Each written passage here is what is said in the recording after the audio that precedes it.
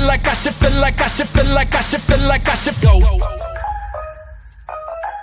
Go. Feel like I should go. Feel like I should feel like I should feel like I should feel like I should go. Feel like I should go. Feel like I should feel like I should feel like I should feel like I should.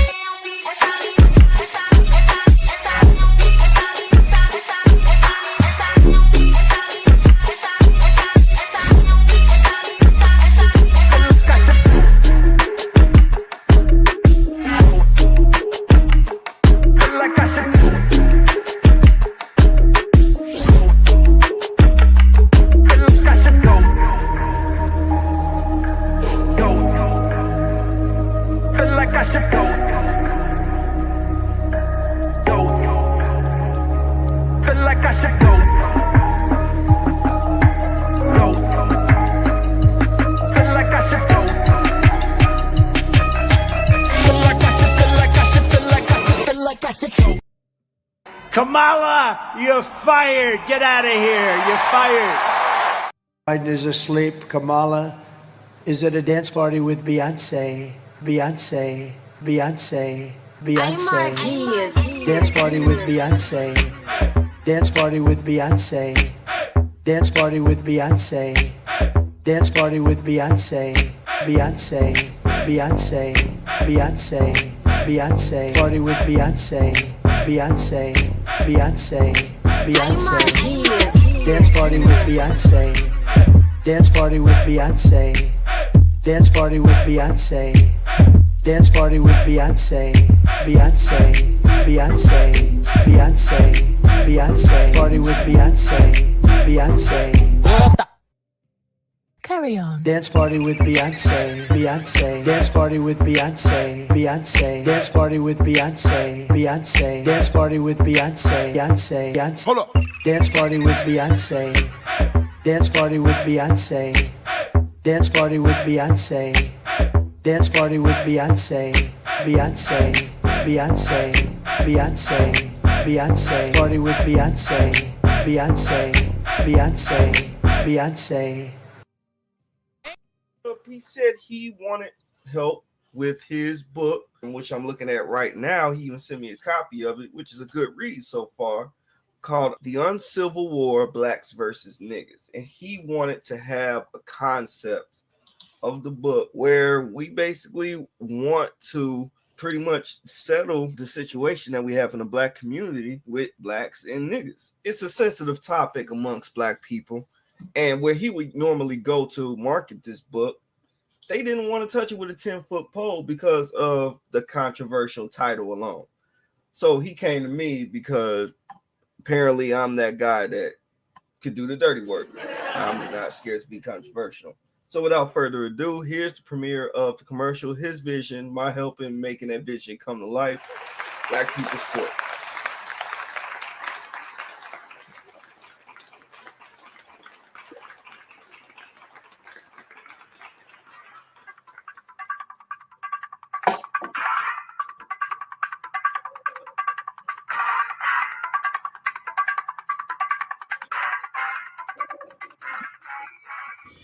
Meet Ray Ray, a shiftless, pants-sagging repeat offender. He's proud to be a thug and also sees no shame in having several government-dependent baby mamas. In addition to being a criminal, he aspires to be a rapper, which he sucks at. Ray Ray's lack of accountability routinely causes him to blame the white man for his problems. Basically, he's a typical nigga that's a drain on society. Meet Michael, a tax-paying, law-abiding black man. He's speaking on behalf of all blacks who are tired of nigger crime, nigger violence, and nigger dysfunction. Michael claims that niggers have also hijacked the image of blacks. He's suing for identity theft and wants niggers exiled from the black community. All right, looking at this record, the defendant is being sued for identity fraud and wants to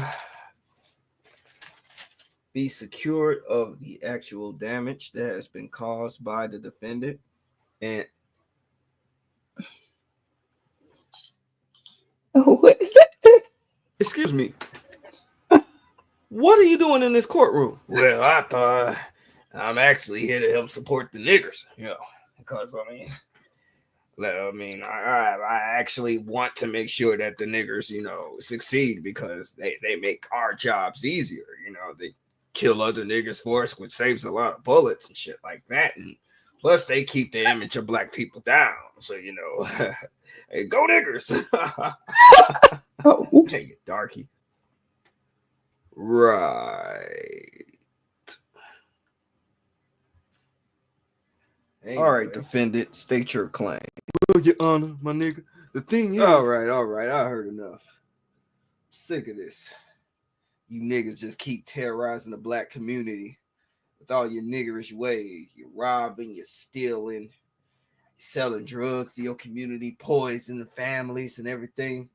Get locked up in jail. You're not even trying to do anything for yourself to remotely improve your situation. Instead, you choose purposely to create chaotic conditions, the worst conditions that the black community has ever experienced all over America. And quite frankly, your kind is a detriment to the improvement of all black people. And it's high time that we eliminate this problem.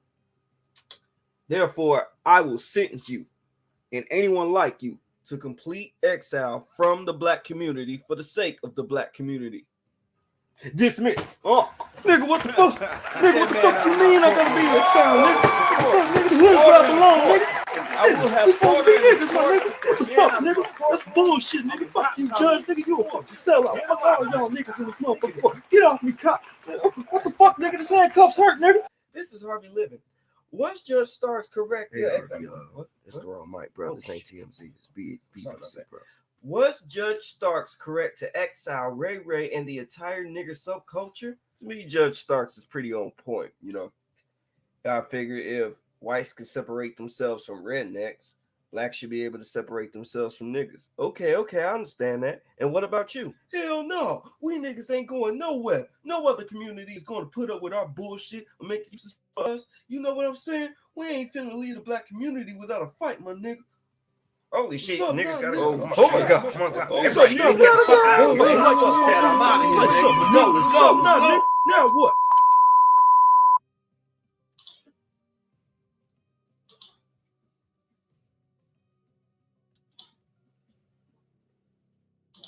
All right, y'all gotta let me know if you can hear me. Welcome in, everybody.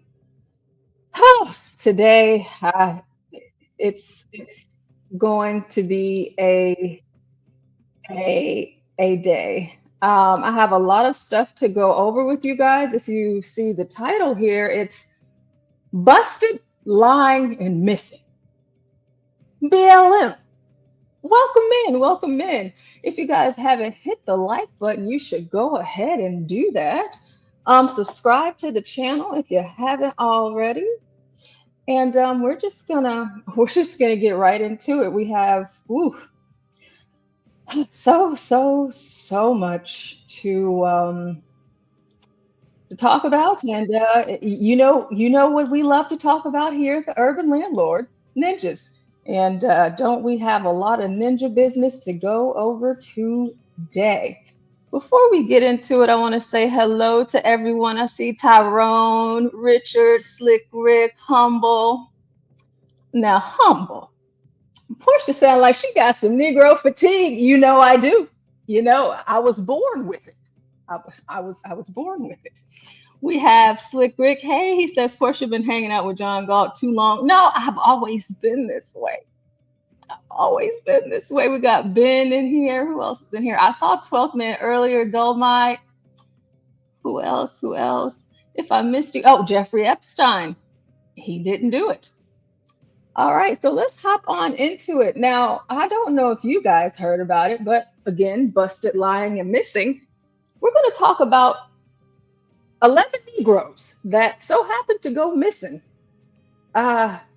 yesterday out of New Orleans, matter of fact. And what geniuses they are. You know, I hope to someday be able to ninja out like these ninjas here. So for the M in our BLM, we're going to talk about these missing ninjas that broke out of prison. They broke out. What were they in for? I don't know. Murder, you know, rape, assault, burglary, you know, the typical stuff that ninjas do. Let's hear about how they escaped. Y'all might like this. Right now, there's a massive manhunt underway as police search for 9 inmates who escaped from a jail in New Orleans. Officials believe the inmates may have gotten help from inside the sheriff's department. 10 total inmates escaped the Orleans Parish Jail, but one has already been captured. Another inmate believed to have escaped was actually found in another cell. Officials discovered the inmates were missing this morning, but now police say they escaped around midnight. All of the men are accused of violent crimes. At least one of them has been convicted of murder, and another faces a second-degree murder charge. New photos from inside the jail show a toilet ripped from the wall and handwritten messages saying, "Too easy" and "We innocent." The sheriff says... Okay, I need the Lord to be with me today. We're going to have to roll that back a little bit. All right. So how did they get out? Well, they took the toilet. They took the toilet. They moved it away. And they, at least some of them can write, you know, too easy. And what? We innocent. What didn't he do? He didn't do nothing. He didn't do nothing. We innocent. Wall and handwritten message. We innocent. Oh, they even drew a picture here. You see, most hated, number 9, whatever that means, and too easy, LOL. You know who's not going to be laughing? Well, you know what? Let me not get too far ahead. Let's keep going. Messages saying "Too easy" and "We innocent." The sheriff says the inmates escaped through the hole, climbed a jail wall, and ran across the interstate. Some of the infrastructure, some of the fixtures were removed. We know that this could not be removed from the inside. So we are investigating that to see exactly who entered these areas, what kind of work was done, if there was work being done, and if this is an inside job. Investigators say the inmates were able to get out of their cells because the locks were defective. What does that? Oh, Lord Jesus. Defective locks. The locks were defective. You know, this story is really incredible to me. Now, not only were we able to see their scholarly efforts there, they can read and write and spell. They can also draw, you know, a Da Vinci, if you will. Why? I know why you don't want to be there, but when I say why, it's more of a why to the, you know, the people that work there. Did y'all not see? Did they not have any video footage of these people breaking out of the prison? I mean, because surely they didn't have video footage of them breaking out. Oh, wait, they do. Okay, let's see. Let's take a look at this.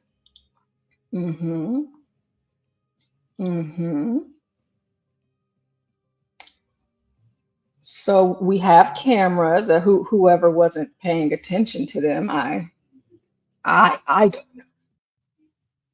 I don't know. But I can see it. You can see it. But apparently, they didn't, or something. It's really great. You know, it's a beautiful display of, you know, math. For those of you that don't know, I'm a math expert, and math helps with problem solving. And what you're witnessing here is some minds coming together to solve a problem. And the problem is getting out of prison. Now, one might ask, how many Negroes does it take to break out of jail? Well, 12. 12. It takes 12 of them. I don't see any guards. You guys can let me know if you do, because I don't. But looks like it's a little struggle. So he's getting a bit of help here, just a bit. So now we have 2 Negroes attempting to break out of jail because they didn't do nothing. They weren't even supposed to be in there. Oh, and wait, what? Now, okay, now, okay, all right. Now, the interstate, how many cameras do they have? They got cameras everywhere. So, I guess not chickens. How many ninjas are about to cross the road? This is truly impressive. You have to give these guys their props. They if you can see right now, we got 2 ninjas crossing the road. 3, 4, 5, 6 ninjas crossing the road. And this last bunch, the last 6 crossing the road. Now don't say that the footage wasn't there, that they didn't see. Who wasn't doing their job? Who wasn't doing their job? But of course, you guys know how I like to do things. I don't want to leave anything out. I want to make sure that you guys get the full scoop. Okay, we're not going to leave anything out here. We're not going to leave it out. We have press conferences and everything else up under the sun. They got a bag of Cheetos inside of this toilet, Lord.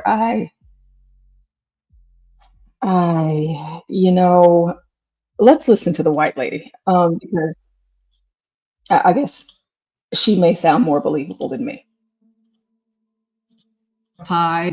At about 10:30 this morning that there had been escapees out of the sheriff's Orleans prison. And so we have been told that there are 11 escapees, some for even murder. When we were notified, we immediately offered any and all resources to the sheriff. And we have informed every single officer of the NOPD. And as of right now, we can confirm for you that NOPD was able to at least apprehend 1 of the escapees. I do not have a confirmation on the name just yet. The person obviously is not speaking. There are a couple of things that we want to say to our public. I don't have confirmation on the name because he's not speaking. What? He's in your jail. Their pictures are all over the place with their names and their crimes. You don't know. Women. Even me. Is that this is an urgent and a serious situation. Please be mindful. We know or have asked for pictures of these escapees from the sheriff's office. I understand that you and the media already have 7 of those pictures. We will participate in every way with you. As soon as we get them, we will get them out to you. We do also want to make an appeal to the public that if you see something and you just think this is not right, don't hesitate. Call 911. Now, if you do have information, again, we want to direct you to Crime Stoppers, which is 504-822-1111. But Solid Snake, if you're out there listening, I hope you got that number, okay? Because this is your neck of the woods. How many people in the chat? I think someone said that he helped them escape. Let us know. Did Solid Snake help them escape? Also, how many baby mamas do you think we're going to see all over the news in the coming days for harboring these criminals? How many? How many? Do you think they'll catch them all? I don't know. I hope not. Because at this point, what are the good tax dollars paying for if these people can get out of here? This is not what I want to see. It's not what I want to see. Back to this massive story we're covering out of New Orleans, Louisiana. 11 escaped inmates. There is a manhunt underway at this hour. We have a brand new statement in from the Attorney General of Louisiana. And in case they don't worry, I will. Inmate number 1, 33 years old. His name is Antoine Massey, maybe one of those. We have a Linton Van Buren. That's different. Van Buren. Okay, I wonder where he's from. We have a 32-year-old Leo Tate. We have a 28-year-old Derek Groves. We have Keith looks rough. We have a 36-year-old Keith Lewis. Of course, we have our first resident Pookie name, 24-year-old DeKeenan Dennis. Oh, we have an old school, back in the day name, a 43-year-old. We got Jermaine Donald. We also have a Corey Boyd, 20 years old. We have a Gary Price, 21 years old. We have a Robert Moody, 22 years old. And we have a Kendall Miles, 21 years old.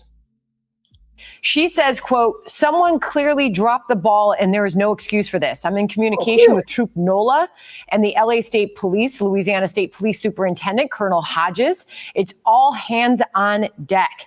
The first priority in any escape must be the immediate capture of the inmates in coordination with state and local law enforcement. But that effort cannot come at the expense of timely notification to the public, which is also critical to keeping communities safe. My office will do whatever it takes to determine how this happened and make sure that it won't happen again. I'm calling on a full investigation. This is beyond unacceptable. And once these offenders are back in custody, there must be real accountability. John, as we have more brand new information that they do not have 2 of those back in custody. We were reporting per their statement that they had caught 2 and put back into jail 2 of these escaped inmates. They are now issuing a correction from the sheriff's office that only 1 inmate has been captured. There are 10 still on the run. Can y'all imagine? Can y'all really, seriously? Y'all. Oh, we caught 2 of them. Oops. We just playing. No, we didn't. We didn't. We didn't catch 2. We only got 1. You know, we don't know his name, because he ain't talking. But what is going on? Okay. I back the blue. All right. I believe in our good police officers and everything. I do. What are we doing? What are we doing? I mean, they're black. You're just going to have to stop every black man that you see and assume that every black man that you see is one of these guys until you get them all. I know it sounds terrible, but if you see a light-skinned dude that got some tattoos and some braids, that might be Antoine, I don't know. If you see a light-skinned dude with, I don't know what's going on, it might be Leo Tate, okay? If you see a dark-skinned guy out there with some dreads, it might be Jermaine. You gotta stop everybody, okay? And don't let us know nothing until you actually have them all captured, okay? Yeah, and that fellow was captured in the French Quarter. had not gone that far. No idea where all of the other inmates went, if they stayed in the city or if they're trying to get out of the city. I mean, there's lots of places to hide in Louisiana. There's no question about that. But full-scale press manhunt underway to try to get these inmates back because, as you pointed out, Sandra, some of them are very dangerous. We don't know if they've managed to arm themselves since their escape. But you can bet, given what they were in jail for, that they are people that you don't want to encounter. Okay, so a little more information here from the sheriff's office on the one captured inmate, Kendall Miles, currently back in custody. He's being rebooked at the facility for a new charge of what they're calling simple escape. The deputies found him hiding underneath a car at a local hotel on Royal Street. He was in a... You see, I'm glad they got his ass. I'm going to break out of prison. You know where I'm going to hide? Underneath a car. Surely he's not the one that wrote "We innocent" too easy or drew that beautiful picture on the wall. Surely. Parking garage at the hotel, John. He was then transported back to the jail by the Louisiana State Police. The remaining individuals are still being actively pursued, and our deputies, in collaboration with local and state law enforcement, are working tirelessly to locate and return them to custody. The sheriff's office also says there will be a briefing top of the hour about 16 minutes from now in front of the Orleans Parish Sheriff's Office.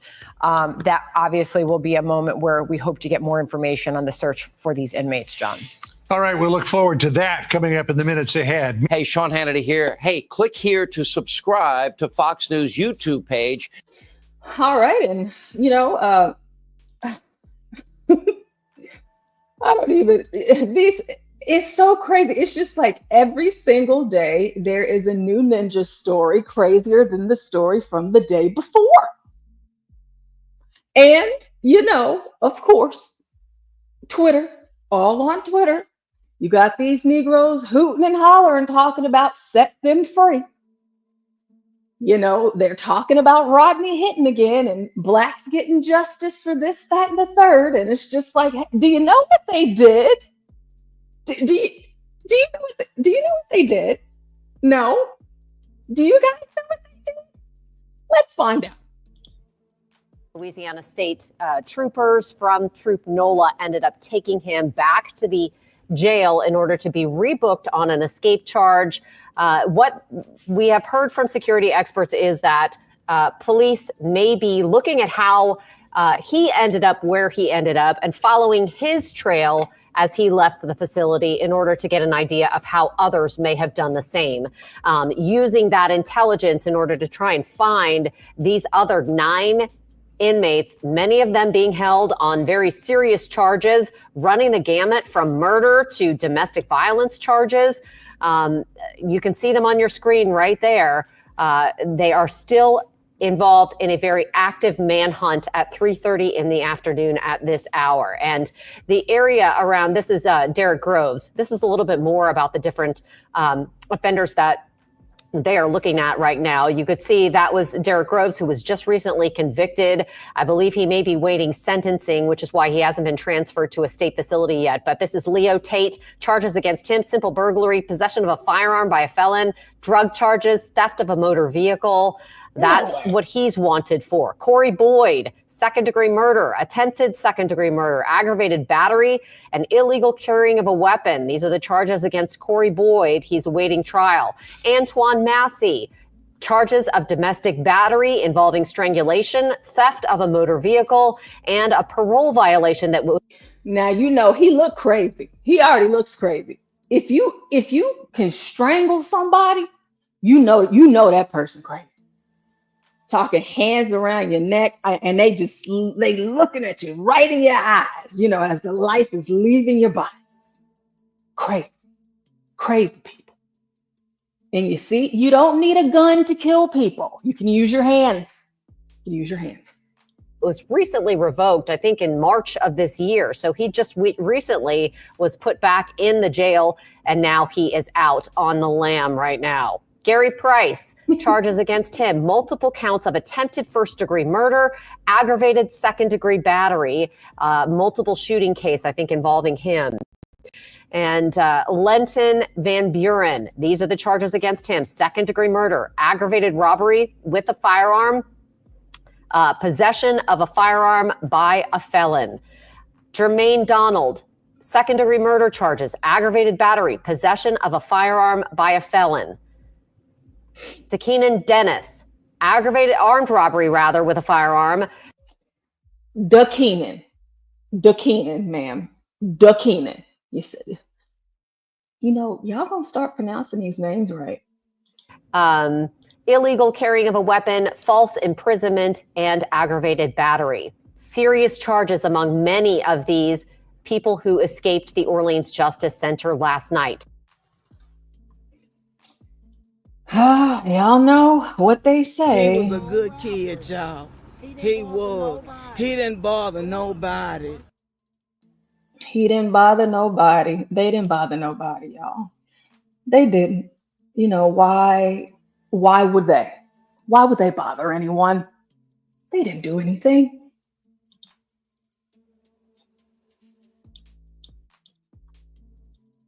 At large. Maddie Kurth is live outside of Orleans Parish Jail. And this is as of 3 hours ago today. Hey, Rob, good morning. Live here outside of the jail. We do have a couple of transport buses here that say Louisiana State Penitentiary heading out of the jail complex. It's hard to tell if that's related to this case or not of these escaped inmates, but that's the latest activity here at the jail. But on top of searching the city and beyond today for those remaining escapees, the Orleans Parish Sheriff Susan Hudson is also looking inward. She launched an investigation into her own employees, so far suspending 3 deputies. Now, Hudson says the jail is only at 60% staffing right now. She and her top officials all saying there are indications that this could have been an inside job. So how do 10 people escape from the Orleans Parish Jail? Well, these photos are from inside the first floor of the jail. They show one way these inmates apparently defeated the system. The sheriff's office says the inmates broke through a wall behind a toilet that was out of view from deputies. They apparently did this after breaking a lock and forcing a sliding door to their cell off of its track. Now, while the jail is reportedly understaffed, one former New Orleans police second-in-command believes that if there were pressing security concerns, Hudson should have requested outside help before something like this. And that's where your procedures and protocols will come into play. Given the resources that you have to make do with those resources, but you also have to make sure that your facility is secure. And don't be afraid to reach out for outside sources that may have to help you to do your job until those resources improve. So Sheriff Hudson is looking into those procedures. She says the only officer assigned to the escapees housing unit had stepped away for food, and that's when those inmates opened the cell door. They pulled the toilet from the wall, got into the recreation yard, climbed a fence, and then crossed the interstate. Meanwhile, jail officials admit that high security inmates were being kept in a minimum security environment. The Orleans Parish District Attorney, Jason Williams, he says he will prosecute anyone found helping in these escapes. Rob, I mentioned those 3 jail employees suspended amid that investigation by the sheriff into whether her deputies helped to coordinate any part of this escape. Now, Crime Stoppers tells us they have been getting tips in, and it is helping officers. So you can report information like sightings if you see one of the fugitives, or maybe if you recognize them and you remember maybe seeing them hang out somewhere, even in the past, maybe some places where they're known to be. You can also report that information to Crime Stoppers. The FBI has a special tip line specifically designated for this. You just log on to FBI.gov/New Orleans fugitives. And Rob, you can report anonymously those tips. Yeah, and Maddie, as law enforcement said, no tip is too small. They want to know anything that you see right now, and they'll figure out whether or not, it's a valuable bit of information or not. They're just trying to gather as much data as they can right now. And I hope we caught that these are all violent, dangerous criminals, and they had them in a low security setting. Why? I don't know. I don't know. That's right. And remember, there are cash rewards for information that lead to arrests. So if you do see these people and you are feeling nervous, you can report anonymously. You can get that information, and you may get a reward if it's a helpful tip. And Maddie, I want to update people, because I know a lot of folks are going to be tuning in this morning trying to figure out their day, especially with a busy weekend here in New Orleans. We haven't gotten any indication yet from the sheriff's office or any other law enforcement agencies about any sort of planned media availabilities, I guess you will, for today at all. Have you heard anything of that nature? I mean, we do expect them to say something, but they haven't released any information as to when they might do that yet, have they? You're right, Rob. We haven't gotten any word from the sheriff or her communications folks about a planned media event. Now, they can be reactionary, right, if they capture another inmate. Like we saw yesterday, the NOPD and the sheriff's office holding press conferences, updating the public as that information comes out. But remember, everybody needs to be staying vigilant right now. We heard it from the DA, Jason Williams, that these people can be considered armed and dangerous right now. They're in a very precarious situation here. They're evading arrest. They're trying to stay hidden, and they're trying to stay away from officers searching for them. So be alert, keep your head on a swivel. If you're local and if you're visiting us, just enjoy the city, of course. You don't need to feel nervous, but just be aware of your surroundings. And remember, 911 is only a phone call away. There are officers patrolling around the jail area here. We're told that they're patrolling around the city as well. We mentioned at the beginning of the hour. The disrespect. Still come to the city. You know how it is in New Orleans. Come on down, have a good time. You don't need to be scared. Don't be afraid of nothing. Don't worry about none of that. Go out, get your drinks, have a good time. Hey, leave your doors unlocked. All right. If you usually carry, you keep one on you, leave it at the house today. Just do it. It's safe. We don't have criminals running all over the place. Came into our newsroom of helicopters heard flying above head. So with daylight always comes day 2 of another investigation here, and furthering this investigation to find those 7 escapees that remain at large. All right. Well, thank you, Maddie. I tell you what kind of update was that? Well, I guess at least we know they're still out there, so that's great. And of course, whenever they got caught up, let me find where I put it. Whenever they got caught, they weren't all smiling and stuff. They didn't have these "we innocent," smiles on their face. But for the one that got caught, let's see. Can't find it. I'll have to come back to it later. It's gone. Just when I thought I had it, now I don't.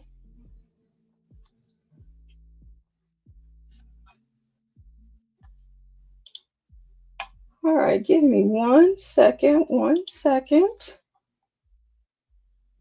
Feel like I should, feel like I should, feel like I should, feel like I should go. Feel like I should go. Feel like I should, feel like I should, feel like I should, feel like I should go. Feel like I should go. Feel like I should, feel like I should, feel like I should, feel like I should.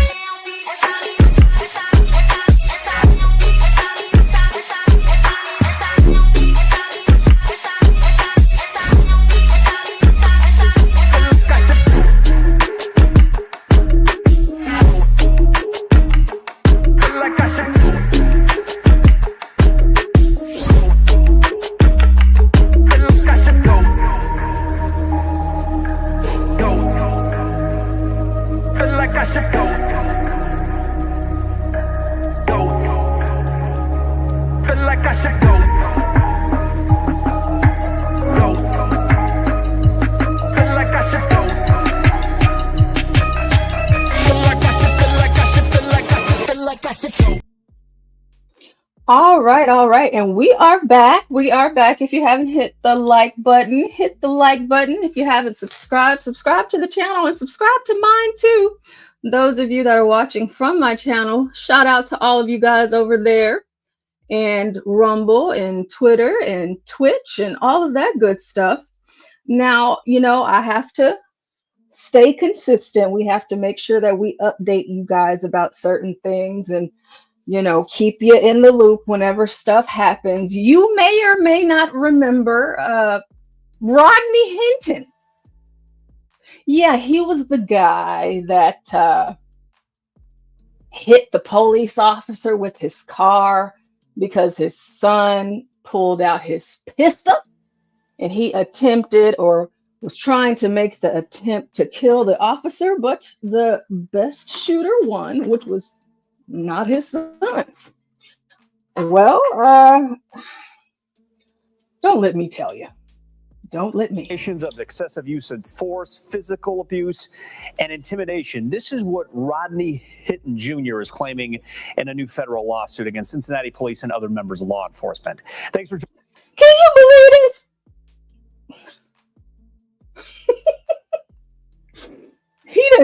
Rodney Hinton done sued the Cincinnati police.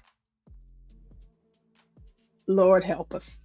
Joining us tonight, I'm Brett Pagansky. WCPO 9 News reporter Connor Steffen shows you why Rodney Hinton thinks they violated his civil rights. Good morning, Mr. Hinton. In the lawsuit, Rodney Hinton Jr. claims this scene at his arraignment and this scene during his bond hearing amounted to a coordinated effort by law enforcement to intimidate him. He was walking out and how the whole precinct seemed to be in the courtroom. We spoke with Antoinette Holloway. She isn't a licensed attorney, but filed the complaint on Hinton Jr.'s behalf.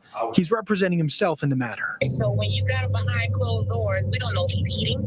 We don't know. We don't know what's going on in there. In the 5-page complaint, Hinton Jr., who is accused of intentionally running down Deputy Larry Henderson, says his civil rights were violated during his May 2nd arrest. Okay, I'm really going to try with you guys today. I'm going to try. Okay. I probably need John for this. We're going to run it back just a few, because we're going to have to take you guys on a walk down memory lane. But let's catch this one more time. To intimidate him. He was walking out and how the whole precinct seemed to be in the courtroom. We spoke with Antoinette Holloway. She isn't a licensed attorney, but filed the complaint on Hinton Jr.'s behalf. He's representing himself in the matter. So when you got him behind closed doors, we don't know if he's eating. We don't know. We don't know what's going on in there. We don't know if he's eating. We don't know what's going on in there. That's the point. That's kind of the point. Okay. You don't need to know. That's why he's locked up. Okay. What I know is that taxpayers' dollars pay for these things. They get to have lights, food, 4 walls, clothes, and shoes. I don't know what else he needs, ma'am. He don't even need all of that. Okay. But he has. 5-page complaint, Hinton Jr., who is accused of intentionally running down Deputy Larry Henderson, says his civil rights were violated during his May 2nd arrest. He also claims officers used excessive force, resulting in visible injuries. We reached out the same way that he used excessive force whenever he used his car to excessively and forcefully kill that white man. Yeah, and he said for intimidation, you know, and they had all of those officers in the courtroom. I mean, but oh my gosh, they were really trying to scare Rodney, were they? They didn't have all of those officers in the courtroom because of this, of course.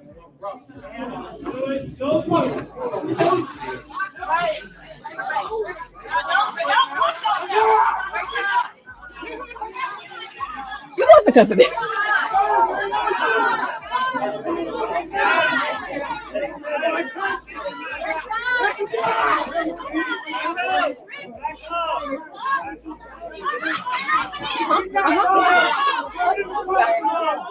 It's got nothing to do with this.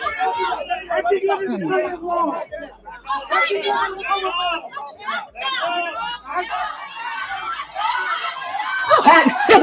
certainly had nothing to do with that.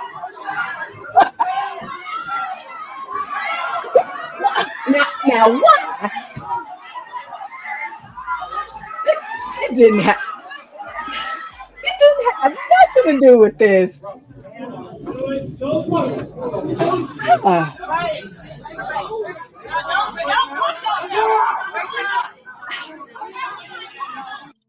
Beats me. Of course. I mean, surely they didn't have all of those officers in that courtroom just to intimidate you, Rodney. It wasn't all your cousins, you know. It wasn't Pookie and Ray Ray and Shaquita and them. Okay. It was to scare you. Oh, okay. Oh, Rodney, I'm on your side. I'm on your side. To Cincinnati police and the Hamilton County Sheriff's Office about the lawsuit. Spokespeople for both departments say they don't comment on pending legal cases. It was emotional. He said that he just didn't expect the support that he was getting. Leaders of the Black Panther movement traveled to Cincinnati Monday in part to visit Hinton Jr. They did what? Oh, Richard, if you are still here. Oh, Jordan's here too now. Okay, you guys are here. Welcome into the building. Hey, Stanley. Hey, MFB. We have Saget and Troll. Hi, everybody. Now, Richard, whenever I started this video, I told you I already asked for forgiveness, okay? I'll tell you guys, I've asked for forgiveness. I'm going to church in the morning, but I'm going to coon out today, okay? This is what's going to happen. This is not even the tip of the iceberg of what I have for you today. The Black Panthers, they sure did. They sure did come out for Rodney. He's being held without bond inside the Claremont County Jail and faces charges including aggravated murder and felonious assault. It was brief, but it was powerful. He appreciates our people standing there. The group held this town hall Monday night to organize next steps in support of Hinton Jr. About 40 people showed up, including 24-year-old CJ Robinson. It could be me next week, you know, and I can only imagine if I was killed unjustly, what my parents would do. Robinson. It could be me. It could be Stanley. It could be Tyrone. It could certainly be Tyrone. It could be a solid snake for sure. Okay, Jordan. All right, Saget. Who else in here that's black? Let me see. I just gotta make sure. I don't want to leave none of you Negroes out. It could be John Galt. It could be HB2N. It could be Universal Jones. It could be Humble. Okay, it could be all you ninjas. Next week.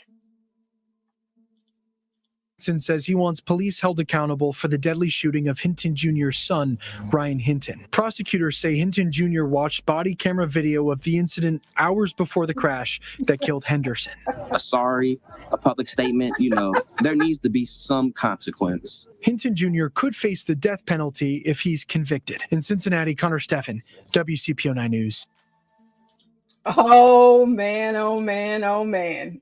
Rodney, you and your cousins is out here acting a fool, and a fool some more. But, you know, I must reiterate. Mr. Bennett, at the prior hearing before today, have a seat, ma'am. You ninjas can't even go into public buildings where court proceedings are happening, and there is law enforcement all over the place. You can't even go in there and just sit your black ass down and shut up. You can't do it. You can't do it. Look at it.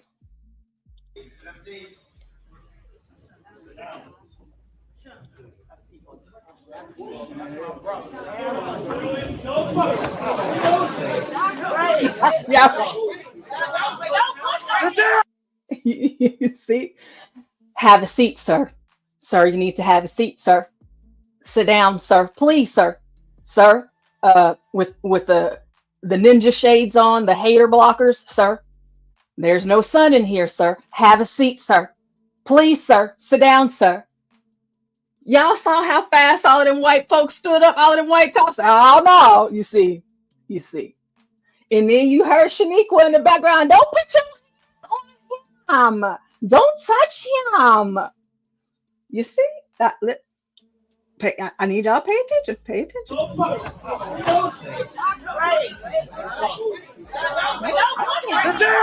touch him.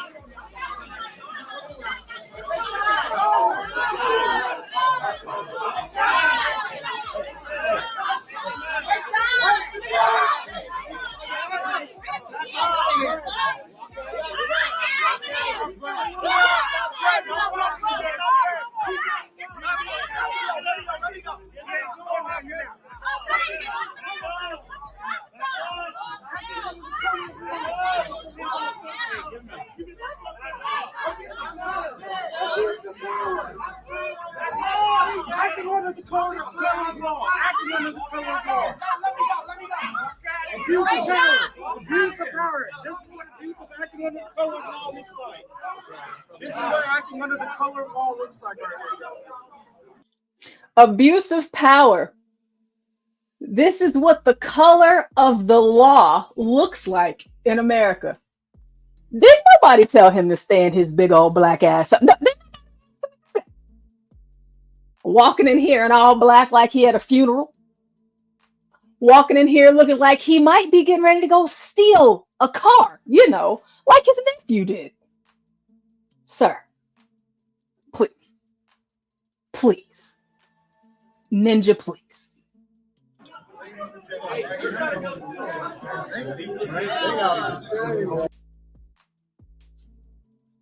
You know, you can't make these sorts of things up with these people. They ain't got no sense.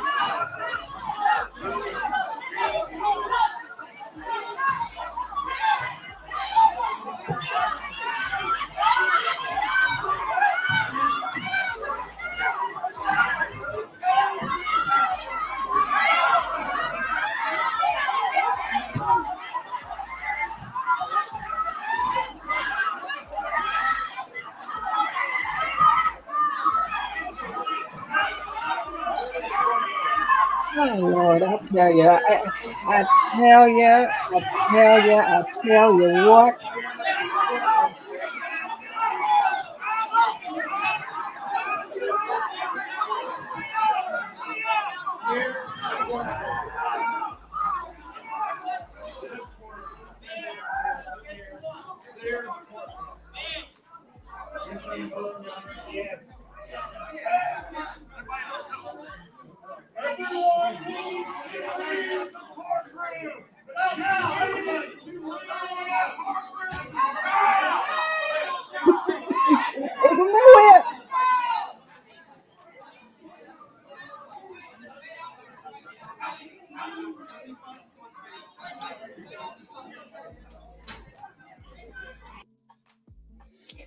Oh, and you know, you know what we can't leave out? We have to make sure that in all it is that we do, we hold it down. Because we black up in here. We stand with our brothers and our sisters, no matter what it is that they do. And sometimes we have to come together and agree. Amen. We do. And we have to make sure the whites know what time it is. And so we like to make people think that we don't have jobs sometimes. Because who has all this time to protest and riot all the time? Well, the Black Panthers do. They do. Law says they got immunity. Well, they're not immune anymore. He's so damn old. And Rodney He King gonna is die. sending the message All of that and yellow. had the courage to carry out that which we got in our minds and didn't have the courage. But I'm telling you, we're saying he ain't standing by himself. Can I get an amen? Amen. And see, now, they say that they are going to use their justice system because they are concerned and they might want to kill Rodney for avenging his son. We here to say, no, sir. No, sir. Now, you do that, your other things are going to happen. No justice. No peace. No justice. No peace. No justice. No peace. It's our house. Whose house? Whose house? Whose house? Whose house? Whose house? I'm not gonna be able to do this shit today. I'm trying. I said, I know this is a coon special, but my God, like Richard said, amen, brother. Or excuse me, amen, brother. No justice, no peace.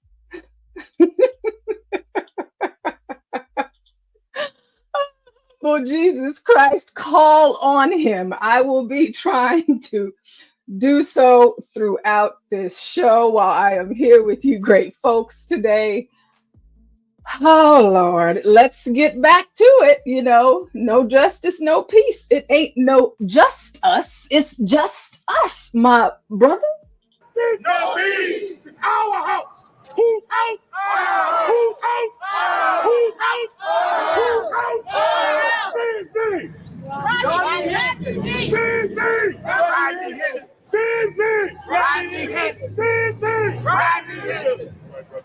And when I mean, they might say this, okay? I'm not trying to spoil anything. They might, okay? You say, whose house? Our house. Whose house? Our house. Who built this house? We did. Because, you know, these Negroes, they didn't build everything. They didn't build everything. Not going to only say his name, we're going to protect his body. Don't kill that man. Talking about a race. Did y'all hear what I said? No, it ain't going to be a race war. It's going to be against the system. Because you got. That kind of sounded homosexual. I mean, maybe not to you guys, but you guys know how I feel about homosexual things. I just don't like them. We're going to protect that man's body. That just sounded gay to me. Very homosexual. He didn't have to say that. Saying something like protect him while he's incarcerated. We want to make sure that he is being protected and treated the right way. Let's keep going. Got people that look like me and you that's in the system doing the same damn thing. Break down. Ooh, what? Break down. Ooh, what? Break down. Ooh, what? 2 times. Break down. Ooh, whose house? Whose house? Whose house? Whose house? We got the power. Who got the power? We got the power. Who got the power? We got the power. Seriously. Seriously. Seriously. Now watch this. Watch this. The whole Watch what? world. The whole world. No. No. You hold on, sir. You wait 1 second. Listen, y'all gonna have to help me. I don't know who done told these ninjas that they special. Okay? I don't know. And whoever did, the Democrats, they lied to you. They were lying. They lied to you. All right? Y'all standing out here carrying on. All right? Y'all talking about stuff that's not true, and it'll never certainly be true for you. Whatever system you're trying to upend, whatever justice you seek, this is not your country. Who are you talking to? Who are you talking to? You see, these white folks, I've been seeing, and we're going to get into that. We're going to get into some black fatigue today. Don't you guys worry. But It's not enough. A white person just needs to. Who you talking to, sir? Who you ain't talking to me. Your ancestors built what? You ain't built nothing. You don't build stuff. What you do? You ain't did nothing. You sure ain't doing nothing much more than eating. Eating, that's all you're eating. Stop eating, sir. What you doing? Any of you ninjas out there listening to this, y'all better stop listening to these ninjas like this. You're gonna get yourself killed, okay? They're walking you straight into the pits of hell, okay? Mind your business, stay out the way, go to work, pay your bills, normal stuff. Don't listen to these folks. But let this be a reminder of what not to do and who not to be. That old man, he been yelling for 70 years about his injustices. He is sick and tired of being sick and tired, and he is still sick and tired. Don't waste your lives like this. Okay? Being angry and black. Being angry and black ain't ever really got nobody nowhere for real. But dead. Like Rodney Hinton's son. Yeah. Who Rodney Hinton Jr. is. We done seen this picture. We done seen him on the TVs. The whole world know who his father is and what he did. The whole world know the police officer that he killed. Has anybody out here, all these thousands of people, have anybody seen the shooter? No. Do we have the shooter's name? No. Do we see the shooter's face? No. We see his pastor all over our TVs. No. Is that by mistake? No. Who's got the power? We do. Who's got the power? We do. That's why we out here today demanding. If you had the power, just listen to me, okay? Sir, if you're watching this, you see these white cops, they just sit back there. I wish they'd shut the hell up and go in the house already. If you had the power, you would have his name. If you had the power, you would see his face. If you had the power, you would know who he was. Who got the power? Not you. Not you. Demanding transparency. What we doing? What we doing? What we doing? What we doing? What we doing? 365. Yes, sir. Kill it. What we gonna do? Hey, they locked and loaded. They strapped up, ain't they? They ain't playing no games. Who is this? The Black Panther Party. Okay. They have full-on uniforms. Looks like they got little walkie-talkies. We see the extendos, the extra mags and whatnot. Okay. Ready to let off? Okay. All right. Let them know. We don't kill. We don't get nothing done. No justice. No peace. No justice. No peace. Black power. Black power. Black power. He can't even say black power. Yeah, I remember on the Chappelle show whenever he was I wish I can think of his name, but he was the black guy that was a member of the KKK, and he didn't know that he was that he didn't know that he was black. And whenever he goes and he speaks to the white folks, and he says white power, and that's what he sounds like to me. Black power. It don't sound the same when you say black power like that. It kind of takes away from it. Uh-oh. Solid Snake is here. Solid Snake is here. Hey, Snake. Snake, don't let us find out that you helped them inmates in Louisiana get out and run free like cockroaches across the interstate now. Snake, don't let us find out. Black power. Black power. Black power. And we ain't having nothing now. Yes, Clayton Bigsby. Yes, thank you, Ben. Clayton Bigsby. Black power. Hey, Latino. God bless you. God keep you. May heaven continue to smile upon you. Black power! Who's got the power? We got the power. Who's got the power? We got the power. Who's got the power? We got the power. Y'all know what we're doing tonight?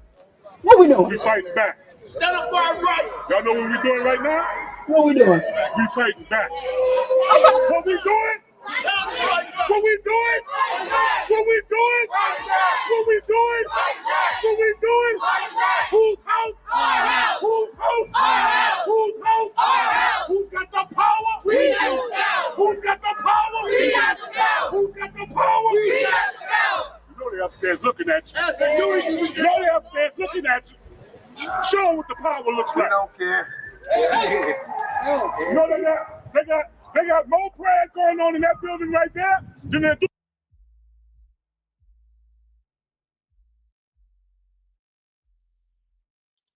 All right, I want to roll back just a few seconds so we can see the atrocity this is. You see those white people right there?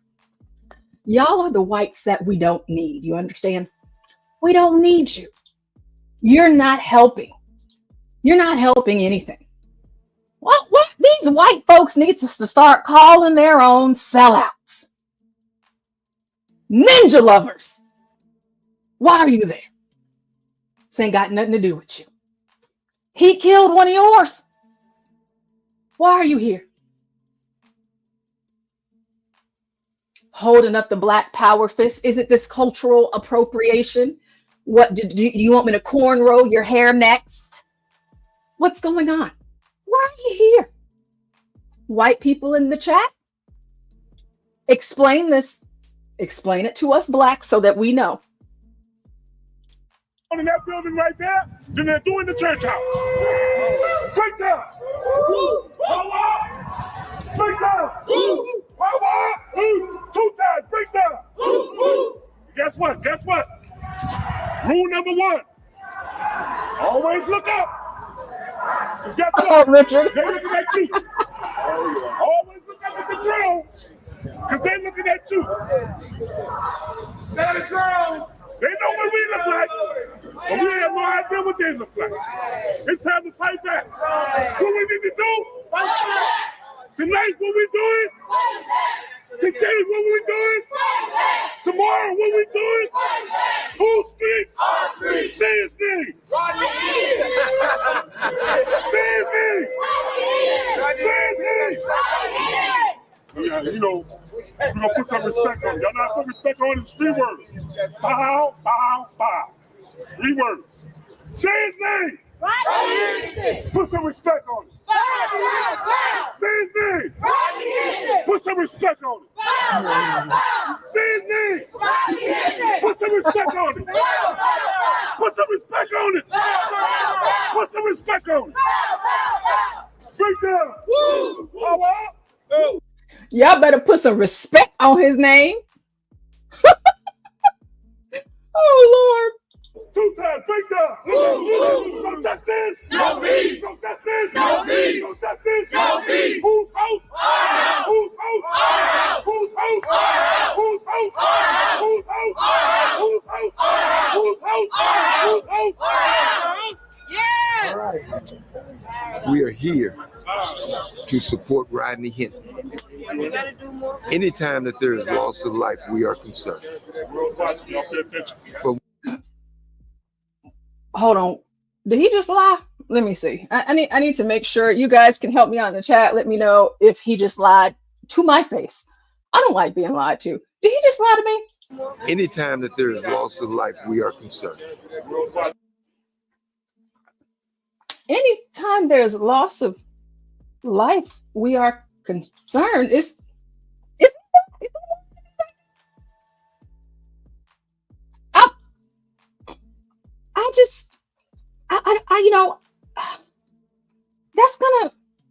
That's gonna bother me, because I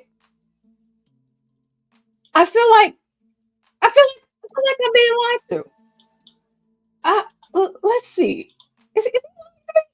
A crime alert from your news leader. Details in Thursday's shootings that left 2 teenagers dead just mere steps from the school they attended have led to the arrest of one of the alleged shooters. Police have charged 18-year-old Vladimir Patterson with 2 counts of first-degree murder, and investigators are searching for other suspects. Here's WREG's Mike Suriani with more on the story. Monday morning in South City, birds chirping while crime scene tape flutters in the breeze. Several teddy bears placed just a few feet from where. Hold on, wait. Now, let me just make sure. Anytime that there is loss of life, we are concerned. Okay. Okay. Let's see. Students were killed in a hail of gunfire Thursday afternoon. Those students identified by Memphis police as Christian Brown and Darius Watley. Through the help of surveillance cameras, MPD released images of. That looks. They look real safe to me. Anytime there's loss of life, we are concerned. Oh, are you, sir? Did you just lie? Did you lie to me? You lied to me. Armed suspects wanted for the shootings. An announced 18-year-old Valdemar Patterson has been charged with 2 counts of first-degree murder. According to the police affidavit, Thursday, a silver Infiniti pulled into. And now he know good and damn well he too big to be trying to rob anybody and kill anybody. 18-year-old Valdemar Patterson. Look at him. Fat. Look at you. Okay. All right. Has been charged with 2 counts of first-degree murder. According to the police affidavit, Thursday, a silver Infiniti pulled into this apartment complex. There were 4 suspects in the vehicle, all of them armed. All of the suspects got out. The suspects walked through the complex to a point where they shot at the unsuspecting victims. The suspects fled back to the waiting Infiniti, but as one of the suspects was getting back into the vehicle, he was shot by someone in the apartment complex, and he fell to the pavement. Surveillance video showed the other suspects drag the wounded man into the vehicle. In the process, the injured man's hoodie and black t-shirt came off and was left on the pavement. Police say the wounded man was dumped off at Methodist University Hospital ER. That's where he was identified by family and photos from Shelby. That was nice. You dumped him off at the. That was kind of nice. Maybe. Yeah. Maybe. County Juvenile Court as Valdemar Patterson, a.k.a. Valdemar Richards, and it was linked to the fatal shootings just a few hours earlier. For your news leader in South City, Mike Suriani, WREG News Channel 3. All right. Well, Vladimir Patterson was arraigned this morning and is scheduled for a bail hearing tomorrow. If you have information that can help police find the other suspects, call Crime Stoppers. And you know those ninjas, whenever they committing crimes, they have to do it in style. You know, we have to make sure that we keep our Nike. You know, listen, they got Nike shiesties, and we just want everybody to know that that's what we do. But Mr. Sir, I didn't see you at Booker T. Washington for that loss of life. Them black kids that killed 2 other black kids. But you know, again, yeah. Anytime that there is loss of life, we are concerned. Of course. But when there's loss of life and people get away with loss of life, we're saying that we understand why there's loss of life when there's loss of life. Especially when it's your son. They're trying to say that Rodney's crazy. He ain't crazy. He's upset. He's in love with his son. He's in love with his son. He does not want his son or to have lost his son like his son was lost. There was no need for that young man to have the solution of him running from the police for whatever reason. There was no reason for him to be gunned down. Having a gun in America is legal. But it seems like if you are a black male in America, and you don't even have to be a man, you can be a child. have a toy gun. Tamir Rice had a toy gun. You can get shot down, and the police can get away with it. See, that may be legal, but it ain't right. And is for him to be gunned down. Having a gun in America is legal. So his son getting gunned down for whatever reason. It don't matter the reason. For whatever reason, what did his son do? Plans now to release the autopsy report for that 18-year-old shot and killed by Cincinnati police after the stolen car chase. Investigators say Ryan Hinton had a gun when an officer shot him when he was running that day. And the series of events that followed ended in the death of a Hamilton County deputy. Our WLWT News Time's Brian Hamrick joins us here now to explain the delay on the release of that autopsy information. Hi, Brian. Yeah, Cherie. Well, the coroner received a grand jury subpoena from the Hamilton County prosecutor for that information. The coroner's office said the coroner's office deals in death. This time, it was the release of information that suffered death by subpoena. Sometimes a subpoena is just another avenue to protect the prosecutor's office and to emphasize you need to give me everything you have now. Jason Philibom is a former prosecutor. He says the coroner's information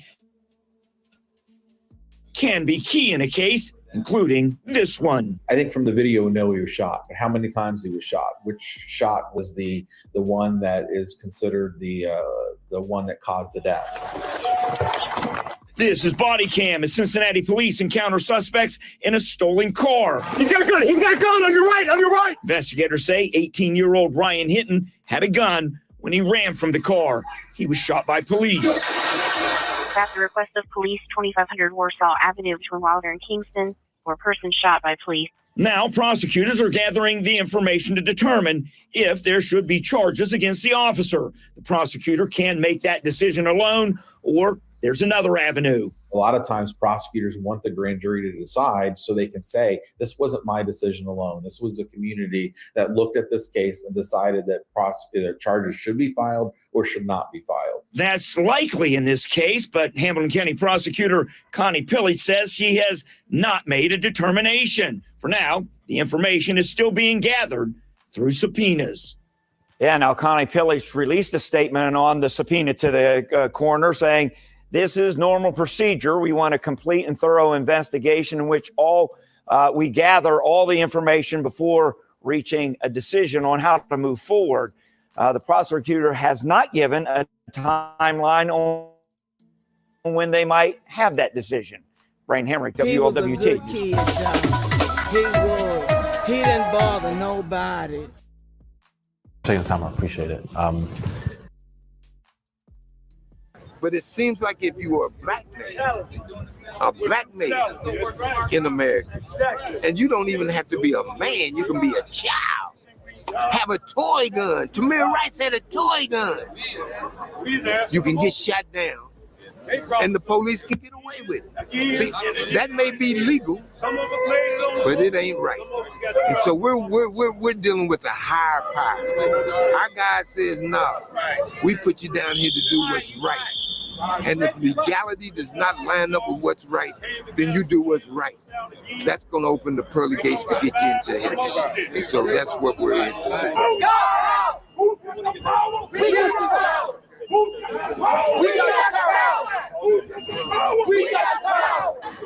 The Black Panther Archery Corps is the Black Panther Party's only crossbow archery unit.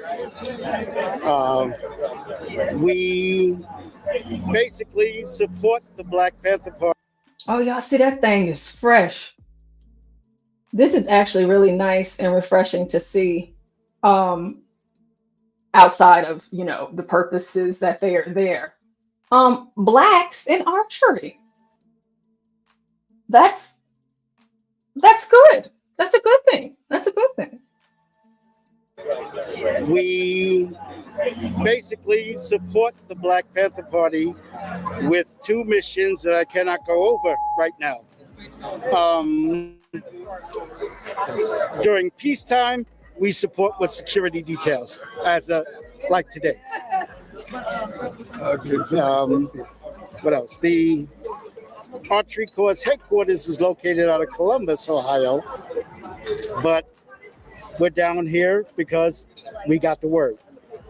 Obviously, you have some people who exercise their Second Amendment with firearms. You have sort of a different approach. Can you talk about literally the value of crossbows? Well, one, you don't need a license. 2, you don't need to register. And 3, even a brother or sister with a felony conviction can own a crossbow. So, all you brothers and sisters out there who got felony convictions and you... Well, you know, maybe I spoke too soon. Okay. I am a believer of, you know, keeping myself armed, and I like to practice that skill. I love to shoot, and I even love using my crossbow. You know, it's just certain things that I think you should, you know how to do. You never know when you might need to, you know, take someone out. I hope I don't ever have to, but if I need to, I will.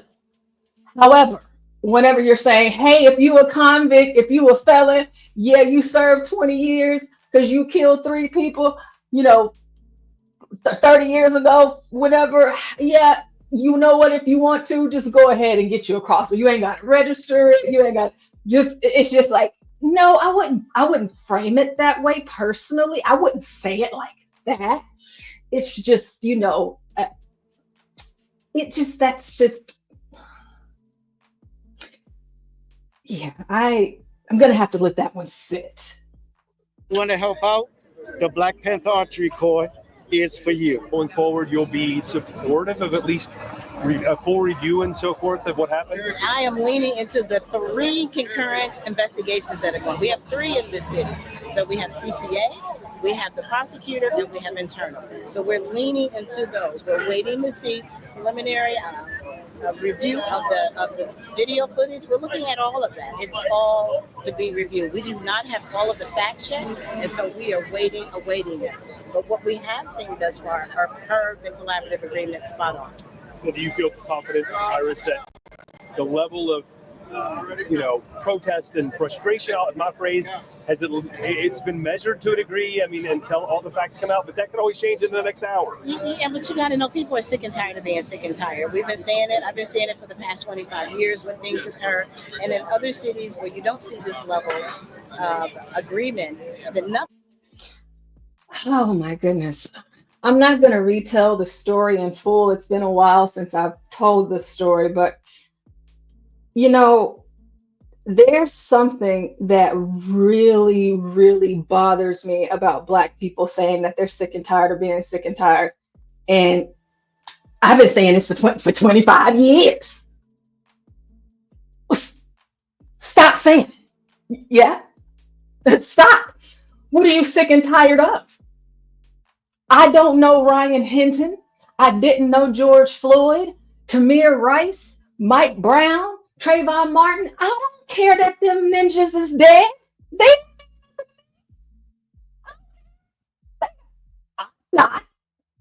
I'm not dead. Okay.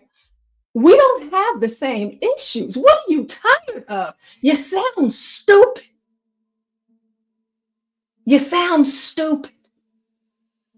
You've had a problem for 25 years that you can't solve. You had the old man up there about to give himself a stroke. He would say the same thing. You're the problem, okay? It's nobody else's problem but yours. That for 25 years, you can't solve a problem. Y'all gotta stop. You gotta stop, man. This is why people have N-word fatigue, okay? For 25 years, I've been saying insanity. That's what this is, ma'am. You're insane. Nothing happens. And so then when one thing happens and everybody feels, that, and so we support freedom of speech. We know we need help here, but I want them to know what the help on and what the support with.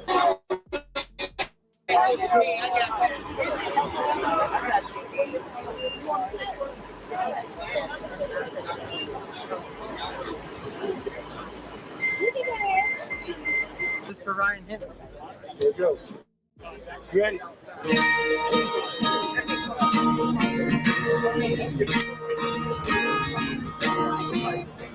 You wonder why people cry, fuck the police. All cops are bad. Richard? Richard, I know you're in here. Richard? You got some splaining to do, Richard.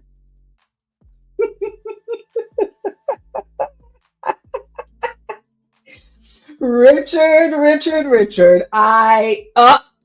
a minute. Nate is in here too. Nate. Hey, Nate. Nate, you got some splaining to do. Y'all's gonna have to tell her. Tyrone said, that's Nate. This is Nate singing for us. Y'all gonna have to explain to us why these white folks writing songs and singing them now. You got out of it the last time, Richard, but you can't walk away from this one. Wonder why people cry, fuck the police. All cops are bastards, no justice, no peace. Well, the people are tired, they can't get no relief. They ain't safe in their beds, they ain't safe in their streets. They ain't safe in their beds, ain't safe in their streets. Fuck the police.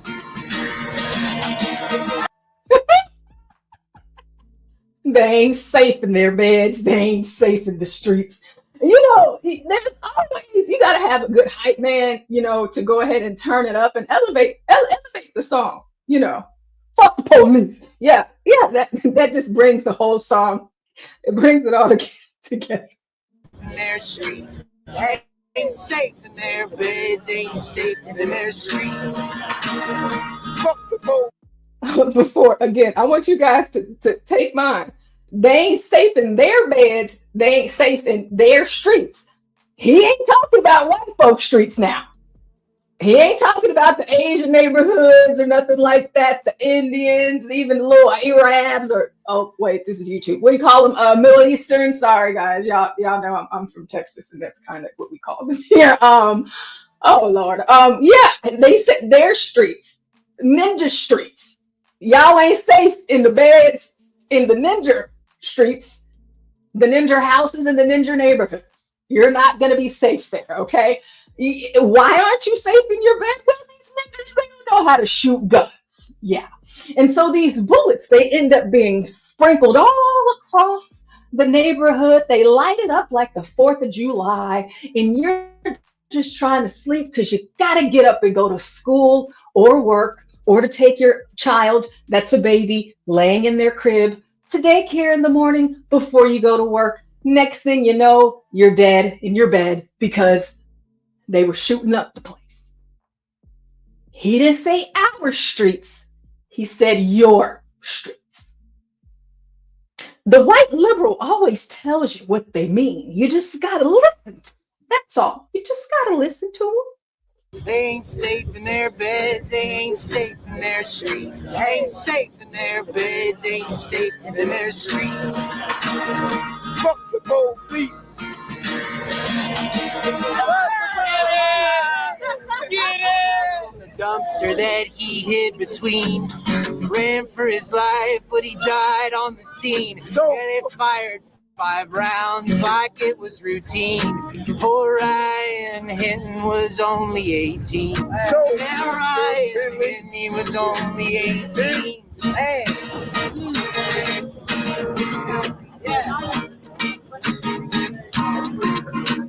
Brianna was murdered at home in her bed. Toledo's hands were up above his head.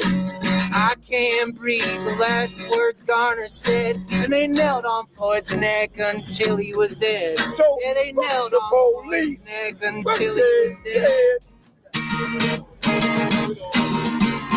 Well, to kill with impunity. You know, it's like, dude, I'm really enjoying this song right now. He is really taking me on a journey of dead ninjas I don't care about, and I would just like to hear their stories again. Yeah, you know? And so he's like, I'm listening to you. So yeah, fuck the police. Yeah. It's just like, no, he's, he has a skill. He's playing a guitar. So I imagine he could read music and whatnot. He even wrote a song and it's flowing together really nicely. And you just won't shut the hell up. And yep, he sure did die with that knee on his neck. And he's still dead today. Yeah. Brianna is too. I don't know. Know what type of guy she likes to date, but I don't like to date drug dealers. I don't. Yeah, I stay away from them. I don't like to date convicts that would bring contraband into my home. Okay. And I am going to be a little mouse and run around with his little cheese in my car. Okay. That you mess with a dude like that, sounds like a girl that wants to die to me. I don't know about you, but it's what it sounds like. Sounds like to me. I mean, you said you can't breathe, but you're still talking. Shut up, and maybe I'd believe you. Okay? Maybe I'd believe you. But you won't. Shut up. Ridiculous. Toledo's hands were up above his head. I can't breathe, the last words Garner said, and they knelt on Floyd's neck until he was dead. So They the knelt on Floyd's police. neck until he was dead. Well, to kill with impunity, isn't it odd? In a nation. He like that uncle. Let's say that you're a singer or something like that, or you're singing like at a wedding or wherever you are, and that one uncle, he act like he know the words to the song, but he don't, so he's just saying shit. That's just, oh my goodness. Where murder has been. Well, to kill with impunity, isn't it odd? In a nation where murder has been outlawed. Yeah, a badge and a gun, it don't make you a god. This system is rigged, it isn't just fraud. This system is rigged, it isn't just fraud. Whose auntie Tanisha is over here with this sexy red hair, smiling, with these red eyebrows and these long ass eyelashes. She got a gold tooth, a gold chain, and some gold earrings on just to cheese it. Girl, I'm on Facebook Live, girl.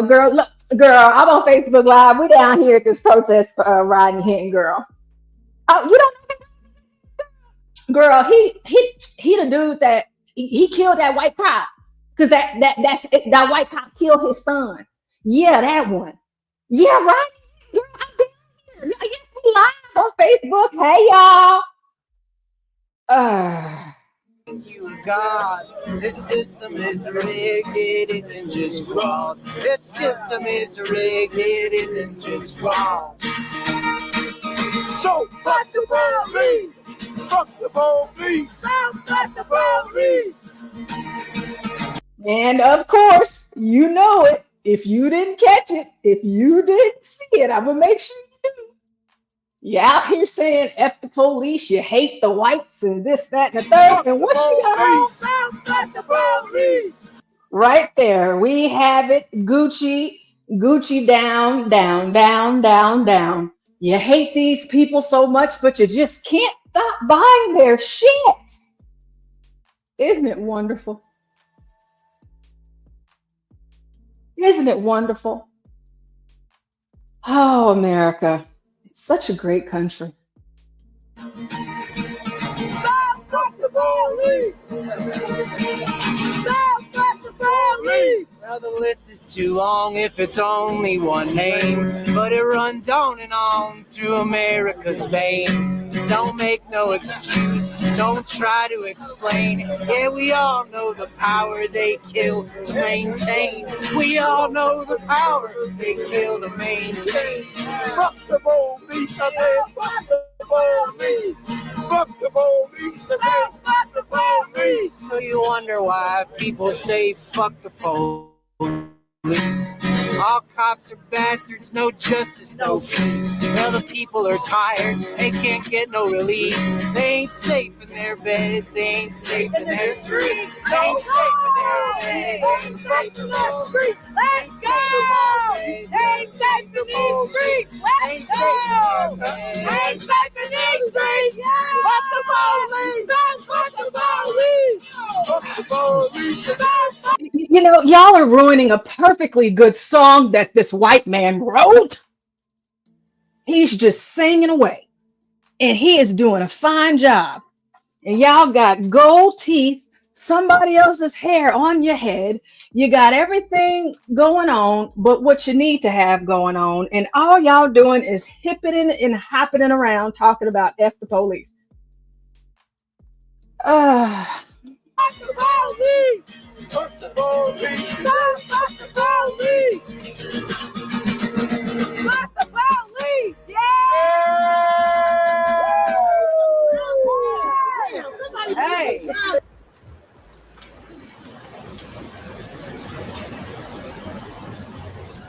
Y'all see, he was a little hesitant whenever he leaned in for that hug. He's like, "Don't shoot me, you know, don't rob me," you know. It was all over him. But you know what? That white man did a good job. I hate that the blacks messed it up, but he did a good job.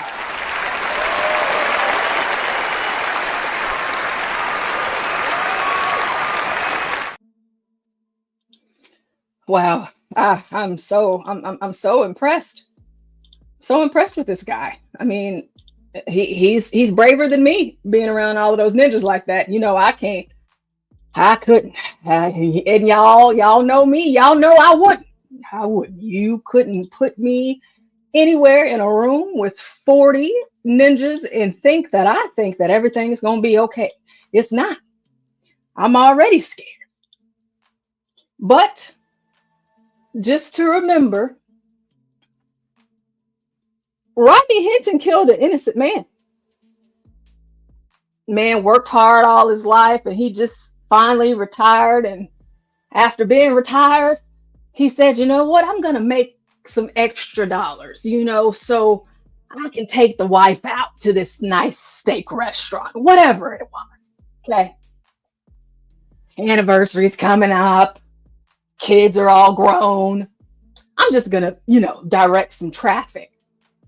And Rodney's like, "Not today." But Larry Henderson, the officer that was killed just in such a disgusting way by a disgusting father who raised a disgusting son. Let's show some respect to Mr. Henderson, as his service was several days ago.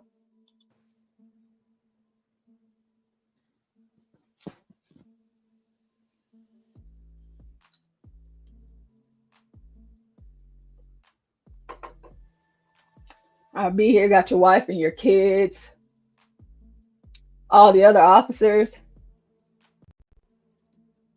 They're honoring him. He did die in the line of duty. Ain't no telling. You know, this man served as an officer out in Cincinnati. Y'all know how many ninjas are in Cincinnati? These brave white men. They're out here just trying to keep the law in order. And he survived the ninjas. He did. He survived them up until retirement. He survived them, and then now he's gone.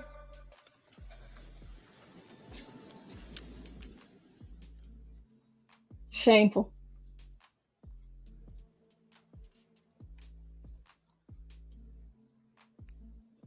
Oh, Latino has music. How do I say goodbye to what we had? The good times that made us laugh, and something.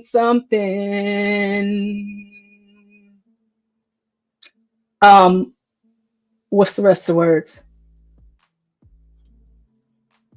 I forgot. All right. Karaoke's over for me. Oh, wait. I thought we get to see forever, but forever's gone away. It's so hard to say goodbye to yesterday.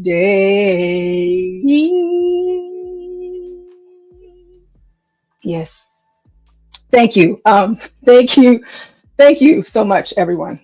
You guys are great. Y'all are a great crowd. You are a great crowd. I wouldn't be able to do this without you great folks.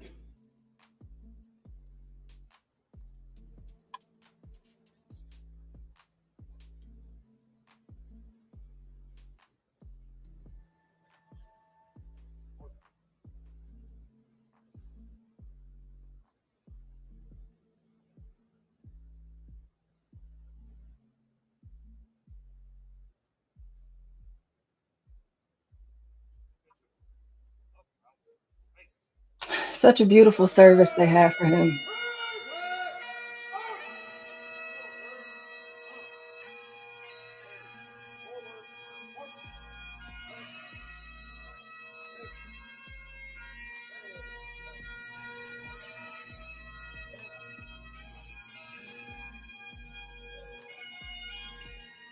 That's so sad, man.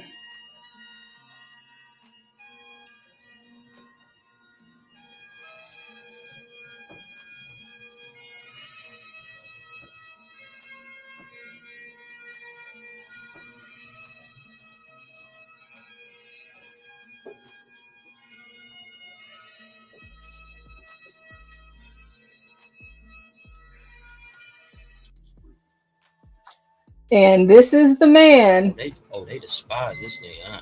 This is the man that took his life. Wrong cop, but same guy. And this is what Rodney Hinton, he's now suing the police department of Cincinnati. He said they were trying to intimidate him and that they put those scratches on his forehead whenever we all know those scratches came from what? That car accident. Why? Because he hit the cop with the car. Yeah. They despise this nigga, huh? They said they're just wanting to hurt this nigga. Ooh.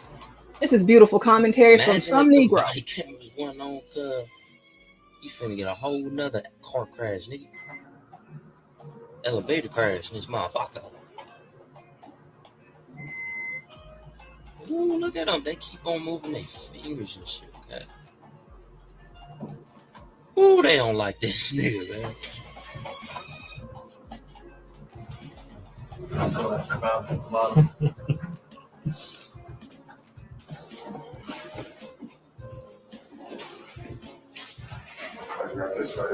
Yeah.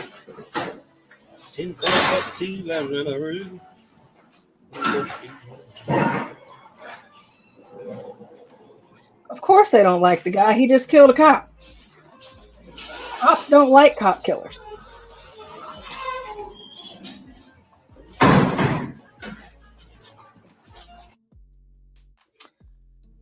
Well, there's your update on Rodney Hinton.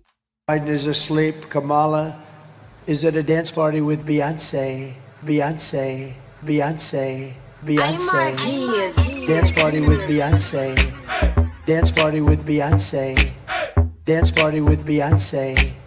Dance party with Beyonce. Beyonce. Beyonce. Beyonce. Beyonce. Party with Beyonce. Beyonce. Beyonce. Beyonce. Dance party with Beyonce. Dance party with Beyonce. Dance party with Beyonce. Dance party with Beyonce. Beyonce. Beyonce. Beyonce. Beyonce. Party with Beyonce. Beyonce. Stop. Carry on. Dance party with Beyonce, Beyonce. Dance party with Beyonce, Beyonce. Dance party with Beyonce, Beyonce. Dance party with Beyonce, Beyonce, Beyonce. Hold up. Dance party with Beyonce. Dance party with Beyonce. Dance party with Beyonce. Dance party with Beyonce, Beyonce, Beyonce, Beyonce, Beyonce. Party with Beyonce, Beyonce, Beyonce, Beyonce. All right, and we are back, and we are back, and we are back. Shout out to everybody in the building. I think I saw John Galt, that nickel, John Galt. We got Kimberly's Life in the building, Daughters of Assassins. Hey, Daughters of Assassins. Guys, hit the like button, subscribe to the channel if you haven't already, and if you would like to sponsor this show, I have dropped it in the chat. You'll see it scrolling across the bottom of the banner. Hit the Cash App. I know you guys love seeing us here. If you want us to keep on coming back, y'all know we got to pay for this stuff. You know, we got to keep the lights on. Now it's been a bit of time since I've done this with you guys, but got some body cams for you. I have a couple of them, and I want to explain to you how important chicken is to the Negro. Is it worth dying over? Sometimes, yes. I say that quite often. You know, I love my chicken, and I ain't ever gonna let nobody get in the way of it. And so this guy, I guess he got to find out, you know, the hard way of when being black goes wrong inside of a McDonald's trying to get some chicken nuggets. After a man gets knocked out for assaulting McDonald's workers with chicken McNuggets, the man's entire family arrives to continue. Do y'all see? This boy was asleep. Sleep. He went sleep. The fight. Hey, back up, police. Back up. Hey, what's wrong with him? I see all them chicken nuggets on the ground. 10-4, we have one pass out. No. Keep him all the way down to the ground, sweetheart. Put his head down to the ground. All the way, yeah. Hey, sweetheart. Hey, bud. Hey, who hit him?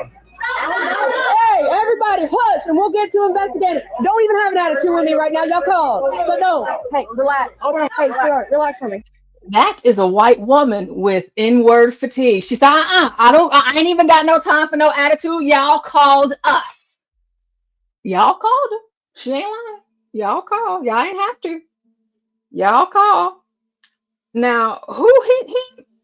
Well, let's just say it wasn't a black man. Shout out to all my black queens out there. Hold on, man. Oh, good. You're good. You passed out. You're good. So just Hang tight.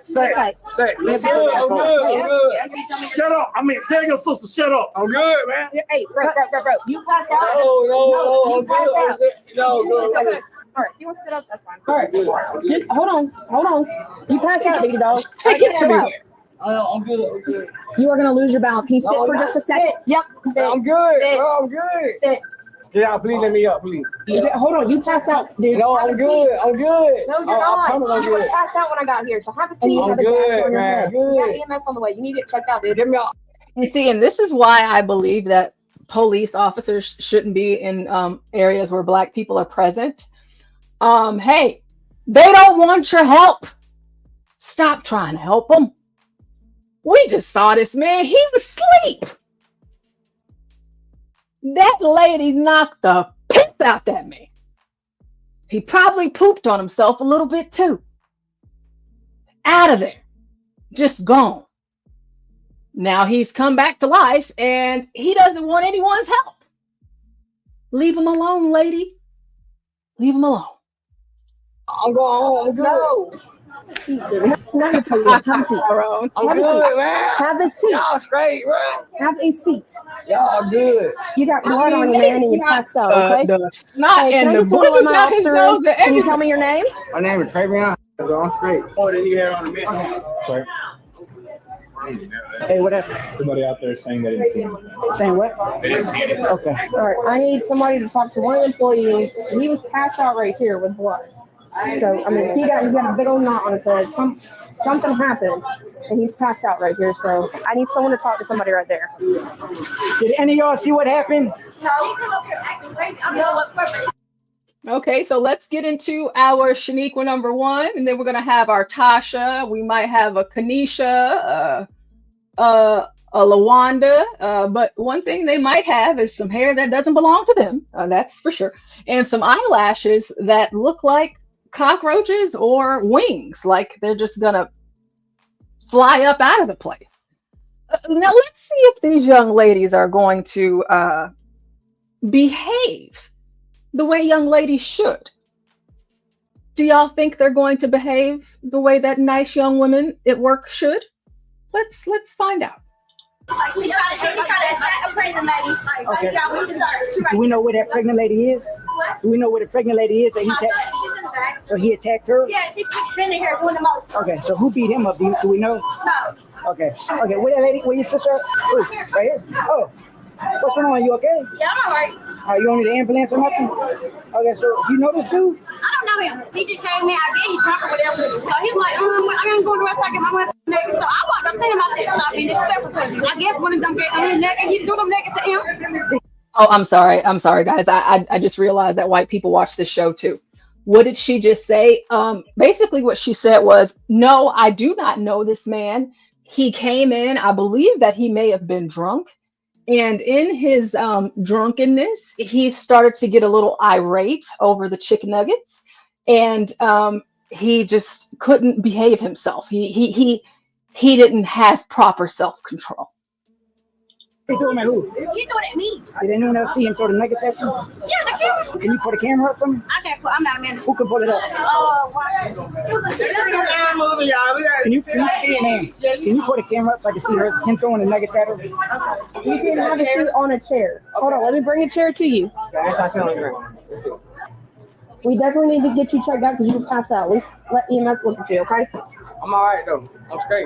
Listen, you possibly have a concussion, all right? You got a big old knot on your forehead. Can you tell this officer what happened to the best of your ability? I just came in to eat my food to go home. That's it, man. I ain't trying to do nothing. All right, it's a little bit more than that because you were passed out. So what happened? I just came in to eat my food to go home. Your head just busted by itself?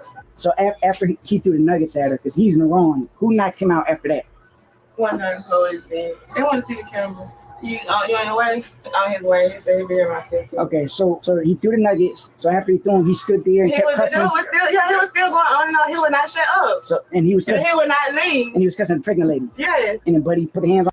Okay, and so for the white people out in the audience, so what she's saying is, I'm trying to contact my manager because I am the manager on duty. However, I do not have access to the cameras. Now I see, and I know that you see the cameras are up on the screen right now. However, I do not have the access to enter in the password to rewind the footage for you to view it. But I did call him and he will be here momentarily. Sir. Thank you. And where is he at? I don't know. The McDonald's dude that beat him up. I don't know. But he's left for the day. He's left. I don't know. He's on the property or he's gone yet. I don't know. But he's not back here cooking food. No, I don't see him. I came in here to get my food. That's all. Was there any verbal altercation that happened between you and employees? No, because I was outside. First I was outside, and then I came in here to get my food. So how'd you get the gash on your head? Ma'am? How'd you get the cut on your head? Because I was in the car. Oh, okay. And I came inside here. Okay. To get my food. I think I know what happened. So based off. Here, hold on. Tell her.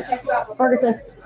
So from what everyone's saying, the pregnant lady who was taking his order, he's yelling at her, being obnoxious. She gets the nuggets, gives them to him. He gets the nuggets, throws it. He wouldn't leave.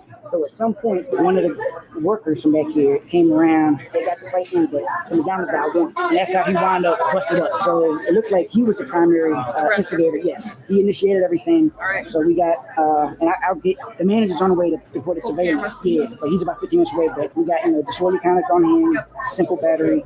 And He smells intoxicated, so I don't know. Other things Yeah, when I came up, he was totally passed out. So he's got a big old knot right there on his forehead. Was there a fight? Verbal altercation where an employee took that straw thing and hit him on top of the head. But you can see he's got a little gash right there. So, yeah, just check him out, make sure he's good. He's probably not going to go with y'all, but cover our grounds. Okay. Continued acting very disorderly, cussing out Apparently another guy knocked him out because it was starting to get physical. So do we know what they want to do? See what they want to do. You want him barred? Yeah. Okay. Are you Mama? I'm the who's you say we? So I need. Oh, okay. Give him a second. He was knocked out. He got hit right here. So let EMS check him out, make sure he's good. But so did it happen here? Yes. We're trying to figure out what's going on and what we need to do. Okay. A McDonald's worker now gets into another verbal argument with this lady as she's walking out. Okay, we're not talking to you, bro. I got somebody like you. You proud. You at work. You proud. I'm saying no. Y'all don't Hey. Okay. Again. So another altercation is about to, happen, and don't let Black people tell you that they are afraid of the police, because they are not. Okay, not under any circumstances. Again, we have someone who was just assaulted. That man was knocked out cold, and he doesn't want any help. And now you have some more lovely Black women coming into the building, into the establishment. Are they coming to get chicken nuggets? I don't know, but they are about to have some words with each other, and it could possibly escalate into something else. But if it were me, I would probably be concerned about behaving in such a manner in front of police officers. But not these chicken heads. Let's take a look. Okay? Just wait for it to cool down a little bit. Oh, why are we yelling? Man. You need to just make sure she's good, so we don't take her to jail. I'll keep her back here. Okay. The pregnant lady was like, I'm getting it. He kept cursing at her while she's getting it. She brings it out, and he takes the nuggets and just throw them at her, and then starts cussing everyone else out. So they start cussing him out back. So he refused to leave. So then one of the male guys back here came over and was like, buddy, you need to go. And they got the scuffling, but the McDonald's worker won, and that's how he wound up busted up on the table. While waiting for the manager to arrive to watch the surveillance footage, the angry female worker from earlier comes outside and begins arguing with the suspect's family. Mom, can you please take her? She's not gonna calm down.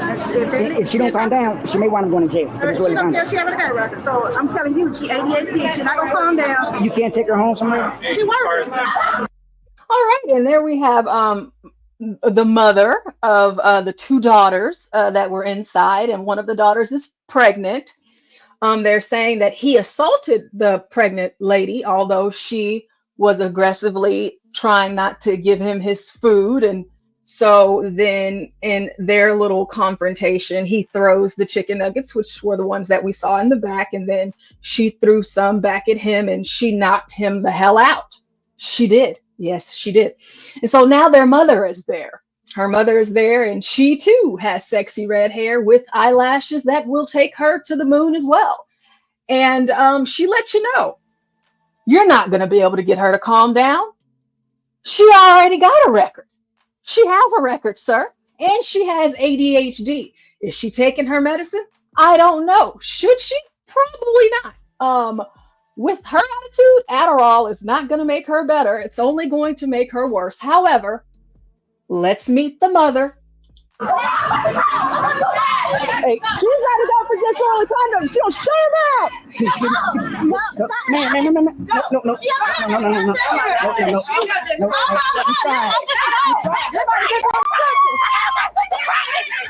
Okay, they're calling it back up. Tell it back up.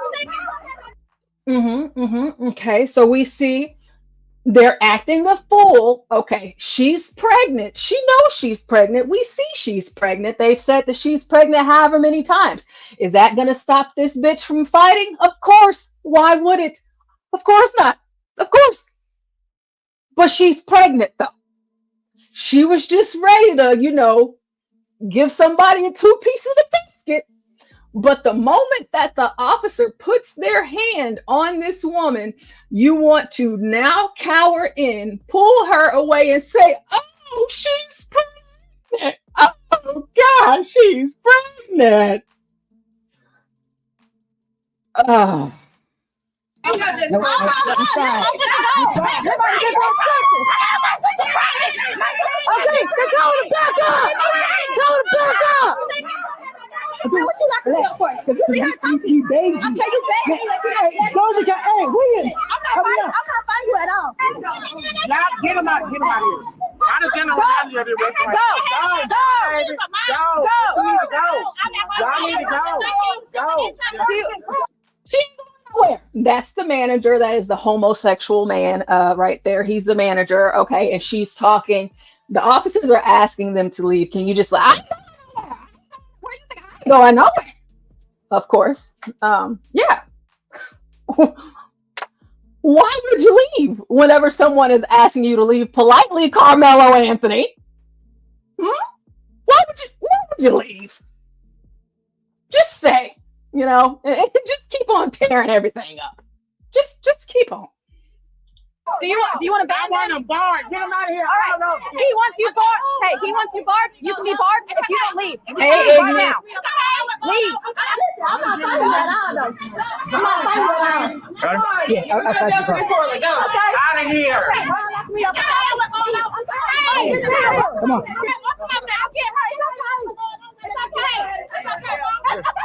You're doing too much.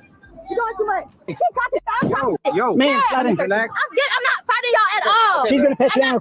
Stop yelling. Okay, hear it. That's what I'm saying. Y'all sitting here doing that for money. I'm not fighting y'all at all. Y'all don't hear her? Stop. I'm not. All right, get in the car. Y'all locking me up for talking. She talking. It's disorderly conduct. Okay, she is talking. Sit back. I'm sitting back, ma'am. I'm not going to fight y'all at all to do y'all job. You're 17? Yes. I gotta walk away. This is my dog. Man. Walk away. This is my dog. Please go. Oh Lord Jesus. Whew. Oh Lord, I feel like I need a drink. Oh Jesus. God. Now the mama just said, she already got a record. She ain't gonna stop. She can't stop. She won't stop. Okay? She got ADHD. Now here the mom is, but that's my child. That's my child. What you doing? Why are you locking up my child? Oh, chicken. Walk away. You need to go over there. Walk away. Hey, I'll get her name. I'm gonna just take her. Yeah, I'm going temporary to jail. Oh, here's her airport. You got a breakthrough? Yeah, I got it. Hey, you got that citation for us? What citation? The disorderly conduct? For her? Yeah. Yeah, I'm taking it right now. You can write it? Yeah, I'll take it. All right. When I can get out this parking lot, I'll start talking to you. Okay? I'm trying to get out this parking lot. Yeah, tell me, please. That's the man? Yeah.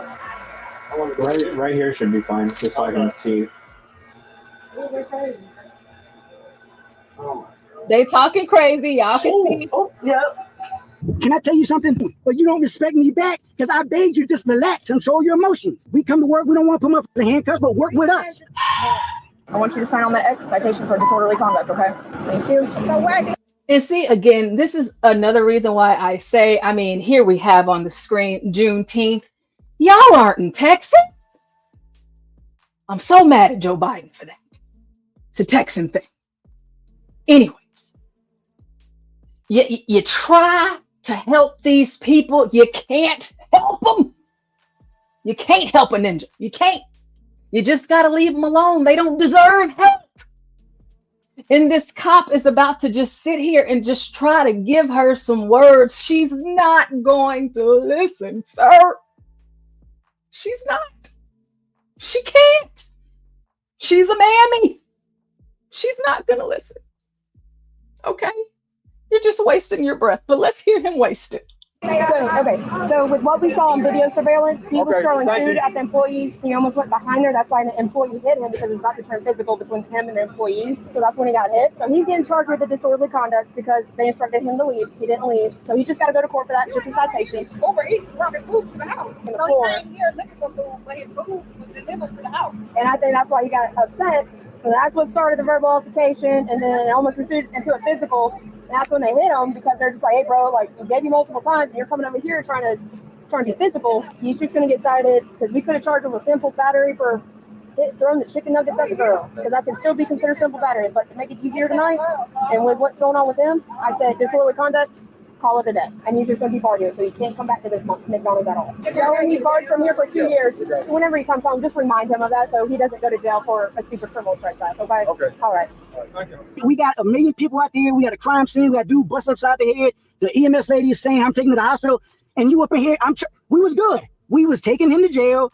We was going to get names, do a report. We was on our way. But you just kept going. You can't do this. You cannot do this stuff in public. And if it wasn't me, it was going to be someone else. And if it ain't tonight, it's going to be next week, because you got to fix this. You just as long as basically, I'm black and you're black, and you better be glad it was me, because if it was somebody else, oh no. If the somebody else was me, another black woman, I would shot her ass. I'm just listen. I'm low tolerance. I'm zero tolerance. I don't have time. You get close enough to me, listen, it's my hand is already on it. You see, that's me. That's why I'm not a cop. I'd be a ninja slayer. Not me. I can't do it. Not me. Don't. Not me. Bloody throwing nuggets at the pregnant lady. The male who threw chicken McNuggets at the pregnant woman and the female McDonald's worker who wouldn't stop yelling and arguing were both charged with disorderly conduct. They are innocent unless proven guilty in a court of law. Oh, I tell you, of course, we wouldn't have to talk about these things if these things weren't out there for us to see. If they were not out and all over the place for us to see. And, McDonald's, just like many other things, that the blacks find themselves ruining for everyone. Not just by, arguing, assaulting customers and whatnot. Now we have to put doorbells on McDonald's to keep the YNs out. New policy at Fairfax County McDonald's has a lot of you talking this afternoon. If you want a Big Mac, well, you'll need to be 21 years old or older.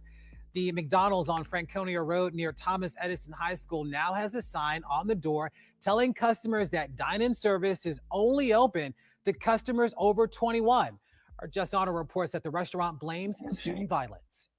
Students from across the street who attend Thomas Edison High School are no longer allowed to dine inside of this McDonald's. The business put up a sign saying anyone under 21 is not allowed to dine in because of multiple incidents of student violence. Here's a closer up shot of that sign so you can see exactly what it says. It says that they're still here to serve adults 21 and up. People have to ring the doorbell now to enter. Once you imagine, people got to ring the doorbell to come into your house, okay? Ring the doorbell, whatever. We got the Ring cameras, Vivint, whatever it is you use to protect your home. Oh, now they got doorbells at the McDonald's because these dumbass kids that have no self-control and they don't have parents that love them enough to make sure they do, make sure they don't destroy everything in their path. Let's just go ahead and put a doorbell on let's put a doorbell on it.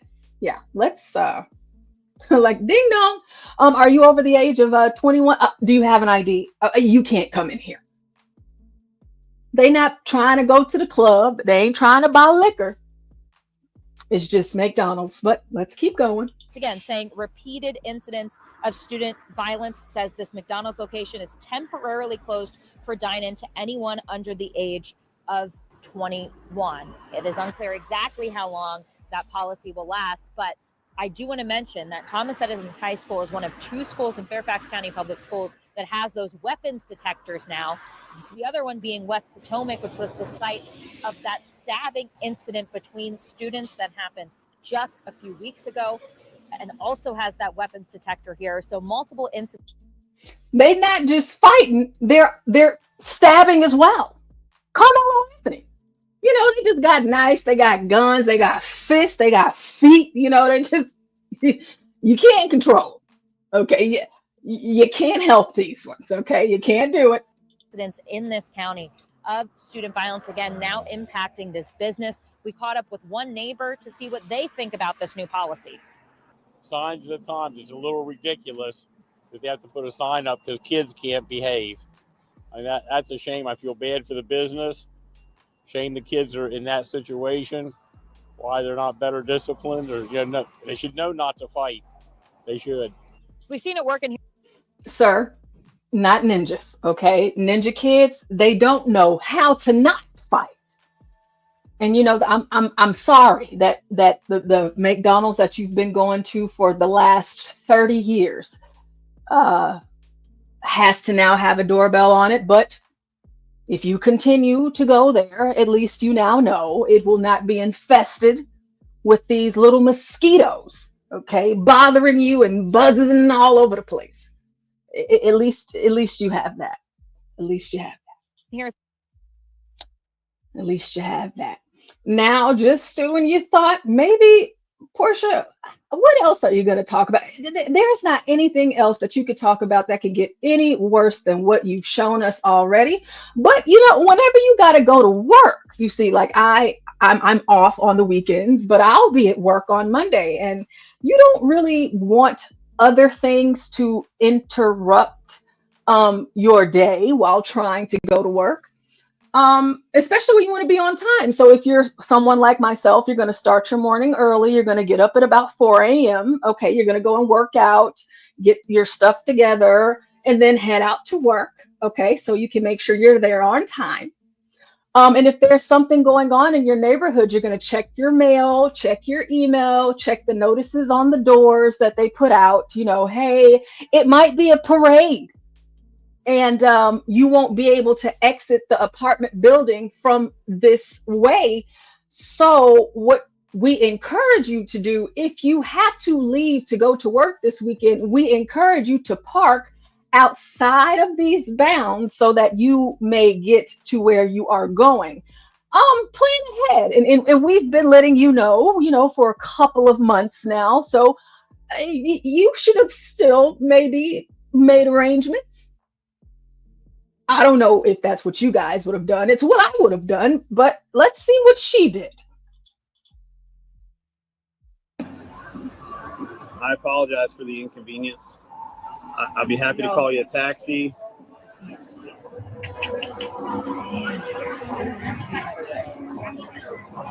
There has to be another way. I'm not taking a taxi all the way to Virginia. I work in Virginia. I understand. And I apologize for the inconvenience. Mm-hmm. But unfortunately, I don't have to come back. I just need to get out. I need to get out. I need to get out. I gotta go. It's a parade. I understand. I can't have you do that. But I Stop. You cannot move this. I'm telling you right now. Oh, I gotta go to work. What do you want me to do? I have to go to work. You cannot. And yes, she might be a half breed. I don't know, but she's light skinned. So don't you guys go thinking that colorism, okay, is an issue when it comes to ninja behavior. It is not. Okay, it can fall on any shade of Negro that you may find. And yes, she got to go to work and she has to use her hands to, speak, because it's more believable whenever she uses her hands and rolls her neck and gets loud with the officers. I'm telling you guys, these people are not afraid of the police. They do not care about the law, which is why you have to just stay away from them. Stay away from them. That's all. Just stay away. But let's see what she's going to do. Is she going to follow the law, or is she going to break it? Get out. I can't help you with that. Please do not disturb this area. I might have to. Ma'am. Oh no! Of course you didn't do that. 4626. Stop! Stop your car! Stop! Stop! And now I am going to attempt to run over a police officer. I have already ripped the caution tape. I have. I see that there's a parade, a festival going on, and I'm going to hop into my BMW, and I am just going to ride down the street. I'm going to make sure that I am kind and I show nice Southern manners. Excuse me, to tell the people to get out of the way, because she got to go to work. She has to go to work. Excuse me, y'all. Saying there's a lady running down the street now in a BMW. Stop!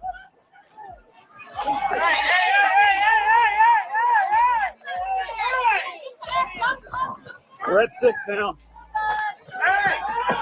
Stop! Stop!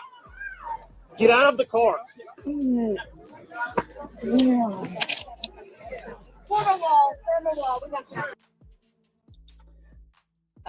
Do y'all think that she made it to work? I mean, y'all think she made it to work that day? I might have to. Ma'am. Stop! Stop your car. Stop! MFB. Stop! Excuse me, y'all. Saying there's a lady running down the street. MFB. This is what we not gonna do. Yeah, I felt that. I felt that. Stop her! BMW. Stop!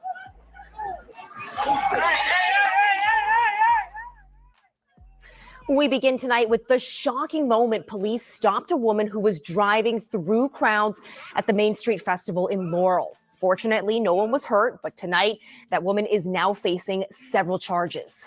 Thank you for staying up with us for News 4 at 11. I am Amy Cho. That scary situation prompted police to take the unusual step of releasing body camera video to show what happened before her arrest. News 4's Darcy Spencer has that story. 2-6. Stop! Stop your car. Stop! Stop! Excuse me, y'all. Saying there's a lady running down the street now in a BMW. Stop! Laurel police say they stopped a woman as she purposely drove on a closed road through crowds of people getting ready for the start of the Main Street Festival. Police say the woman, 28-year-old Kyda Berry Bostic, was warned multiple times, but she ignored their commands. Stop! Get out of the car. Her car was parked within the perimeter of the festival, and she insisted she had to get out. Officials released body-worn camera video. I don't know if anybody noticed. This could just be me. You know, I work in a professional type of setting, so I have to dress accordingly. I don't know where she works at. She got on sandals, some shorts, and some type of hoodie, whatever. Her hair didn't look combed. She didn't look like she had to go anywhere. She actually looked like she was about to go and see a guy, you know, like she had an appointment, you know, like she was trying to go and get her some, or like she just left from getting her some. She doesn't look like she's going to work. Showing the officers' interactions with the woman before and after she pulled down the hill. Hey, Seven Still. Hey, Seven Still. Long time no see. Welcome in. Welcome in.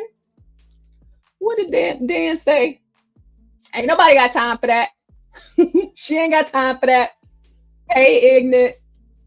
Yellow tape and took off. I apologize for the inconvenience. I'd be happy to call you a taxi. See, nice white man. Another video shot by a vendor at the festival shows how the incident ended. Police pulling Bostic out of her car, leading her away. They just ragdolled that bitch. They just had to just pull out. Get your ass out this car. You know, just had to just. And she light skinned. You know, my sister is light skinned. She's actually even lighter than this girl. And it's just like, you know, we got whoopings growing up, but like they had to whoop my sister different, right? Because her bruises would show up. You, girl, you got your knees and legs all scratched up. You just need to get out the car. You don't want to have bruises all over the place. You just have to get yanked out the car like that. Just yanked out. Another video shot by a vendor at the festival shows how the incident ended. Police pulling Bostic out of her car and leading her away in handcuffs. I just didn't know where this was coming from. It was just a bizarre start to our morning for sure. Richard Friend shot the video of her arrest. It happened near his Laurel History Boys booth at the festival. Hearing the commotion of people yelling stop and hearing her blowing the horn, you immediately go to the worst case scenario. You're thinking this is somebody who's going to drive through a crowd, but she was driving very slowly. So we immediately thought, like, it's not one of those, but we didn't know what was happening. 2 weeks ago. Oh, you know what you was finna say. Mm-hmm. We see some officers running, shouting, saying, stop, stop, stop. We thought that we were about to have a BLM happen right in front of our table. We thought we were going to see it right in front of us. So it's okay. I understand. I understand why you thought that. It should have been. It should have been. She tried to hit the cop with her car. Montgomery County Police stopped a woman who allegedly tried to drive through a 10K race route. Drivers going through crowds in New Orleans and public events have led to fatalities. Friend says he didn't feel Bostic was trying to hurt anyone, but it's clear she never made it to work today. We're with the Laurel History Boys, so we're all about history. This is the first time in 44 years of the Main Street Festival that we've had an incident like that. Bostic is facing several charges, including assault, reckless endangerment, and resisting arrest. Darcy Spencer, News 4. Officials tell News 4 no festival goers were injured, and one officer did have minor injuries, but is expected to be okay. Now, like Carmelo Anthony, this young lady, she had, her hearing and all of that. And after doing all of that, y'all know what she did? She said, Judge, please, Judge, please. This bond is too high. It's too high, Judge. It's too high. Can you lower it? Let's see what the judge said. Stop. Stop your car. Stop. Stop. Excuse me, y'all. There's a lady running down the street. Terrifying moments caught on camera as a driver attempts to drive through the busy Laurel Main Street Festival over the weekend. Police say it began when driver KyleeCTCross Bostic realized she was stuck by the road closures for the annual affair. There has to be another way. I'm not taking a taxi all the way to Virginia. I work in Virginia. I understand. And I apologize for the inconvenience. But when she was told she could not leave, the interaction with police. Shredder says Stanley would give her a book to read about why it's important to comply and hope that she cooperates. Stanley, is that what you would have done if you're still listening? And ignorant, she is lucky she didn't get popped. You know what I'm saying? Like, come on. It's crazy. People get shot for less. This is one of those instances where we've been like, yeah. They say they probably don't shoot her.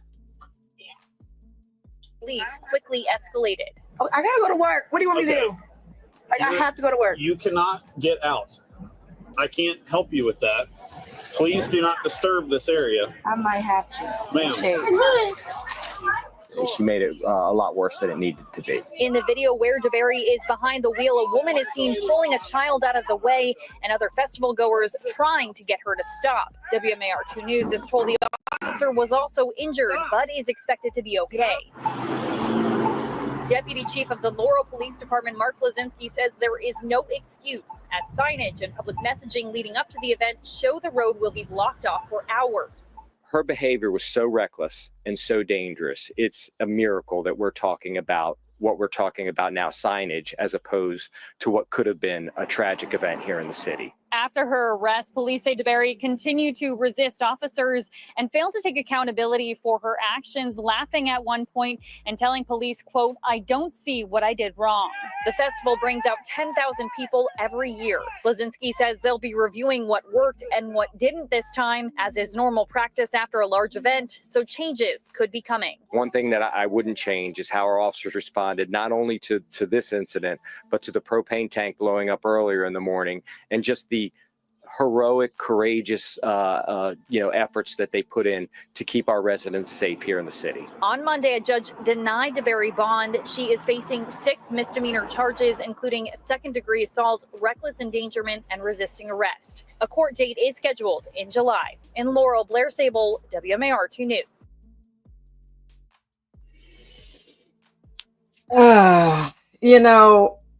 It's too much of it.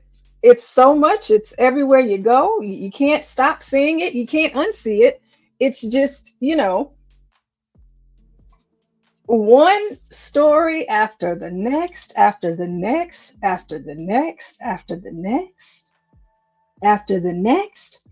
And, too often, a lot of times with these women that we've gotten to see, and just the ninjas in general, like I told you guys earlier, for some reason, they walk around with their noses up in the air and really confident and braggadocio about their behaviors and how apparently everybody wants to be like them. Everybody just wants to be black. They want this, they want that, they want all sorts of stuff. And it's like, but nobody wants you. They don't. You think they do, but they don't. But they have to always remind us. They have to remind us and make sure that we know how important and wonderful and special they are. So let's see. And all I can keep saying in my head is that America does not deserve Black culture. Black culture is too good for America. America does not appreciate it. America just... We don't. Even though I think this is a very nice looking lady. I love her natural hair, her eyebrows. They are just, yes, they're doing everything. And she has beautiful teeth, very beautiful smile. I don't know who she's talking to. She's not talking to me. If this is what she defines as Black culture, lady, I don't want it. Steals it and colonizes it and uses it as their own. They don't deserve it at all. Kendrick Lamar put on a show of a lifetime. Half the people that watched it didn't even get what he was saying, what the message was. Because there was nothing. Us people, we saw it, we clocked it, and we received it. And we're thankful because it's Black History Month. He made us proud. And it was art. And it was amazing to watch. And the halftime show, it was art. It was amazing to watch. No, I still don't really know what was going on. And I don't know all of the deeper stuff because I didn't care. I didn't care. But again, white people, Black people are saying that they're afraid of you and all of these other things. And like they say that they're afraid of the cops, but how afraid are you when you do stuff like this? The first thing I'm gonna do is smack a white boy with Diddy. When Sean Diddy walks out of that courtroom, the first thing I'm gonna do is smack a white boy with this brush. Yeah, I want to get shot. I'm bulletproof, bitch. I'm bulletproof, bitch. I'm bulletproof. Come near me. I don't need it. Come near me. You go into the motherfucking emergency room. White boys. Come near me. On camera. I'm gonna kill you. On camera, bitch. The first thing I'm gonna do is smack a white boy with Diddy. When Sean Diddy walks out of that courtroom, the first thing I'm gonna do is smack a white boy with this brush. Yeah, I want to get Ignis shot. says he's on drugs. I'm bulletproof. I'm bulletproof. Come near me. I don't need it. Come near me. You go into the motherfucking emergency room. White boys. White boys, watch out for this guy. Come near me. On camera. Mm-hmm. I'm gonna kill you. On camera. On camera, bitch. And that's the thing. Again, here at the Urban Landlord, we love Stanley. We do. And I know that he doesn't like this sort of thing, but they do it on camera. All of these things that you see, we would not be able to see them if it wasn't on camera. If it wasn't on camera. They put this information out here. They give us content. It's endless. It's nonstop. It doesn't go anywhere. And they walk around and they talk all their trash, all of this smack. They always got something to say. Doesn't matter what it is. And they make sure that we can see it. The problem is y'all niggas be moving out of white people's way. I don't. It's my job, and I take pride in making white people uncomfortable. Confront that white guilt you got in there. I see it. I see that white guilt in there. Say sorry. The problem is y'all niggas be moving out of white people's way. I don't. It's my job, and I take pride in making white people uncomfortable. Confront that white guilt you got in there. I see it. I see that white guilt in there. Say sorry. The problem is y'all niggas be moving out of white people's way. I don't. And see, and I show you him, white people, if you see this guy, just stay out of his way. Make sure you stay out of his way. He telling you what time it is. He's telling you. And again, just like the other young scholarly man with that weapon in his hand talking about killing white folks, they are doing it on camera. They're letting you know what their intentions are, and they are. And they tell you in so many ways. Here we have another Shaquisha who is overweight. She too probably frequents the McDonald's, and she's probably gotten into some fights over some chicken nuggets too. Maybe. She has a message for you whites out there. So all you whites listening, I hope you're listening real good. White women, I know you hate to see my black ass coming, but the bitch is back. You already know what time it is. All rise, court is now in session. Quick PSA before we get started. A hit dog will always holler. Call your local veterinarian. Now let's get to open arguments. Everything that's going on in this country right now, especially with regard to this current administration, is the direct result of white women's laziness, cowardice, and incompetence. Or as the French would call you, les incompetents. Bonus points if you get that reference. As white women, you have a direct connect to white men, which means that you have been and you still are in the very rooms where conversations are had, plans are hatched, and decisions are made, and yet you do nothing. As far as the trickle-down patriarchy is concerned, your only perk is your white privilege, and you are so desperate to hang on to it that you stay silent.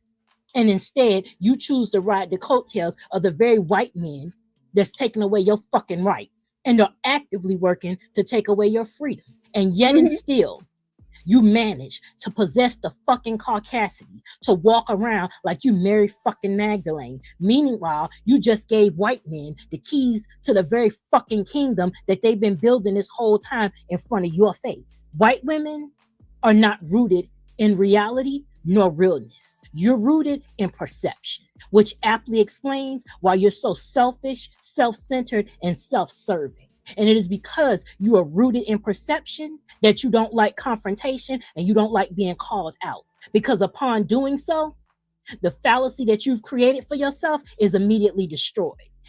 And then you white folks, you know, you come out and you do things and you run around and you do stuff like this. You do stuff like this. And black people, they're all over social media telling you what they think and how they feel. But for those of you that weren't here for this earlier, just let's listen to this white man. She's talking to you too. I just showed you 4 Negroes. I know that's not all of them, but it's enough for now.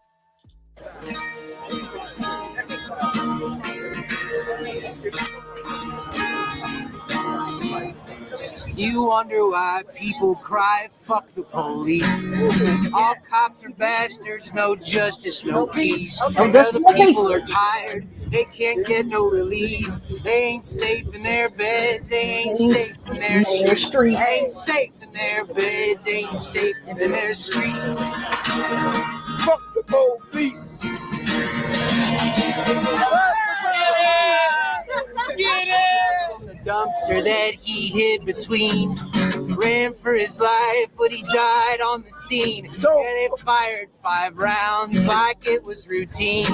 Poor Ryan Hinton was only 18. Yeah, Ryan Hinton, he was only 18. Hey.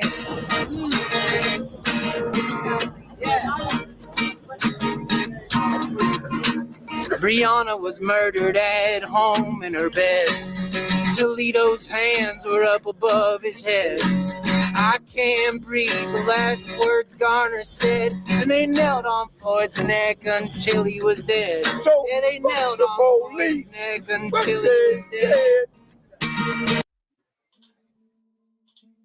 And so your immediate knee-jerk reaction is to pull out the white women tears or the unity card, or sometimes it's a combination of both. You seem to be under this impression that this is the time for Black women and white women to stand together as one and unite.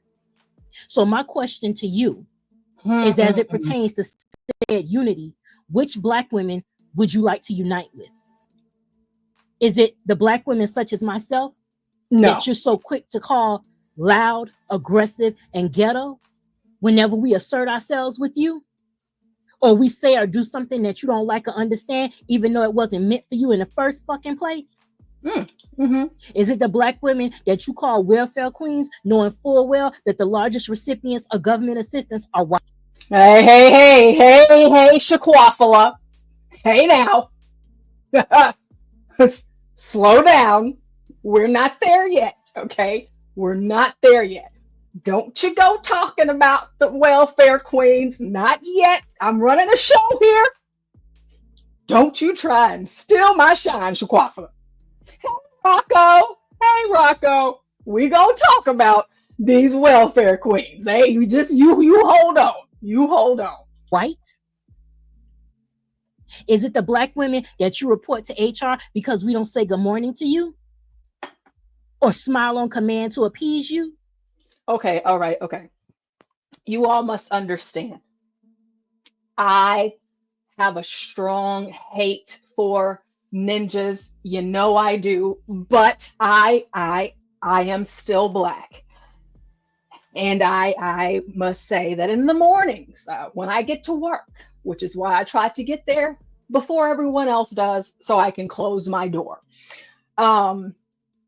White people, they're really chippy, and this is not a negative thing. It's not a bad thing. It's not. I think it's a great thing. However, for me, in the morning, good morning, Portia. How are you? Good morning, Portia. Good morning. Good morning. And it's like, good morning.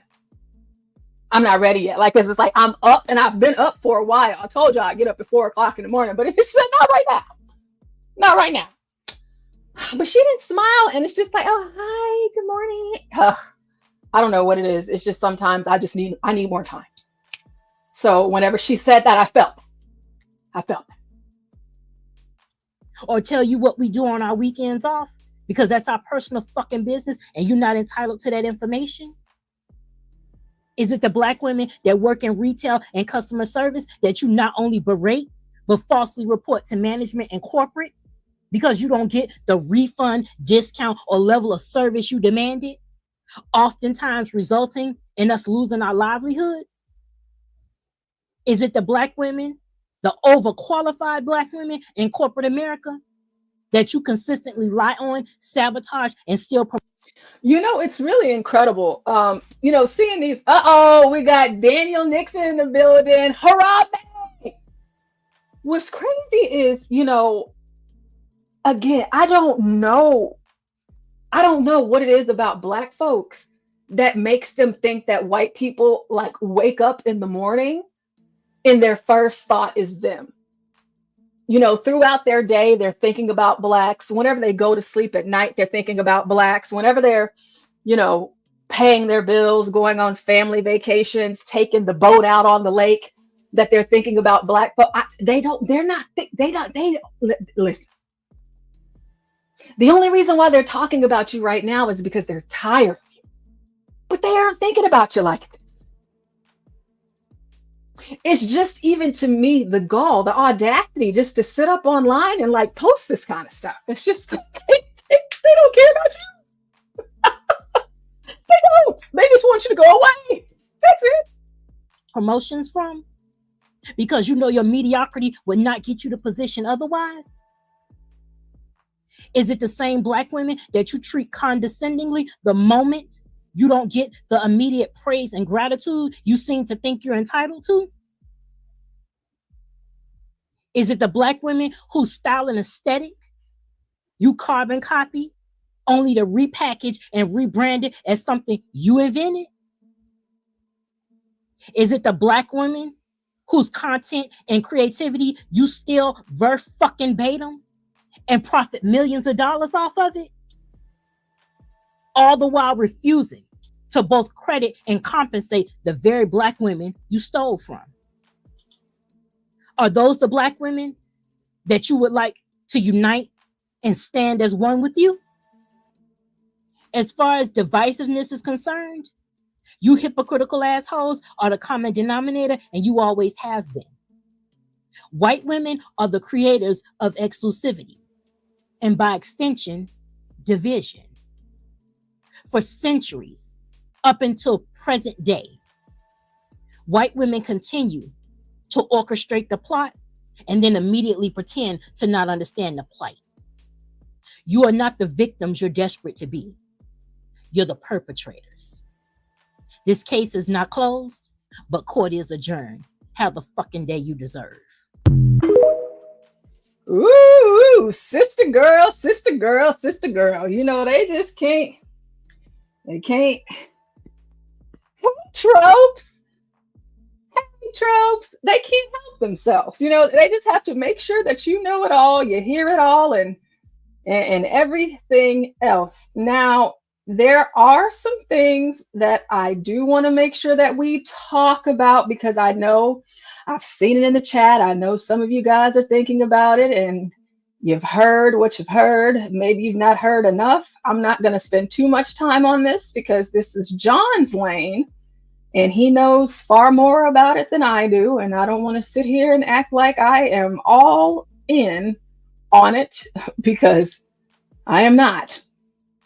However, let's go ahead and get into it. You know, we got to talk about it. I can't believe you did that. 50 feet. I heard you right there. And then I biked some. Good for you. Yeah. I threw my bike in the back.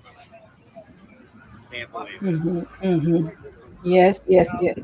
Kathy, wrap your arms around your husband and hug him, because he ran that marathon for you for domestic abuse. He ran that marathon in honor of you. He just, he loves you so much. And he's sitting here in court listening to all of this nasty shit that you have done.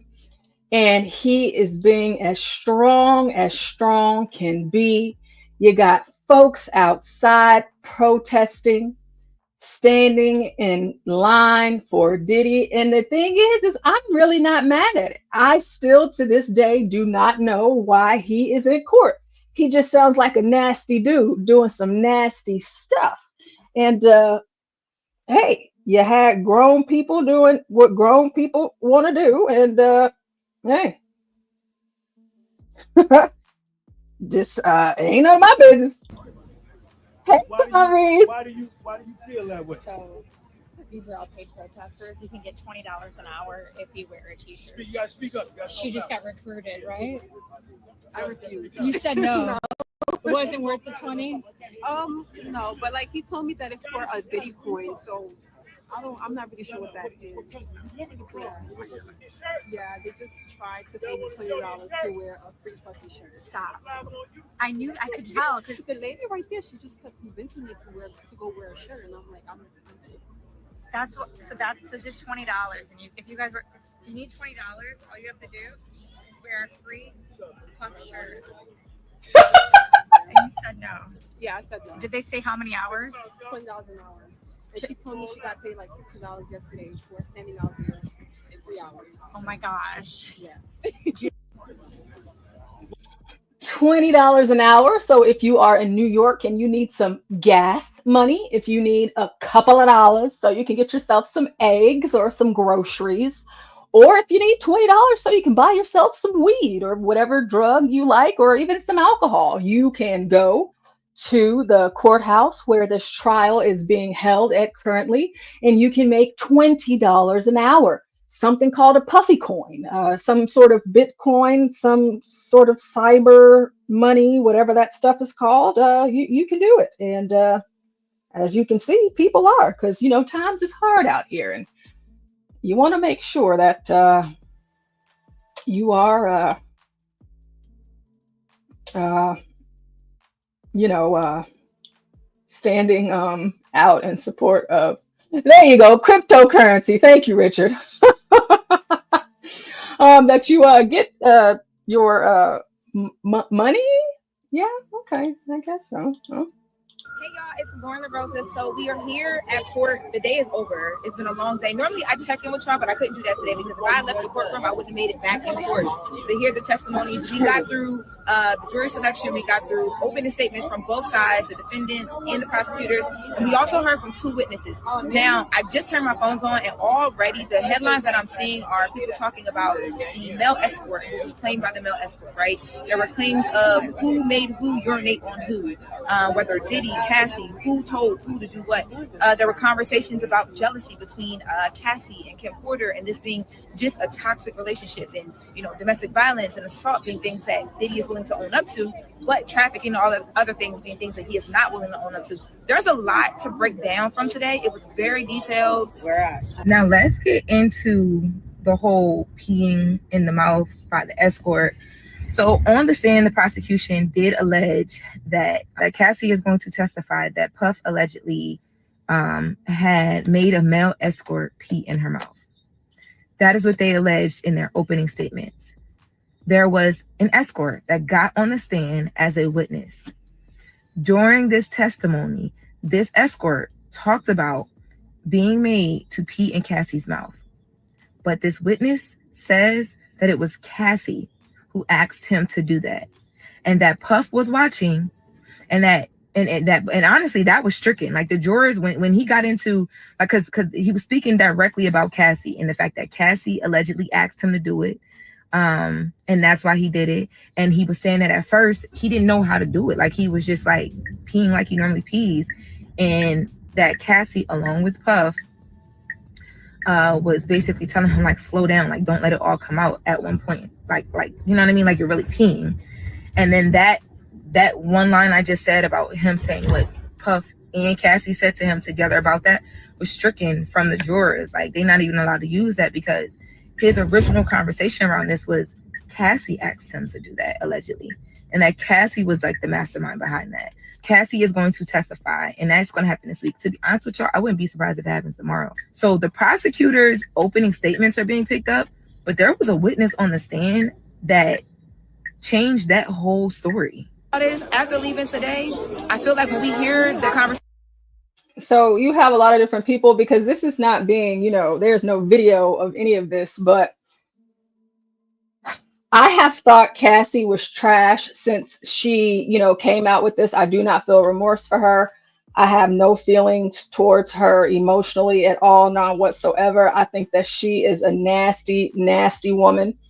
And to me, if it was this bad, I don't know. I mean, Diddy's been Diddy for a long time, and a long time ago, you could have came out and this story would have been just as big then as it is now.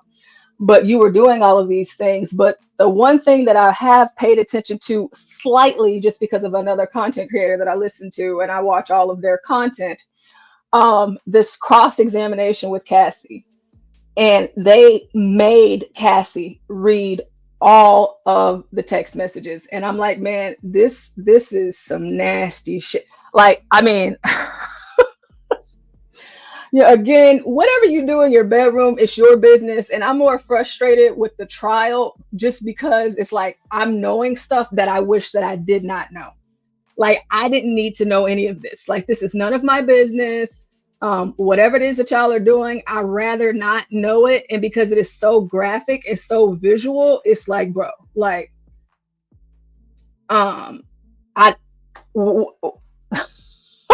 what's going on? What's going on? we're going to hear from this white lady since we heard from a black lady. You know, I kind of want to keep it balanced. And then we're going to read some of these text messages. Lord, help me, please. I have dropped the link in the chat a few times. If anybody wants to come up, feel free. If you don't, that's okay too. We're going to keep rocking and rolling. Lunchtime update.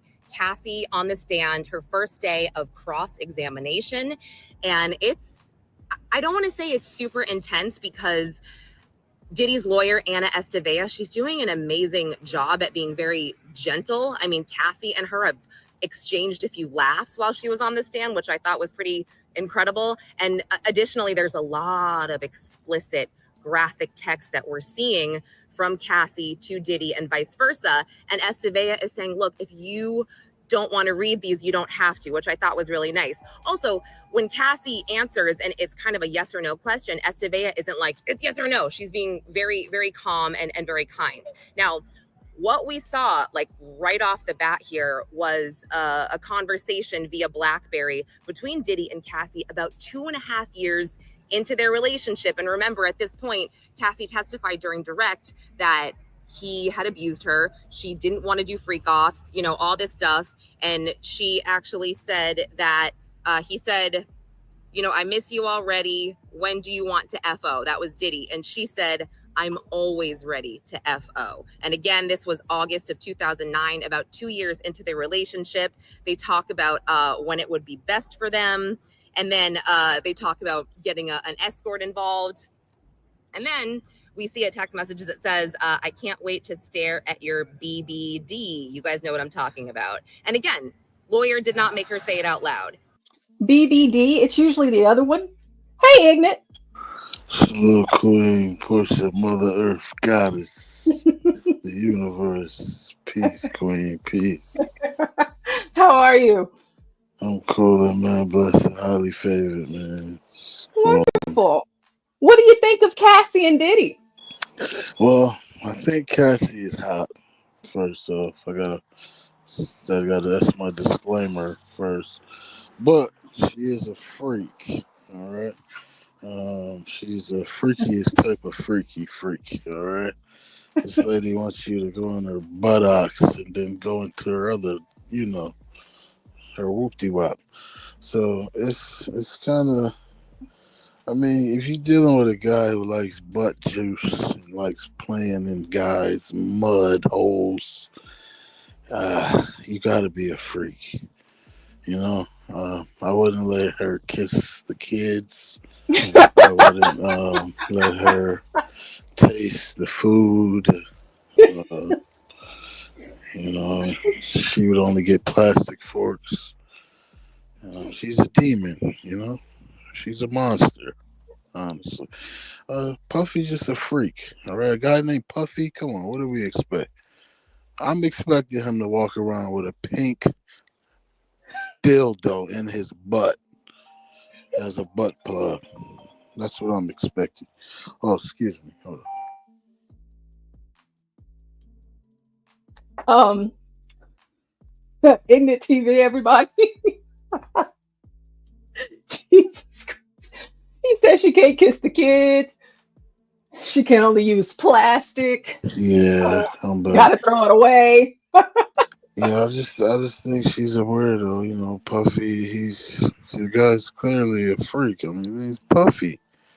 Like, I mean, what do we expect, you know?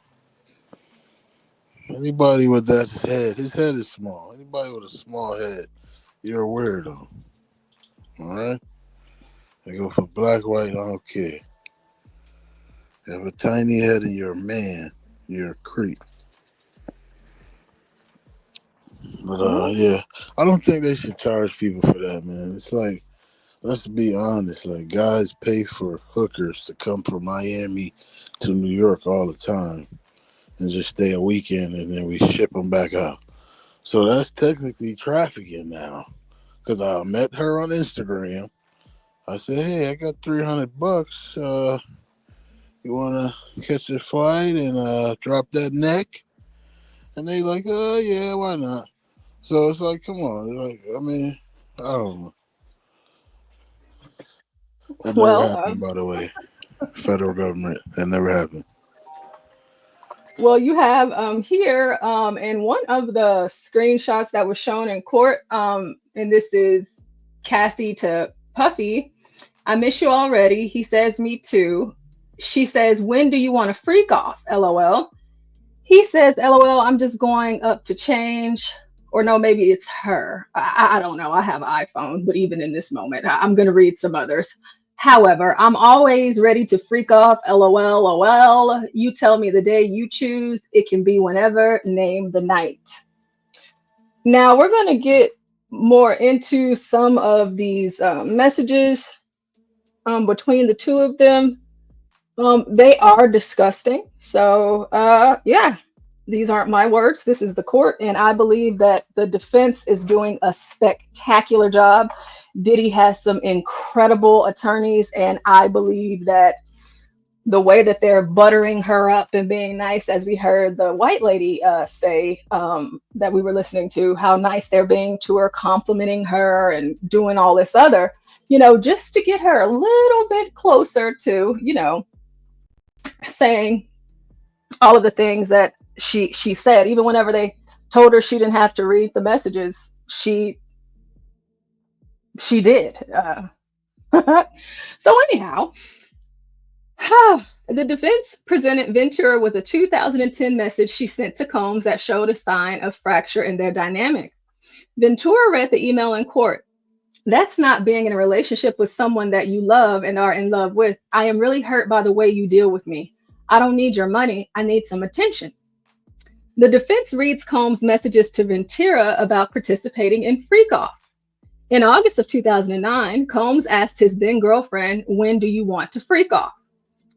Ventura responded, I'm always ready to freak off.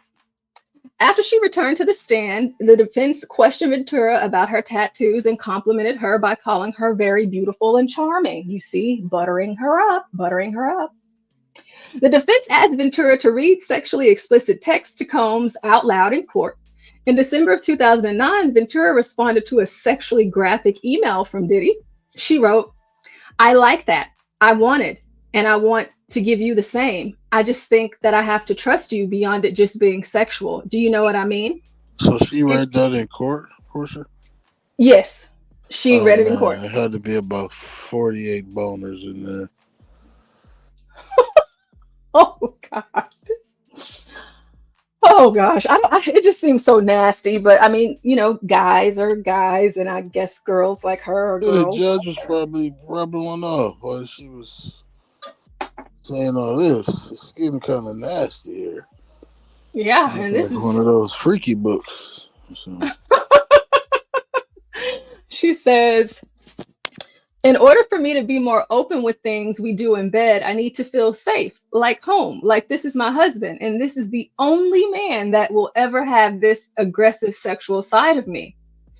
The defense pointed to messages where it appeared Ventura initiated the freak-offs. She responded that she felt compelled to do so and was eager to spend the one-on-one time with him afterward. I would say loving freak-offs were just words at that point, she said on the stand on Thursday. Jerry Lickman, a criminal defense attorney who was representing Combs' son, Justin, told News Nation that he does not believe that Combs will be convicted. In my mind, this is an almost unwinnable case for the government. The federal government has somehow turned a toxic romantic relationship into a RICO prosecution. While Cassie has seemingly done well on cross-examination thus far, her texts show that she was an enthusiastic sex partner of Diddy's. I don't see how a jury will convict him. Combs' defense team questioned Ventura on drugs, and she and Combs allegedly took the night before the 2016 hotel hallway attack that was captured on video and shown to the jurors earlier in the trial. They asked her about a series of text messages sent prior that day. Ventura responded that she could tell Combs wanted a freak off and she just wanted to get it over with and hoped that it wouldn't ruin a movie premiere she was scheduled to go to 3 days later. And apparently that movie was the Honey movie that she was in. They were a bad batch. I have no idea. So a bad batch of MDMA. Let's see here.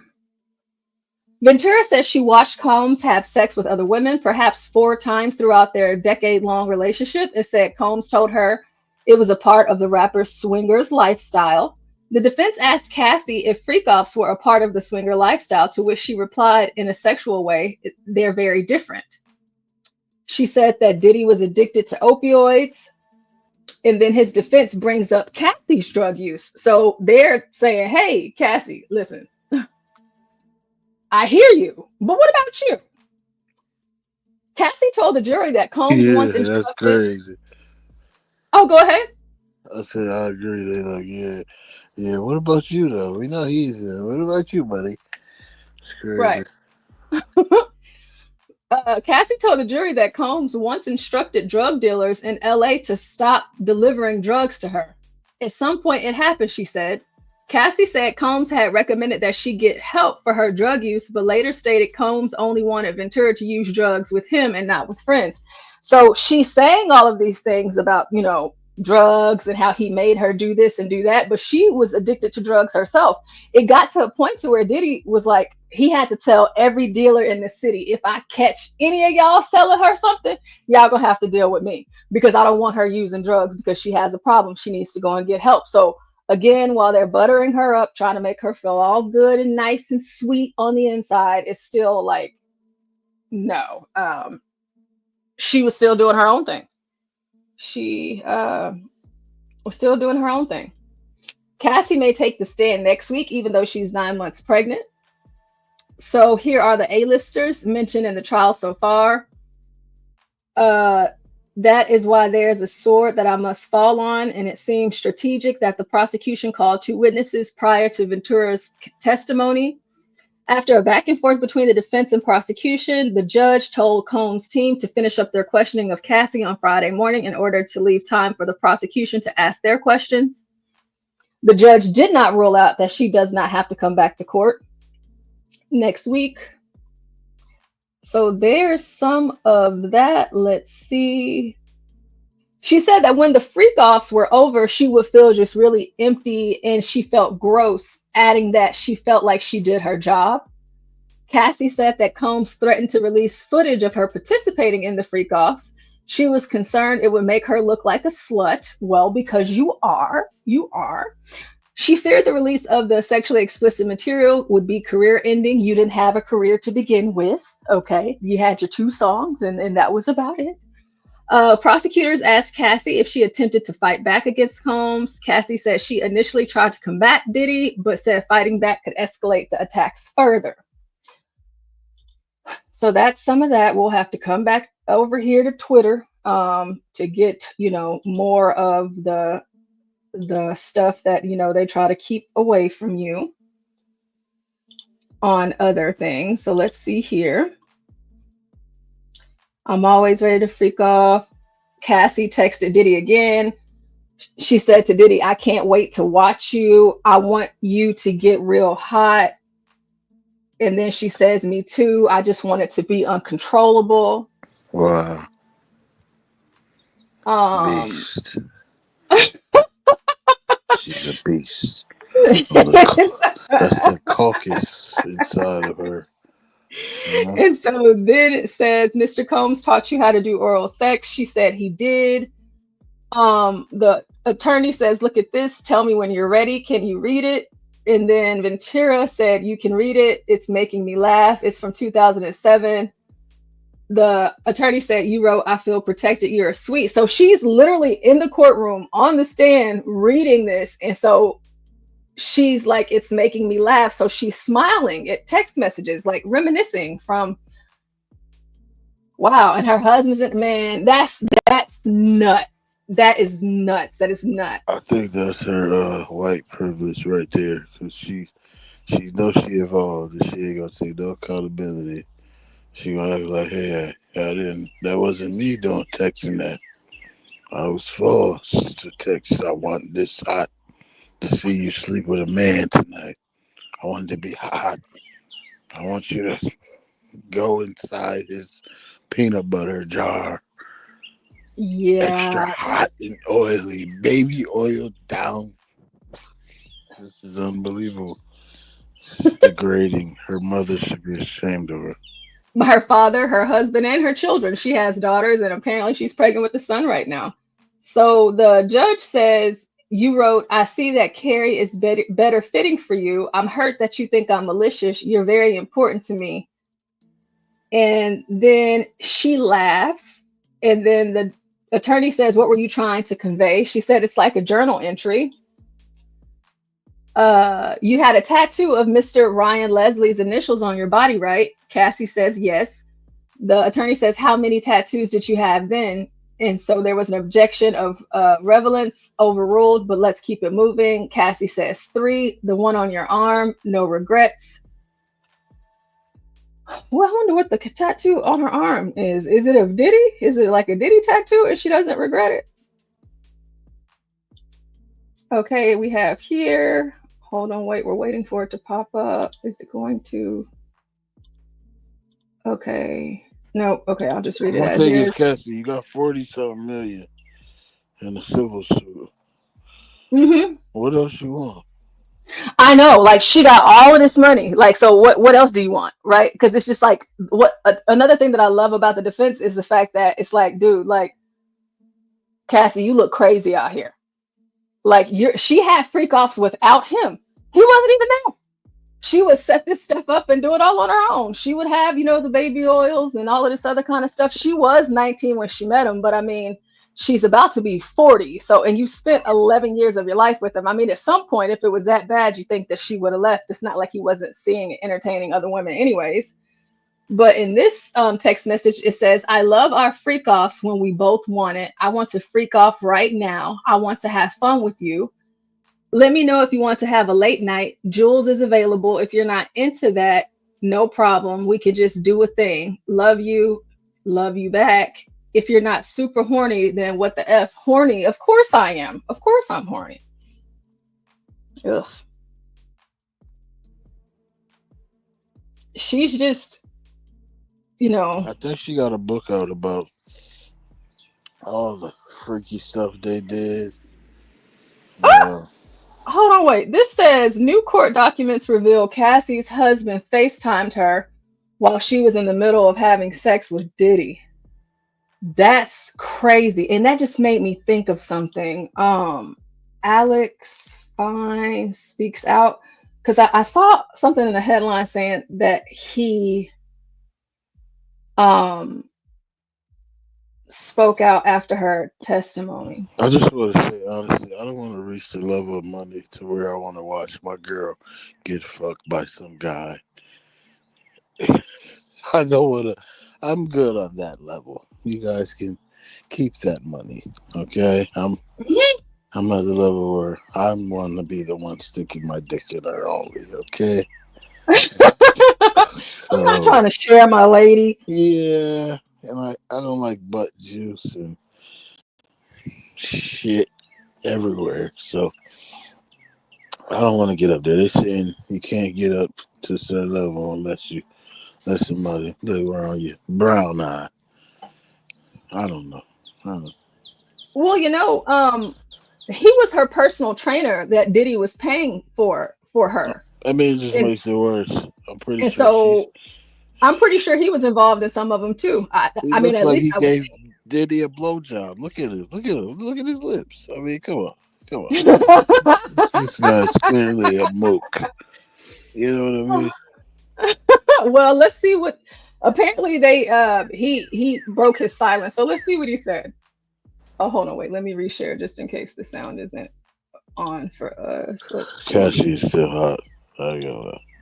I was definitely have a freak off of her. Diddy calls his criminal trial. Following the singer's testimony for her ex's sex trafficking trial, Fine releases a statement praising his wife's courage. The statement reads, "In the past 5 days, the world has gotten to witness the strength and bravery of my wife freeing herself from her past. There has been speculation online surrounding how it must feel for me to sit there and listen to my wife's testimony. I have felt so many things sitting there. I have felt tremendous pride and overwhelming love for Cass. I have felt profound anger that she has been subjected to sitting in front of a person who tried to break her. Fine then went on to address Combs, who Ventura accused of forcing her to participate in drug-filled sex parties known as, quote, freak-offs during their decade-long relationship, saying, "You did not break her spirit, nor her smile that lights up every room. You did not break the souls of the mother who gives the best hugs and plays the silliest games with our little girls. You did not break the woman who has made me a better man." Fine also emphasizes that he, quote, did not save Ventura following her 2018 breakup with Combs, explaining, "To say that is an insult to the years of painful work my wife has done to save herself." Over the past week, Ventura has taken a stand while 8 months pregnant with her and Fine's third child. During her testimony, she has alleged Combs threatened her into performing lewd sex acts with paid escorts as he watched, as well as abused her both physically and sexually. Combs has denied Ventura's rape allegations. For more updates on Combs' trial, visit eonline.com. You've got to admit, that's crazy. He's saying her courage, her bravery. It's a crock of shit. I don't even know what to say. I mean, God dog. Wow. She was real brave when she was taking cocks in the face and pussies to the clitoris, pussy to pussies. And I mean, she was holding guys' butts open so Diddy could go and. Oh my God, I'm about to throw up. This is disgusting. That woman needs to go to hell. She's out though. I'm not gonna lie.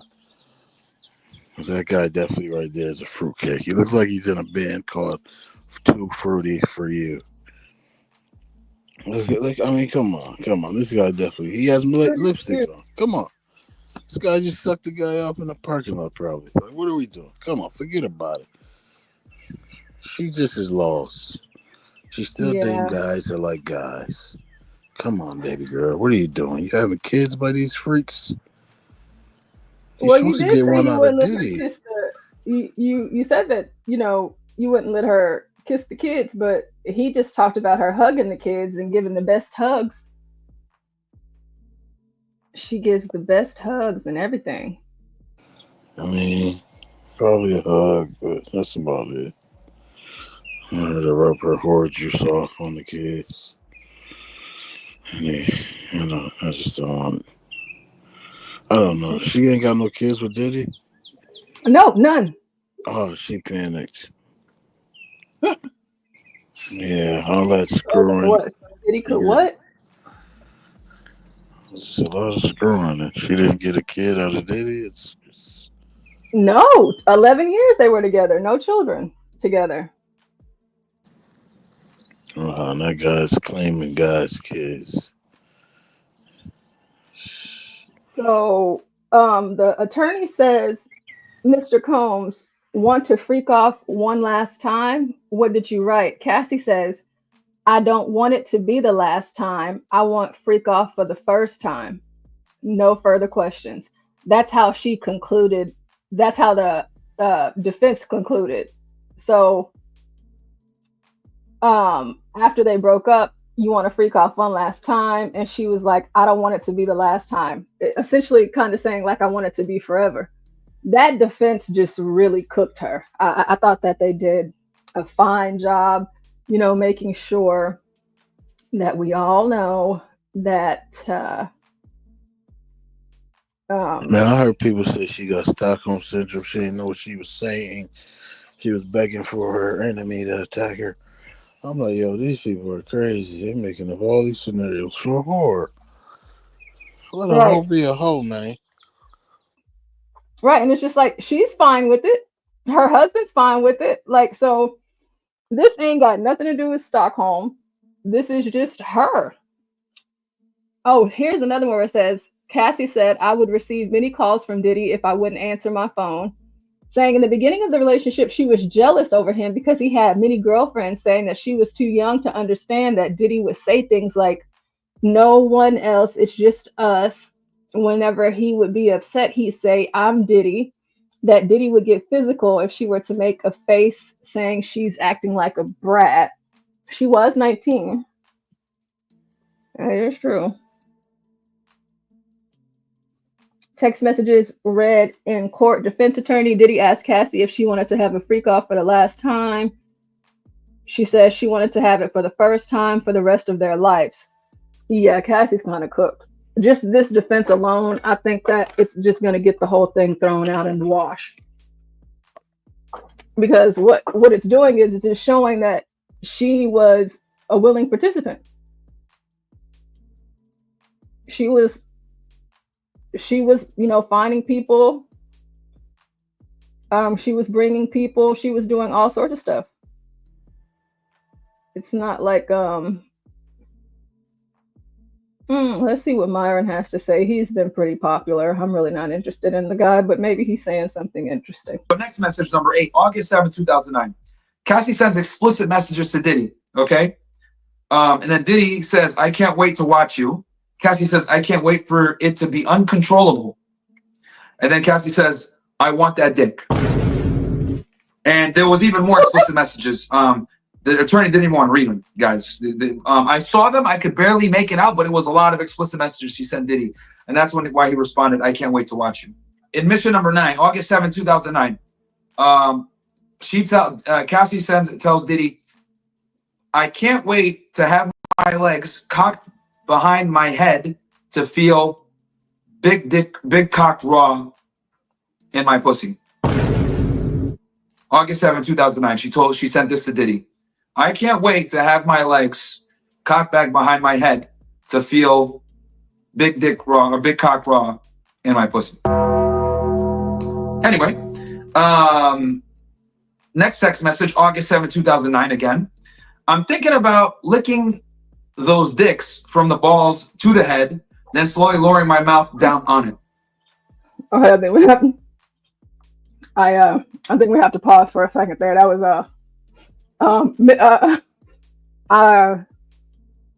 I'm sorry, that was a lot for me. Miss Helen, thank you so much for the Cash App. Thank you so much, guys. Make sure y'all hit the like button if you haven't already. Subscribe to the channel. Subscribe to my channel if you haven't already. And sponsor the show. Hit the Cash App or the PayPal or the Zelle. Everything is scrolling across the bottom of the screen. If you're enjoying the show and you want it to keep going, I'm gonna wrap up in a little bit, but I'm here for now. We just heard, I don't know, Ignat is here. Ignat, what did you just hear? Do you want to kind of, just from what you just heard, kind of share with the audience? It might be better for you than me, because okay, maybe he stepped away. I'm trying, and that was just a lot for my ears.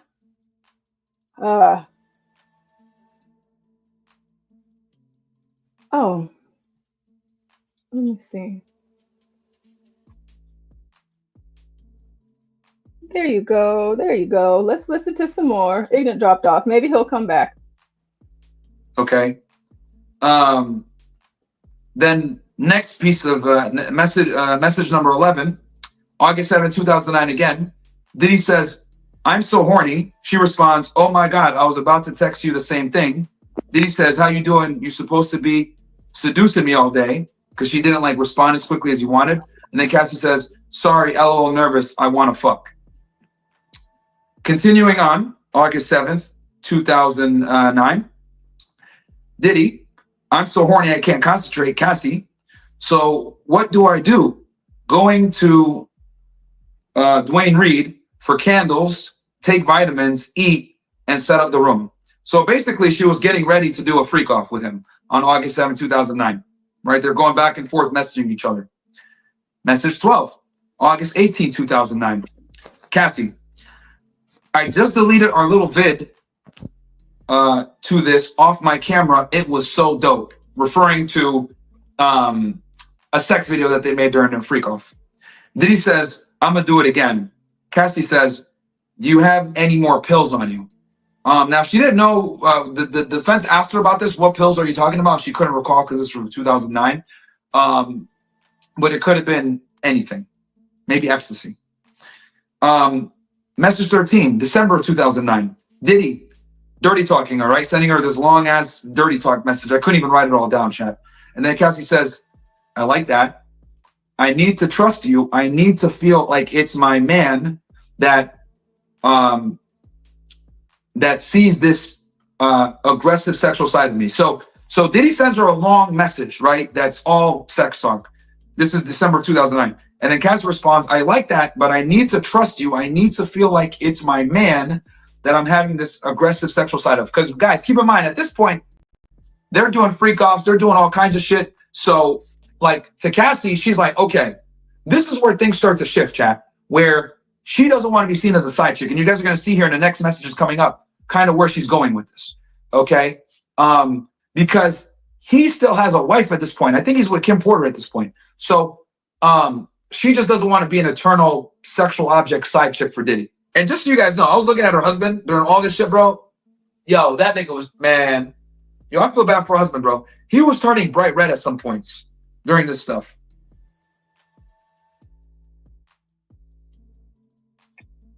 Oh, so it sounds like he was actually there at the trial watching this. That's what it sounds like. So I guess that's why he had this notepad, because he was just writing stuff down. Somebody says, I'm catching up with Cassie's responses to Diddy and his lawyers. Baby, I can only imagine what her husband felt listening to those text messages, but we heard what her husband felt. He is proud of her. He is proud of her. And for those of you that did not hear that, I will play that for you guys again. Ventura's husband, Alex Fine, is speaking out amid Sean Diddy Combs' criminal trial.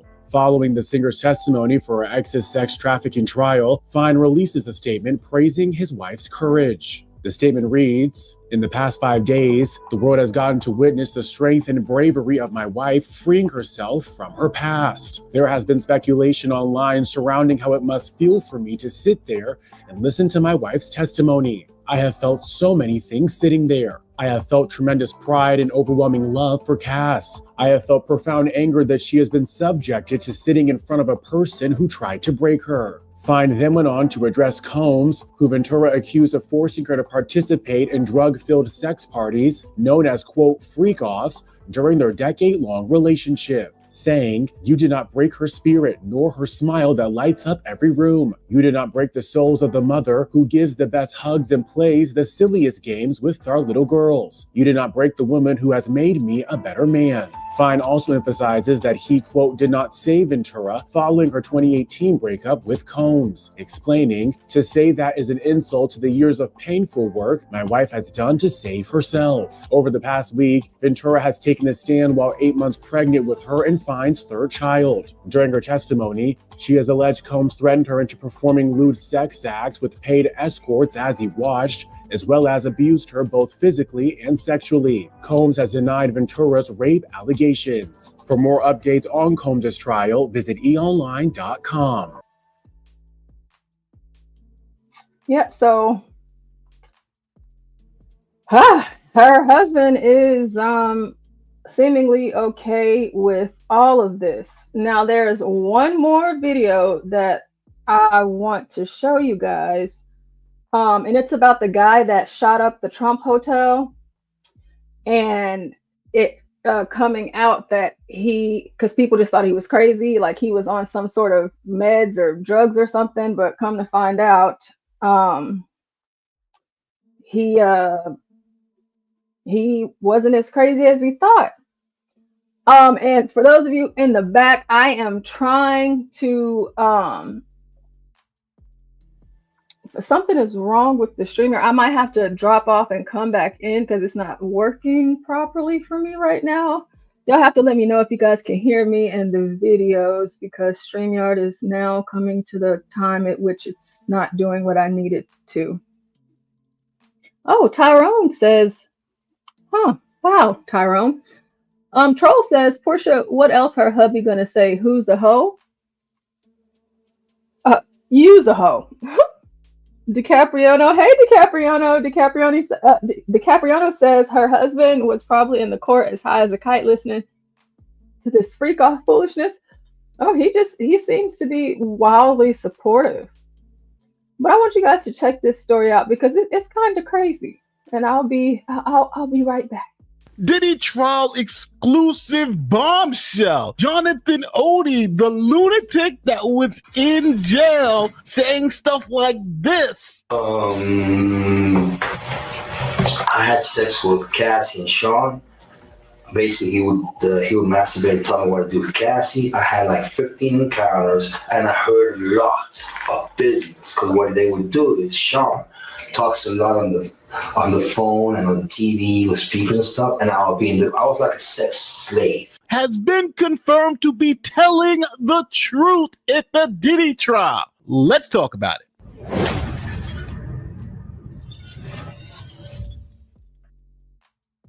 All right, so let me step back. This guy, Jonathan Odie, he is a stripper, escort, and porn star, and he lives in the Florida area. Now, he went to a Trump hotel and shot the place up in 2018. Now, I'm going to show you the footage of him shooting the place up because I think it's hilarious. Check this out. He was also carrying a massive American flag, which he stole from a flagpole just outside the lobby. He then began firing at a chandelier and attempting to smash security cameras. All this while railing against Donald Trump, Barack Obama, and strangely, hip-hop mogul P. Diddy.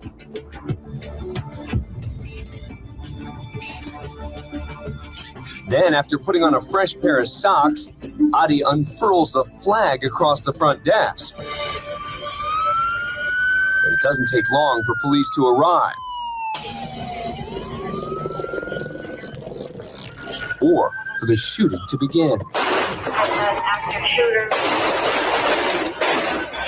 Odie opens fire, and the officers quickly respond.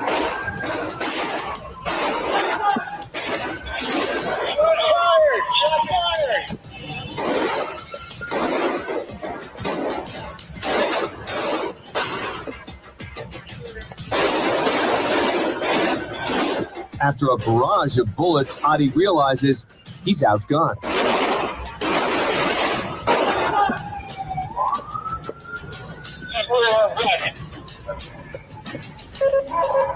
Which way? Which way? Odie flees to another room, but is shot in the leg by an officer.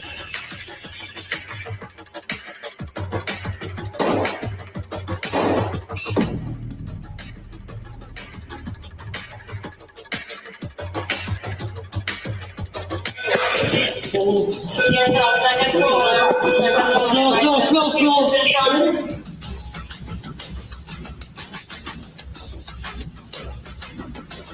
A wounded Odie makes it to the third floor. Responding officers are closing in. Cornered, Odie makes a final desperate attempt to fight back by throwing a table. But he soon surrenders and is placed under arrest. Now, that was in 2018. Remember, at this time, P. Diddy and Cassie are still dating and a whole bunch of stuff's going on. But this random guy starts making some wild accusations about P. Diddy. I had sex with Cassie and Sean. Basically, he would masturbate and tell me what to do with Cassie. I had like 15 encounters, and I heard lots of business. Because what they would do is Sean talks a lot on the phone and on the TV with speakers and stuff, and I was like a sex slave. Okay, Ross, we say good buddies. Okay, they're gay. Who? Both Diddy and Ross and Khaled. They're all gay. Okay? DJ Khaled, Rick Ross, and P. Diddy? Yeah. They're all gay? Yeah. Gotcha. All right. Khaled is a Hamas supporter. Okay. Who supporter? Hamas.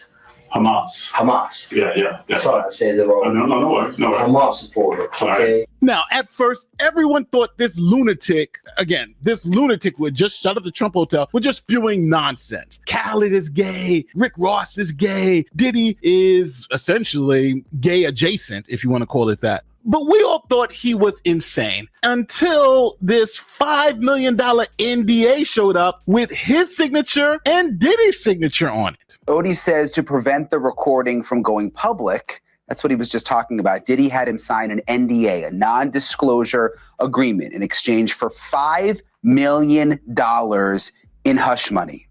This was in 2014. The Daily Mail ran a screenshot of what appears to be a signature page signed by Sean Combs and Odie. We have not been able to obtain the document or verify its contents or authenticity, nor have we been able to verify the existence of the video that you heard him talking about. Well, just so you can see it, here is the confidential settlement agreement signed July 9th, 2014 by Jonathan Odie. And right here, it was signed July 9th, 2014 by Sean Combs. Now, today in court, Cassie identified Adi as one of the 13 male escorts that Combs had sleep with her during these freak-offs. Now, allegedly, Adi had about 15 sessions with Ventura and Combs, was paid about $800 each time. Now, remember, that confirms the day one testimony of another escort who said he was paid between $700 to about $4,000 for a session. So now, this leads one to believe. What about all the other stuff that he was saying? He straight up named Rick Ross and DJ Khaled. Now, DJ Khaled being Palestinian and a Muslim, being gay could mean death for someone like him. If he can't. Matter of fact, now he probably can't even go back home. And Rick Ross, does he want that to be out there? He just essentially outed them both. Just so you know, I'm just not making that up. Ross, which they good buddies, okay? They're gay. Who? Both. Diddy and Ross. And Khaled.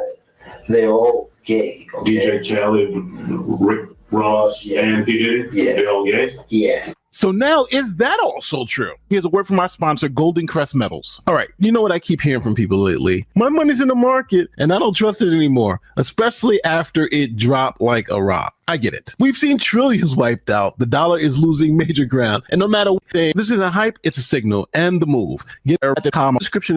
Now, you know what? I'm going to let you hear from Jonathan Adi yourself. He recently did a new interview, and he is still awaiting trial for the 2018 shooting at the Trump place.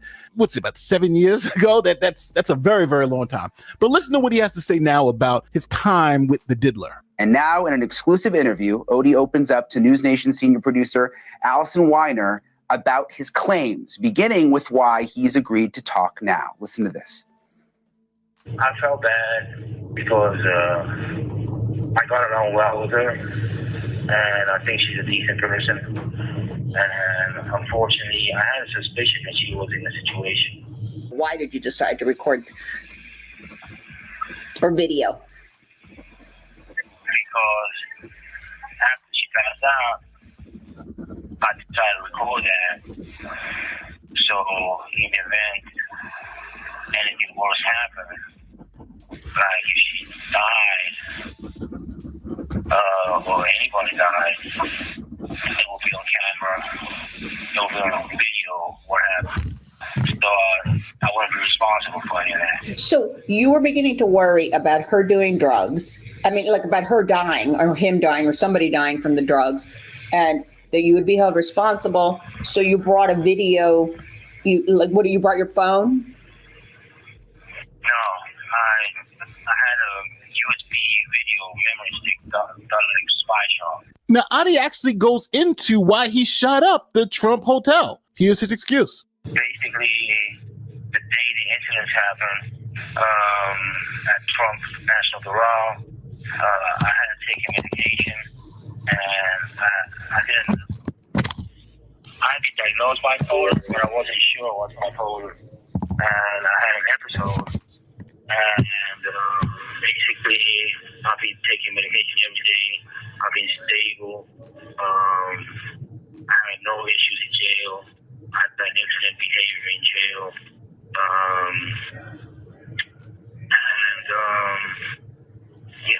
I'm ready to come out to society and be a productive member of society.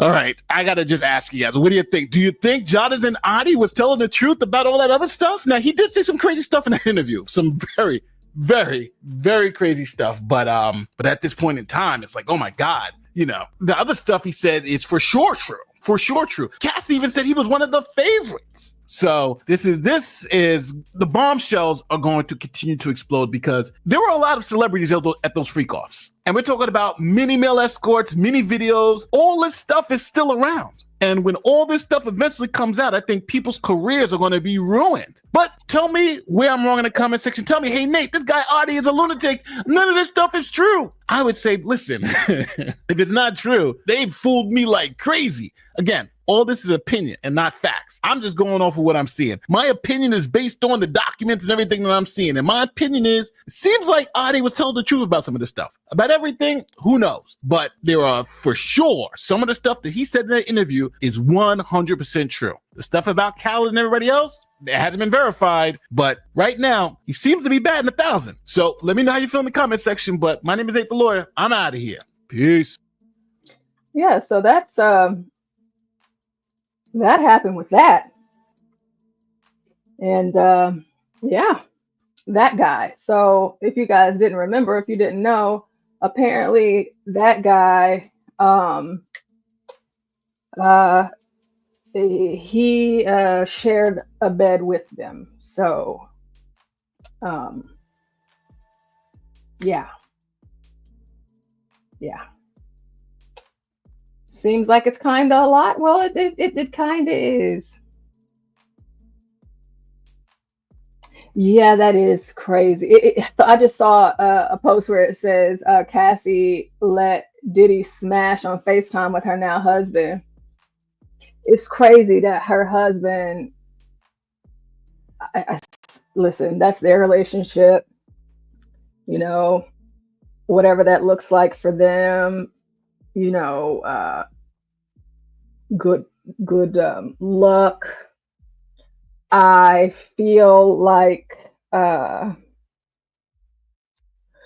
I don't believe that Diddy should get locked up for this. I just feel like it's none of our business, honestly. But you know, we have to talk about it because it's in the news and all of that good stuff. So P. Diddy and Cassie, everybody, shout out to them.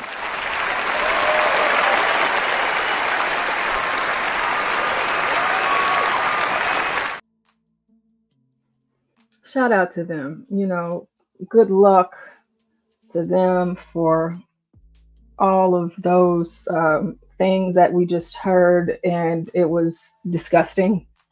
And yeah, moving right along. Feel like I should go. Feel like I should go. Feel like I should go.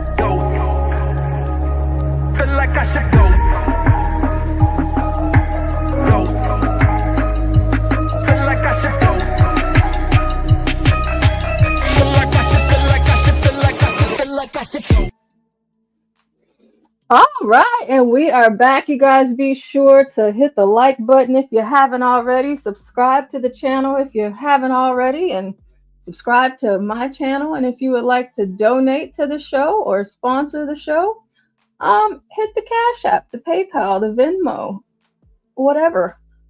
One of those things I have scrolling at the bottom there. Oh, Carmelo Anthony. I know. It's been some time. I know. Well, there's this video that was going around online of Carmelo and well, not Carmelo, but Dominique, the guy who's the spokesperson for him. And whenever I saw this the other day, I thought it was crazy because, believe it or not, guys, I was actually here at this event. And I know where I was and where I was in this moment because I remember it. And back here, I can use the mouse at best. Somewhere back here, that's where you can find me and all of that with other Black people because we were there. I actually spoke there that day. I was one of the what is it called? One of the keynote speakers there that day, and it was an interesting day, you know, because he had a few counter protesters. We don't really have a lot of that here in Texas, like you see in other places, but I did not realize back then when this happened that that was Dominique getting handled. So I was like, you know what? It would be really great to share this with you guys because I felt like it would be worth watching. So take a look at this. Don't put your fucking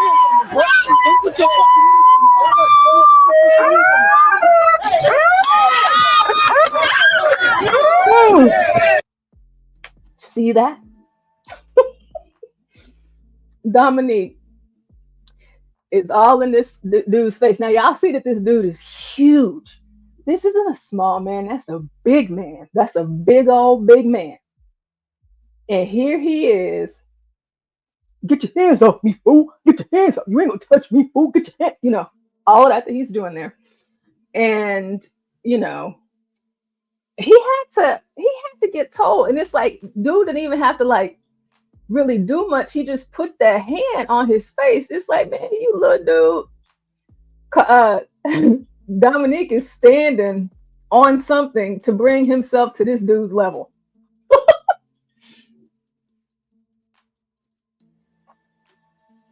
Come on, Twitter or StreamYard, whatever's happening today. Oh, God. Let me refresh it. I don't know, guys. StreamYard is just not doing what Don't put your fucking hands on me, bro. Don't put your fucking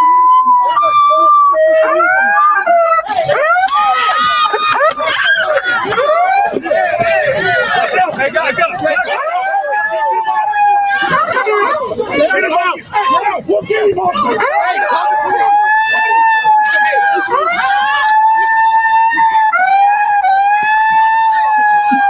with that bear spray.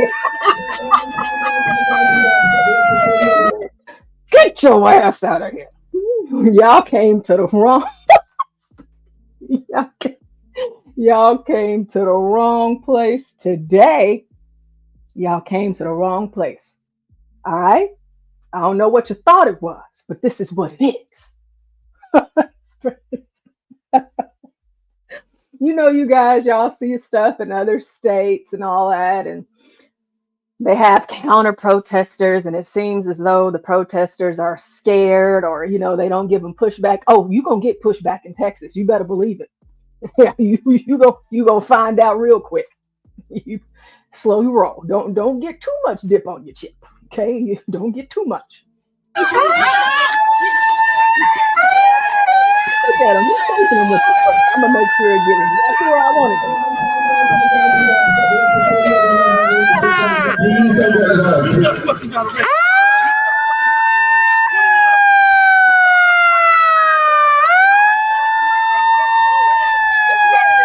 I know a lot of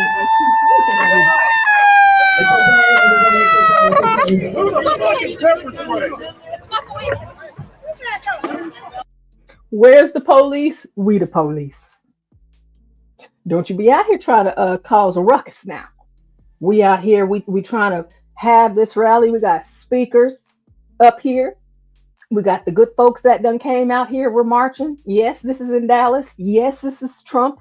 Yes, it was amazing. It was incredible. Yes, but y'all not gonna come up here and do all of this. You guys take a page out of the Texas book. You understand? Take a page. We're not going for it. We're not going for it. I'm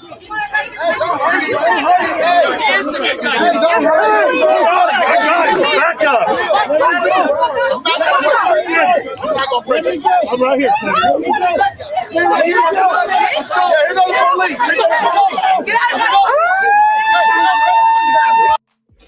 Now the police has come, but not a moment sooner.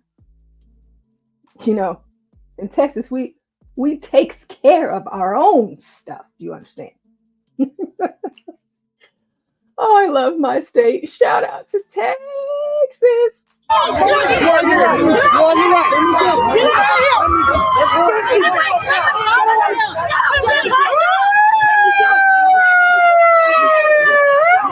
Want y'all to be mindful. Now, y'all saw that cop. Now, he just grabbed that big old black woman. She looked like that statue up there in New York.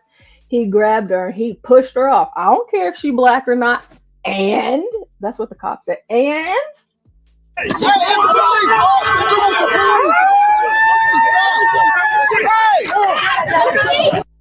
you see that? The security guy?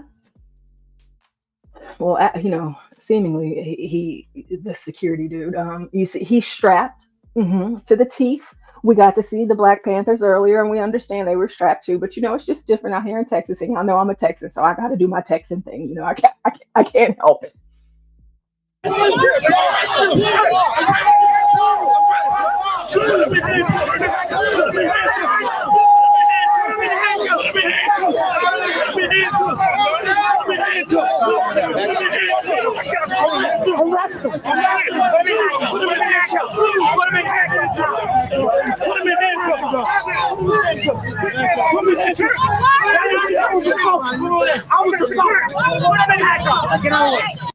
Put him in handcuffs. Listen, the chops. That was a big man. Okay, they probably need about 50 police for this one. Okay, I don't. That was a big man. They ain't putting him in cuffs because he was trying to keep the peace because you were disturbing it. Put him in handcuffs. Put him in handcuffs. What a he is such a I cannot stand Dominic. Get out of the way. Get out of the way.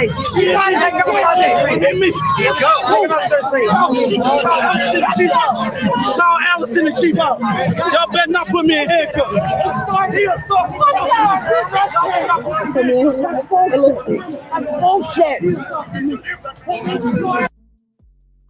Y'all better not put me in handcuffs. Just out here acting a fool. Acting a fool.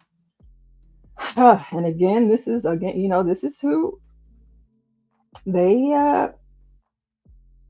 got speaking for him on behalf of Carmelo. And it's just like, do y'all not look up people's stuff? Y'all don't look this up. You didn't check? No, nothing. But you know, whenever you're dealing with these types of Negroes, this is what it is that they do. Now, interestingly enough, if you guys did not know, maybe you did, maybe you didn't, but Carmelo was not going to be at the graduation. Excuse me, he won't be at the graduation if I'm not mistaken, but they did allow him to actually graduate. So where they weren't going to, they have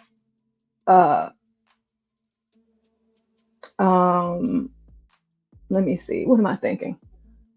They're going to actually let him get his diploma. So he won't be a part of the ceremony, but they are going to let him get his diploma. And then there's something interesting that another content creator put out, and I just kind of wanted to, you know, throw it out there just to see what you guys thought about it.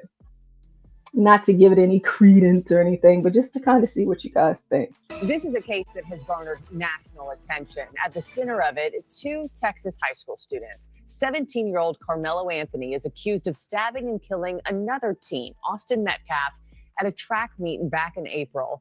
Now, Anthony claims it was self-defense. The outrage stems from the issue of bond, and a court reduced the bond for Anthony from $1 million to $250,000. And he is on house arrest instead of being behind bars. Some say the punishment isn't severe enough. News Nation's investigative reporter Rich McHugh spoke with a representative for the Anthony family and why he's comparing it to another high-profile case of self-defense. Good morning, Mark. Yeah, this case has become so polarized so quickly. I had the chance to speak with a representative of the Carmelo Anthony family, Minister Dominique Alexander. I asked him about Carmelo Anthony. I asked him about all the questions and the controversy swirling around this tragic case and the recent comparison this man made between Carmelo Anthony and Kyle Rittenhouse. Take a look. Does Carmelo Anthony feel remorse over killing Austin Metcalf? I've never asked him that question. Do you have any sense? I don't know. Have not asked him that question directly. I believe the affidavit expressed what he felt at that moment, and I'll leave it at that. Do you believe Carmelo Anthony is innocent even after he admitted this to police? I believe Carmelo has the right to be able to create the same legal defense that anybody is afforded under these state of Texas laws and Constitution. I believe if Carmelo wants to display his self-defense claim, he should be entitled in the court of law without interference. That's what I believe. Does Carmelo Anthony's family believe he is innocent? I believe Carmelo Anthony's family wants the process for him to correction. I believe that the Anthony family wants to respect this process and get him prepared for his self-defense claim. I believe the Anthony family feels that, yes, Carmelo Anthony is innocent of this, and they are going to support Carmelo Anthony in this entire process in getting prepared. Would you agree that the Metcalf family is the victim here? Any loss of life is a tragedy. Any child that loses his life is a tragedy, no matter the circumstance. That's my answer. On April 17th, the family of Carmelo Anthony spoke for the first time. But before the press conference began, Austin Metcalf's dad, Jeff, says he was escorted out by police. Mr. Metcalf has said that he came there to pray with the family, but you had him removed. Why? We wanted to give our children. I don't know anything about Mr. Metcalf coming to pray about the family. He never expressed that to any of the staff. You said you didn't give him a chance. Is it disrespect to the dignity of his son? That was disrespectful. Just shows you all the character. He was not invited. You say it was a disrespect to the dignity of his son. Do you want to clarify that? You know, at that time, I'm not above reapproach or whatever. You know, it was high emotions at that time. And this whole notion that only one individual came up to him about it, that's a lie. You know, I don't want to attack this man. We asked him, we tried to, literally this press conference was delayed an entire hour. We asked him to leave several times. Your time is so important. We asked him to leave. We delayed him for about an hour. Well, the video that we just watched, well, Dominique, we were out here having our own event. Okay, it was open to the public. You got to come, but you came. You started disrupting. You got handled, and so did your little friends. Okay, all we did the same thing that Austin did. Can you leave? I mean, because if you don't want to be here, you don't have to be. And now, mind you, we're talking, this was thousands of people there in Dallas. I know you guys think you know everything about Texas, okay, but we're not strong, American, Texan, red and loud for no reason. We do vote Republican out here, okay? So just so you know, all right, just in case. You're coming over here to a place where, again, it's not that you're not invited. You know who it's for, you know what it's about, but you're in here, you're starting mess. You're causing a ruckus. No, nobody asked for you. Okay, nobody asked for you. It's always the N-words. They always ruin everything. They ruin everything. They created this issue that literally didn't need to be. You mentioned, you made a kind of analogy between Kyle Rittenhouse and Carmelo Anthony. Is there anything you want to clarify about what you said? No, he It's causing quite an uproar. Whatever uproar it wants to create, Kyle Rittenhouse displayed this was self-defense. And all my correlation is that if Kyle Rittenhouse said self-defense, Carmelo Anthony has the rights to self-defense. I spoke with the father of Austin Metcalf, Jeff Metcalf, and while he didn't want to do an on-camera interview to rebut these claims, he did tell me in writing, the truth will come out, justice will prevail. Marky? Thank you for watching. Subscribe below and down. Oh, Chris Cuomo. Got him a job.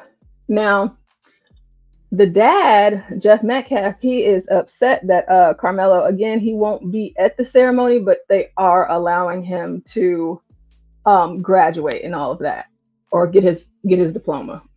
Controversy, criticism, and a father now demanding answers. CBS Texas learned last night that Carmelo Anthony will get his diploma. Anthony is the Frisco High School student accused in the deadly stabbing of Austin Metcalf. Well, Metcalf's father now wants to confront the district superintendent about this decision. Our JD Miles was the only local reporter there. He brings us the story tonight.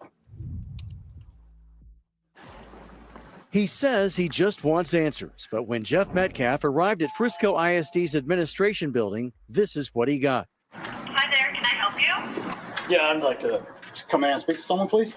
I'm sorry, we're not allowed to let anyone in without an appointment. The father of Austin Metcalf wanted to hear directly from Frisco ISD Superintendent Mike Waldrop what he heard from media reports on Tuesday. Those reports are that Carmelo Anthony will get his diploma later this month, despite being under house arrest and charged with murdering Metcalf's son, Austin. I've been stonewalled, said, I understand the protocol. They said I have to make an appointment, which I did. It was 6 weeks ago today when what authorities describe as an altercation between Austin and Carmelo led to one 17-year-old pulling a knife and stabbing the other 17-year-old in the chest at a track meet inside a Frisco ISD stadium. Anthony's parents, who claimed their son was just defending himself, asked Frisco ISD to allow him to get his high school diploma.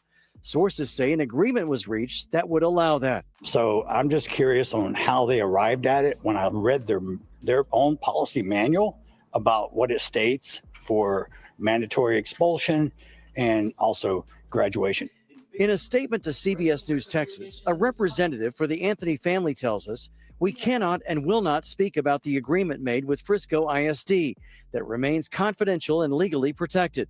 However, it is truly a shame that anyone would go so far as to threaten the graduation ceremony or try to ruin a day that should be filled with joy, pride, and accomplishment for so many students and their families." Frisco ISD superintendent posted a message on social media last night, making it clear that Anthony will not be allowed to attend a graduation ceremony. No student who commits a serious criminal offense is permitted to participate in the graduation ceremony. But sources say Anthony's GPA was high enough to withstand missing the last month of school and still meet the requirements for a diploma. The school district tells CBS News Texas, if the student is expelled, they may continue their education through the Juvenile Justice Alternative Education Program. In cases where a student has completed all graduation requirements and is facing expulsion, Frisco ISD typically gives the option of early graduation instead of placement at JJAEP. The controversy has resulted in a new online petition to award Metcalf an honorary diploma next year when he would have graduated along with his twin brother. The fact of the matter is it's not going to bring my son back. Yeah. It's a nice gesture, but in the long run, my son doesn't get a diploma. So there's part of me that says maybe Mr. Anthony shouldn't get one either. In Frisco, JD Miles, CBS News, Texas. Yeah, that's kind of rough.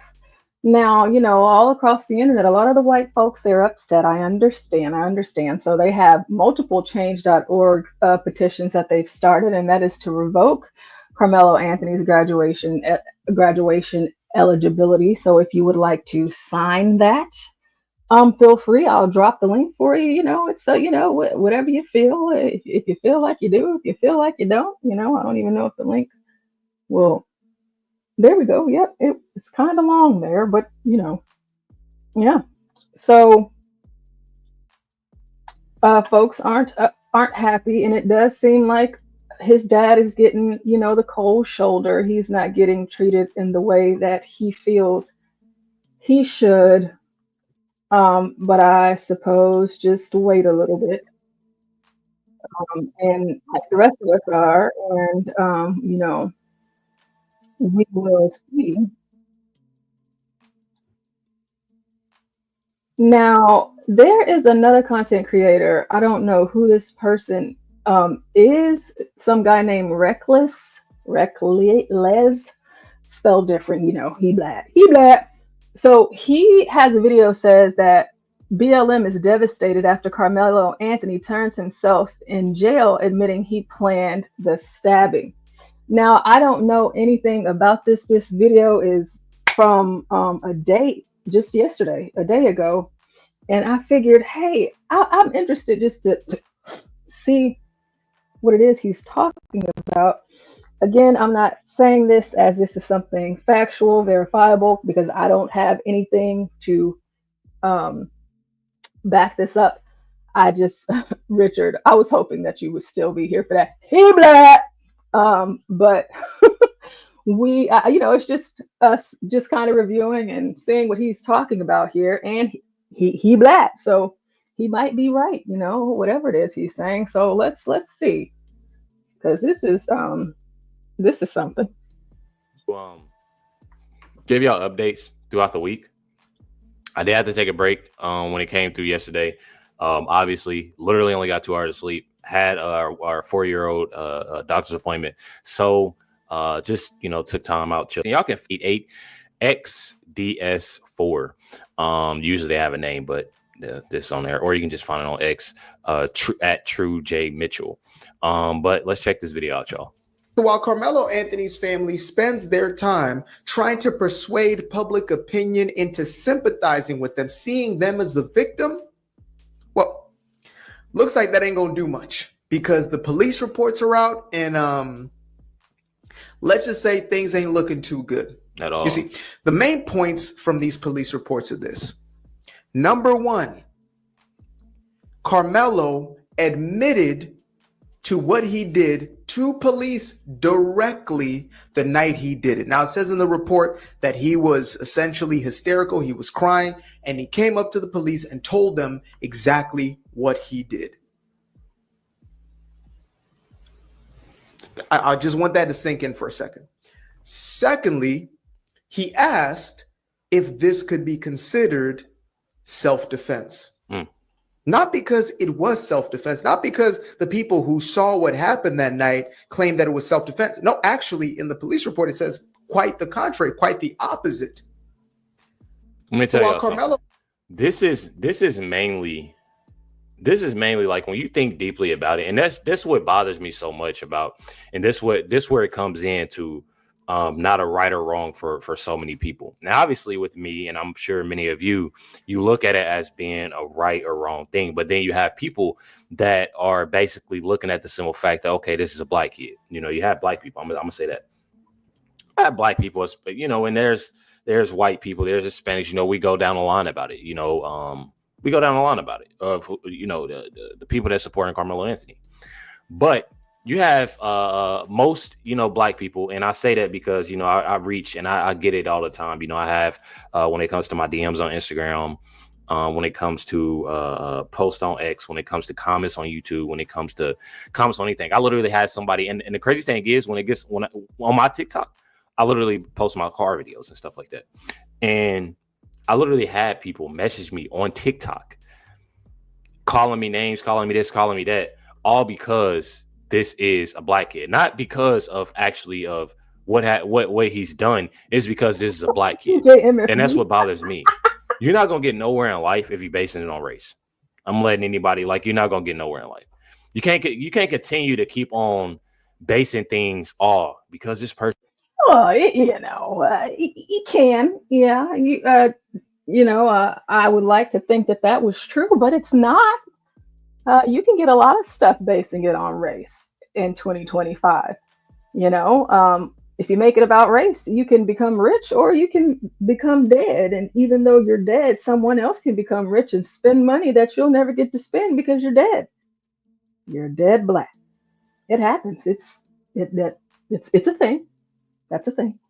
Person is black, or because this person is white, or because this person is Hispanic, bro. It's either you right or you wrong, bro. Obviously, in this case, Carmelo Anthony is wrong. Carmelo knew he was wrong. That's the thing. Knew he was wrong. Because I feel like if you do, regardless you're scared or not, I feel like a lot of kids, like a lot of things, like when I see different cases, when I see different things, yeah, you see some kids or some teens or some young adults or even some older folks run away when it comes to things, you know, but when it comes to self-defense, usually don't run. You know, usually don't run. When I look at different things, and I always see, you know, different things going on. You know, I look, you know, and I see, you know, I watch, you know, different things that's going on in this world. And when I look at these, a lot of these self-defense cases and things like that, usually just, you know, you kind of stick around. Carmelo Anthony ran. Then when he ran and a cop stopped him and said, you know, in a police report that I read, you know, the cop yelled, "Are you the one that allegedly, you know, did this?" Not alleged, I did it. You know, a lot of the things that he said that was in the police report, as well, you know, as said from different people, different witnesses, Carmelo is clearly in the wrong. I feel like it's definitely a lot. So I went to Jeff Metcalf's Facebook. I went to his Facebook. There's a lot actually that's on Jeff Metcalf's Facebook. This is literally a post of, you know, on Austin, you know, his grave site, which is pretty sad. I'm not even gonna lie, it's definitely pretty sad. Looks like people, you know, left some things and stuff for him. I think this is Jeff Metcalf's mom. So I think this is Austin's grandmother that he, you know, took a photo with and stuff. And then you have people, obviously I want to show this too. And I have to be pretty quick on here. I just want to show y'all this. And then we're gonna get into the other things that I you know, clearly saw today. That's pretty crazy. But this is Jeff Metcalf and Hunter. As y'all can see, literally, I think this is Powder Puff football. And as y'all can see, you know, for the people that are saying, and it's a reason why I'm doing all of this, y'all. As y'all can see, of how you know, you have people saying that these brothers were the R word and they didn't like black people and this, that, and the other. Man, if I am mistaken, this is a black guy right here. Literally, Hunter got his arm around him, as y'all can see, happy. You know, and I can definitely tell, you know, Hunter is man, I'm telling y'all, bro. Like I couldn't even imagine. You know, he definitely lost. You know, he lost his twin brother. You know, a twin at that. So it's pretty crazy. You obviously see there's more pictures from the family with his friend, both of his friends, and it's diverse, bro.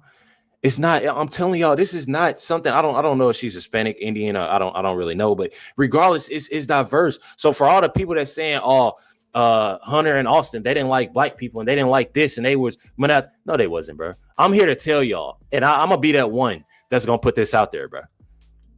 And I shouldn't. And it's sad. Look at this. I mean, he's Indian. That's another black guy right here.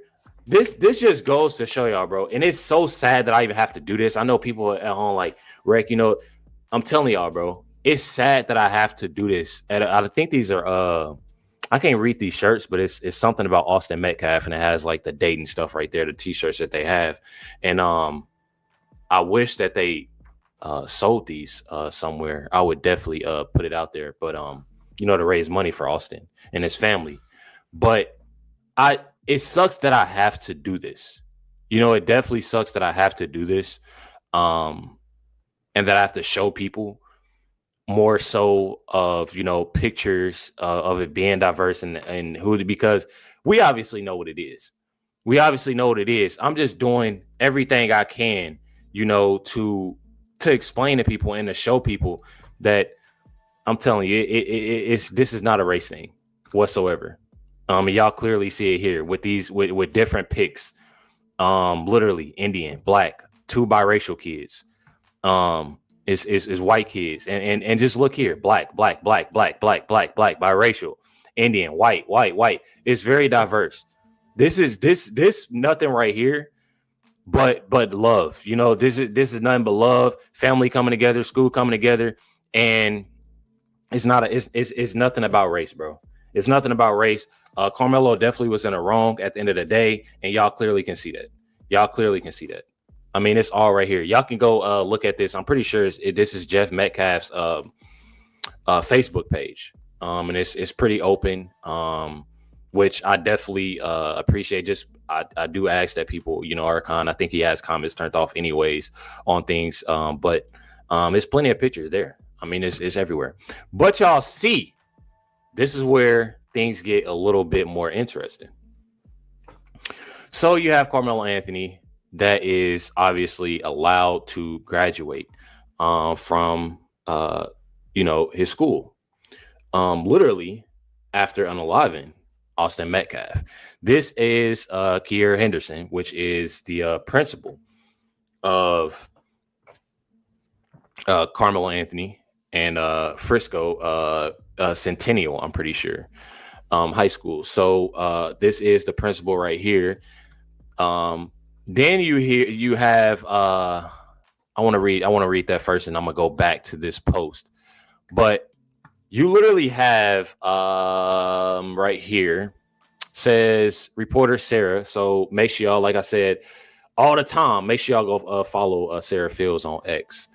Literally says Sarah exposed that Austin Metcalf's mother emailed Frisco ISD on April 17th, urging them not to allow Carmelo to graduate. Mind you, I'm pretty sure it took a month for him to respond, but literally says here, hello board members, my name is Megan Metcalf. My son Austin Metcalf was tragically taken away from me on April 2nd, 2025 from another Frisco student. I have been informed the civil rights team that this person has behind him are reaching out to you requesting he be able to graduate. I do not know much about your stance on protests, etc., but I would like to urge you to make sure that you do not change your mind on this ruling, that the boy is expelled and it stays that way. My son Austin will never, in all caps, be able to graduate, which is definitely sad. I'm not even gonna lie. We was literally talking about that in the last video I posted. This person will have the opportunity to get his GED at a later time because he is still living, which is absolutely true, what I said in the last video. I would strongly request that you do not allow him to sway your ruling and keep him from being able to graduate from Frisco ISD schools we hold so dear, which is the most, and I'm not even gonna lie, this could have been a nastier email. I'm not even gonna lie. This could have been a nastier email, but what concerns me and what's so messed up about this whole thing is that from my understanding, like things, I haven't seen nothing go out to Austin and, you know, nothing going out to Austin's mother or, you know, his father, as well as, you know, the board members of the school or anything like that. And that's what bothers me a lot with this. And I find completely crazy about this school system. But you have here, this is the full thread of it. Like I said, y'all can also go check this out. Sarah Fields on X. But literally says here, this is the email. And then says again, this is from Megan Metcalf. Why is there no response to me? Someone needs to respond to me. This is unacceptable. Mind you, just like I just said, that email was sent April 17th, 2025 at 5:40 on a Thursday. And she had to respond. What just happened to my stuff, bro? Hold on, y'all. I'm so mad that just happened. Let me go back. Boom, right here. Okay, so that was on April 17th. So April 17th, and then May 13th says, why is there no response to me? Mind you, this woman just lost her son.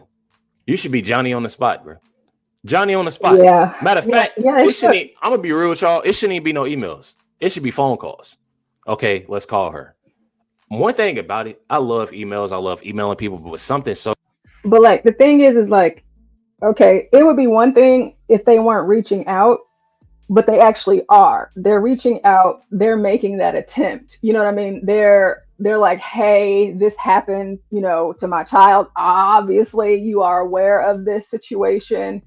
And the only thing that I'm attempting to do right now to kind of sort of semi-rectify it all is I just have some questions that I would like some answers to. And, go ahead and go on Chat GPT, Gemini, DeepSeek, whatever AI you might find yourself using, and just go ahead and do the old generic old message and go from there. Go from there. But for them to just not get any responses, I just think that's kind of crazy because, of course, on the other end, the other family, they're getting all of the communications. So it's kind of strange. So serious like this, and you have questions, especially you more so, this is you the mother of the victim, phone calls. I mean, off bat. That's how I look at it. So literally, they finally responded May 13th at 12:37. So what bothers me out of this whole thing is that the school, she sent that email. What did I say? April 17th? This is May 13th. She sent it at 11:56 a.m. They sent it May 13th at 12:37 p.m. So you mean to tell me that now, since this is going out and now they're ready to respond? I find that completely insane. Says Miss Metcalf, I apologize for the lack of response. Due to student privacy laws, we cannot comment on any individual student. We can provide the following information. When Frisco ISD is notified that a student has been arrested or charged with serious Title V felony, the district reviews the situation and decides whether actual action is appropriate. If a recommendation is made, the student and their parents are notified. So you got here is more. If the recommendation is expulsion, the student is not allowed on any Frisco ISD property while the decision is pending. An expulsion conference is then held. The student has a chance to review the evidence and share their side. After the conference, a final decision is made and communicated to the student and the parents. If the student is expelled, they may continue their education through juvenile justice alternative education program. In cases where a student has completed all graduation requirements, is facing expulsion, Frisco ISD, it typically gives the option of early graduation instead of placement at the JJAEP, which is the Juvenile Justice Alternative Education Program.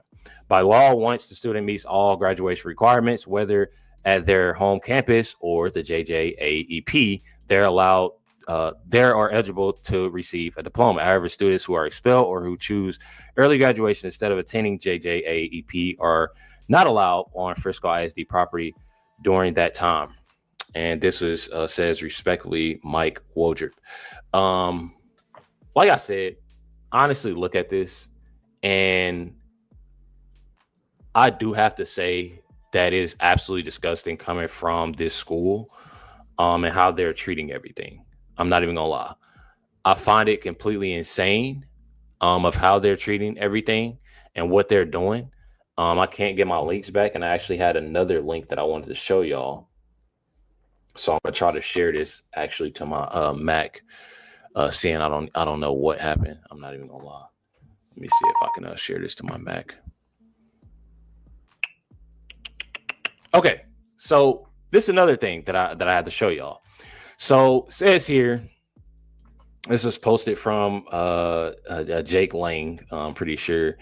And I'm not going to read everything that he has posted, but Jeff Metcalf posted and said, just got turned away from Frisco ISD by security for asking to speak with the superintendent. What bothers me is that I feel like Jeff Metcalf and Megan Metcalf are wanting answers on why people and why the school Obviously, why the courts is why everybody is more so they feel people are going against them when clearly they're the parents of the victim, which I find completely insane. I find pretty sad, about the whole thing.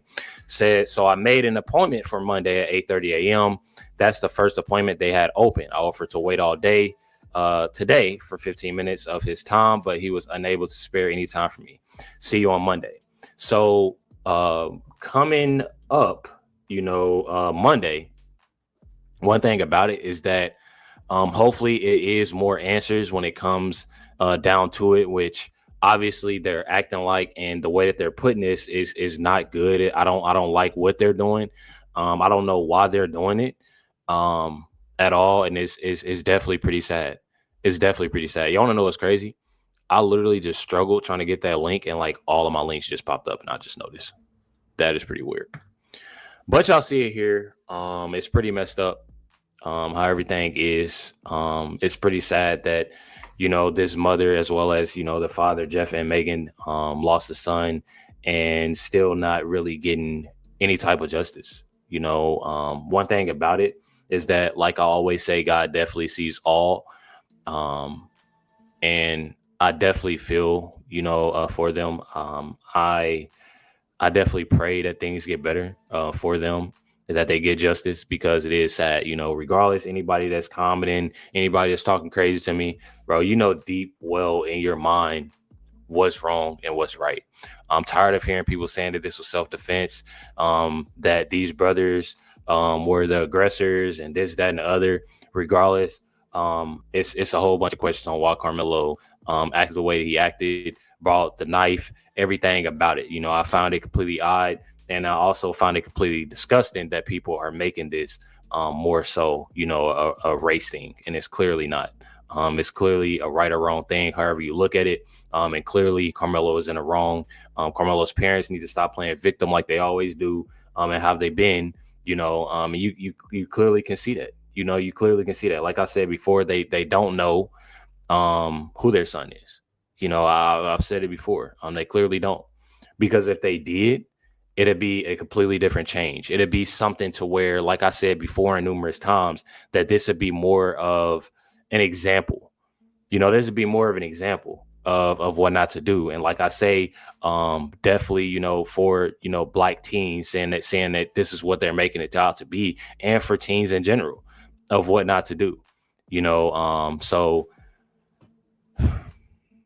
definitely just let me know y'all comments, thoughts down below. Like I said, prayers to the Metcalf family, seeing how they're pretty much going through a lot of stuff right now. And I do want to say that there are petitions out. I wanted to, I'm mad that I don't have it up. I'm going to try to find it and link it into this video. But there are some, I think I might have signed up. Let me check. I can check Jeff Metcalf's Facebook page actually and see. Let me check. Okay, right here. So y'all have it here. I actually already signed up, as y'all can see. Literally already signed up. It's 897 verified signatures. They're trying to get to 1,000. But it literally says revoke Carmelo Anthony's graduation eligibility. So definitely, if y'all want to go check this out, it's literally on Jeff Metcalf. Well, this kid, he has about 500,000 subscribers, so he hasn't gotten canceled yet. I think that, the things that he was saying, just about what it is, just in general, hey, it's like, hey guys, what he did was wrong, and instead of just like saying that, issuing any type of apology, having any sort of remorse, of course, we've not seen that. We more than likely won't see that because we haven't seen it and it's been this long, but it's just the waiting game that we are still playing. Now, I don't know how long it's been, if John has pulled it up or not, but Shiloh Hendricks, her Give Send Go is still up, and she is currently at $780,270. And so that's a thing. But one thing that John predicted actually happened. So now every single person, now all of them say anonymous giver. So no more names, no more any of that. So it's all anonymous. But even though it's all anonymous, people are they're still sending the money. They're still sending money in. So Shiloh's still getting her money and all of that good stuff. So Carmelo Anthony, it's only left to be seen what's going to happen. But there was another situation, another story. I'm not even sure if that was talked about over here by John or Stanley. But there was this kid who decided, he and his friends before prom, they said, hey, let's go ahead and play Ding Dong Ditch. Okay, this TikTok challenge, and let's go ahead and just knock on some doors and run. I don't recommend doing that, especially in today's time. I mean, I wouldn't do that. But, kids being kids, and sometimes things happen that we don't like, that we may not agree with. But this story has also caused some controversy, and I'm not sure if you guys have heard this one. This is like one of the new ones, and they're saying that, hey, if the roles were reversed, and y'all know I don't like to do all of that, the whole, well, if they were white or if they were black. No, it's just, it is what it is. What happened, and if it's something stupid, it's something stupid. But this is another one that has taken another I guess I would say the nation by storm, similar to the Carmelo Anthony and even Shiloh Hendricks. But y'all let me know if y'all have heard about this. And also, I want you guys to let me know, do you think that the homeowner was in the right or the wrong? And do you think the kids were? Let's check this out. For those of you that don't know, and for those of you that do, let me know in the chat what you think. Deadly after a Virginia high school student was shot and killed Saturday for doing a TikTok door knock prank. 27-year-old Tyler Chase Butler was charged Tuesday with killing 18-year-old high school senior Michael Bosworth Jr. So in order to prevent another tragedy like this, how can families talk to their children to make them think twice? Family therapist Tom Kirsting joins me now. Tom, thank you so much for joining us to talk about this. I mean, this is every parent's worst nightmare. This 18-year-old thinks he's doing something innocent and funny. He winds up dead, and now two parents are in mourning and will never be the same. Yeah, it's so sad. I counsel, a lot of teenagers at my private practice, and I've had kids recently that tell me they do this. They go out and do the ding dong ditch. But the real issue is with social media now, and especially young, vulnerable minds that are just trying to fit in. Kids, teenagers by nature like to do what everybody else does. They kind of follow the crowd, and it creates these trends. And, unfortunately, these things can end in tragedy. So parents really need to sit down, have conversations, talk to your kid about this situation, about the potential consequences of doing actions that teenagers do. Yeah, what more can parents say, though? A lot of times when you're a teenager, the last people you want to hear from are the adults in your life, like the parents and the teachers. That's true. That's very true. So it's got to start young. We have to get back around the dinner table, with our children at a young age.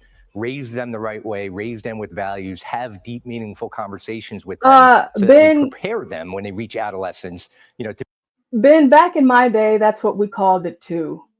Ninja knocking. And here comes Shredder. Ninja knock. Yep, there you go. Ninja knock. That's what we called it. Yep, sure did. Be better decision makers. Yeah, and also maybe raise them with self-confidence. I mean, build up your kids so that they don't follow the crowd and they feel like they can be their own individual. I'm so glad you said that, because I talk about that all the time. We hear anti-bullying, anti-this, anti-so-and-so. What if we teach pro-confidence? Now, a kid that is confident, truly confident, not an easy task, it becomes relatively immune, to have to do what everybody else does, getting involved with, doing drugs and things like of that nature, or drinking. But it's really, really an important thing. It's hard to drive that message, but we have to lead by example. Yeah, and there are just so many of these challenges out there, these social media things. Like there's one called the Skull Breaker Challenge, the Blackout Challenge, where people were choking other kids to get them to pass out. The Benadryl challenge, remember the Tide Pod thing? Oh, like every day it's something new, and that's part of the problem because it's hard for parents to keep up with it all. Yeah, and the kids they're spending their lives in front of these devices. I'm doing a lecture later this morning, for high school students about, I've been talking about screen time, mental health for many years. And but interestingly, I remember being on here years ago talking about that Tide Pod challenge. I mean, think about that. Think about what. I need you guys to understand this TikTok stuff. It's not just something that is beholden to the younger kids. It's not just the younger kids. Tonight, also the older kids and all of that. Now, there's a challenge that's been going on as of recently, where the kids are sticking their pencils, pens, paper clips into the USB ports on their Chromebooks. And it's been going on all across the nation. And of course, here I am thinking, I hear these stories about these pranks. Many of them have happened that I have witnessed, but I wasn't expecting this one. So, of course, at my school, of course, we had 5 kids participate in this challenge. And here I am, just doing my thing, working, teaching, whatever, and what happens? Well, I start to smell some fire, okay? And I'm like, what's going on? And then all of the alarms start going off, but they didn't just go off this time. They went off and the water started to come from the ceilings. And so, we got to run out. And those of you that know me, y'all know how it goes. I don't care what kind of drill it is. What am I doing? I am getting up out of there. So what do? I grab all my stuff. Yes, I do. Because where am I going? To my car. Hopefully your parents will be here because I got to get up out of here, right? And so we had 5 kids, 5 different classrooms. Of course, we had, y'all know at my school, elementary all the way up to 12th grade, and it was a mix. It was between primary and secondary, and we had 5 fires. Now, why did these fires get so big? Well, the teachers, they didn't know. I guess they know now. You don't put water on a lithium battery fire. You don't do that because what is it gonna do? It's just gonna get bigger. Yeah, it is. And so I tell you what, we had nearly every single fire truck. It was so many fire trucks at the school. I was like, oh my God. And now you can ask, anything happened to those kids? Did they get in trouble, arrested, and anything? No, they were actually at school the next day. So, they were to school the next day. I've seen stories about this all across America, and a lot of these schools have actually been charging these kids and locking these kids up. And mine, absolutely not. Fires, sure. Inhaling the smoke from that could kill you. And the fires alone, of course, it could kill you. But you know what? Anything for TikTok and doing these stupid challenges. Tonight, an arrest for murder in Virginia after teens tell authorities an age-old childhood prank, the ding-dong ditch, turned deadly. A high school senior shot to death while doing the stunt. His friends say for a... Uh-oh. I didn't know that. Hey, Emperor. Emperor says, sprinkler system activated. It got hot enough to break the bulb. Yes. And I'm upstairs. And so I was like really pissed because it wasn't the room like directly below me, but it was the room below me across the hall. So, had the alarms not went off, had the sprinkler system got activated, like we're talking it burning the ceilings, and there's classrooms on top. Like we're talking like we could have died at work this week. You know what I mean? You could have killed hundreds of kids and teachers doing this. It's insane. It is insane to me. I don't know. Like Stanley talks about it all the time. Parenting. And the thing is a lot of these parents are so disconnected and detached from what their kids are doing and what they're into. And a lot of these parents are also, what is it called? I can't think of the word. I can't think of the word. It's the word where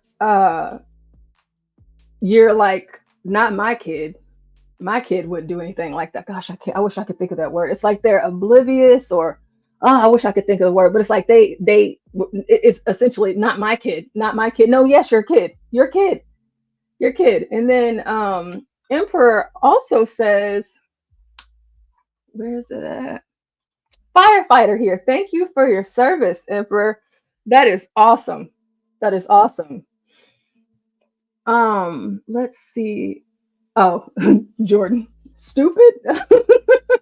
It's just like they're like so out of touch. They don't know that their kids are, they are actually doing this stuff. Oh, and then Emperor also says the weight of the water could have collapsed the floor. Exactly. And so you know what now?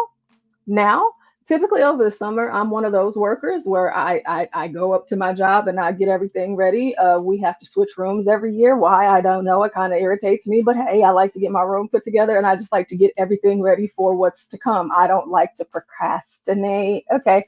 So I like to have those things together. But now, because we had 5 rooms and we had ceilings and we have water damage and the HVAC, y'all know we're in Texas, y'all know it's hot. It's hot. It's hot. We need the air. So they managed to damage 5 rooms.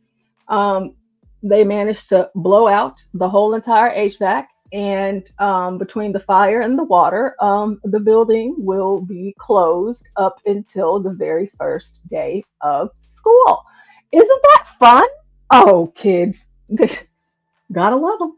Gotta love them. You gotta love the kids. TikTok video. Now the homeowner, Tyler Chase Butler, arrested and accused of second-degree murder. The Pennsylvania County Sheriff's Office saying in a press release it was 3 a.m. Saturday morning when they got a call for a burglary in progress where shots were fired. Deputies found 2 people with gunshot wounds on the scene.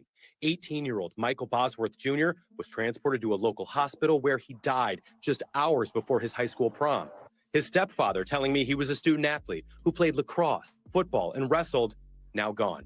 Another teen grazed with a bullet, telling investigators, according to court records, they weren't trying to break into the home to steal anything. They were just ringing doorbells and running away. And a third teen, not shot, telling authorities the same story and showing police a similar video from earlier that night. The question is whether a resident can claim self-defense in such a case. In Virginia, if you are going to use lethal force, you have to be in fear from the perspective of a reasonable person of bodily harm, great bodily harm, or death. The sheriff's office saying the Butler is held on no bond at a local jail. We haven't been able to reach him or an attorney. The investigation is still ongoing and may uncover if it really was a ding-dong ditch that led to shots ringing through this neighborhood and a young life lost. Drew Wilder, NBC Washington. Thanks for. And so with this story, it's this black guy. He's saying self-defense. They've been, comparing this to the Carmelo Anthony. So this guy, single dude. He apparently graduated from a top university. I can't recall which one, but he's in tech. He has, a great job, whatever like that, just minding his business. He thought somebody was trying to break in, so he just started letting off.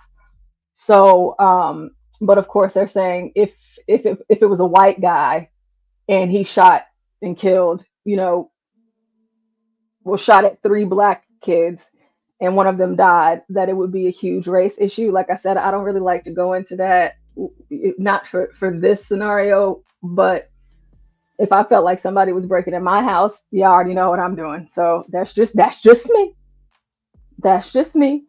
But, I guess I would have to be thinking, I'm sure he has cameras and stuff like that all around his house, but I know if you ring my doorbell, it's going to take some time for me to even get up and get to the door. Okay. So, you would have been long ran off by the time I even made it. So, I don't know all of the particulars and all the details, but just to make sure that, we cover it. That's another thing that happened. And Emperor says, I'm doing the same thing. I'm doing the same thing. Stanley says, doing this prank in the South is crazy. And then Emperor says, doing this at 2 and 3 in the morning. Mind you, they had prom. They were going to prom later, that evening. So again, I'm telling y'all, these challenges with these kids, I don't know why. It doesn't make sense to me. I'm not no, so like don't be knocking on people's door. I just think this is stupid. So to me, this is more of like a play stupid games, get stupid prizes. Stanley says you have to wait until they are inside. Shredder says, I think I heard something that they were kicking the door as hard as they possibly could. I'd be pretty spooked myself. Okay, see, kicking the door, doing all this extra stuff. Whenever you play, ding dong ditch or ninja knocking, you just knock on the door, ring the bell, and then you just take off running. That's it. That's it. There's nothing else. We're not doing anything else here. We're just knock, knock, knock, run away. That's all. But listen, I don't know. I believe that, having children in this climate, it's just like you have to make sure that you cover all the bases, because again, you do not know what your kids will and will not do. And like I always say, what Stanley, like Stanley always says about good parenting, like you just got to be involved to a point at which as much as you can know. Of course, the older that they get, you want to, give your kids privacy to an extent, but there's just certain things that you just need to know. There's too much out there. The kids can get exposed to too much, and we're talking about high school seniors that are getting ready to graduate. This is what we're doing. This is what you're doing. The day of prom. This is fun to you. No, so I just don't. Hey, sucks that it happened, but I don't see the whole race angle from it. Now, what I want to hop into next before we get up out of here, of course, I'm going to end with some ratchet stuff. We want to put a nice little cherry on top. I don't know if you guys remember, this story is older, but it's still interesting to me just because of how ridiculous it was. I'm talking to you guys about like TikTok and peer pressure or whatever influences. It's not just the kids, it's adults too. Adults, they find themselves in this space. Why? I don't know. I don't have all of the answers. But sometimes whenever I see older folks using social media in this way, I'm just kind of giving them the side eye. It's just, why are you doing this? What is wrong with you? But I do understand that making content and stuff like that, it can become very lucrative once you get to that place. And so I assume that's why, but everything doesn't need to be on the internet. Now, there was this doctor, they called her the dancing doctor, and she liked to record her patients while she was operating on them. And let's see, her doing her own version of her TikTok trends or social media trends. I'm back to cut it.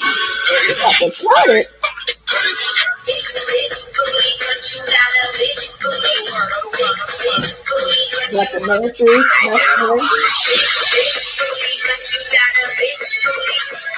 Our booties all fleek, waistline snatch. Got a banging body and a smile to match. Yeah, whatever you like. Booties on fleek, waistline snatch. Got a banging body with a smile to match. Yeah. You can have whatever you like. Ooh, Betty Boop, just a rabbit. J. Lou, Nicki Minaj, ever you like. You can have whatever you like. Yeah. Oh, Stanley, where's that? Stanley says soul surgery. Oh, Stanley, that was a good one. Oh, yes, the Emperor had to be a Keisha. Yes. Y'all know I have to, I kind of brought it down a little bit. I was probably giving you guys a bit too much earlier, but the dancing doctor, let's hear about her. A surgeon dances and plays around with an unconscious patient on the table. Now, the doctor's methods and her marketing videos are under fire. Reporter Jim Strickland with our Atlanta sister station heard from patients and family members who say a dermatologist left them scarred for life. She just had everything going for herself. Isilma Cornelius was about to get a PhD in nursing and about to get married. She trusted Okay, the homosexual. All right, her name is Dr. Wendell Davis Boutte. Boutte. Virgo, if you're out there, Boutte. Yeah, boot. But Virgo, let us know. To Dr. Wendell Boutte to help her look her Oh, there we best. go. There we go. Boutte, Boutte. It's funny because she was doing this is booty surgery, the booty surgery, and her name is Boutte. I don't listen. I don't make these stories up. I just find them and share them with you guys. I just wanted to keep her costs down and give her what she needed from a liposculpting standpoint for her wedding. I told her that's my present to you. Dr. Boutte's surgery center is not accredited and does not use general anesthesia. Documents show Cornelius. Okay. All right. I was trying to turn down, wind it up, guys.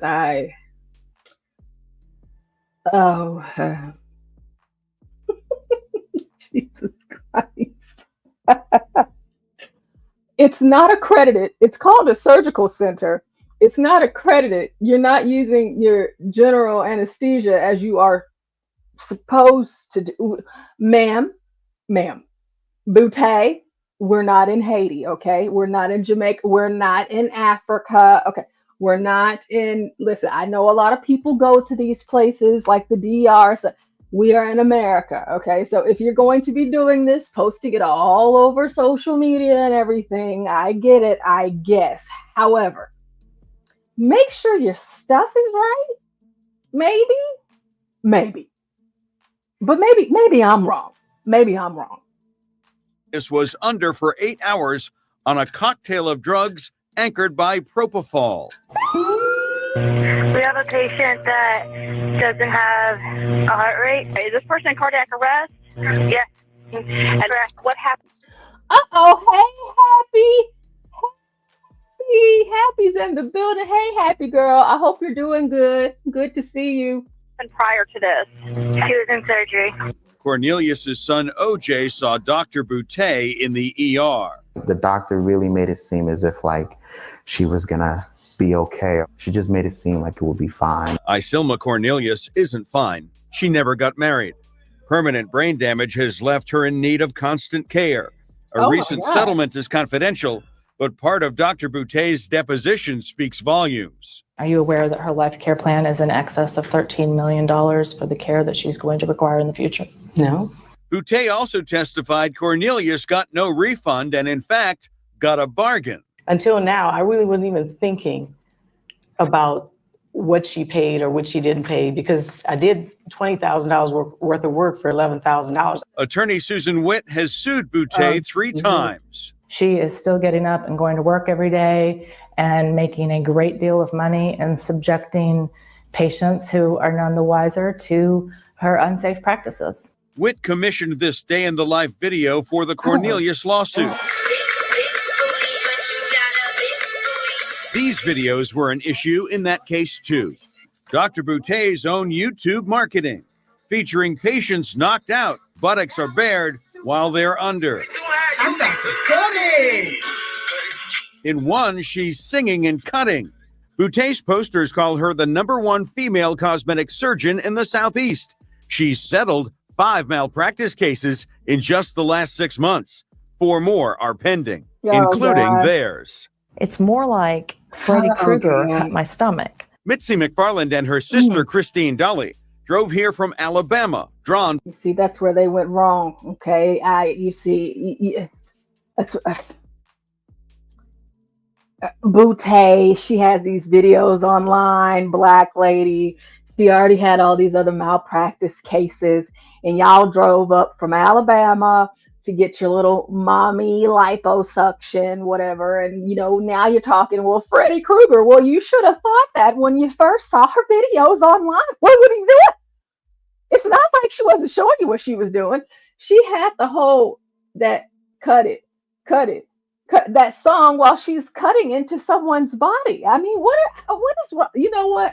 I'm the more that this video plays, the less I'm getting mad at this doctor, because I don't even know why y'all was going to see her. She showed you. She showed you. By Boutet's claims of being the best. They each agree to let us show how they look now. I don't feel like a normal person. I just feel deformed. I'm Jim Strickland. I don't feel like the best. Christine Dully drove here from Alabama, drawn by Boutet's claims of being the best. They each. Well, I mean, yeah, it I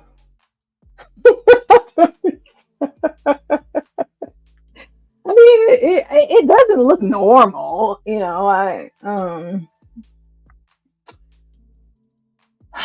Yeah, I mean, I suppose the gym would have been too easy.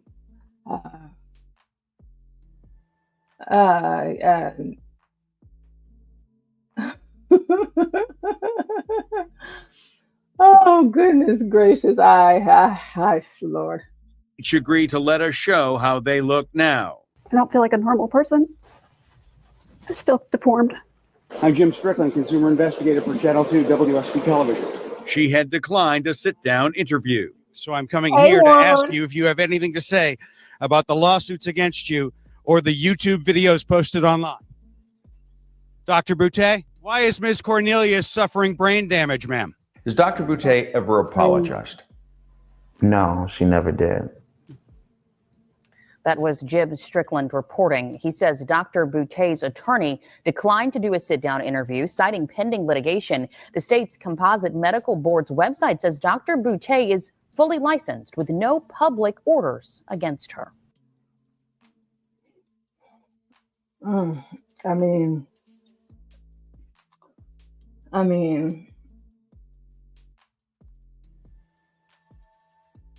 now, this was six years ago, whenever all of this went down with her, right? So, did she get locked up? No. Is she still working? Of course. Why wouldn't she be? So just 6 months ago, let's see what Dr. Boutet is doing. She had them apple bottom jeans. She's the dancing doctor who made headlines with videos like this, singing and gyrating in the operating room during tummy tucks and butt lifts. Her name is Dr. Wendell Boutet, but she liked to be called Dr. Booty. Inside Edition exposed her bizarre operating.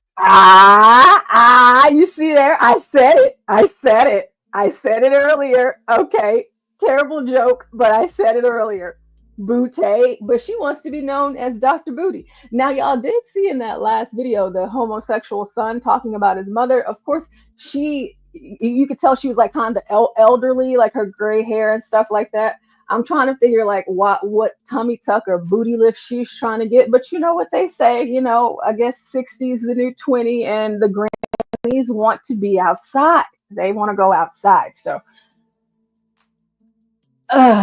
you know, this is room antics in 2018. Got a banging body and a smile to match. Dr. Boutet lost her license and was ordered to shut down her cosmetic surgery practice in Atlanta.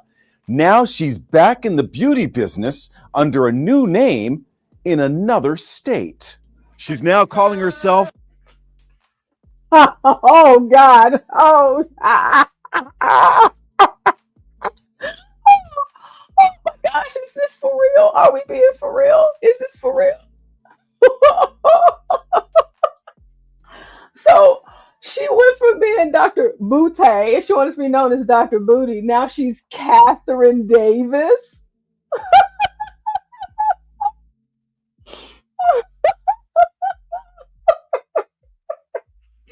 Oh God, this is insane. Emperor says, wow. I know, this is nuts. Oh God.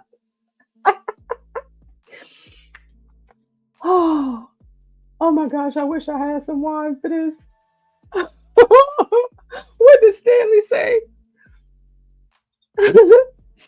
says no tort reform for Dr. Moody.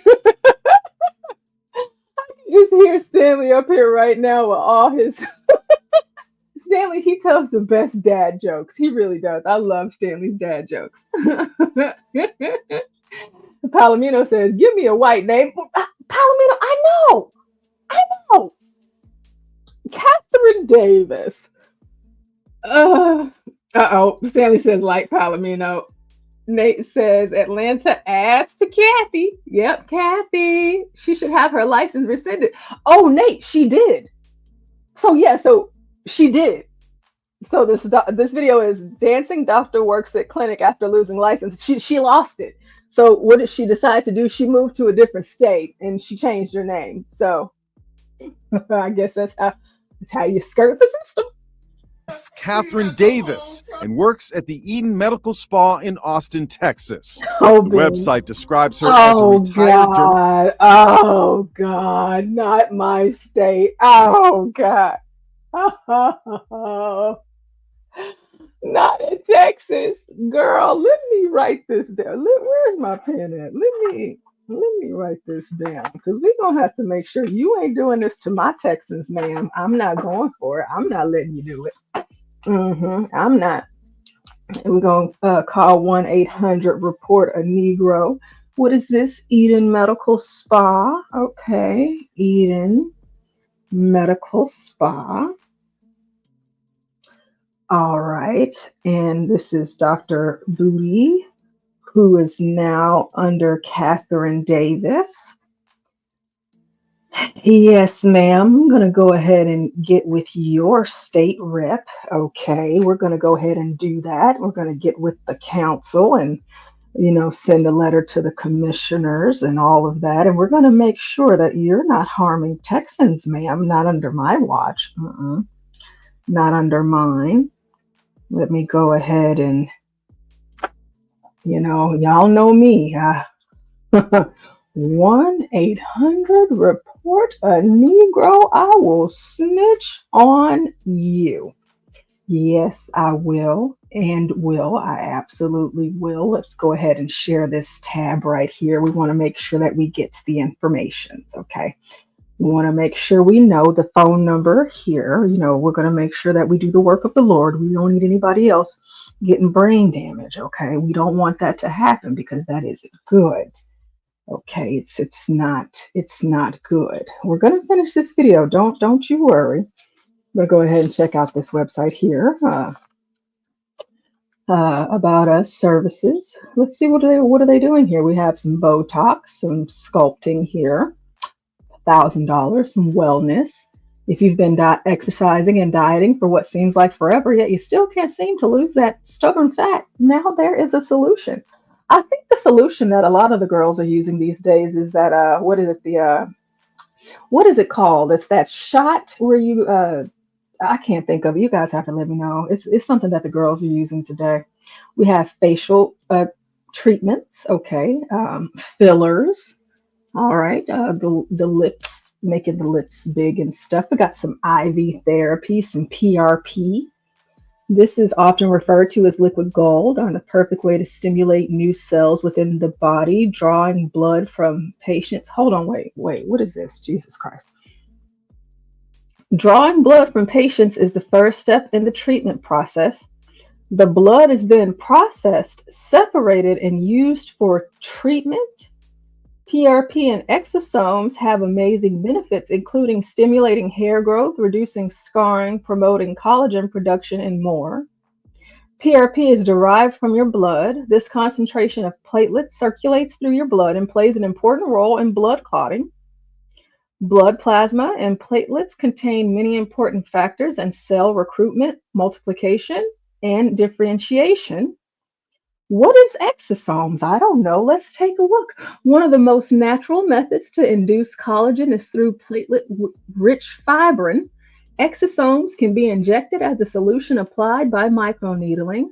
The second-generation PRP platelets are platelet-rich fibrin exosomes containing leukocytes that speed up healing of soft and hard tissues. Wow, you guys know I'm a woman and everything. My spa day is tomorrow. I get it. I understand, but I've never heard of this. So you draw the patient's blood as the first step, then you process it and separate it, and then you put that blood back into the body. All right. Okay. Sorry guys, I got a little distracted there. I'm drawing blood. All right, so PDO threads. As we age, the elasticity of our skin starts to decline. Yes, because that's what happens when you age. You know, the way you started that. Over time, wrinkles, jowls, fine lines, sagging skin, and more occur because the skin loses elasticity. We've got Sculptra, hydrofacial, hair restoration. Huh. I wonder if a lot of these women that wear hair hats and have lost their edges could benefit from this. Let's just take a look. So, any ladies out there that are listening that wear wigs and you wore those braids and your edges are gone, okay, and you want them to come back, you might need to go to Eden, but we're going to make sure that Dr. Boutte is not there. So, here is designed to rejuvenate your hair and promote natural growth. The process involves 3 key steps. First, our Purify treatment uses gentle suction and exfoliation to stimulate and open up the hair follicles, creating an optimal environment for new hair growth. If you guys don't want to spend that money, just massage your scalp, okay? You can just do that with your hands, all right? Okay. Next, our Nourish treatment nourishes the cleansed follicles and surrounding skin by infusing them with peptides and hydration, promoting a healthy scalp and supporting hair growth. Get yourself some fresh aloe vera. You can grow it yourself. I do. Or you can just go to the store and buy it. You can, go ahead and massage your scalp, especially after you get out the shower. Your pores are nice and open. Put some aloe vera on it. You might want to throw in some vitamin E, some jojoba. That might help you, okay? And do that consistently. You might see some results instead of spending $3,000 for this treatment. Okay, finally, our Boost treatment complements the process by providing a daily peptide spray that further promotes natural hair growth, ensuring long-lasting results. All right. So all of you bald-headed chicken heads, chicken wings. See, I'm black. I must be wanting some chicken. You can go here and you can have those services. Now let's take a look at About Us, because I know I could have sworn I saw where they even got finance options. Treat now, pay later. Don't do that, folks. If you care about your credit, don't do that. All right. You just want to make sure you don't get caught up. Now, I know I'm not tripping. I know it said meet our staff somewhere. Our team. Here we go. You have Angie Miller. She's the advanced aesthetic injector. She looks like she has a lot of injections herself, plus her boobs have been injected as well. You have Amber Larson as the director. You have Ashton Hayes. Okay, you got Roya Azadi. At least there's a medical doctor here. Okay, thank God for that. Okay, so I'm not seeing Dr. Boutte here. Maybe they're going to give us something else, but let's just see. If she is there, I'm going to make sure she's not. Don't you worry, folks. Don't you worry. Dermatologist who no longer practices under a new name in another state. She's now calling herself Catherine Davis and works at the Eden Medical Spa in Austin, Texas. The website describes her as a retired dermatologist who no longer practices medicine, but it also says she can perform the most advanced aesthetic procedures with supreme effectiveness. And get this, yep, she's still dancing. This video is from an online promotion for filler injections. Attorney Susan Witt represented several of Dr. Boutte's angry former patients in malpractice lawsuits. Several clients reached out to me and said, surely this can't be Dr. Boutte. And lo and behold, it is. My daughter said it looked like a shark bit me. These one-time patients showed me the disfiguring scars they suffered. Oh, did y'all see that? Oh my God. Yuck. Ah, Look like a shark bit. y'all see that? It sure does look like a shark bit her. Oh, oh. Ben stopped. Ben said she can't stop, won't stop. Ooh. Oh my God. Ah. Oh my God. Jesus. These one-time patients showed me the disfiguring scars they suffered during Dr. Boutet's procedures. This was me. It was all over my stomach. Oh. And now these areas that you see that are black are now Oh. She has completely Oh my altered God. her identity on paper so that it would not have any connection Oh. to her infamous name of Dr. Boutet. It's still a Friday, baby. Oh my God. Oh my God. Oh my gosh. What is this? What is it? Oh. Oh my God. She needs her ass whooped. No, ma'am. Mm-mm. No, ma'am. Not at all. No, ma'am. Mm-mm. The Dancing Doctor is treating patients again. I'm George Estevez. And I'm Karen Greer. Channel 2 consumer investigator God. Justin Gray is here now. And Justin, you learned this doctor still has a suspended medical license here in Georgia. She has no active medical license, Karen, that we can find anywhere. It's those dancing videos on social media that made Dr. Wendell Boutet famous. And turns out it was also social media that inadvertently exposed her new identity to former patients. Good morning. How are you? Good. We sent a Channel 2 producer undercover at Eden Med Spa in Oh. Austin, Texas. Looks like they've done the work for me. Okay, let's see. I'm getting excited. Okay. We came because of who is seeing patients here. How long have you been doing this? Been doing injections 1997. Dr. Catherine Davis, MD, was listed as the owner of Eden Med Spa on the website. It touts Dr. Davis's experience at UCLA, Cedars-Sinai, and Emory. Hi, Dr. Davis. Okay, so so on our team, if y'all look, so it's like the same type of, font and like kind of listing. It looks, fairly similar. So she owned the place. She opened that place and Davis, or is it Dr. Boutet? It's Justin Gray from Channel 2. Do you have a Texas medical license? Davis started laughing at that very serious question, but there's nothing funny about the memories that flooded back when OJ Liber got a Facebook friend suggestion for Catherine Davis. Then once I saw it on Facebook, I clicked on it and realized that, that's Dr. Boutet. y'all hear that? Y'all hear that? He got some bass in his voice. Maybe he's not homosexual anymore? Huh. Wow. That's amazing. Good for him. The dancing doctor videos from the operating table Dr. Wendell Boutet once posted to social media got viral attention after our 2018 Channel 2 Action News investigation. But OJ was thinking about his mother, Isilma Cornelius. She was about to be married and earn her PhD in nursing when a cosmetic surgery by Dr. Boutet went very wrong. Gosh, and Cornelius suffered permanent brain damage. In my 20s, I was now the parent.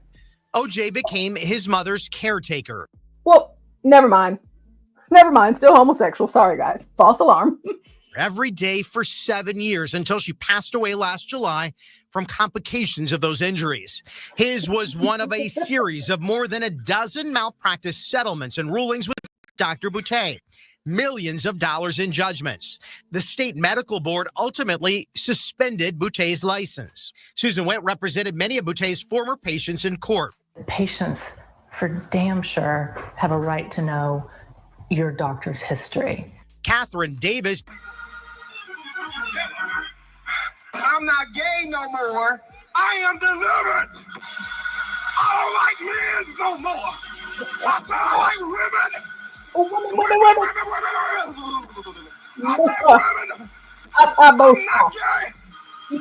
I'm not gay. I would not tear a purse. I would not put on makeup. I will love a woman. I'm not gay no more. I am delivered. I don't like men no more. I like women. Women. I'm not gay. I would not date a man. I would not tear a purse. I would not put on makeup. I will love a woman. Now, listen You're damn sure have a right to know your doctor's history. Hey, Catherine Davis is Wendell Boutet's middle and maiden names. Nothing about Dr. Boutet's troubling legal and professional history comes up with the Google search of that new identity. I want somebody who knows what they're doing, working on me. Exactly. So we sent in our Channel 2 Action News producer to see what Dr. Davis tells patients. We switched off the undercover camera in the exam room. Davis let our producer record the consultation on her phone. So as a physician, you're trained, okay, what the worst case scenario? According to Texas law, it's illegal to advertise or promote yourself as a doctor without a Texas medical license. There's no license listed for her as Catherine Davis or Wendell Boutet. A consent order in Georgia also bars Miss Boutet from using the titles physician, doctor, or MD, but she has been. Do you know it's illegal to advertise yourself as a doctor in Texas without a medical license? Quiet with us, but online, she is dancing again, this time with needles and advertising. Here you see Davis injecting a patient in an online promotional event.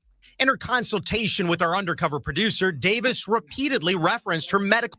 You gotta imagine how much gall, how much audacity one has to do some shit like this. You have left someone brain dead, ma'am. This lady was getting ready to get married. She was about to get her PhD. You got these ladies out here saying that I feel like I look like I got bit by a shark. People are deformed. And you just pack up from Atlanta. You bring your stinking behind down here to Texas, to my great state, and you go and you open up another clinic, and you're just up here all on social media. I mean, I guess you thought just because you went from one southern state to another that folks were going to forget about you. And you showing up in the recommended list for friends for the son of the guy whose mother is brain dead. And you're just up here smiling, laughing. You're still dancing. You just changed your weave up. You got this different little wig now. You're Catherine Day. Oh my gosh. I mean, man, wow. Wow. I mean, that's, experience as a dermatologist and a plastic surgeon. I've done a lot of abdominoplasties, tummy tucks, breast implants. I would like her to be truthful to her patients. Do your patients know you have a suspended license?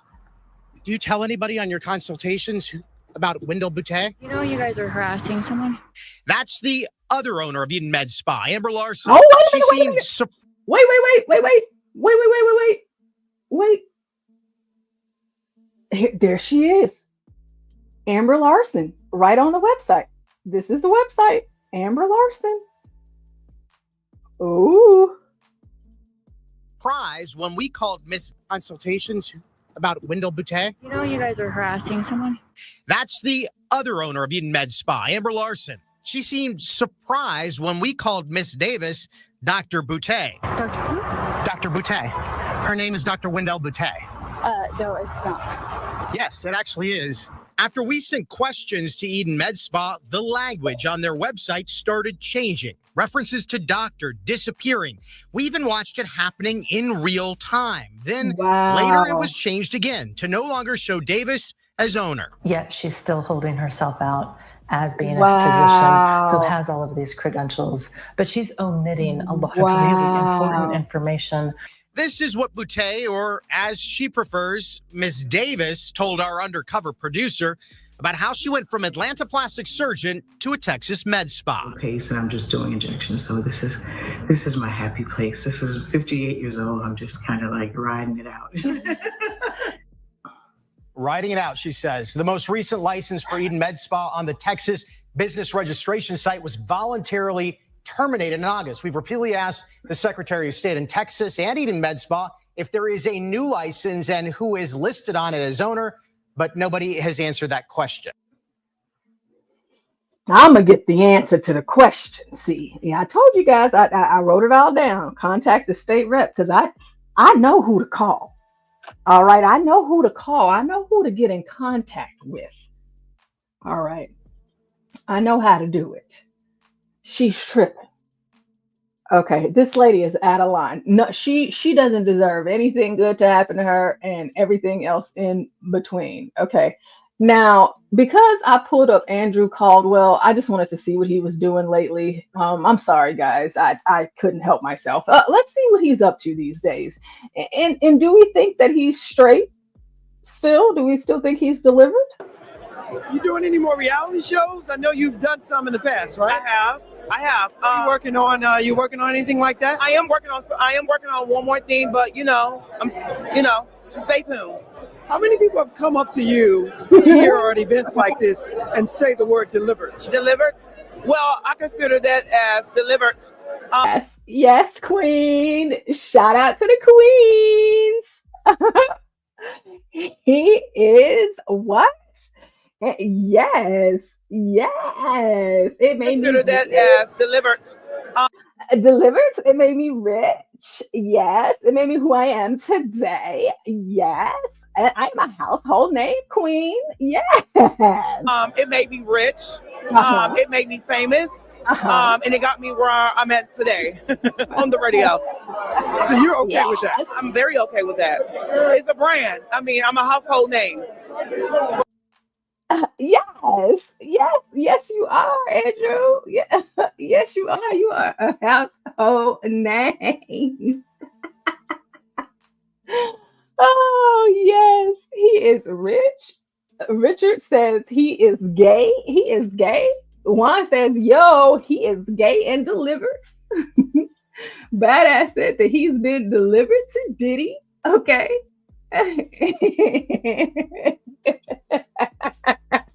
And Stanley said he's still wearing a real bow tie. Honey, boom.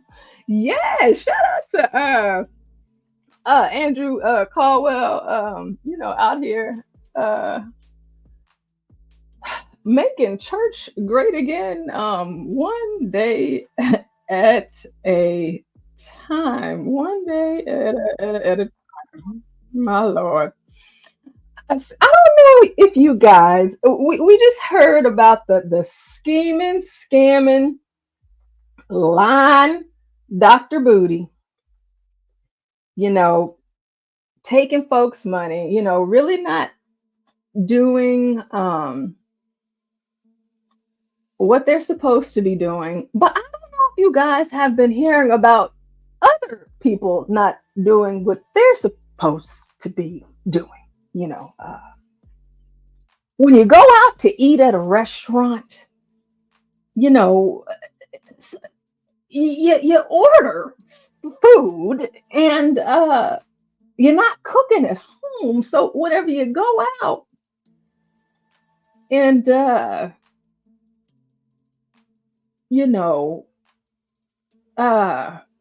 you go to eat, you're supposed to pay your bill.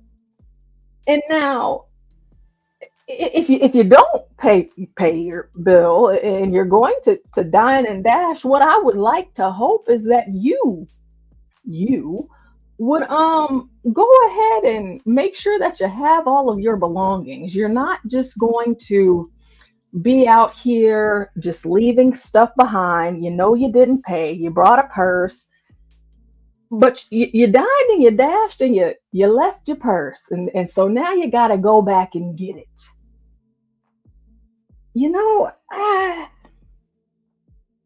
Dr. Booty, she was bold. She had the audacity. She did. And she danced, ruined people's lives. And she didn't leave her purse, but she left Georgia and she moved to Texas. And she kept on going like she never did anything wrong. And here's a host of Negroes doing just that, dining and dashing and leaving their belongings behind. Let's take a look. Can we wait a minute? I don't want to walk. Chill out. They gonna give it to you. Chill out. Okay, yeah, so you can see here he has her purse in his hand. She decides, hey, I'm gonna run up out this thing. And in doing so, she left her purse. So she tried to come back and get it. And he said, I ain't giving you this purse. Girl, are you crazy? Are you crazy? I ain't giving you this purse. No, you can't have it. If you pay, I'll give it back. Okay. Chill out. He gonna give you that shit. All right, you good. No, give me my purse. That's my shit. He gonna give you your shit. Chill the fuck out. I don't got. He gonna give you your shit. He gonna give you your shit. Chill out. Breathe. I don't got time for this shit, bro. I'm not from you. I don't care what anybody that say I'm not from you, bro.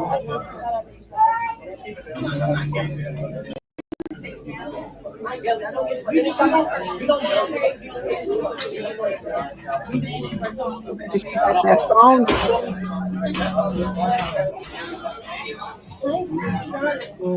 You got that phone though. She left that purse, but she got that phone. You know, like the statues. You know, in New York and Italy. Ain't nobody got time for that. This bitch better have my money.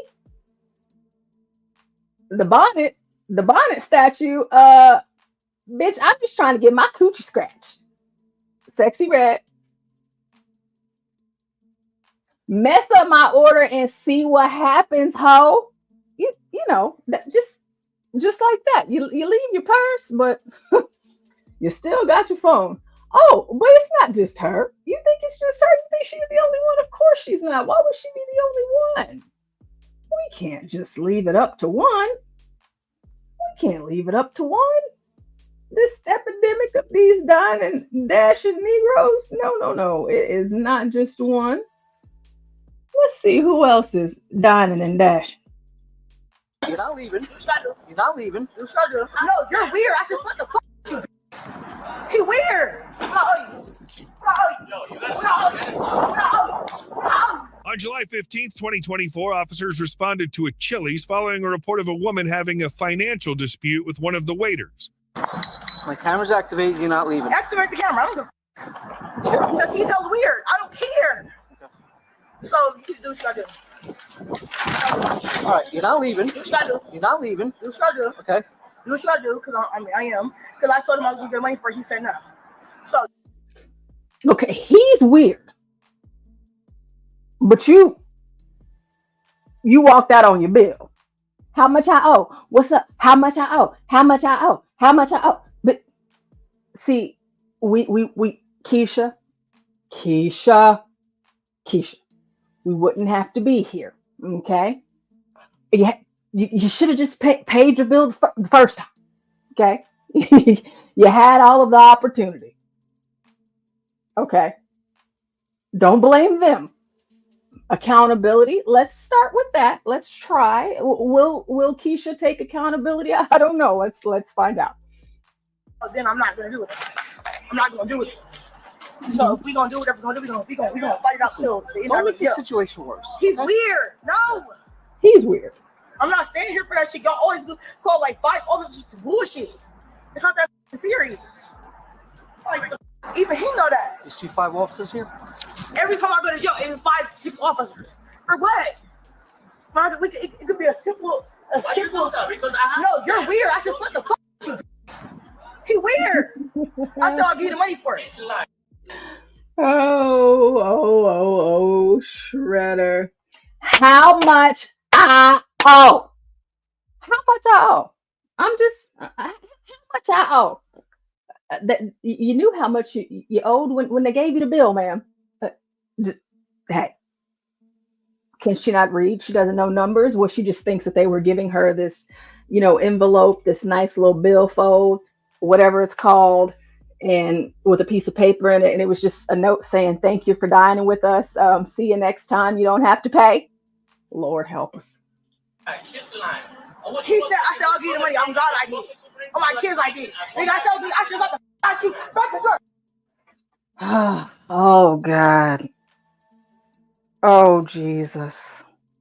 On God, I did. On God, on my kids, I did. On God, on God. I keep telling you, they're not afraid of the cops, y'all. They're not afraid of this cops, right? This is a body cam video. On God, on her kids. She got kids. They always have kids. But they have kids. You acting like this, ma'am. Why are you acting like this, Shaquita? Why? I took the fuck out of you. I said, I'll give you money. I did. And you said, no, officer here. And I said, I will give you. Oh, and let me rewind a couple of seconds here. Black people can call everybody else that's not black the N-word. That's not black guy. I thought you guys reclaimed it and you made it your own. You made it this big, powerful thing. Why are you calling that guy an N-word? He's not black. Lakeisha? He's not black. Shaquafala? He's not. Money for it. She's lying. He said, I said, I'll give you the money. I'm God, I did. On my kids, I did. Nigga, I said, got you. Back to work. I said, the fuck out you. I said, I'll give you the money. I did. And you said, no, officer here. And I said, I will give you the money. So if you want to fight about it, we can do that. I don't give a this nigga got me fucking about to so. And if we caught that, we're gonna rewind it back. And she didn't just say now we're escalating. We're going from the N-word with the GA, and now we're going to the ER. And she doesn't, I don't give a fuck. I'll fight. I don't give a fuck. Why you want to fight a man, lady? You want him to lay you out? Well, I might be wrong, because that pregnant lady in the video I showed you guys earlier, she knocked the piss out of that man. Oh my gosh. And he survived it, so maybe I'm wrong. A lot of these Shaniquas, they have like retarded guy strength, sorry, YouTube. I'm sorry. Wrong word. Let's keep going. And you said, no, officer here. And I said, I will give you the money. So if you want to fight about it, we can do that. I don't give a this nigga got me fucking about to so that'll give me for assault too. Give me for that too. Make sure I'll do that. I'll put this go. You hear her? Listen, she already know all the laws. She know them all. Go ahead and get me for disorderly conduct, and go ahead and get me for assault, and go ahead and get me for stealing and walking out on my bill, and go ahead and get me for attempted murder, and go ahead and get me for resisting arrest, because I'm gonna do that too. Go ahead and get me for fleeing from the cops, because I'm gonna do that too. Ma'am. You've got to stop this, okay? You gotta stop. Shredder says, okay, I'm black. I can do this. I'm black. I can do this. Whew. All right. Cormishquane, don't take no disrespect, Hens. Cormishquane, don't take no disrespect. I did it. Oh my goodness, I did it. See, I'm so proud of myself. Y'all think you're gonna bullshit like that? He's hella weird. You know that. You go come back there, do what you do.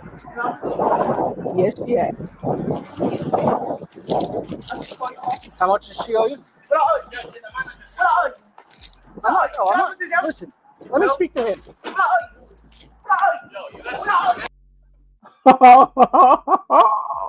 She is what? About that life. And for the white folks out there that doesn't know what that means, about that life essentially means she says what she means and she means what she says. So being about that life is, I am a person of honor. I'm going to keep my word. All right. I told you I was going to do it. Now you're about to see I'm going to do it. Now, Palomino says the White Safety Map app. Is that a real app? Because I'm gonna have to look that up. I'm gonna look it up for myself, just so I too can be safe. Yes. She's squaring up. She's dropped her bag. She has kids on God. How much does she owe you? Listen, let me speak to him.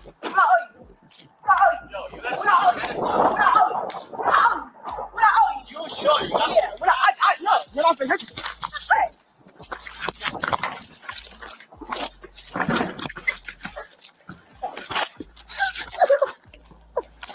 Now you're under arrest. The fuck would take a fighting stance on me? Stop resisting. What I tell y'all? She said, "Go ahead. You can arrest me for resisting arrest. Go ahead and add that too." Now she crying. Don't cry now, bitch. Don't cry. What he should have said, don't be taking no fighting stance against me. He should have said, "Don't be taking no fighting stance against me, bitch." You should have just put some stank on it. Just hyped it up a little bit more. Just for it's a show. Do it for the show, sir. You're under arrest. The fuck would take a fighting stance on me? Stop resisting. He said, "Don't you effing take a fighting stance against me." I don't know who you think. Who you thought this was, girl? What you thought? This ain't that. Don't do that.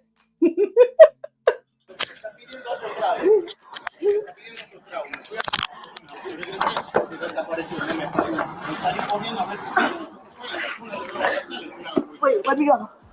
Let me go. That's not that. No. You're not gonna just you're not gonna just no. Yeah. You're gonna try to, bro. I swear to God, that was just that wasn't right, bro. I didn't touch you or nothing, bro. My guy's coming. Have somebody respond down here forthwith. Oh, she was asking for hold on. You only do one thing at a time. Right now, I gotta attend to her. Search her bag. Oh, she's not gonna get brave. Yeah. So she was search her.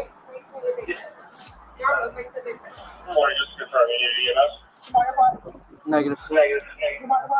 What's up, boy? You got your AirPods? Yeah, I got you. No problem. No? Is she good? Did she still say stuff? What is funny? Slow down.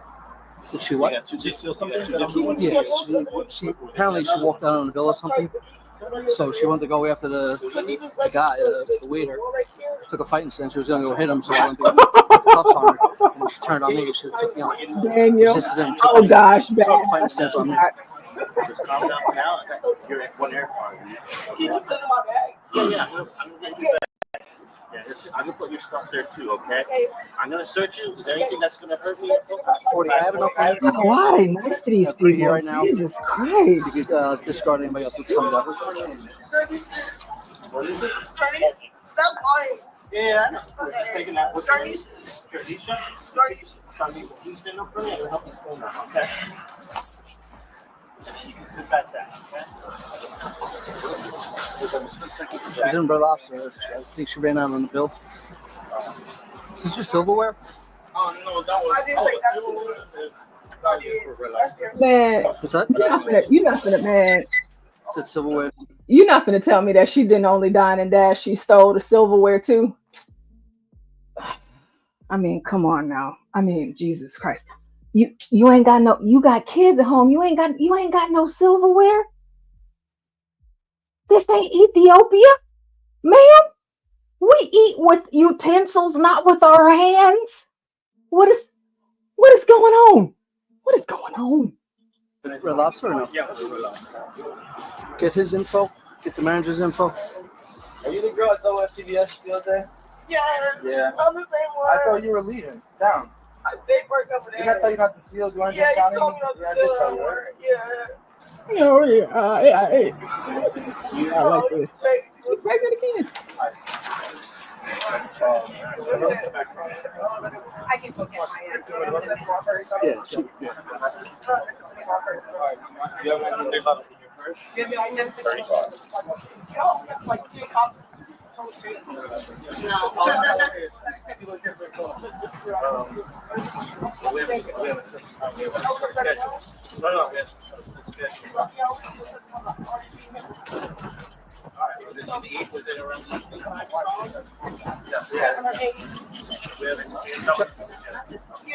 Just, you can go back to your job.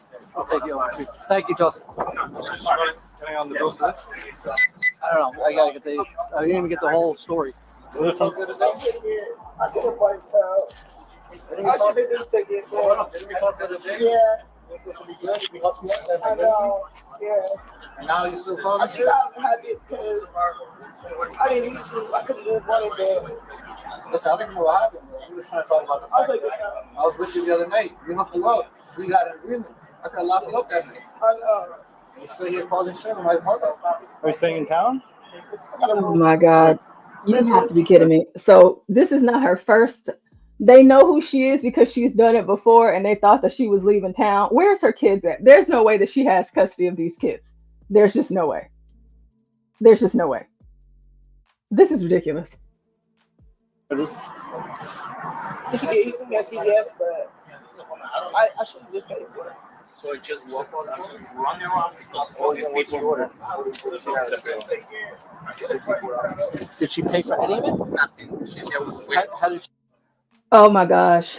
I really hope they tell us how much this bill is. Because if it's like less than $20, this is going to piss me off. So, well, hopefully they tell us how much the bill is. No, she asked me for to go everything, but she's trying to ask me for another drink. The thing is that she wants me both to the bar, somewhere to the same responsibility. That's what I did. Went to the kitchen as soon as I turned on the see. So she would try to fire on me like, what you the other night? Well, the thing is because they charge me. Because they have a record, they think like The sour copy? Can we take this? Yes. All right, let's get her in. Take your. It's not her. She didn't pay for it. Where's that fork and knife? You have that fork and knife? Yeah, I got the soup. Sir. Oh my goodness. Sir.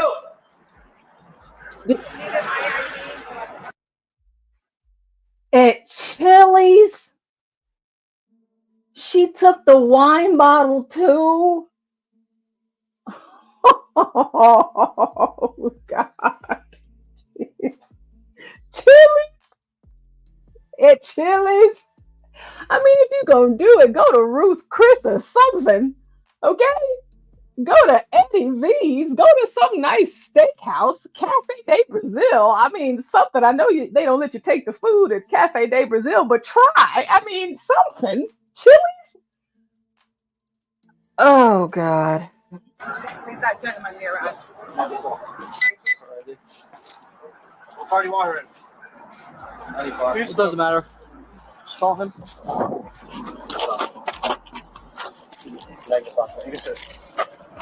Watch your hand, okay? How far does it surround? Well, at least we know she gonna eat some food in jail. Okay, we know she gonna eat some food in jail, and you know it's not just restaurants like Chili's. You have black restaurants too, black-owned restaurants. Yeah. Stereotypes exist because there are people that fit into the stereotype. Three black women went to a black-owned restaurant and skipped out on the bill that was $262. That's about $87 divided by 3. And the story gets worse. Prior to going to the restaurant, they filled out a reservation form and put all 3 of their information on that shit. So not only are you broke, but you're fucking stupid as well. And if you think that's all that was dumb, no, there's more. They actually tagged the restaurant in their Instagram post after they skipped out on the bill and said, thanks for the free food.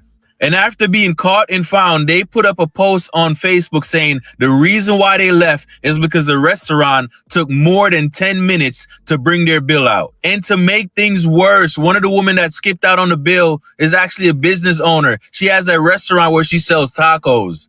Being a black business owner, going to another black business owner's restaurant and skipping out on their fucking food. Like, what is wrong with y'all? You see? You see what I mean? You can't even, they don't even support their own businesses. I showed y'all that lady earlier. She was just proudly, and I mean proudly, wearing that Gucci bag. You're out here, you got black owned businesses and you just skipping out. You got your own business. You're not even thinking about the fact you got your own business, but this is how you're going to treat someone else's. Well, there's an old saying that there is no such thing as a free lunch. I used to hear it from my dad all the time, but apparently a Valley Group, they haven't heard of that adage, and it's costing restaurants big time. 3 on Your Side's Gary Harper explains. Well, this group is making quite the name for itself, at least in the restaurant industry. Now, the group consists of 2 adults, 3 kids, and their dogs. We're not quite sure if the group is an actual family, but we do know this. They're costing Valley restaurants money. The owner and employees at Kauai Sushi and Asian Cuisine in Peoria say they're pretty good when it comes to customer service. However, they say when this group of customers came in to eat recently, the unexpected happened. The 2 adults, 3 children, and their 2 dogs were greeted by their waitress, Gabriella Weber, who seated them. They came in and they started looking at the menu. The 5 of them ordered wonton soup, You know, we're keeping it fair, okay? We're keeping it fair. Now, they done brought the whole family and the dogs, okay? These look to be some Asians, maybe Hispanics, okay? Yeah, keeping it fair. We'll get back to the ninjas in just a second, but they brought the dogs too. I mean, hey, y'all got to stop taking y'all dogs everywhere. They ain't got to come everywhere, all right? They don't. They're dogs. California rolls, salmon rolls, and fried rice. According to the restaurant, the group ate just about everything and racked up a $67 bill. And then when they were almost done eating, they started complaining that the food was not good and that they didn't want to pay or anything like that. Apparently, the adults and 3 kids claimed they didn't like their food and refused to pay the bill. So the restaurant's general manager, Kelly Yu, seen here, stepped in to defuse the problem. As a manager, I go to the table and then adjust that what's the problem, how can I fix the problem. Without paying, the group left, but not without one of the kids allegedly yelling out racial slurs at Kelly Yu. It's not just the Chinese that is the racist thing, it's about the teenagers thing, something like that. Employees snapped a picture of the group's license plate and filed a police report. Kelly then posted the video on social media, and people replied that this group reportedly has a habit of dining and dashing. I saw that some other restaurant, they did the same thing. Top Shelf Mexican Cantina tells 3 on Your Side that the same group, along with their dog, consumed big plates of food. After complaining that they were not satisfied with their meals, the group bolted. China Chili, located in Central Phoenix, says the same thing and tells us the same group tried to pull off the scheme at their restaurant, but the group reluctantly paid after receiving several large entrees to take home for free. As for Kelly, she wants to warn other restaurants and people about this dine and dash caper. We all work so hard. We just want a fair money, want a business deal like that. It's not we provide food and then you pay for what you owe. That's it. The Peoria Police Department has confirmed that they are investigating and criminal charges are pending. If there's an update, I'll let you know. And by the way, if you're a restaurant and you were hit by this group, we want to hear from you. Just write us an email. I'm Gary Harper, 3 on Your Side.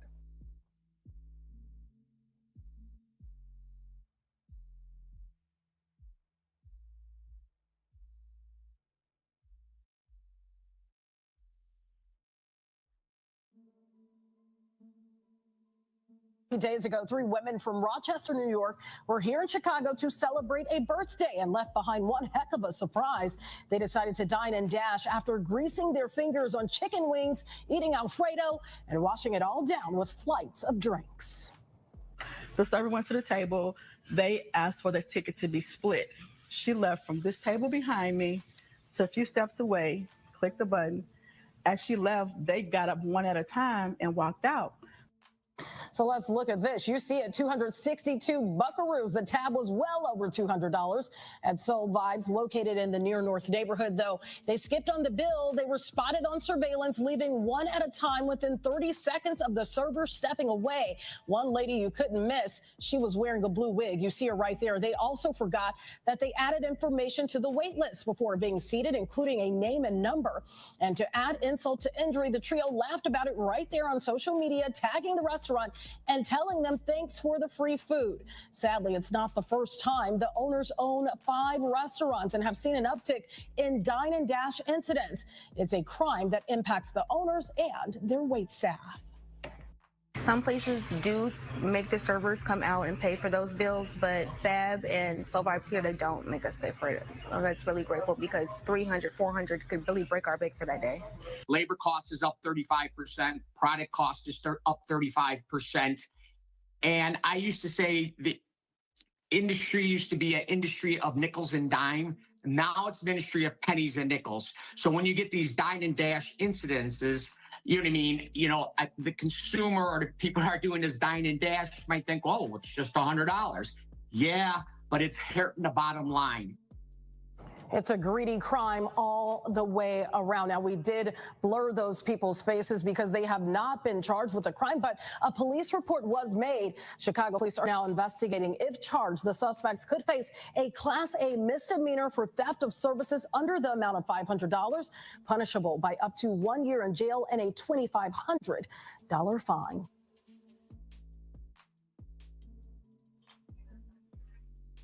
You know, just stop going out.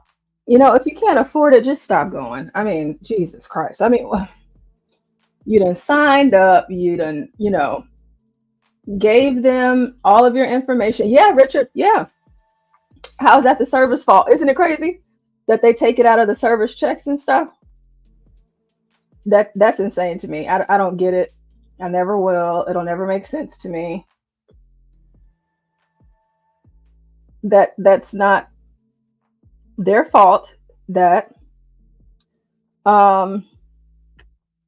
those people walked out.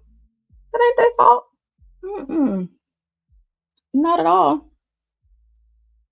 Not at all. Not at all. Not at all. Ooh, I feel like I need to wrap it up. All right, now I might go through maybe one or two more things. There's so much news. There's so much news. It is insane. Now, again, you know, they've been talking about this whole black fatigue thing and all of that, and we've seen it, we've heard about it, you know, in so many cases.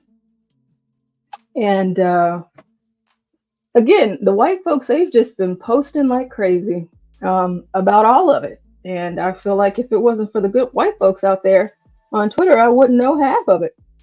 Now, there was a story that happened, an 85-year-old lady, my Lord. I just don't know what happened to the days of the old where, you know, don't you put your hands on that white woman. You bet not touch a white woman. You know, that used to be a thing once upon a time. Apparently not so much anymore. Doesn't matter if you're old or young, but apparently, again, it's a thing that's happening, and it's really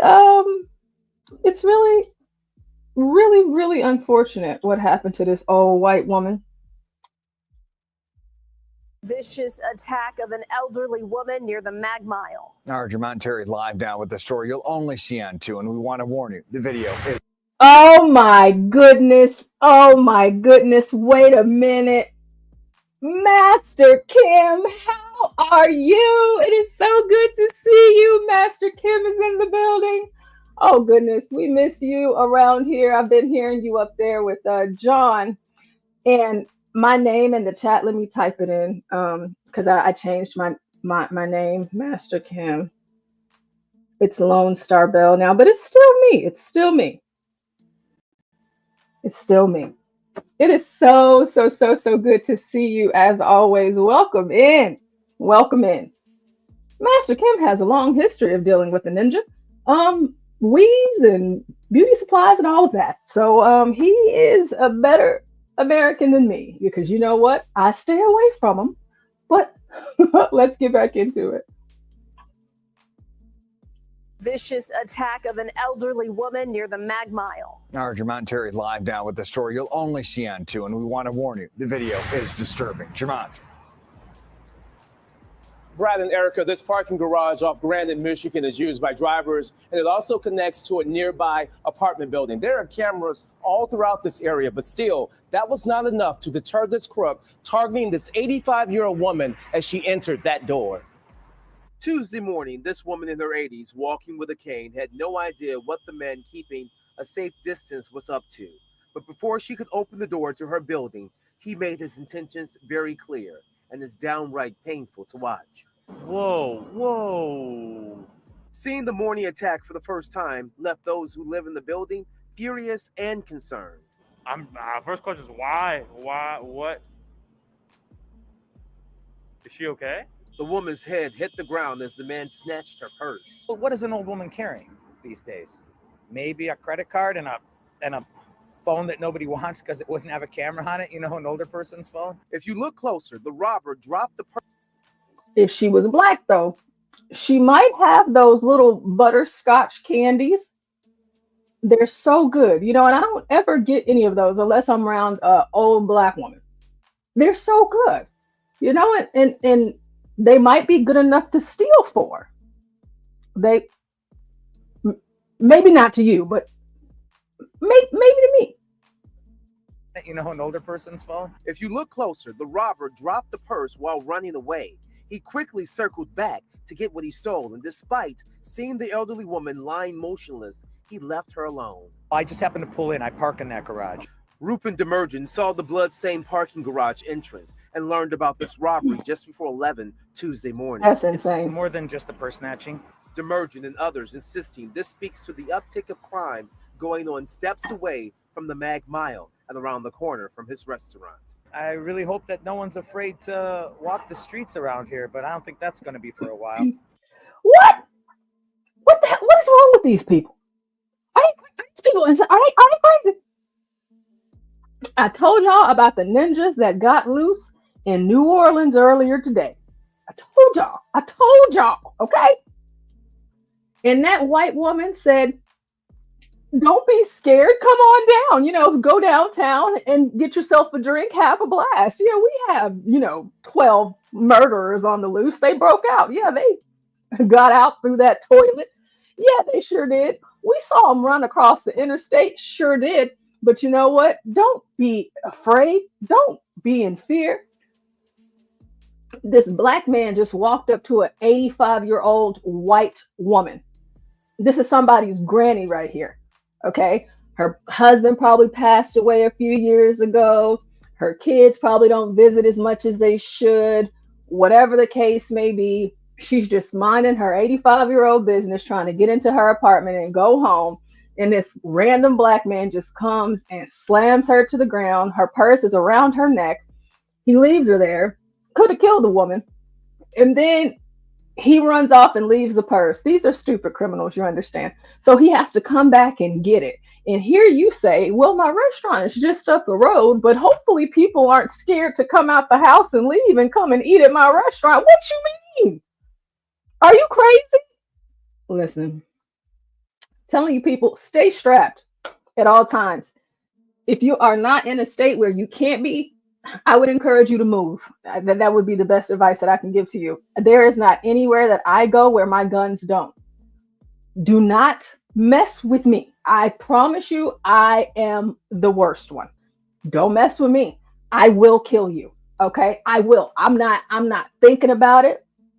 I don't have time to assess the situation. I'm not about to measure up any circumstances. Could it go this way? Could it go that way? I'm a woman. And I'm not doing it. I'm not. I'm just not. Yeah, I'm not. I am going to end you. And the reason why I'm going to do this is because I need to make sure without fail that you never terrorize another soul. Don't mess with me. Okay. I'm a Texan and I'm crazy. All right. Don't do it. And I encourage you all that are in states where you can carry a weapon that you walk around with that same attitude. I also encourage you to spend some time at the range. Get your target practice on. Make sure that you're good to go. Learn how to clean your own guns. You can even get on YouTube. If you don't know, you can learn how to fill your own bullets, and you can have a whole entire stockpile just so you're ready, just in case somebody wants to F around and find out. Listen, you got to protect yourselves. And there's too many videos out here all over the internet where you're seeing all of this crime, and it's so brazen, and they're attacking even the elderly, the defenseless. All he had to do is say, "Give me your purse." She would have gave it to him. She's old. What is she going to do? She ain't got nothing in there anyway. Y'all saw that purse on the ground, fell flat.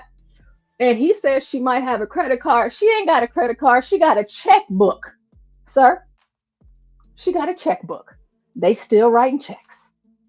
You can't do anything with that. But she would have gave it to you though. But no, I'm telling y'all, you guys, y'all have to be safe out here. These people, they're crazy. The woman was taken to Northwestern Hospital by ambulance. Police are checking additional surveillance in the area. Something like that, though, it just seems like it's a bit hard. If John was here, he would say, "What's she wearing? Why is she wearing that mask? What's she wearing that? Why is he wearing that mask?" Hard to prevent. But residents tell me they will be more alert, yet their focus is on their neighbor. Kind of worried about her, yeah. Hope that she's okay, and especially being older, having those type of injuries. Now, I'm told that this 85-year-old woman is doing okay despite hitting her head here on the pavement. Now, we're told by Chicago police that they are looking, hoping that there's some better surveillance or security cameras that possibly captured a better look at this guy's face. Reporting live off the Mag Mile tonight, Jermont Terry, CBS 2 News. Brad and Erica. All right, Jermont, thank you. That don't make no sense. That don't make no sense. That's terrible. I mean, gosh, that is awful. That is such an awful thing.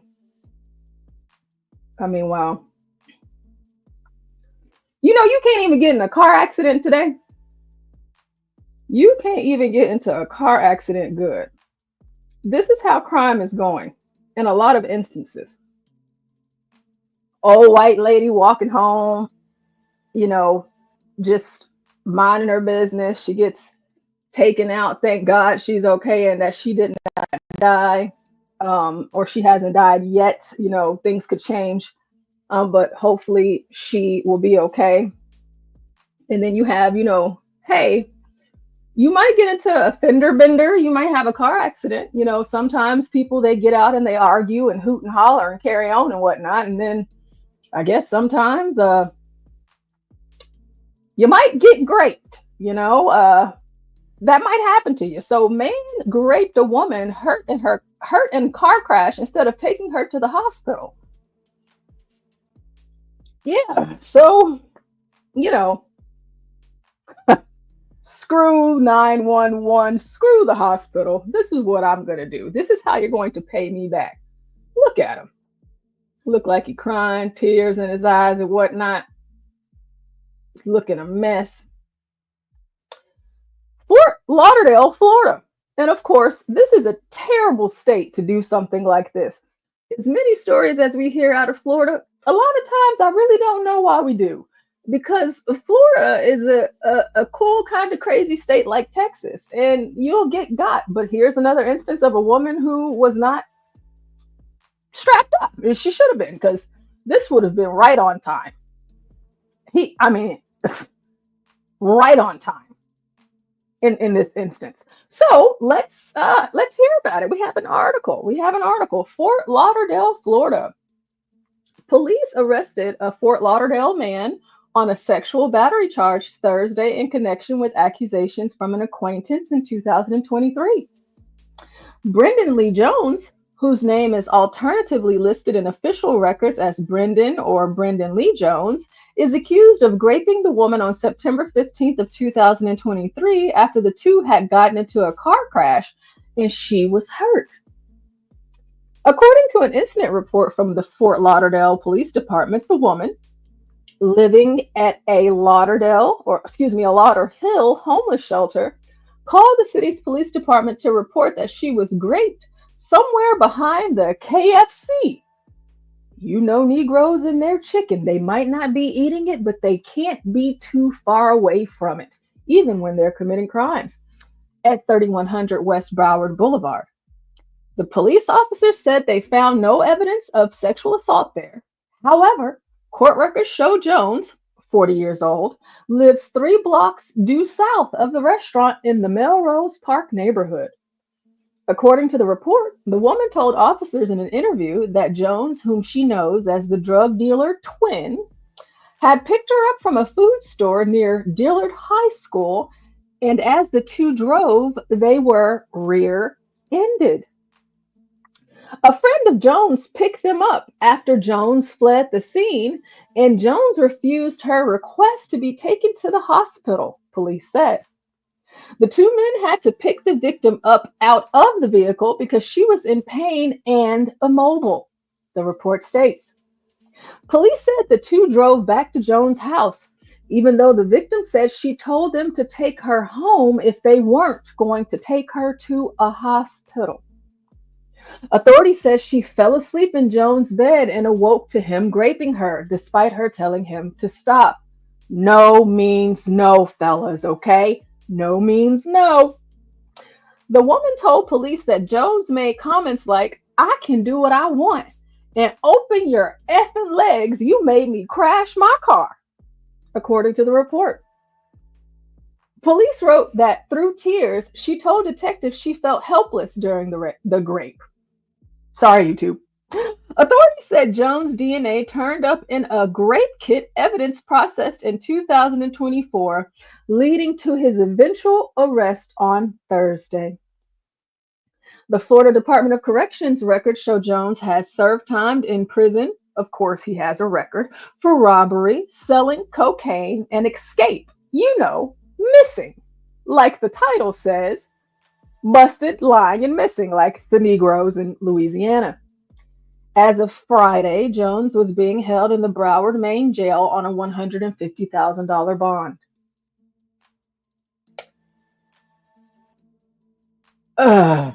Yeah, she made him crash his car, so I guess she deserved it, according to him. Now, we do have a Florida resident in the building. Humble says Lauderhill is the worst ghetto in Fort Lauderdale. I don't know nothing about Lauderhill, but Humble says so. So let's see. Let's just do a quick little search. Lauderhill crime in Lauderhill, Florida. Let's see if we get something good here. Triple murder suspect taken down by Florida cops. Yes. Crime scene of shooting in Lauderhill Lakes. Lauderhill, oops. Let me make sure y'all can see what we've got here. All right. We're making sure we're keeping Humble honest here. Lauderhill double murder under investigation. 2 men killed in Lauderhill shooting. 2 shootings under investigation in Lauderhill. Lauderhill to announce investment in new crime-fighting technology. Deadly Lauderhill shooting under investigation. Police searching for a suspect after double fatal shooting in Lauderhill. Teenage boy shot at apartment building's parking lot in Lauderhill. Lauderhill police officer arrested facing video voyeurism charges. Okay, that's not good. 4 people shot at Club 54 in Lauderhill. Search for suspect continues after police deputy involved shooting in Lauderhill. You know, it seems like a lot of things are going on In Lauderhill. Uh-oh, what is this? What does this say? Hold on, wait a minute. I won't say no one was watching live video, but How did nobody see them there are leaving over the jail? 900 cameras. How did nobody see them leaving the jail? There are over 900 cameras. Uh-oh. in the facility. Uh-oh, wait a minute. I'm sorry, guys. I'm gonna have to rewind this just a little bit. We won't go all the way back. Uh-oh, we probably want to go back for that. Is that Anderson Cooper? Look at that homosexual. He does clean up really nice, though, I will say that. So the in New Orleans, Louisiana, they had the yeah, humble, you sure did. You sure did tell me all of that crime going on in Lauderhill. Oh, Richard said Humble is around this area also. Humble? Was that you? Are they looking for you, Humble? So earlier I was telling you guys about the escapees from the prison out in New Orleans. Some of you guys may have missed that. So it looks like they're live right now on CNN. And it was 12, and then they caught one. And now they're saying 9, armed and dangerous. So they already got their guns, Democrats, okay? So listen up. It doesn't matter what you're saying. You want to take my guns, and these criminals have already used guns to kill people, which is why they are in prison in the first place. Now they have more guns, okay? So what they did is they broke out, and these ninjas ran across the interstate. All of it's on camera. And what we just saw, it looked like that Negro was getting mad because they were saying, was nobody watching the cameras? I mean, I know he was hungry and he went to go heat up his sandwich, but nobody else was watching the cameras. Let's take a look. About the escape. This whole thing it just stinks. It's bad. And somebody's got to be held accountable. This is just not acceptable. I know that they're on the defense right now, but they should be on the defense. I mean there's just no way something like this should happen. Anderson, it's certainly a serious situation. These inmates, escaped inmates, are facing a variety of charges, including violent charges such as murder, aggravated assault, false imprisonment. So let's dig a little bit deeper here into the timeline and what happened with this brand new surveillance video. 12:23 a.m. You can see them right there yanking on these doors, pulling them off the tracks, says the sheriff. Then at 1 a.m., it is at this moment that a corrections monitoring technician stepped away from their position where they would be visually watching this pod to go grab some food. And that is the moment the sheriff tells us that the Yeah. You know the dude that's supposed to watch the cameras? Yeah, he had to go warm up his sandwich. And so while he was doing that, he missed this. And he didn't see all of these Negroes running out because he was warming up a sandwich. says the sheriff. Then at 1 a.m., it is at this moment that a corrections monitoring technician stepped away from their position where they would be visually watching this pod to go grab some food. And that is the moment the sheriff tells us that the inmates exited through a hole in the wall behind the toilet, got into the loading dock, and you can see them right here. This is after they scaled the wall, going past the barbed wire, and then going through this interstate. Now, the Orleans Parish Sheriff, Susan Hudson, says that the cells had defective locks, but they also had evidence of this being an inside job. The plumbing and the rebar that you can see right here had been clean cut with those big bolts removed that could only have happened with outside help, they said. Now, officials discovered that they were missing at least 7 hours later since their escape. Since this has happened, they have suspended 3. And like I keep telling you guys, they keep on changing it because I guess all of this heat is on them. But the initial report was 12 hours. So these inmates were missing for 12 hours. Now she's saying 7 hours, but the initial report was 12 hours that they were gone. They could be anywhere. Now, if you're a stupid criminal, of course you stayed in Louisiana. But if you're not and you have help and all of that good stuff, you're long gone. Good luck finding me at this point, right? So you got the 12 that got out. They're saying 9, so it looks like they've caught a few, but 12 hours that they've been gone, running all around about the place, and then 2 hours before they notified the public. Now, of course, it's to be seen if anybody's been hurt or killed or robbed or held up, or you know, how many baby mamas and girlfriends are helping them out, cousins, whatever. Of course, now we're hearing about it has to be an inside job for them to have gotten, you know, away with this, rebar cut, all of that. But all of it is a hot mess, you know. So I fire everybody at this point. 3 of the employees there pending the outcome of this internal investigation. And the sheriff insisted that the moment they found out, they immediately started calling victims and started calling survivors to warn them of what had happened. Now, listen to this off the rails presser, Anderson, and you can see how officials are answering. Off the walls? So no one was watching live video all night at the jail? I won't say no one was watching live video, And but how did nobody see them there are leaving the over jail? 900 cameras. How did nobody see them leaving the jail? There are over 900 cameras in this No, it's facility. just, how did no one see a massive jailbreak? But it's your job. It's your job to monitor every single person in this facility. Oh God, you know, oh my God, because I saw this earlier and I saw this yesterday too, whenever they were talking to the black folks, and I'm like, yep. You know, here's another reason for them to say, you see what happens whenever you put the Negroes in charge or something? You see what happens? I don't like this. This doesn't bring me joy. It doesn't bring me joy. I saw the video with this lady. Now, what we're watching right now, I hadn't seen, but what I was watching yesterday, she was just going off, you know, like she had a real Shaniqua moment. And I'm like, girl, if you can't take it, let the men speak, okay? You don't have to act like the statues. Don't be the statues. Be better than the statue. Be better than this. Ain't nobody got time for that. Be better than this. Be better than this. Please. Please. So let's see if she behaves herself today, because they did say off the wall. So let's just see. Every day. Do you want to say you're sorry to the people of New Orleans for having this happen? I mean, we are underfunded, understaffed, underpaid. So we do our best to hire staff and retain them, but like everyone else, we're short.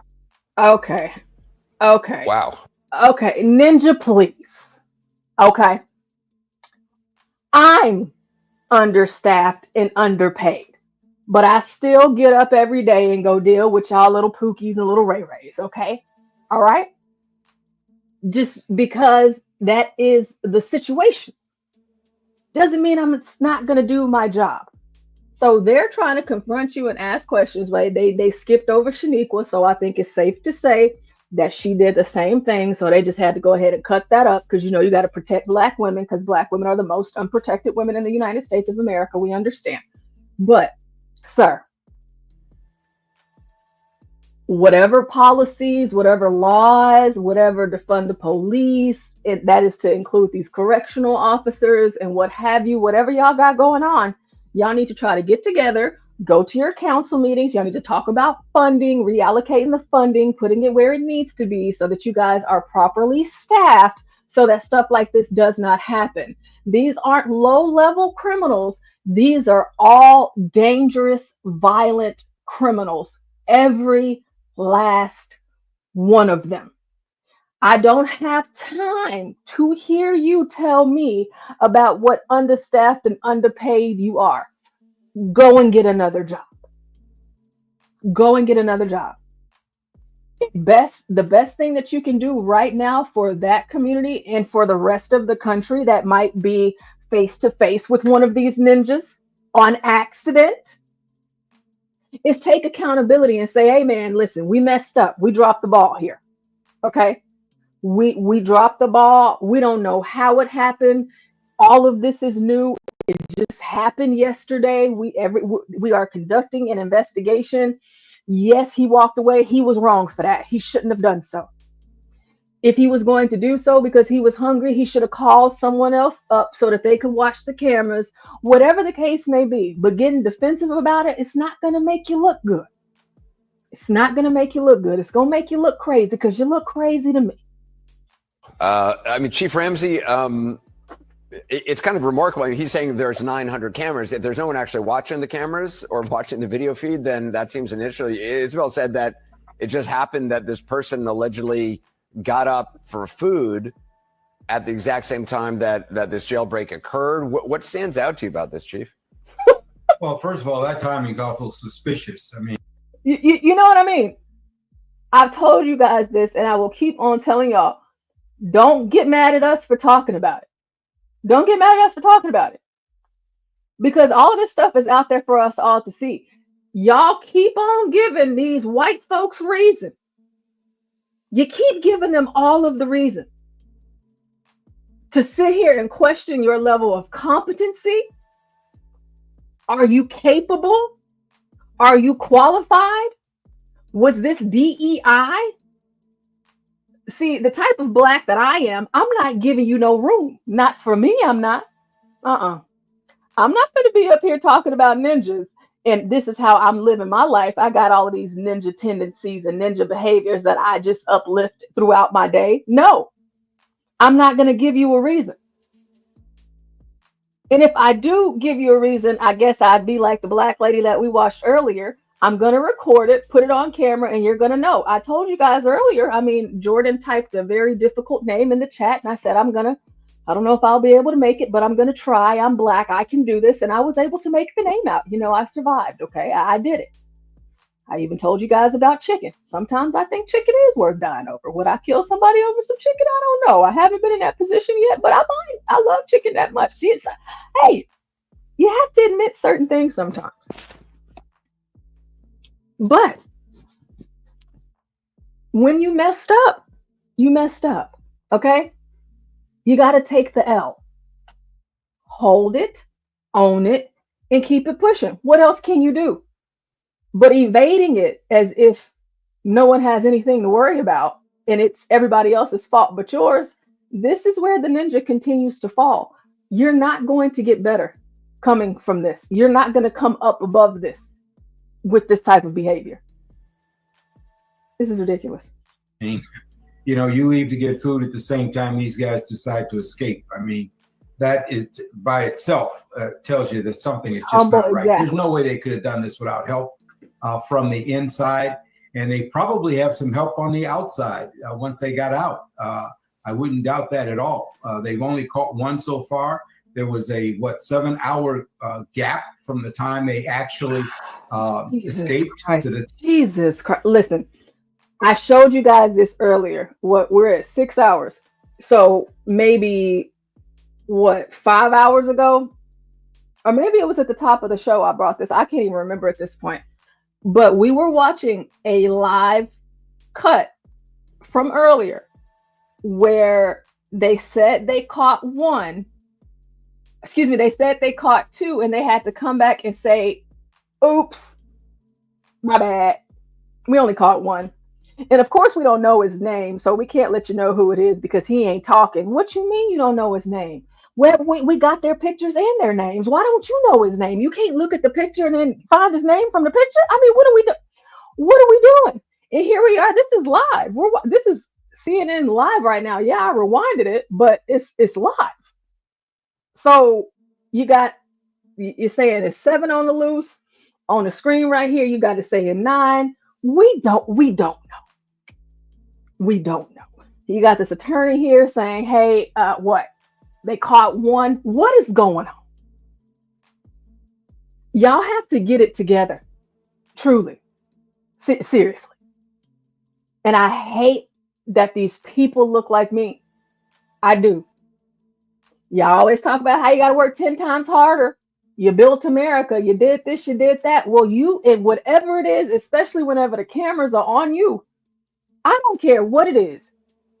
You either finna stand 10 toes down on it and just really not care without making no excuses, or you're going to own up to it and do better and let them know that y'all got the full brunt of law enforcement on high alert in every single state right now, making sure that these guys are recaptured and they are thrown back in the cages that they belong in. You got y'all got to do something else. Jesus. The time they were noticed to be missing, 8:30, and it was another hour before they notified law enforcement about the escape. This is this whole thing it just stinks. It's bad. Yes. And somebody's got to be held accountable. This is just not acceptable. I know that they're on the defense right now, but they should be on the defense. I mean there's just no way something like this should happen. Anderson, it's certainly a serious situation. These inmates, escaped inmates, are facing a variety of charges, including violent charges such as murder, aggravated assault, false imprisonment. So let's dig a little bit deeper here into the timeline and what happened with this brand new surveillance video. 12:23 a.m. From the inside, and they probably have some help on the outside once they got out. I wouldn't doubt that at all. They've only caught one. Off the rails presser, Anderson, and you can see how officials are answering. There are over 900 cameras. How did nobody see them leaving the jail? There are over 900 cameras. It's bad. And somebody's got to be held accountable. This is just not acceptable. I know that they're on the defense right now, but they should be on the defense. I mean there's just no way something like this should happen. Anderson, it's certainly a serious situation. These inmates, escaped inmates, are facing a variety of charges, including violent. That don't make no sense. Oh, let's see the comment section here. 7 hours later, sound the alarm. It's a prison utopia. They're underpaid. That's a joke. From what I'm seeing, they're overpaid. Oh, here we go. Somebody says, I am offended at the lack of diversity. Yeah, so yes, I was thinking because it was replaying itself. Let's see. Let's see here if we got something. We got 10 hours ago, 2 hours ago. Let's see what this white woman is talking about. The search continues for 7 of the 10 inmates that made a daring escape from Orleans Parish. You see now we're saying 7 out of 10. How many was it? Jesus Christ. It was 12, now it's 11, now it's 10. How many? You know what? Let me see if it's in this video at all. Because we're finna play a game of counting these Negroes run out. We're gonna count them. Let's see here. I need to get to the bottom of this. Y'all keep on changing the numbers. We can just count. Let's see. We're gonna slow it up so that we can count them running out. Let's see here. Let me find it. All right. You know, we want to keep ourselves honest here at the Urban Landlord. Let's see. Okay. All right. Let's go ahead and count. So that's 1, 2, 3, 4, 5, 6, 7, 8, 9, 10,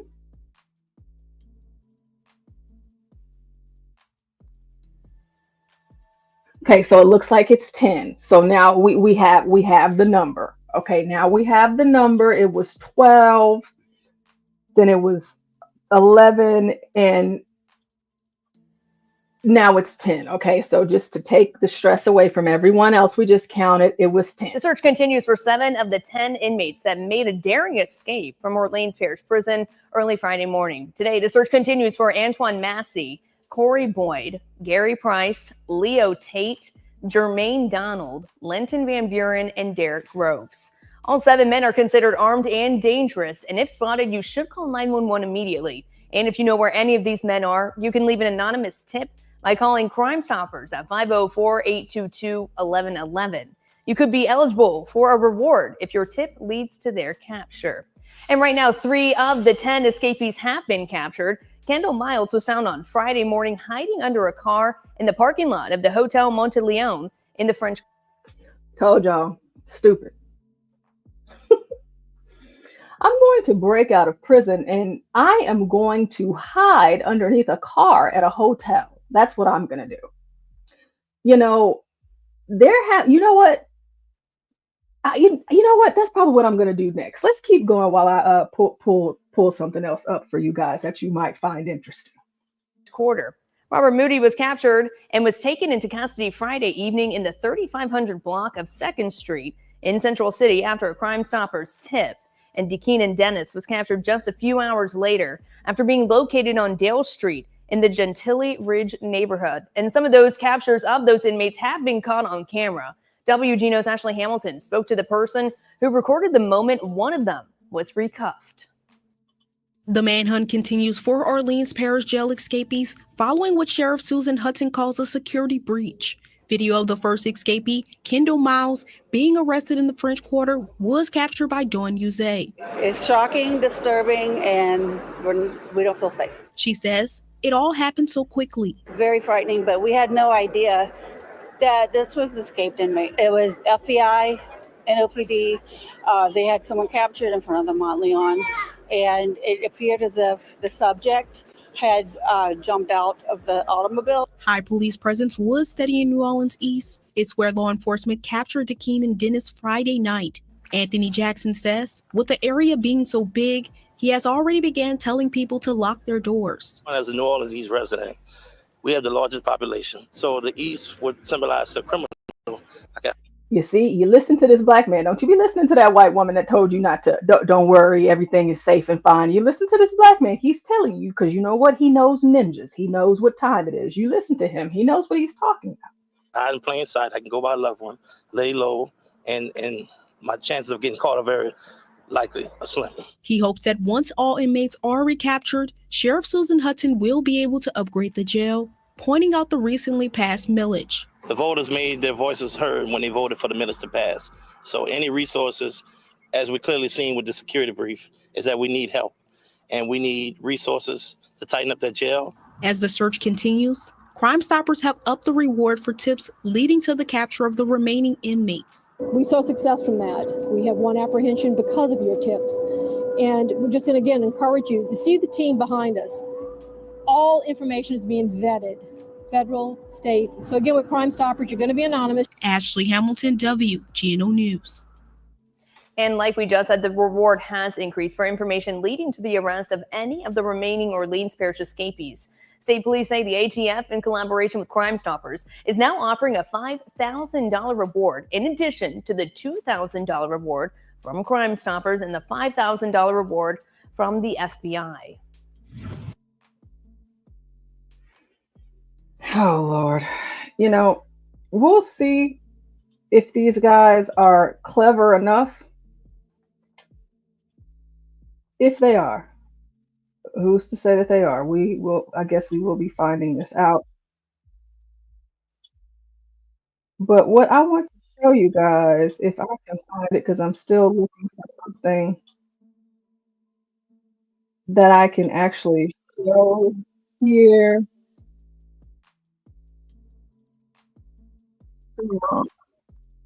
On the stream, let's see. Because I'm talking like if I'm escaping prison,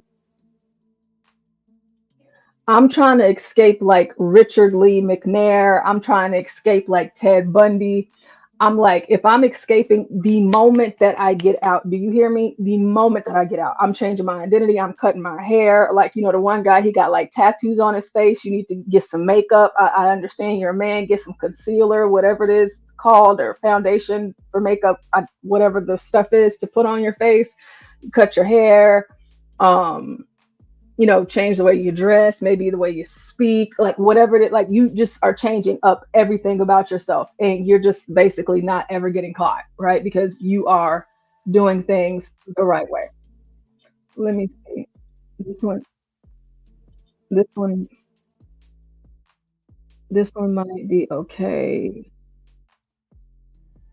So while I'm still trying to find one that I think I can show, because Richard Lee McNair, if you guys have never heard of him, listen. This man, he really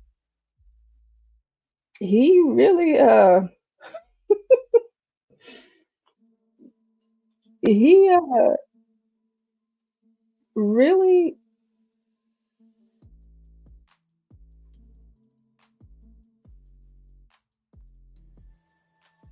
I don't really like his voice. Let's see. Let's see. Can we even show? Probably can't show this. Oh, I wish I could show this one. Oh my gosh, it's so good. Okay. We'll check out one, and if that one doesn't work, I'll just play that guy's, even though I don't like his voice.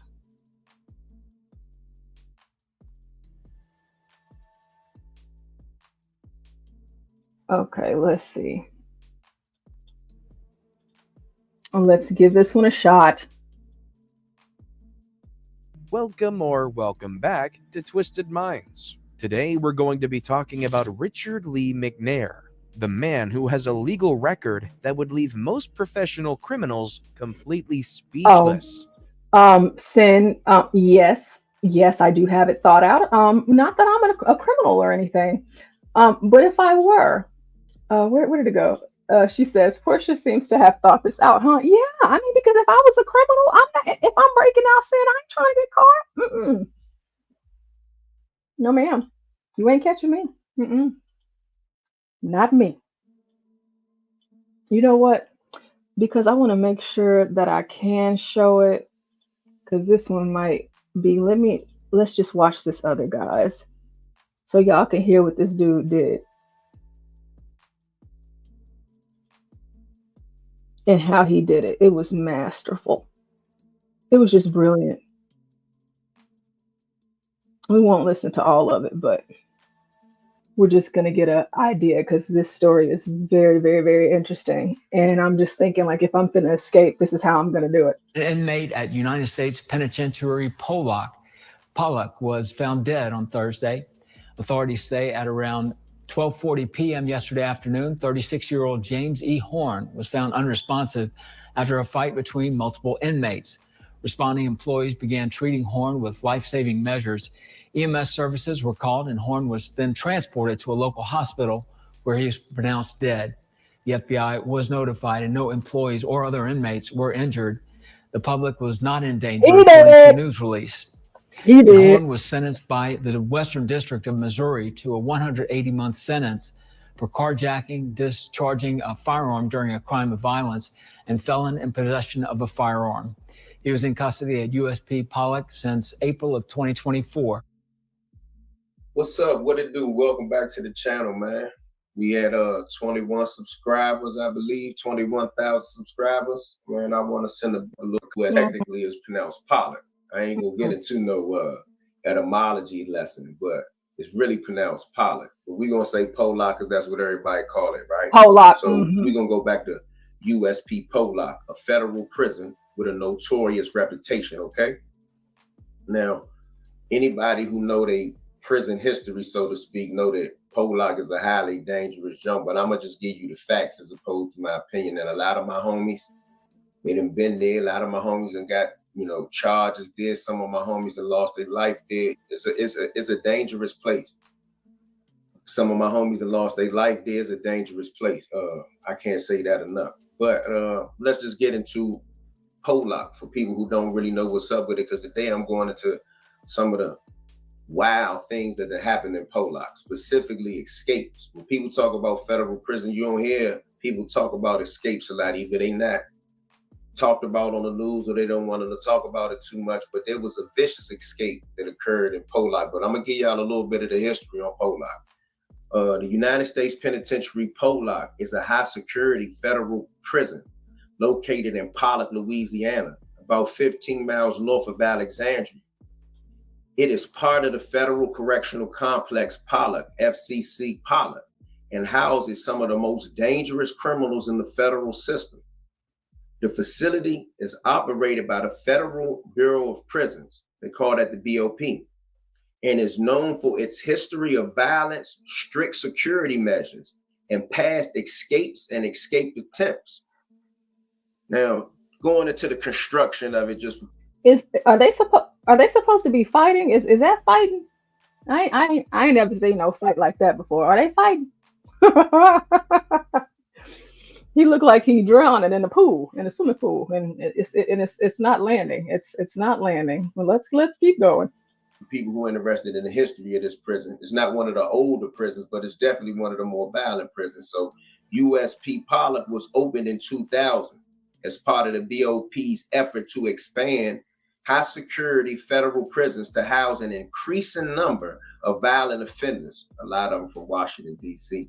Is everybody it was designed fighting the to guards? contain some of the most high-risk inmates, including those convicted of murder, gang-related crimes, drug trafficking, and other serious federal offenses. The prison's design and security measures are comparable to other high-security penitentiaries like Beaumont and Coleman. The types of inmates that are housed at USP Pollock. USP Pollock primarily houses violent offenders, serving long life sentences, gang members from groups such as the Aryan Brotherhood, Mexican Mafia, MS-13, and DC Blacks. I didn't add that either. That came up in the search. High-profile criminals, including organized crime figures, drug kingpins, and career criminals. Inmates with behavioral issues transfer from other federal prisons due to violence or escaped attempts.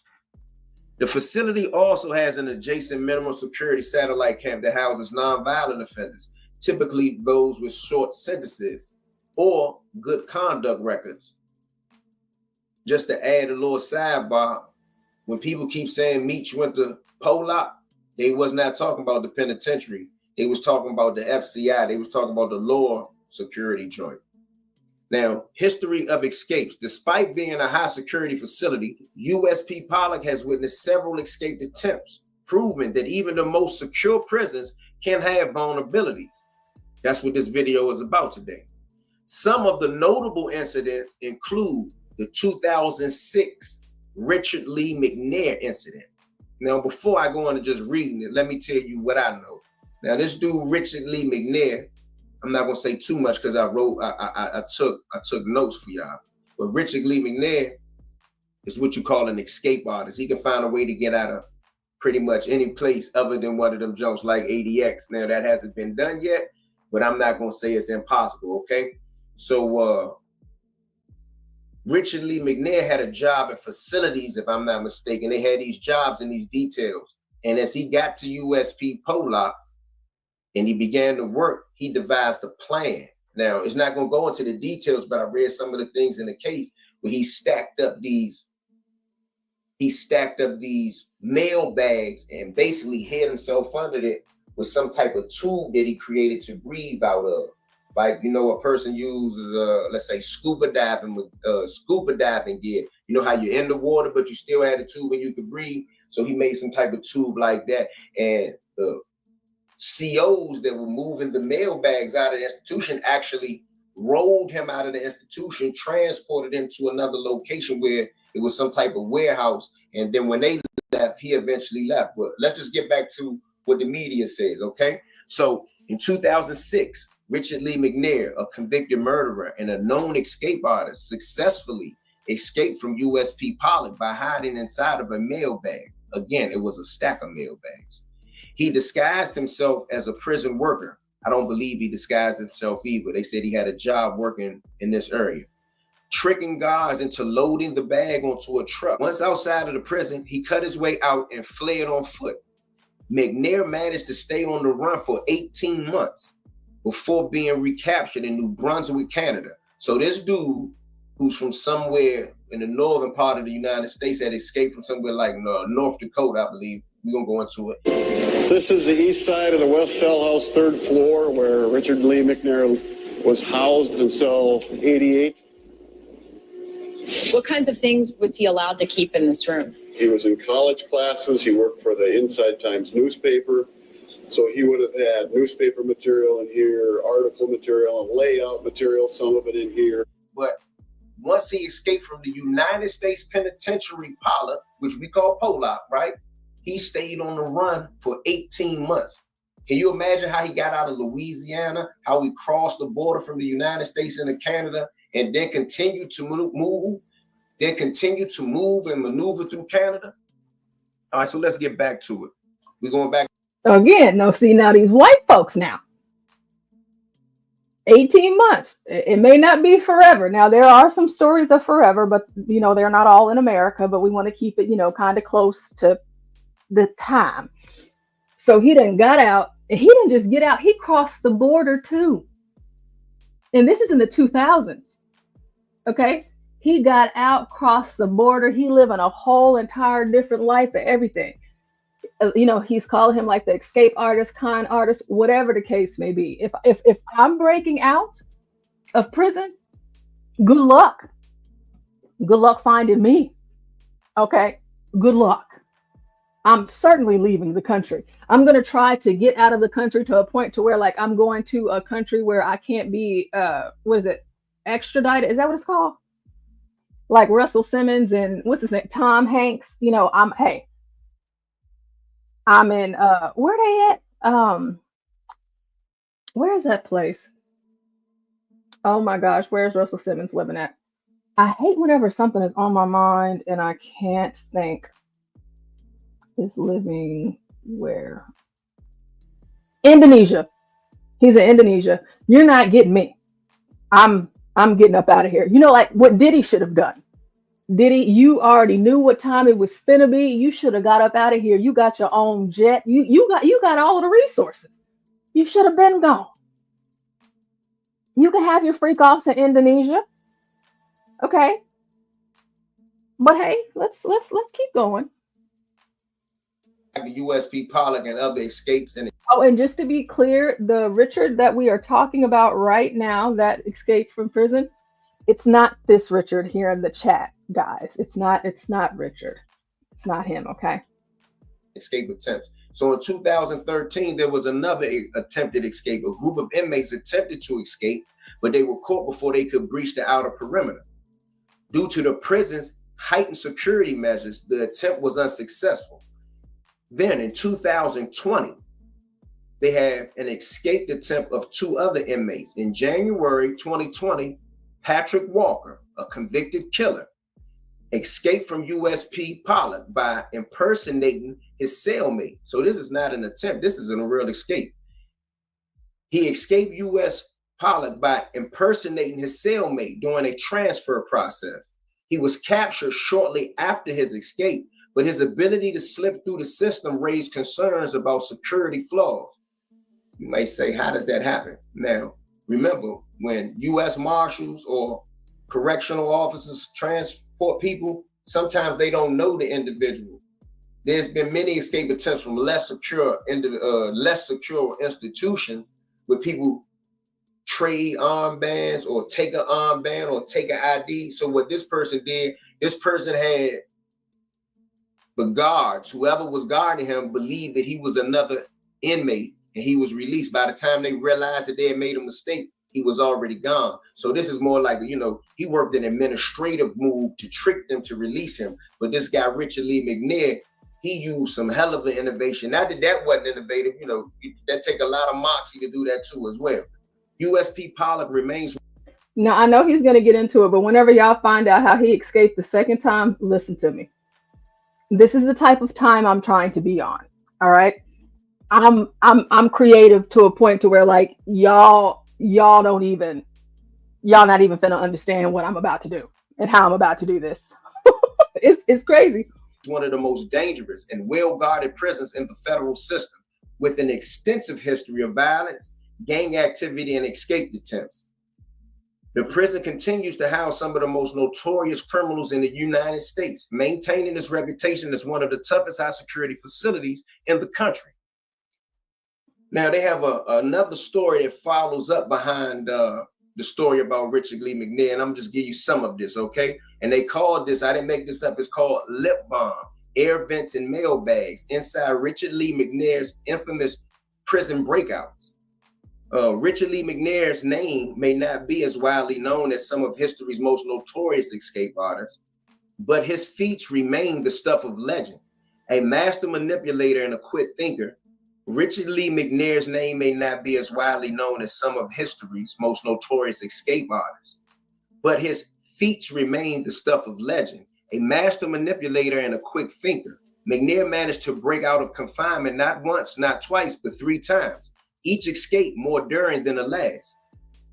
The convicted murderer, originally sentenced to 2 life terms for a 1987 botched robbery and a murder in North Dakota, repeatedly outwitted authorities with ingenuity that rivaled Hollywood's best prison break films. From using lip balm as a lubricant to squeeze out of handcuffs to slipping through ventilation ducts and even mailing himself out of prison, McNair's escapes. I don't see. Okay. Lip balm. Okay. Chapstick, Carmax, whatever it is that you use. All right. Using that to slip out of handcuffs and to slip in between the cells. Okay. Now, you see these pictures of this man, all of these photos that you're seeing, it's all the same man. It's all the same person. So he's changing his identity. Still the same guy, right? But like changing his physical appearance. Like the way that he looks without facial hair is insane. It's just like, it's like a completely different person. It's like, who is this guy? Y'all know how it is for those of you that can grow a beard, to those of you that can't. What you look like with one versus what you look like without one. If you guys have ever seen those videos of the babies with their dads, they've known their dad, you know, they always had a beard, but their dad shaves their beard and the baby start crying. This is what we're dealing with here with Richard. Now, if you missed it, Richard mailed himself out of prison. He mailed himself out of prison. I mean, like, is that not insane? Like, listen, this dude, he knows the day that the mail goes out. Again, you got all of the backstory about Pollock, the prison, this notorious federal prison. It's thousands of inmates there. So we have tons and tons and tons of mail. This fool gets, you know what, before I say it, let me, if he's going to say it, let me see if he'll say it before I do. An escapade, lip balm as a lubricant to squeeze out of handcuffs to slipping through ventilation ducts and even mailing himself out of prison. McNair's escapes and escapades are the kind of thing that legends are made of. The first taste of freedom for McNair. McNair's first escape came in February 1988 when he was being held at a county jail in Minot, North Dakota. While handcuffed to a chair during questioning, McNair spotted a detective's lip balm and saw his chance. Using the slick substance, he managed to wiggle free from his restraints and then jumped out of a 3rd-story window. Man, he goes hard. His freedom, however, was short-lived and he was recaptured soon after. At the time, his brother, Phil McNair, was in awe of his siblings' intelligence. He is about the smartest person I've ever met, said his brother. McNair's second escape was far more elaborate. In October of 1992, he and 2 other inmates at the North Dakota State Penitentiary shimmied through the facility's ventilation system, slipping past security and into the night. He remained on the run for nearly 9 months before being apprehended in Nebraska in July of 1993.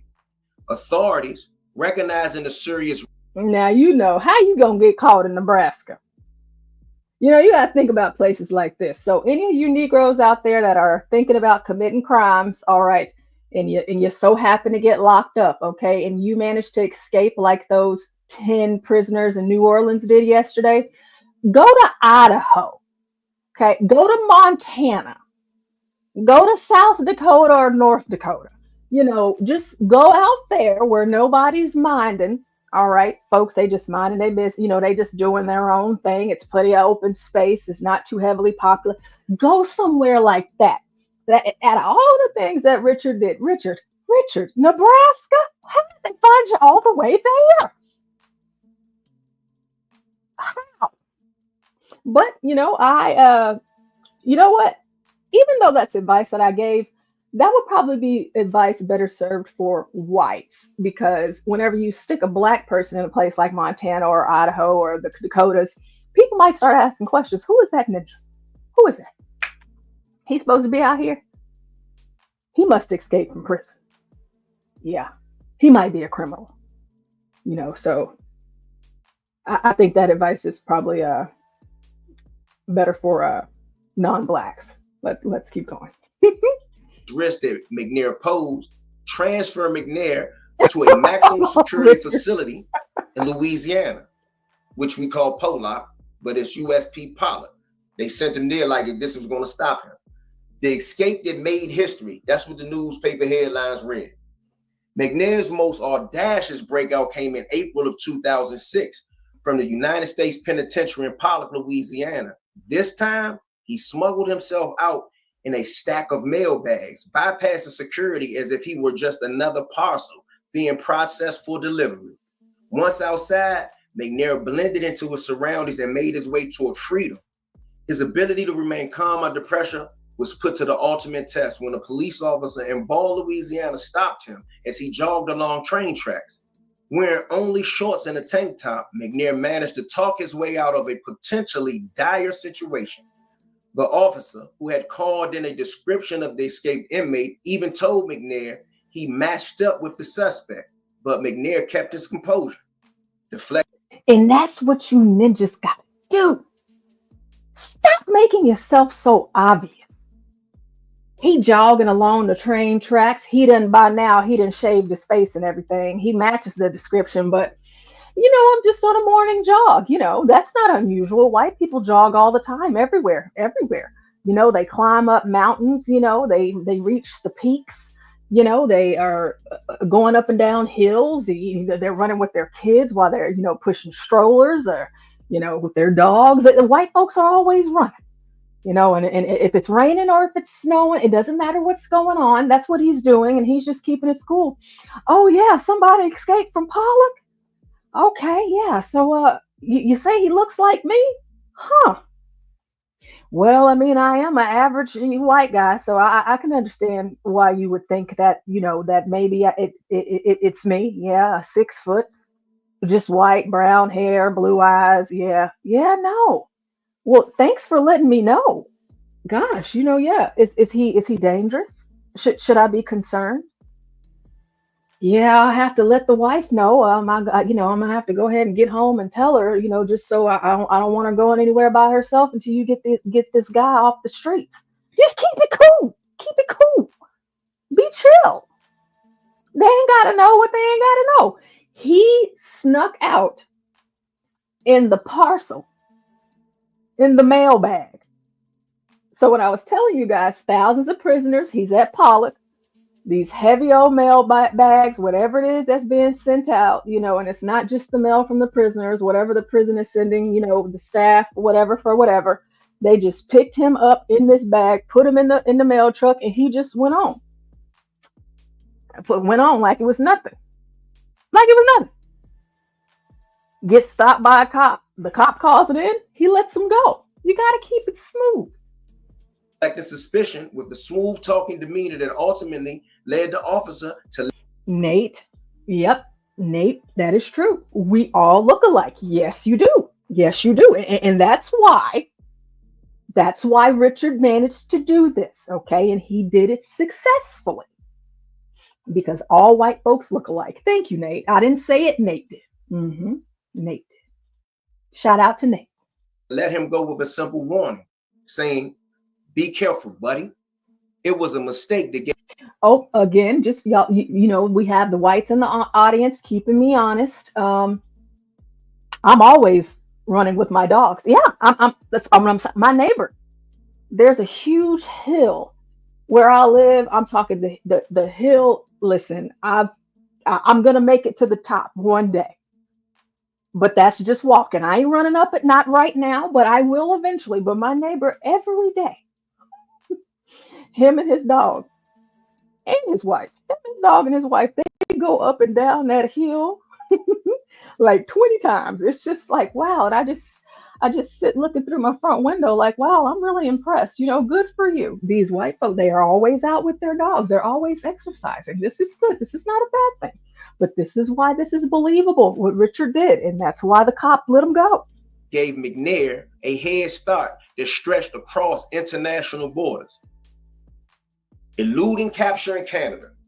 Weeks after his escape, McNair made it all the way to Canada, where he continued his streak of deception.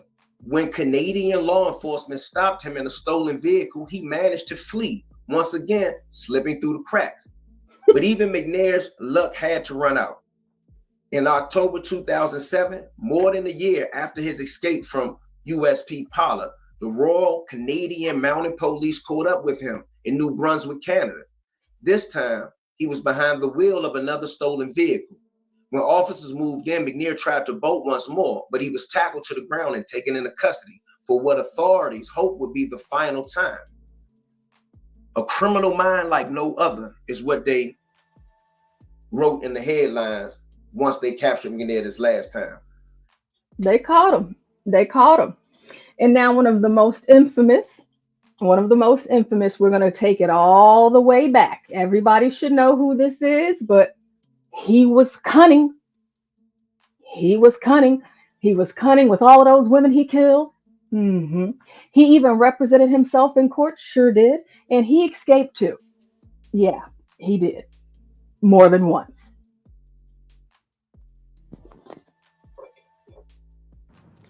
Bundy jumped out of this second law library by sheriff's deputies while attorneys were arguing a motion to strike the death penalty.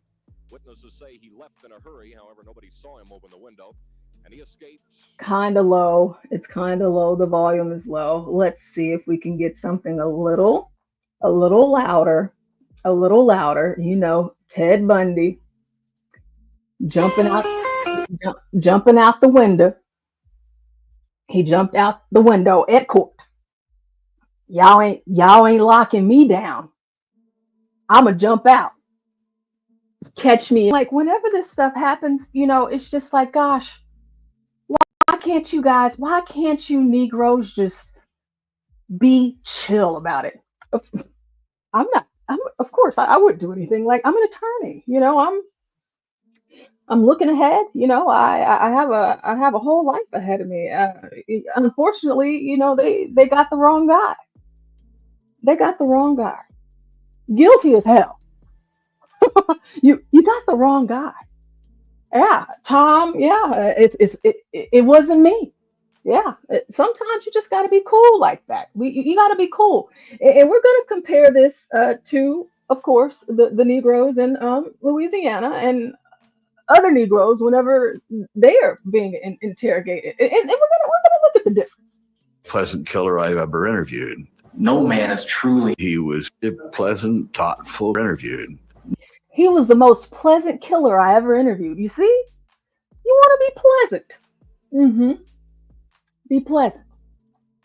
You want to make sure, you know, hey, it wasn't me. Yeah, great guy. He was a great guy. You know, I trust him with my dog. You know, he would have been a great neighbor. This is how you have to act. I should feel like I should go. At that time, any possible escape route from go. Feel like I should go. Feel like I should go. Feel like I should go. Feel like I should feel like I should.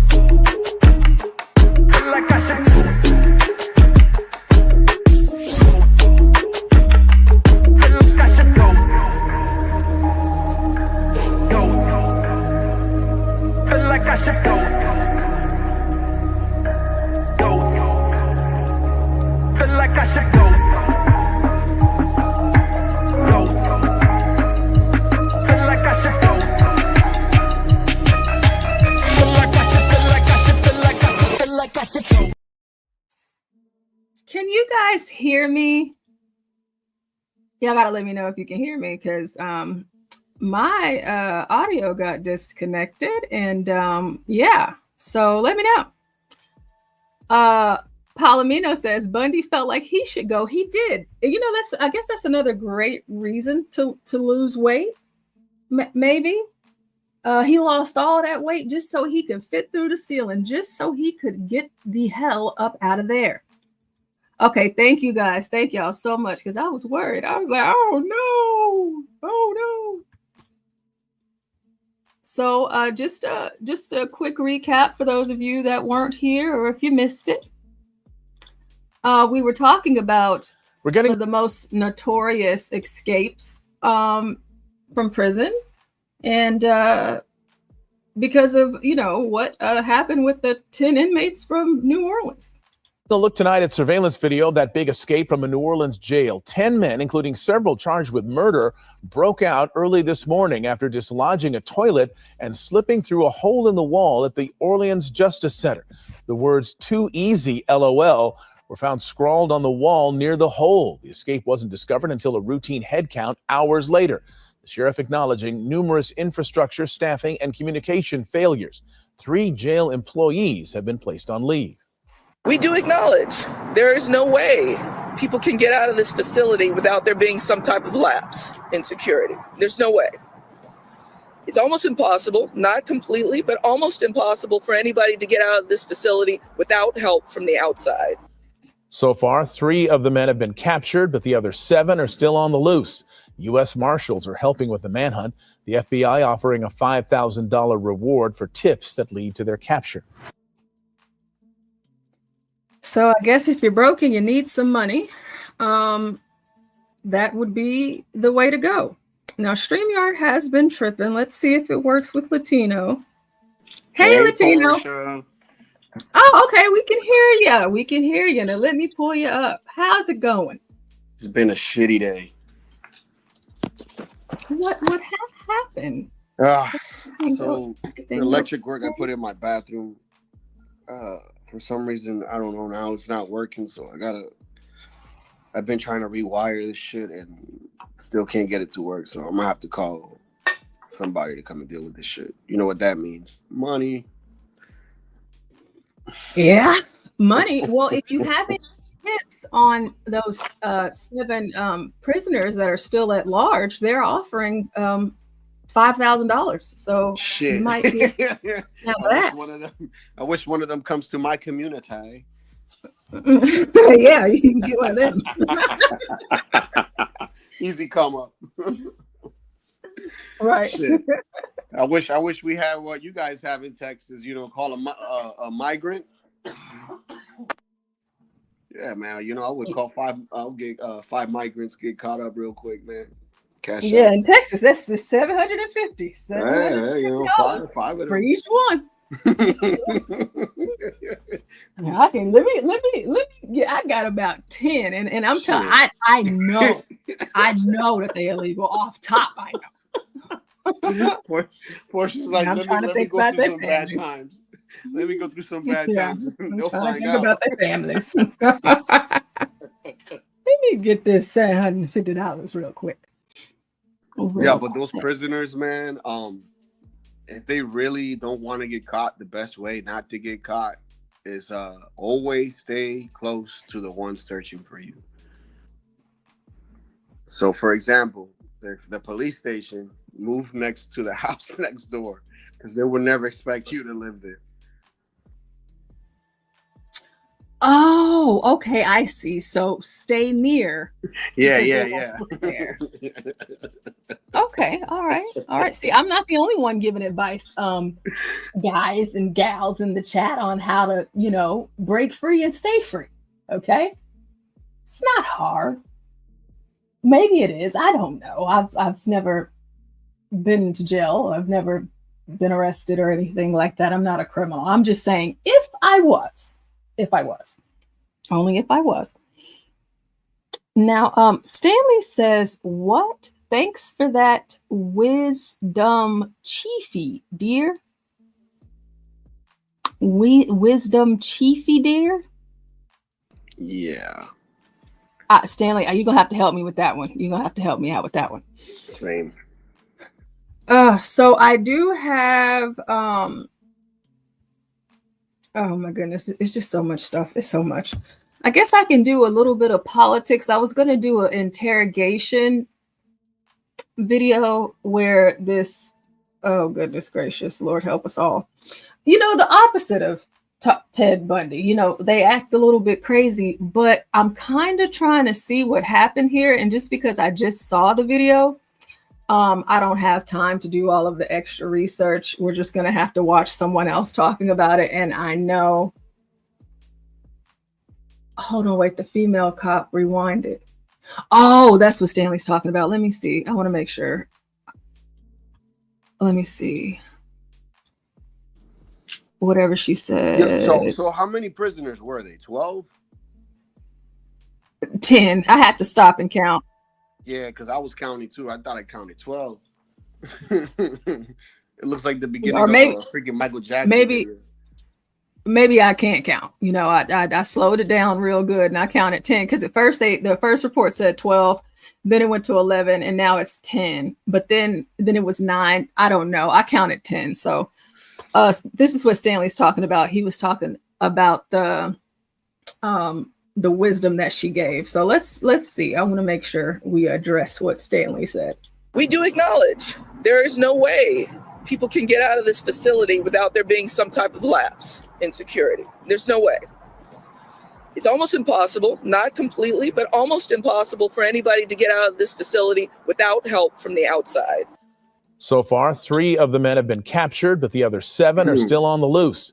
U.S. Marshals are helping with the manhunt. The FBI offering a $5,000 reward for tips. Okay. See, I wonder. Stanley says, obviously there was a lapse in security. Yes, obviously. I told y'all the guard, he went to go warm up his sandwich. He wanted his sandwich and he went to go and get it, and he wasn't watching the cameras. But she said, oh man, if you rewind it a bit, I just want to like what she said exactly. Let's see. We do acknowledge there is no way people can get out of this facility without there being some type of lapse in security. There's no way. It's almost impossible, not completely, but almost impossible for anybody to get out of this facility without help from the outside. Right there. So far, 3 from the outside. I don't think it was the outside. I think it was what within. That's what I think. I think one of the guards or some shit must have helped. Well, they said they didn't put 3 people, like they've gotten suspended pending investigation because they're saying that they had help. But Master Kim says, I thought the rule was if you got warrants, stay half-mile radius from Big Mama's house. my other question would be, are these prisoner guards male or female? Oh, yeah, that is a good question. I don't know. We don't know that much yet. Yeah, that is a good question, though. Yeah, it is. Oh, Stanley said it was a toilet. Oh gosh, Stanley. Stanley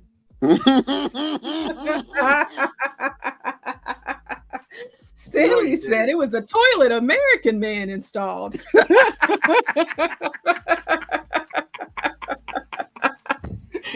Oh, Stanley, come on, Stanley. Yo, Stanley, I can't with you, man. He comes with some good singers, man. He do. Yes, he does. He does. He does. That is so funny. Oh my gosh, this story is just, it is such a mess. Now, I guess if I do dive into politics a little bit, let me see where I put it. Now, I think it's Raphael Warnock. There was a town hall or a city hall, something like that the other day, and apparently it got really crazy in there, and the people starts going off. They're not having it with Raphael Warnock. You know, he's a pastor of a lovely mega church out there, and he's also a senator and all of that good stuff. And apparently the Negroes had something to say. They had something to say to him. So I guess we can check and see what the temperature is. And I have to ask you about the way we spend our money. My voice is against using our money to fund what many people would consider a genocide. So. Oh, and they are in the church. They are in the church. Genocide. I wonder what genocide he's talking about. Maybe we'll get into it. Maybe we won't. But I am curious to know. Are you talking about Planned Parenthood? Is that a white? That might be a wig. It might be a wig. I don't know. I didn't see the front of the face, but it might be a wig, or it could be a white. It could be. The American people seem to be against continually harming Israel as we watch them bomb Palestinians off the. Oh my God, Jesus Christ. Just when I thought that maybe a ninja got a clue. Israel and Palestine. That's not even our problem. Do you live over there? Like, seriously? Hey, the only thing that pisses me off about Israel and Palestine is that it's not America. I don't care. Listen, they can bomb each other into oblivion. They can bomb themselves straight to hell. They can bomb Jerusalem all the way to the Gaza Strip. I do not care. It ain't got nothing to do with me. Nothing. I don't care. Russia and Ukraine, I don't care. I do not care. Everything that's going on here in America right now, just from what we've talked about since I've been live, okay? We have enough issues. Yep. We have enough. Those are issues. But they in here clapping it up, we Israel bombing Palestine, and Israel, the Jews, Jesus, you in church talking to a pastor, and you're going against somebody who doesn't believe in your God, and you're in church. Listen, I don't have time for the mental gymnastics. You know what? Let's just keep watching it, because this is going to give me a headache. The planet. As the descendant of an African man and a former slave, we watched this happen to us. We've seen this happen in different countries. Oh, why did I play this? Why am I torturing myself? Community. I'm so sick and tired of seeing these black men like this. Oh my God. Sick and tired. Oh my gosh. I'm sick and tired. Like that black man that's from the Black Panthers earlier. Being tired. Jesus Christ. I mean, my God. I didn't show y'all a healthy amount of videos of black women today acting a fool. And you know what? The more, whenever I see black men and hear black men speak like this, I get it. Why these black women out here acting like the men? They all loud and they got this bravado when they speak. They disrespectful. They don't know how to talk to nobody because they ain't got no man to follow. Listen to you. I'm a descendant of a slave, and my people, they was bombed on too. Bombs on Baghdad. They did that to my ancestors. And I just can't sleep at night because all of these folks over in Palestine is getting bombed by Israel. And it just reminds me of my ancestors. Listen, is it that Negroes can make a comparison to slavery in every situation? It's incredible that they can do this. I'm tired. Countries. I have to ask you, what side of the fence are you on? Where's your voice as it relates to? Jesus Christ. Y'all know how it is. Y'all know how I get whenever we get political. And I'm really, that's why I was trying to stay away from the politics, but hey, something caught my attention. It's fine. Again, Raphael Warnock, pastor, where are they? Church. What do they have on this screen? This man is talking about Palestine and Israel, and the camera is laser focused on this tranny homosexual flag with this homosexual rainbow, whenever the rainbow is God's promise. Mm-hmm. The rainbow is God's promise. Colors to everyone. And you are in his house, defying his word. Preach. You are shaming him and everything that he is, what he calls and he says is blasphemous. And the camera is on this, and we are in the church, and y'all are just okay with this. Not me. The church I go to, I just wish for the life of me a homosexual walked in that church like this. The church I go to, oh no, they torch me right on out. God saves, Jesus saves. You go on down the street and see if Jesus can save you down there. He can't save you in here. You got to get up out of here. We don't want none of that up in here. Not in here. No, but they let the gays, they let these folks come and be like this. And if you're going to have your little town halls and whatnot, don't have it at church.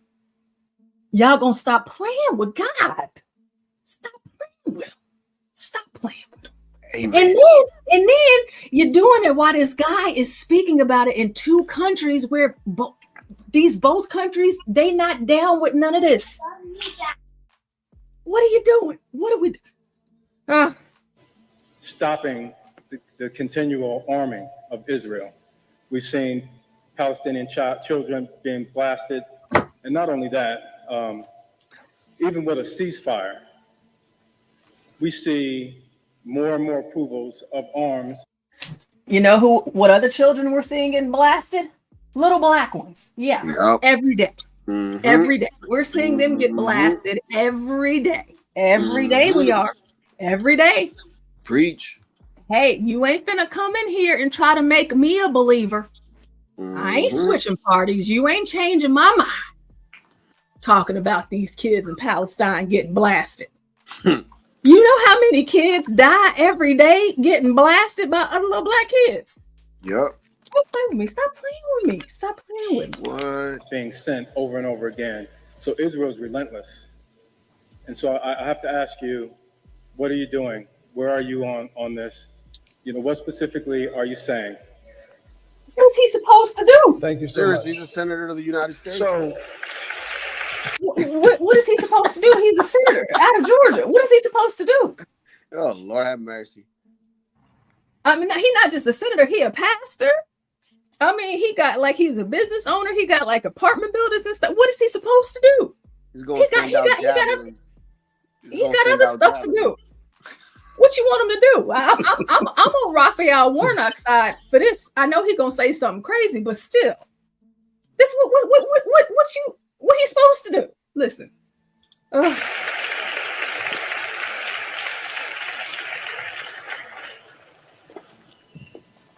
This camera person is nosy. The humanity of all of God's children, and that you have to center the concerns of the most marginalized. And that's why I was one of the first in the Senate to call for a ceasefire. In addition to that, has there been a ceasefire? Did it work? Did they listen to your black ass, Raphael? Did it work? I'm just trying. I mean, did they listen to you? They still fight. Come on, man. These people ain't gonna listen to this dude. Oh, Jesus. I trust the Biden administration. I push the Netanyahu. Did Biden listen to you? Man, Biden don't remember what he said. I don't even think Biden remembers that they met. Did Biden listen, Raphael? Since you a black man and you got all of this power, and earlier today we got to listen to all of the power of all of the Negroes. Did it work? Did they listen to you? Listen, y'all gonna stop thinking that you're more important than what you are. You already have power as a pastor. You're stealing from these people every Sunday. Okay, you're taking their money. They bought you a mansion. They paying the mortgage. They paying the utilities. What? They ain't gonna listen to you, Raphael. You just got the title and the seat. And we know that you ain't gonna do what you need to do with it. We already know. We know all you're gonna do is cry. We know. Administration around the ways in which humanitarian aid was not even getting into Gaza. I voted to give $10 billion in humanitarian aid to Gaza. My North Star. $10 billion of who money? I didn't vote for that. I want my money. I don't want my money going to Gaza. That's my money. Okay? I don't want my money going to none of this. None of it. $10 billion like it's your money to spend. Yeah, listen. In this whole conflict is a world that embraces the children on both sides of this conflict. Because here's the thing that mortal enemies have in common. We all want our children to be okay. Now, we all do. And I said this on. Oh, Master Kim, I am so sorry. Please forgive me. Please forgive me, Master Kim. There she is. There you go. There's Big Mama. There's Big Mama. There you go, Big Mama Stacy. She eating up everything in Georgia. Yes, she is. She eating real good. Yes, there you go. There you go, Master Kim. She's not eating sweet potato. She's eating sweet potato. Yams. Yep. Yep. There you go, Master Kim. That was for you. Sorry about that. On the floor of the Senate, when I called for the ceasefire at a time when folks felt like you couldn't even say that word. I often wondered as a preacher and as a seminary student, what did the book of Isaiah mean? What did the prophet mean when he said the lion will lie down next to the lamb, and the little child shall lead them? And it was really in the context of this awful, awful conflict. The brutal and awful attack on October 6th, the taking of hostages, the sweeping bombing that killed way too many civilians, way too many children. We could go on and talk about the same conflict.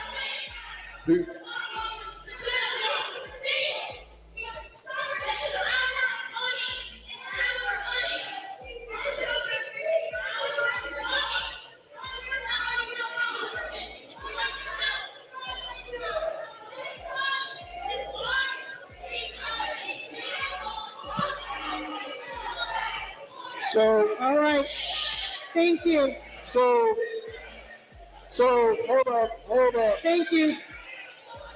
So,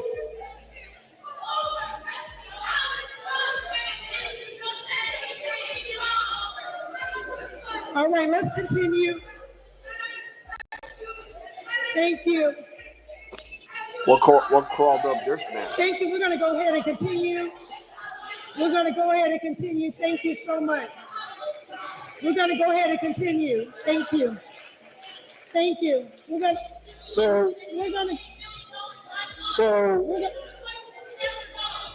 continue with the program. Do you want me to answer the question? Thank you. I will answer the question, but I'm not going to shout.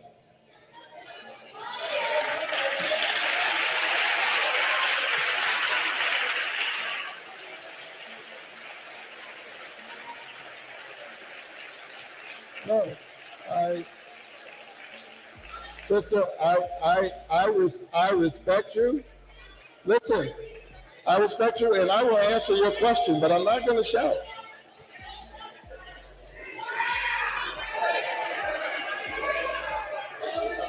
Let's continue to be respectful of the children. Let's continue to be respectful of the children. So don't touch me. Thank you. Let's continue to be respectful of each other. So I think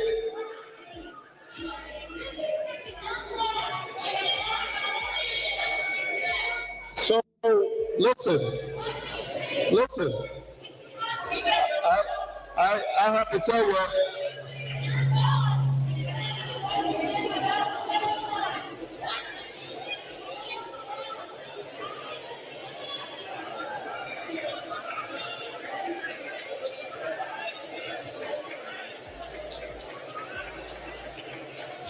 We would like to continue on with the program.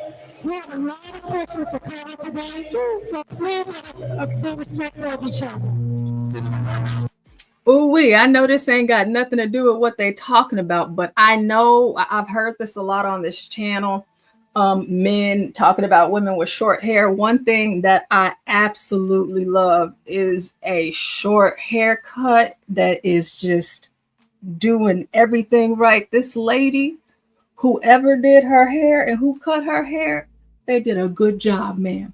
I understand. They did that. They did that. You wearing that. You wearing that.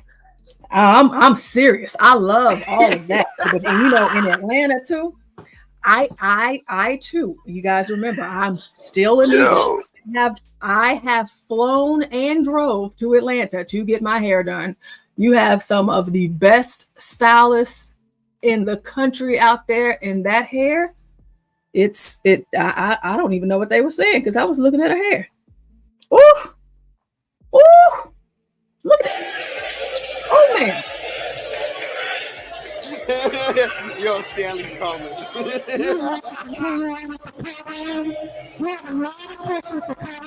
Oh, her hair is done. And it is done. And it is done. It is done. Yo, her hair is done. Her hair is done. I love short haircuts, y'all. I do. I love them. Like the Halle Berrys, you know, like those. I love those short haircuts. She looks like Marge Simpson. I guess so. I'm a sucker for short haircuts. I would never have one. My homie. Oh my gosh, Latino in these accents. I would never do it to my hair, but I love them. Okay, let's get back into it. That was my hair moment. Okay. They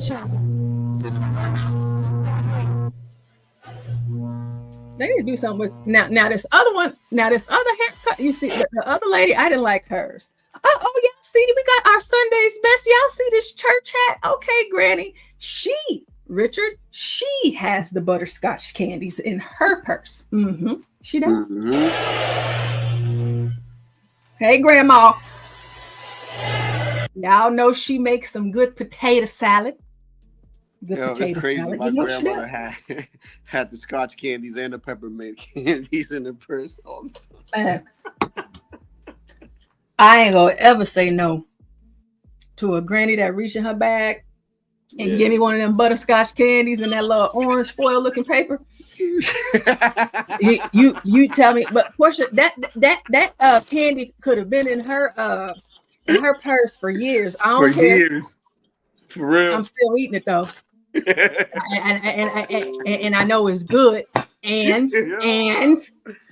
play with me about the butterscotch candies. And the thing about the butterscotch candies too, I ain't never even like been to the store to try and buy them. And I feel like maybe if I did, but I feel like only they know where to get them. You know what I'm saying? Or do they make them themselves? Listen, I don't know. Them butterscotch candies.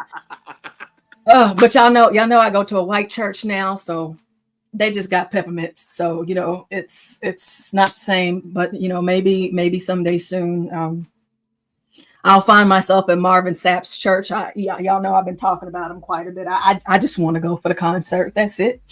That's all. I'm just being honest. Yeah, that's it. Just hold on. Wait, what did Stanley say? I meant a real Catholic, the Pope. These Protestants are lively. Fix the mic.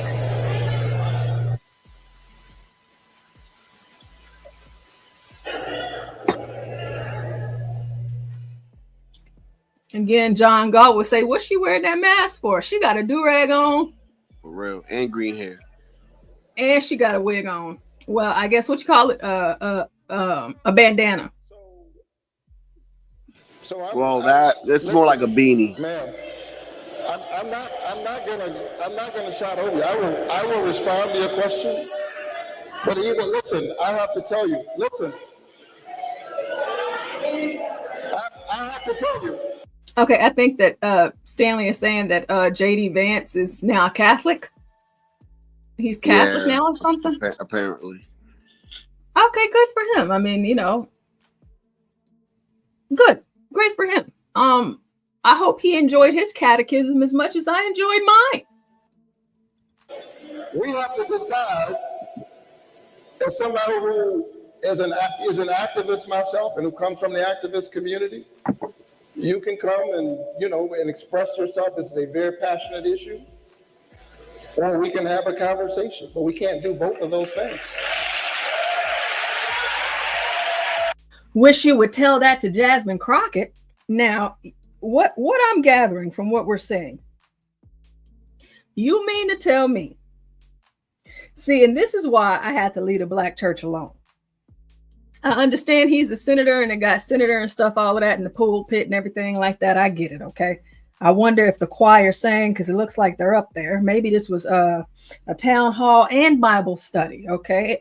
Listen, you're not going to sit here and tell me that in 2025, that in the house of the Lord, where Jesus Christ is Lord, this is where they are.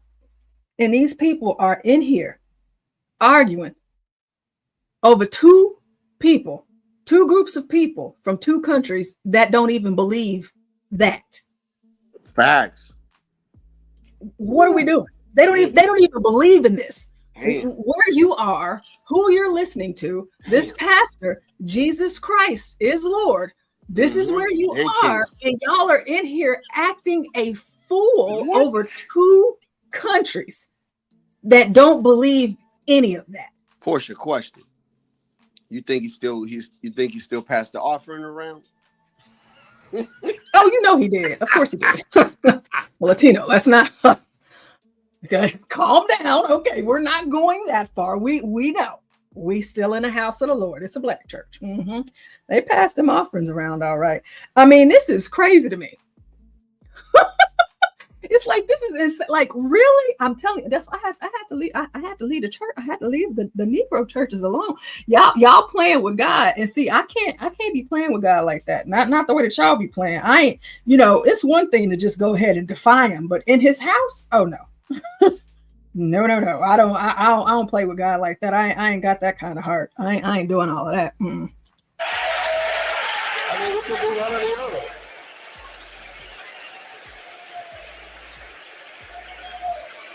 So I acknowledge that maybe you would rather just make your point. And so you see this assalamu alaikum right here? You see, you gotta go. All right. You like to make stuff go boom, kaboom. I don't know what you're in here for. Okay. I don't know why you're in here. You listen. You know what? That's probably why I'm just better suited where I'm at here on YouTube talking to you guys, because it probably ain't nowhere that they can let me come and talk, because if y'all think Jasmine is crazy, y'all know my mouth is out of control, and I would just have everything to say. I have something to say back to everything. I'm commenting on all of it, as long as we're in this church. I take it that that's what you want to do, make your point. But if you want to have a conversation, not just today, but in the days ahead, I'm happy to have that conversation with you. You ain't gonna have a come to your office and accept no appointment. I also think that as incredibly important as this issue is, and it's a matter of life and death, it is. There are other issues here, and these folks deserve to be heard as well. Preach. Come on, Pastor.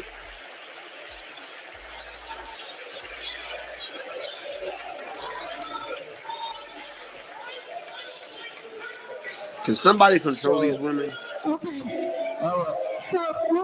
You know, listen, Shaquafala and Keisha, can y'all sit down? I just gave y'all some praise because this black man opened up sounding like his mama, and y'all messing it up. I tried to give you your props. Sit down. We trying to listen. Oh, y'all working your necks and your hands and listen. Oh my God. I asked you the question. I guess I have my answer. You will make your point. So we will do at this time. We have staff right here, right now, ready to sit down and speak with you all. Stanley, do you raise your hands? We can go in the other room and go ahead and meet with them. Stanley and B, raise your hands. They're here right now to speak with you. So we can continue with the program. Let's be fair to us. And Let's be fair to others. Let's be fair. And I know y'all just saw them hands. Y'all saw them hands with them long nails. And she like, what you finna go charge up the pastor now, ma'am? You finna throw hands, ma'am? You finna get your wig snatched? Are you gonna snatch it yourself? What are you doing? Hold my earrings, Pastor Vaseline. What are you doing? Why are you acting like this? I don't like Raphael Warnock. I wouldn't vote for the guy. But come on now. Have some sort of Jesus Christ. You can't take ninjas nowhere. You just can't. You can't take them nowhere. Yo. Look at her. Look at her with them hands. Come on. Do something. Give me some. Catch me outside.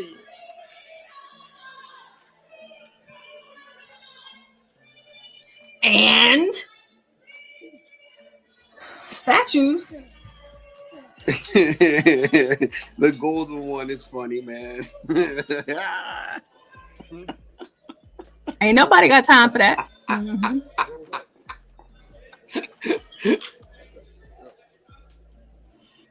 You see, now they rubbing off on the assalamu alaikums. Next question.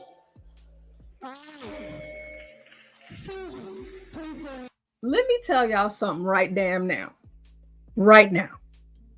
This is the stuff that pisses me off. This is what pisses me off about this whole the ICE raids, and even right now in this moment. I don't care how much I get up on this platform and talk about blacks. I don't care.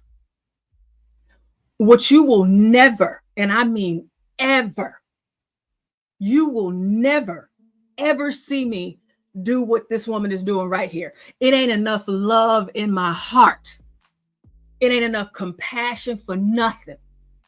You black people that love to tell us, you know, black people like me, you ain't black, you a coon, sellout, Uncle Tom, whatever it is that y'all got to say, whatever I stand on, you better believe that I'm standing on it for black people, period.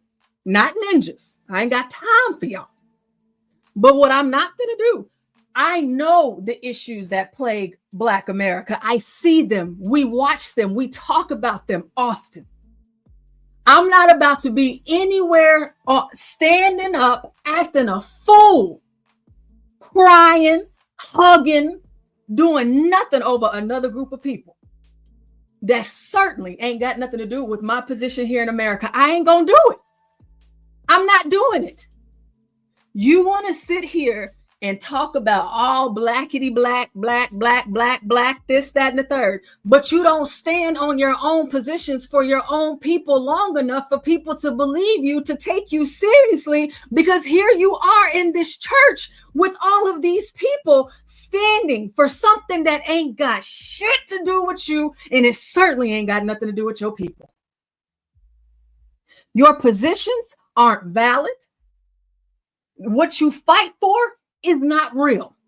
None of it exists, not to me. And for the blacks that fall behind these Negroes and listen to them stand and speak up for everybody else's rights and freedoms and fairness and what shouldn't happen, you want reparations, but you're asking for $10 billion to go to another country. What y'all say, it does not match up. It does not make sense. And whenever I'm talking to you about the ninjas, it's because I need blacks like myself to remember that's not you. It ain't ever got to be you. Don't fall victim to it. You better than that. You gonna go out and you gonna be the best version of you, your family, and whatever type of citizen that you want to be, you do that. But what I'm not gonna turn around and do and say, hey, I'm gonna go out here and hold hands and kumbaya with these illegals because their families are broken. You know how many black families are broken? I'm working and I care about fixing that. I don't care about their families.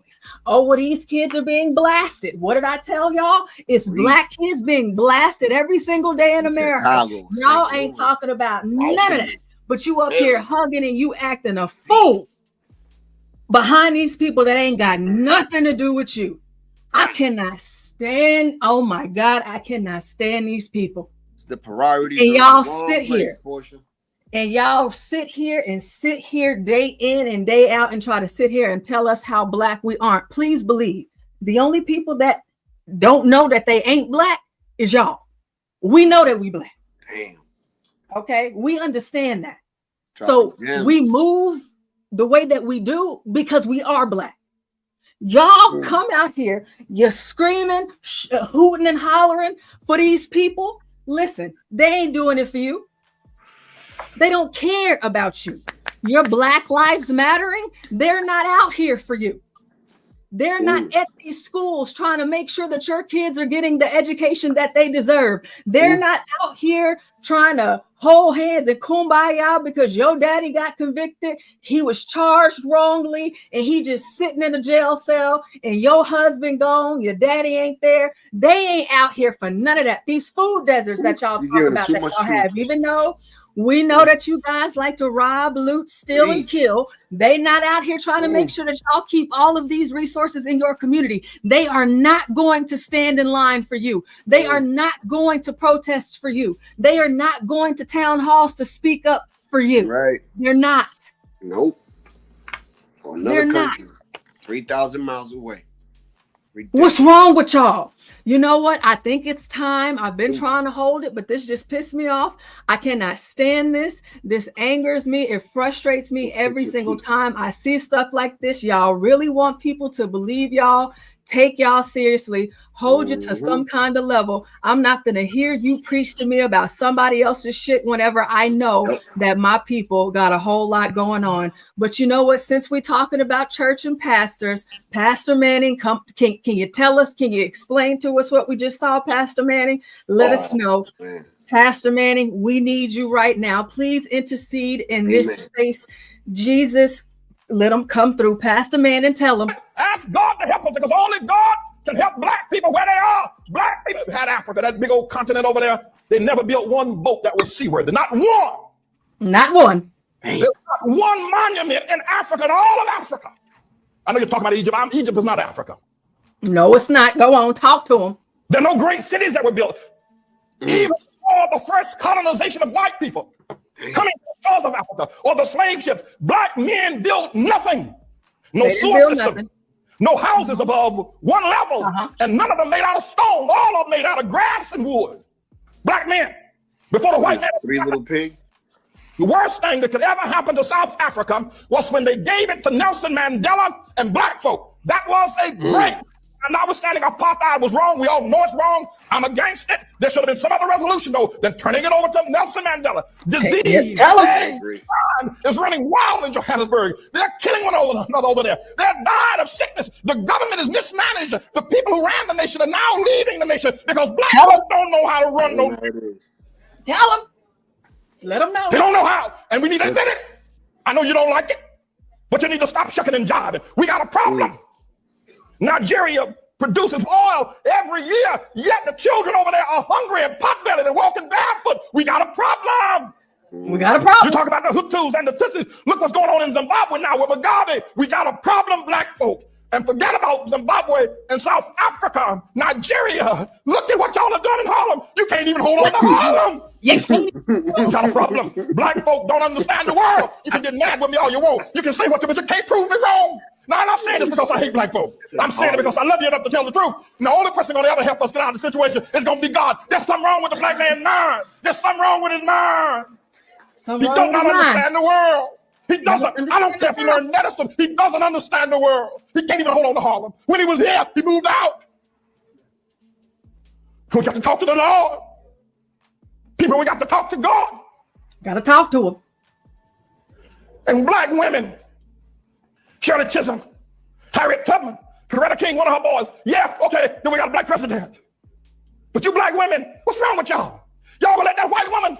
What's wrong with you black women voting for Barack? Don't you understand? It should have been a black woman if you're gonna have a black president. What's wrong with you? Y'all ain't got no sense, you black women. Your men treat you like the dogs, like your dogs. They walk all over you. They make you pay the bills at home, and then the preachers pimp you in the churches and make you pay the bills. Y'all crazy black women buying these black men private jets, the tune of $50 million for a around in a private jet, and you talking about look at our pastor. What's wrong with y'all women? Oh my goodness, let me rewind that. Y'all buying them plane. I just told y'all. Greens? They bought Raphael Warnock a house, a mansion. They paying for it. Listen, Pastor Manning, tell him, Pastor Manning, you tell him. I want to have a black president. What's wrong with you? Y'all ain't got no sense, you black women. Your men treat you like the dogs, like your dogs. They walk all over you. They make you pay the bills at home, and then the preachers pimp you in the churches and make you pay the bills. Y'all crazy black women buying these black men private jets, the tune of $50 million for a around in a private jet, and you talking about look at our pastor. What's wrong with y'all women? What's wrong with you? What's wrong with you? And what's wrong with a black man that would take that kind of money out of a poor neighborhood and buy himself a private jet? What's wrong with y'all niggas? What's wrong with you? What's wrong? What's wrong with you, black women? What's wrong with you voting for Barack Obama? What's wrong with you? What's wrong with What's wrong with y'all? Crazy. You're crazy. Black people, let me tell y'all something. If you don't ever hear me say preach again, they can kill me tomorrow. But let me tell you something. We're not going to ever get anywhere until we look into the mind of a black man. He doesn't think correctly. I don't care what he is. He can be a doctor. He can be an astrophysicist. The nigga got no sense. You talk to him. You talk to a black man. Talk to him. He doesn't understand the world. He's never built anything. The most the black people have ever done, they did it here in America under white people's help.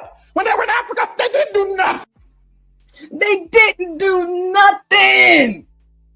They didn't do nothing. Nothing. They ain't doing nothing now. They out here singing Amazing Grace with these assalamu alaikums, kaboom booms, and all of this. And You want to know what's crazy, man? One of my favorite inventors, man, Peter Carver, over 1,000 patents, man. And this guy didn't have kids, and he left all his money to the university that he worked for.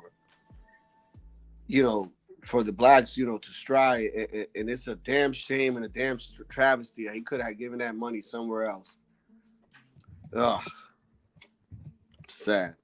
well, you know, unfortunately for him, or fortunately for him, there's Negroes like myself that would never do something so stupid. You know, he made the mistake so that, you know, blacks like me would never turn around and make the same mistake. Mm-hmm. Mm-hmm.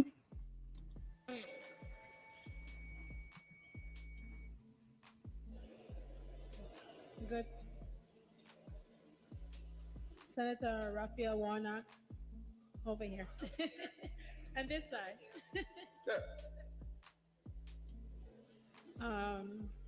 Out of the Malta Babe.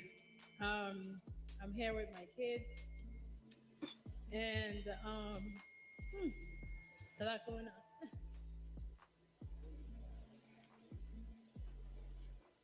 on. Okay, your kids.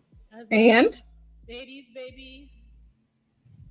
Everything was stopping me from coming here today. Uh-huh. I'm by the way of the Virgin Islands. Okay, Georgia, to be considered a peach for a minute. Uh-huh. You know my people. I know that. You visited. Who are your people? And I had to shift my question around. So let me say that Georgia was a state in the movement of civil rights. And I would champion everyone, as me probably being the youngest person that's probably been on this mic so far, to all let us come together. I know they say, you know, black don't crack and all of that. You're saying you're the youngest person that's been on the mic. Yeah. You don't look like it. I think it was Not that to kid me. with the weave. You know, I know that I'm whoever is telling you that you look like you in your 20s still, you know, hey, shout out to them. Oh, it's funny I'm that you not have to throw falling that. for it, lady. Like, what was the point of her throwing that in there? I'm not falling for it, okay?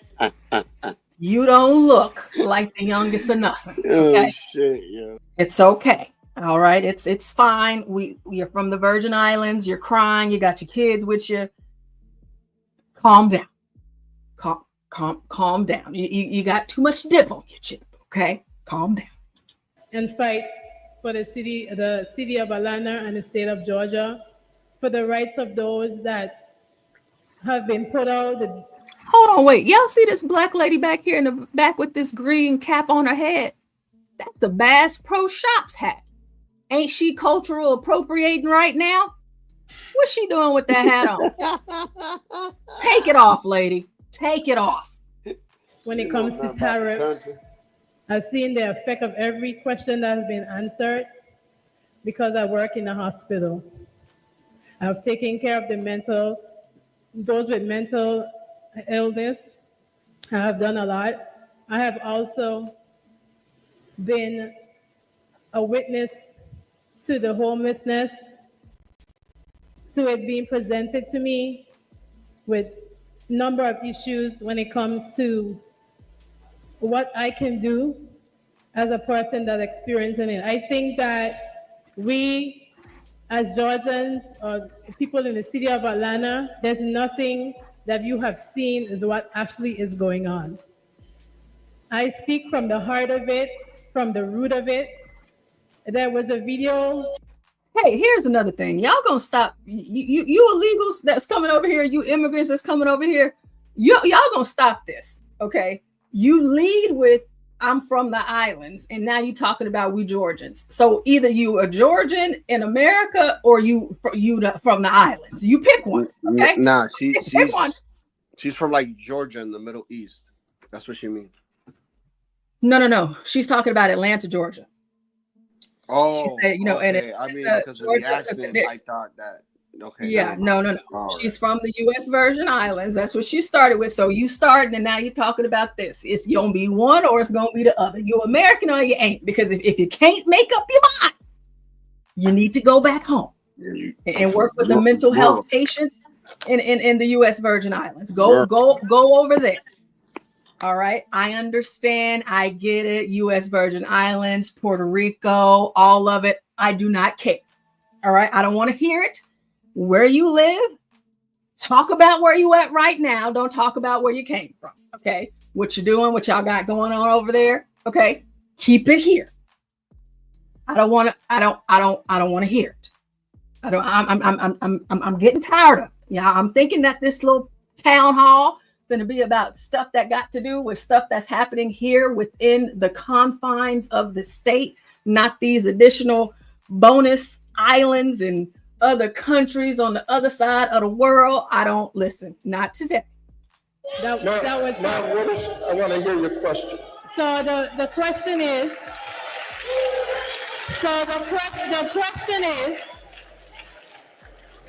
what can we do to come together as a...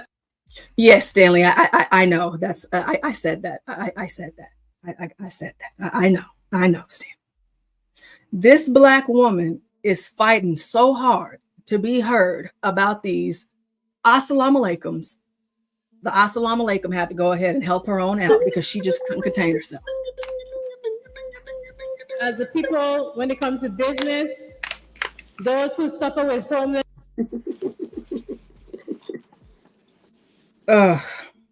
Oh my God. Shit. This shit crazy, man. Like this money to be spent here, man. We gave Ukraine over what? $350 billion so far. It's like, are you telling me I prefer. Yes, Stanley. Stanley, I know that you don't like. I know you don't like this stuff. Yes, I do know. I do know. I said that. I said the outside islands, Puerto Rico, the bonuses. I get it. Does she live there now? She doesn't. Keep it where you at. Let's stay at home. You in Georgia, talk about Georgia. You can do all of this other stuff at the U.S. Virgin Islands. Go back there. Okay? You can go back. Can't All worry right? about You ain't got to stay. If you're worried about Georgia, keep it in Georgia. This makes me want to go into the whole thing with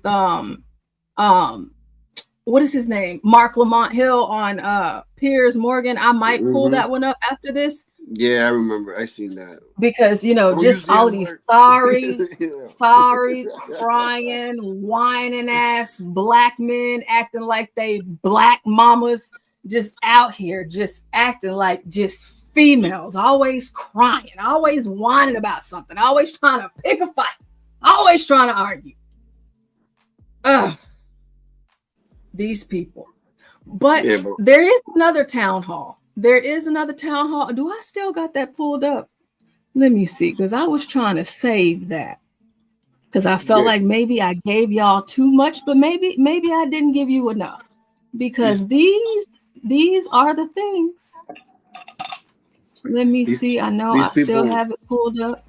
These people spent over 350 billion in Ukraine. I don't believe in reparations, but damn, man, we could have gave people reparations for that money. I mean, no, honestly, I didn't believe in reparations until that. Actually, yeah, man, I'd rather that. Yeah, that did it for me. I was like, oh, okay. So, but still, you got this black man up here talking about slavery, whining and crying. Like I'm telling you, like it sounded like his mama. And y'all keep on talking about reparations, but they giving all your money to these white countries. What you got to say about that? And Palestine and Israel, they ain't black. So what? Y'all, what you want them to do something? Doing something costs money, but you want reparations too. Now, what I want to tell you guys about before we hop into another town hall, and like I said, this popped up. I wanted to watch it, hadn't seen it yet. You guys are going to have to be leery of these black Democrats that are trying to become more center. Don't trust them. You cannot trust a black Democrat no more than you can trust a white one. You can't trust them. They do not have your best interest. Everything that they recommend to you and tell you, it's stuff that'll get you killed. They do not care about you as a black person or your black life, which is why I always say, and I will continue to say, whenever I make a video, post a video, go live, I believe that black communities, these inner cities, they should not have police officers. They should not have firemen. They should not have schools. Their children don't want to go. They should not have hospitals. They should not have EMS. They should not have any of it. You should take it all away from them. All of it. Take it all away. Let them figure it out. Let them find their own way. You have these Negroes like Stephen A. Smith, and what we're about to see with this black Democrat governor out of Maryland. They come out and they try to say things, you know, all of the shucking and jiving. They do this. They try to get you to think that they just might be in the middle and they just might have some sense, but they don't. They're lying. They are liars. They will always be liars, and let's us not forget. They want to remind you about the KKK, slavery, lynching, ninjas swinging from the trees, Emmett Till, this, that, and the third. But down in Memphis, they just got those officers, you know, the black ones off. And what are the blacks calling? They're calling for their heads. You cannot reason with these people. There is nothing sensible about these people. You cannot save these people. I don't make these videos because I want to help these people. I make these videos because I want to remind those of you that have arrived as to why your black card is not important. You should not be trying to get it. Don't go digging in the trash looking for it. You never needed it in the first place. And all of this hoopla that they try to make you believe is true, all of it is a lie. All of it. All they do is lie. Now, what you guys are about to see, like I said, I haven't seen this video, but I saw the title and I already know what this is about to be, a joke. Okay. Okay. Don't trust these people.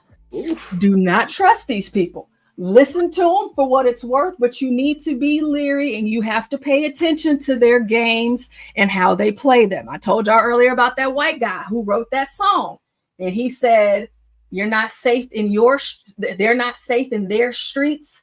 They're not safe in their beds. He said there. That was very specific. These Democrats know what they're doing.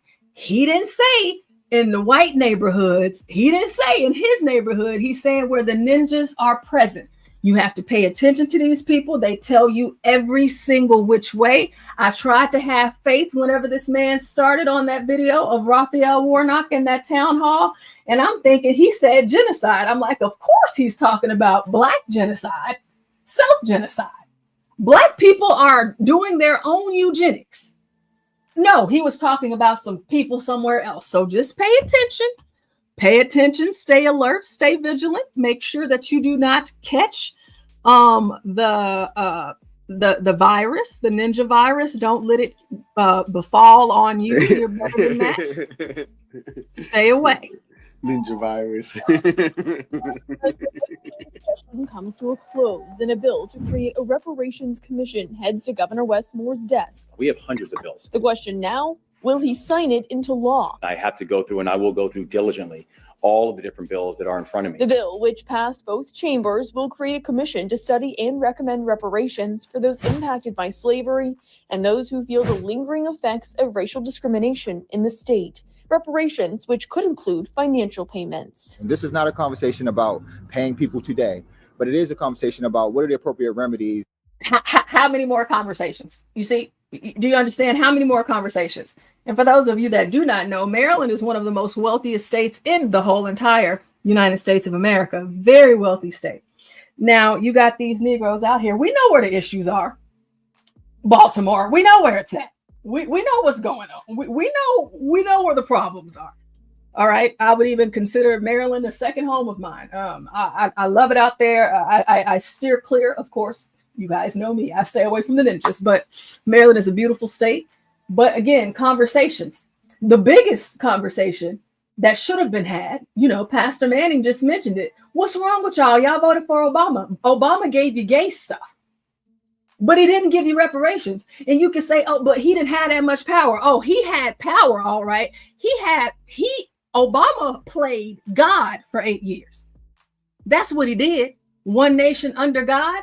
Yeah, no, Obama played God. What you mean he couldn't get reparations? But he can make the gays get married. He can bring LGBTQ this, that, and third. He can let the trainees get their dicks cut off in the military and then file and get a medical discharge from the military. And I'm paying for their livelihoods up until the day they die so they can cut their dicks off because they're confused. Obama did that. Oh yeah, he did that. No. And now all of us are living in the hell of the gays, where everything is gay. It's just gay, gay, gay, gay. Wherever you go, everything is just gay and gross. And we have to deal with it. You can't watch nothing. You can't go nowhere. You can't even enjoy nothing no more because everything is gay. Everything is gay. And you know what? The percentage of gays in America is still small. They are not the majority. They never will be. Why? Because they're not normal, because gay is not normal. Why is it not normal? Oh, I don't know. Because they cannot come together as man and woman and procreate. As we all know, for those of us with a lick of sense, the only things on this planet that follow God's order are animals. They do it just fine. Noah's Ark seemed to work out quite well. I know everybody's not religious. I am. Get over it. But he had the power to do that. But that Negro could not give you busted, broke, begging, stupid, lazy, crying ninjas your reparations. The conversation should have stopped with Obama. Should have stopped. I don't know why you up here trying to beg Biden while you over here trying to do it with Trump. Trump has given out more reparations than all you crying ninjas. Facts, bro. He has businesses, you know, like Elon Musk. Yeah, they employ Black people. Yeah, they provide them with what benefits so they can do what? Go to what? The doctor's appointments and things like that. They give them what? 401ks, you know, so they can retire. Reparations that you ninjas ain't trying to do. I just showed y'all earlier these Black women who just stole from this Black business, even though she had her own Black business. Y'all grinding and dashing. I don't have time for it. I don't want nothing to do with it. Y'all in these reparations, and y'all keep talking about it. And what did he just say? Oh, we just gonna talk about it. No, stop talking about it. You just let me see. I just let y'all see these ninjas in here asking for more money to be sent over to where? Palestine. Something needs to be happening in Israel. Y'all don't make sense. You're not serious people. You deserve nothing. And I just wish that the whites would listen to me for once. Take everything from them. They don't deserve nothing. They didn't got all of the reparations that they can imagine. Raphael Warnock is getting the reparations right now. Black pastors all across America are getting reparations right now. They're stealing it, you know, from the poor neighborhoods where they have these big old beautiful churches. They're flying on private jets. They live in mansions. They're dining at the best restaurants. They're wearing the finest designer clothes. They're going to all of these fashion shows. They're at the Met Gala, whatever it is. They doing everything that you'll never be able to do. Their lights are on. There's food in their fridge. There's water running in their house. You're struggling. You don't know where your next dollar is coming from, but not your Black pastor. Oh no, they'll be just fine. Just like Obama, you know, and Michelle, you know, from the south side of Chicago. I grew up poor. Where does she live now? She don't live around ninjas. She sure doesn't. Where does she have a house at? Oh, I don't know. Maybe Martha's Vineyard. You know, the place where Governor Abbott sent about 20 illegals and they were out of there in less than 24 hours. See, takes a boat to get they there, get to play. They get to play with you ninjas that are in the unknown space, in the twilight. I gotta take a boat. Those of you that are still holding on to Martin Luther's dream, okay? He sold you out too. So, again, don't let these people play you like a fiddle. They have no good intentions. All they mean is harm. And they're going to sit here and play with you after. Latino just told us billions of dollars they sent to these white folks. Billions. But you want to have a conversation about reparations. Let's keep going.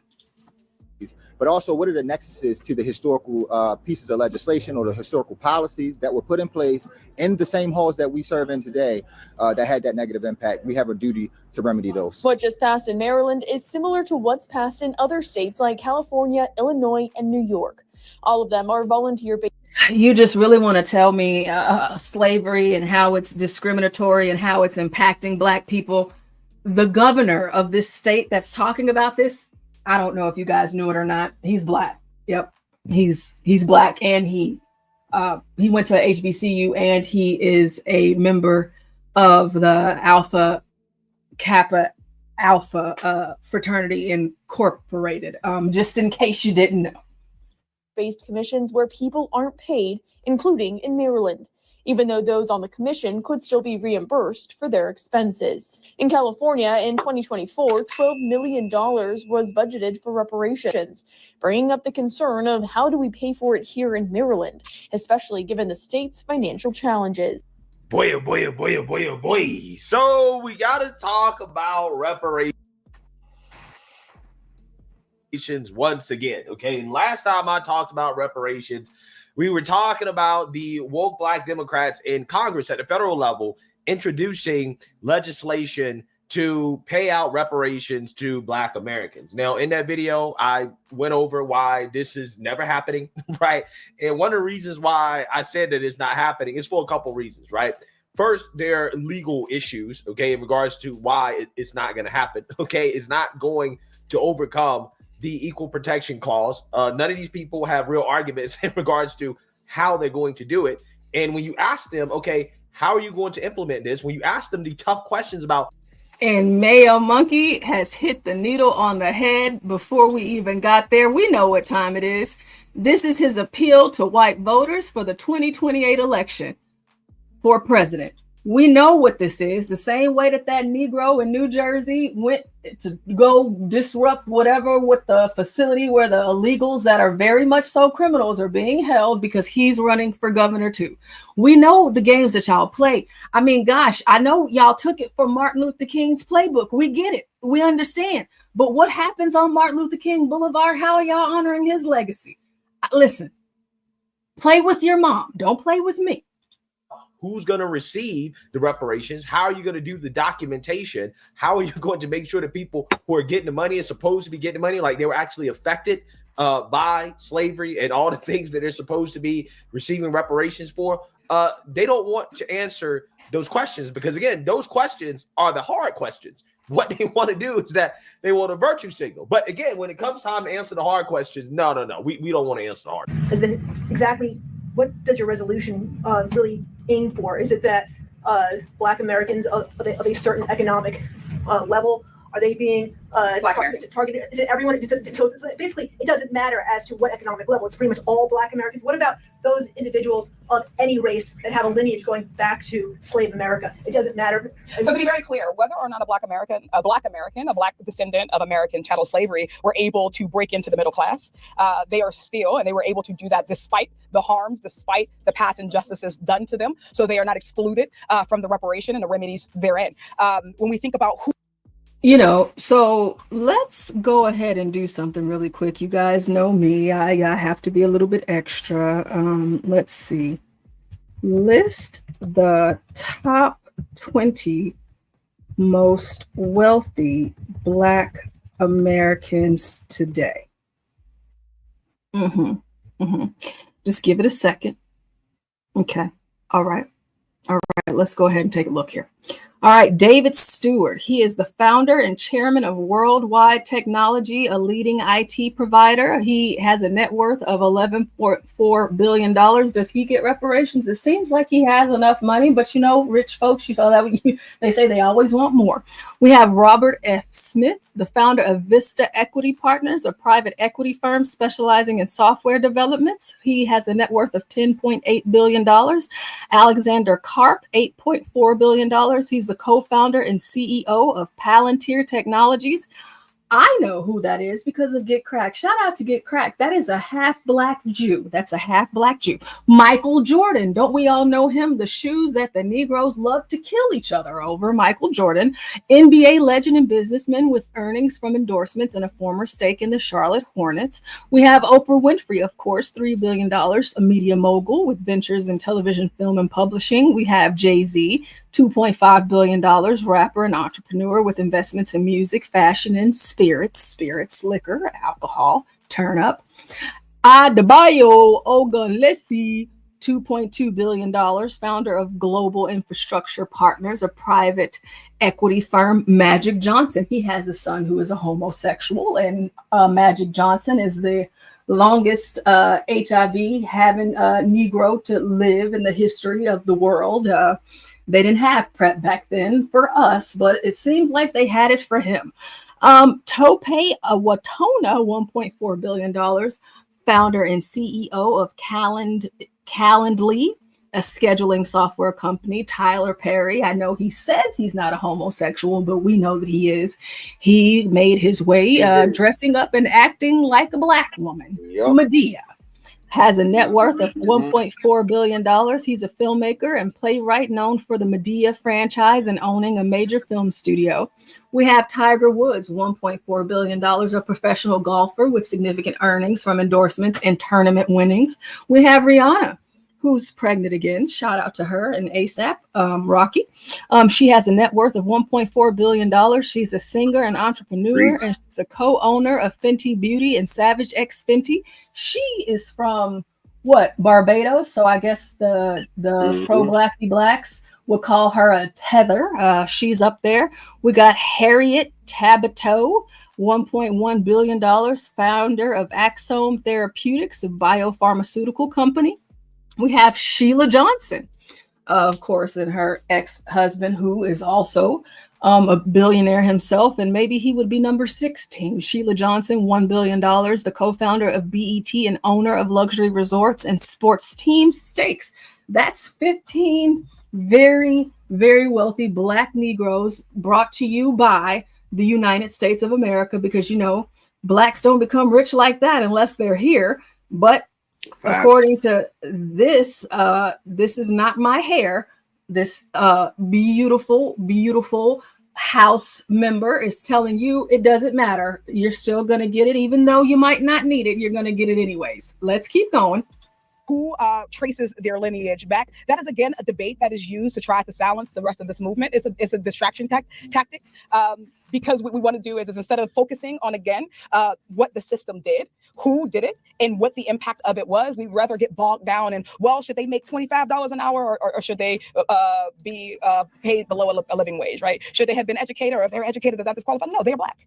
If they are Black and they're descendants of slaves, then they were directly in the lineage of harm.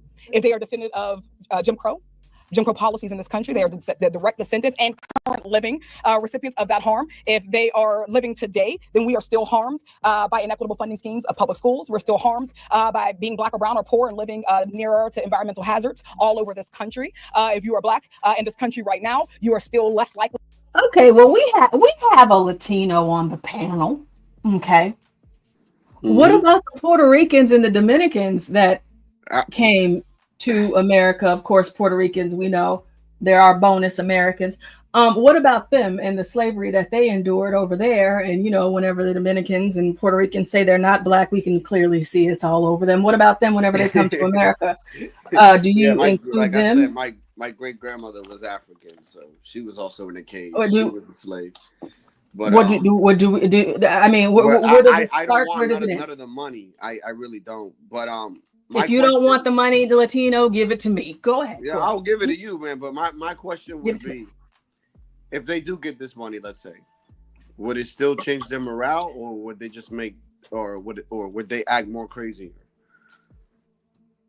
No. The only reason why they should give the money to the Negroes is because they'll get it back in less than 72 hours. Yeah, so they will. The stock market would explode. I mean, people would be making money hand and foot. They are going to buy everything and anything that they think. Yep, they are going to boost the. Give it to them just so you can just see a real quick turnaround, because they ain't gonna keep it. They're not gonna invest it. They ain't gonna do nothing right with it. There will be the handful of us that would, but you know, the majority of us would not. So I think that they would actually probably be doing themselves a favor.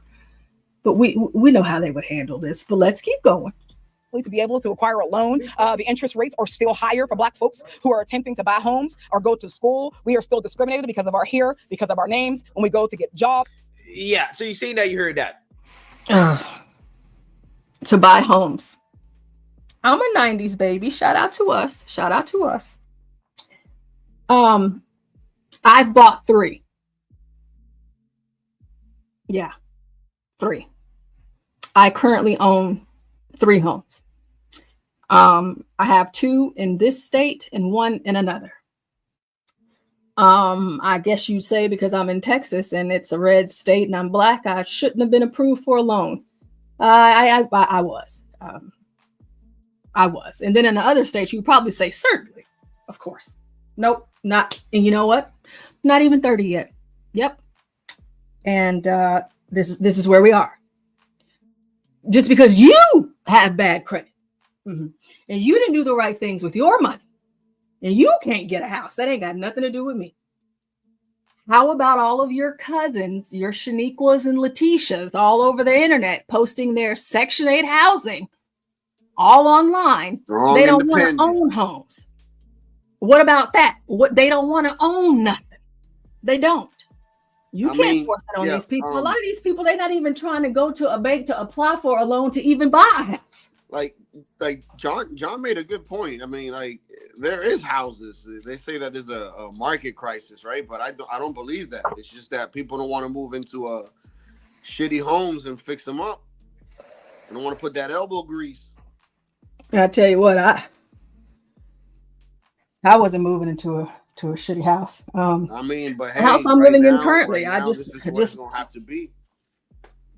Right, the house that I'm living in right now. I haven't made a year yet. It'll be a year next month. Bought this one and moved into this one last year.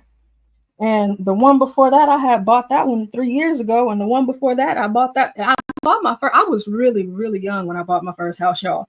And so, you know, it's like, who are you talking to? I understand that you're not broke, but all Black people aren't broke with bad credit. You see, but whenever you are trying to have this argument with this lens, this is what it's going to look like every single time. You're begging. If you built everything, why won't you go and build a damn house? Okay, go and do that. Facts. Jose and Jesus and Roberto, they do it. You had Latino up here talking about some electric work that he was doing in his house and how much money it's going to cost him. He's doing it. Hey, listen, you ain't even got to go to school for a lot of this stuff. You could just hop on YouTube, build a house, go and spend some time with the Amish. Okay, go and take a few notes out of their books. You talking about you built everything. These people be building houses and they pick them up. They build their buildings and they pick them up and walk them across the street. Build your own house. Build your own house. Okay, a great question. Who's going to receive the reparations? How are people going to trace their lineage back?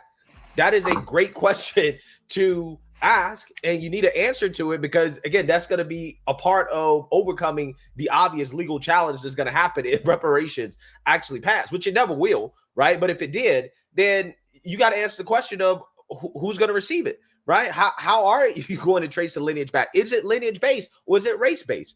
Okay, these things matter. Either one is damned if you do, damned if you don't. If it's lineage based or race based, I mean, both are going to get rejected. But my whole point is that the key questions, right? The key legal questions, okay, that need to be answered. These people don't answer those questions, right? They don't want to address that. Okay, and the reason why is because, again, it's just not legally feasible, right? That's just what it is. And there are people who know this, and then there are people who are naive and, you know, they believe that this is going to happen, and they're continuing to waste time and resources on something that these people, Democrats, are not willing to actually go through with, okay?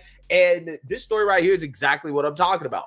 Wes Moore, the lone Black governor, vetoes bill to study reparations. Okay, this is what we got to talk about here today, because again, the other side of that coin, where we talked about the legal issues, and again, why this is not going to be able to stand up in court. Also, the political viability is what we have to talk about. Okay, there's a reason why these Democrats aren't really putting their money where their mouth is when it comes to reparations, right? They'll give lip service to it, but every single time it is time to do something tangible, right? To move in that direction of actually giving out cash payments. And Democrats, they pull up that carrot, right? They put that carrot over to Black people. They say, jump, jump. And then they pull it up, right? As soon as Black folks jump.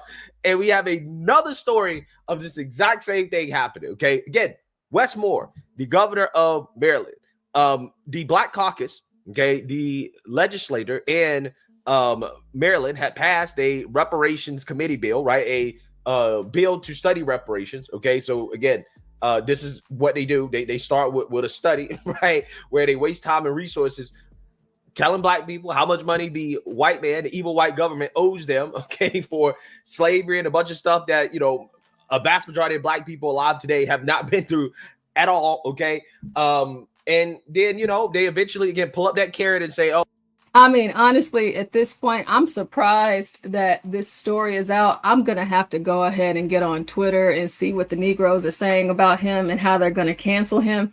But just like Mayo Monkey said, we know what he's doing this and why he's doing this, because he needs to secure the white votes for his presidential bid or even for his reelection. The fact that he's come out and he's vetoed it, you know, the Negroes gonna have a whole lot to say about how he's a sellout, this and that, knowing good and doggone well that he's just as Democrat as the next Democrat. He's just as weak as Raphael Warnock and Barack Obama and Jamal Jeffries and all the others, the Cory Bookers and all of this other. But let's see. Oh, well, we can't give you the money that you're quote unquote owed, right? This is what they do every single time. It's the same old trick. But the reason why they do this is because, like I told you guys, it's not politically viable, right? Every Democrat knows that if they actually make some real progress on this issue, right? They actually do anything tangible on this issue, okay? It's the end of their career, right? This is a career killer. Oh, And, my bad. again, We have see to this make with the that way that correction. Hakeem Jeffries. Hakeem Jeffries. That Negro. Hakeem Jeffries. That's So you more gotta say like you routinely. Hakeem Jeffrey. Hakeem. Yeah, there you go. Hakeem Jeffries. Hey, That's another crying Negro. Another Negro that likes to cry. Yes, another weak black man. Yeah. He dodged questions about reparations leading up to his decision to veto the bill. So without further ado, let's go ahead and get into this. Well, a bill to establish a reparations commission is gaining momentum as session 2025 winds down. Gary Collins with our Spotlight on Maryland team has an update. Announced as a priority of the Legislative Black Caucus of Maryland this session, a bill to study the feasibility of state reparations has successfully passed the Maryland Senate. We asked lawmakers and we tried to ask the governor about what they thought about this new commission. Without much debate or conversation, Senator Muse, State Government Maryland Reparations Commission. a bill for the state to study giving reparations, including financial payments to balance past racial injustices, passed the state Senate 2 weeks ago. Any discussion? If not, clerk will call the roll. A bill that's been part of a larger national conversation in several states after the 2020 death of George Floyd in Indianapolis. Senate Bill 587, having received a constitutional majority, is declared passed. We don't have the money to be exploring these options right now, period. State Minority Whip Justin Reedy told Spotlight on Maryland that amid a $3.3 billion historic deficit, with future years in the state budget looking equally tough. And I question whether using taxpayer money would ever be appropriate in this context. Even going back to when reparations were paid to survivors of the Holocaust, they went after companies, that were involved, not after taxpayers. State assemblies in New York and Illinois have recently adopted similar bills to study the feasibility of financial restitution for racial injustices. California was the first state to finish this study, issuing an 11,000-page report that recommended down payments amounting to $1.2 million of restitution per eligible person. Yeah, just for Gavin Newsom to end up folding on that, okay? And this is what I'm trying to tell you guys. This is the game. This is the trick, right? They do these studies.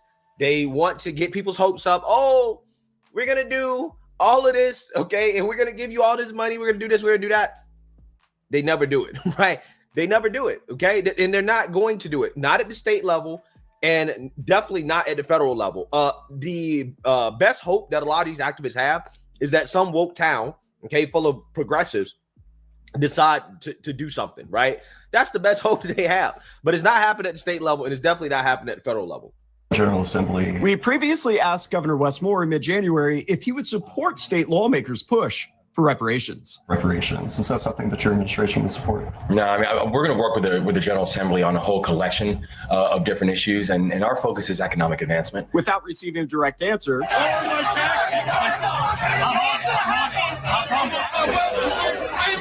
we took our questions about whether he would sign or veto the pending bill and several other unanswered questions about the budget to Governor Wes Moore as he poured drinks ahead of opening day at Camden Yards.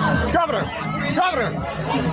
We tried to speak to him once as he passed by. Governor! We tried again, and despite the governor stopping to speak with others, he refused to answer our questions. So we decided to ask others in the bar what they think about the reparations bill and if the governor should sign it. I think the governor, though, is more important, more worried about being popular in a popular contest with other people in the country and maybe trying to do something with the White House than he is worried about the people in the state of Maryland. We sent the governor's office questions about the animated response that he received inside of the Camden Yards bar this afternoon, as well as questions about his support for reparations. His office did not directly respond to our questions, instead saying that Governor Moore will work with lawmakers to ensure the state is more affordable, more competitive, and a state that serves. The Reparations Commission bill is likely to be heard on the House floor this week. Sources say they expect it to pass. We will continue to follow closely. Yeah, so it did pass. As you guys saw there, Wes Moore is dodging hard, right? He was dodging hard when asked questions about reparations, okay? So again, no surprise when And before we let him continue, I want to give you guys a nice memory of Wes Moore. It's the journey of a man raised by a remarkable immigrant single mom, a man who felt handcuffs on his wrists at 11 years old, who now stands before you as the 63rd governor of Maryland and the first Black governor in the history of our state. And you want me to feel bad for you or these other Negroes? You just sat here and said, I felt handcuffs on my hands when I was 11 years old. Sir, I wouldn't tell nobody that shit. Listen. Yeah, first time I felt for handcuffs on my arms is when I was 11 years old, and now I stand before you as the first Black governor of Maryland and all these other. Listen, handcuffs. What was you doing? What was you out there doing? 11? I've been bullied. I mean, I don't know where your daddy at, because you didn't say nothing about him, but your immigrant mama, we heard about her. But I mean, hey, listen, the pro-blackity blacks would call you a tether. So you tethering Wes Moore, you came here. Your mama did. You're here, Negro. Your daddy, we don't know where he at because you ain't mentioned him. You had handcuffs on your arms when you was 11 years old, and you managed to become the first governor of Maryland. Wow, what a story. Something to behold, right? Nope, these Negroes still complaining. They still complaining. I mean, hey, it was good enough for me, but it ain't good enough for him, but it ain't good enough for these other Negroes. Yeah, they should make a movie about this. Yeah, they should. Mm-hmm.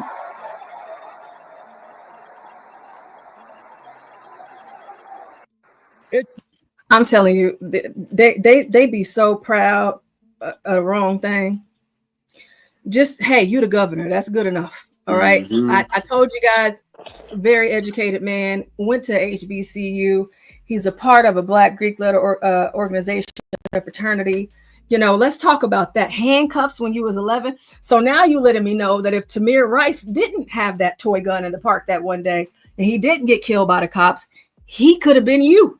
See, because we always hear it the other way around. You know, whenever you're talking about the Ryan Hinton, that Ryan Hinton, he could have been me. Trayvon Martin, Obama said that could have been my son.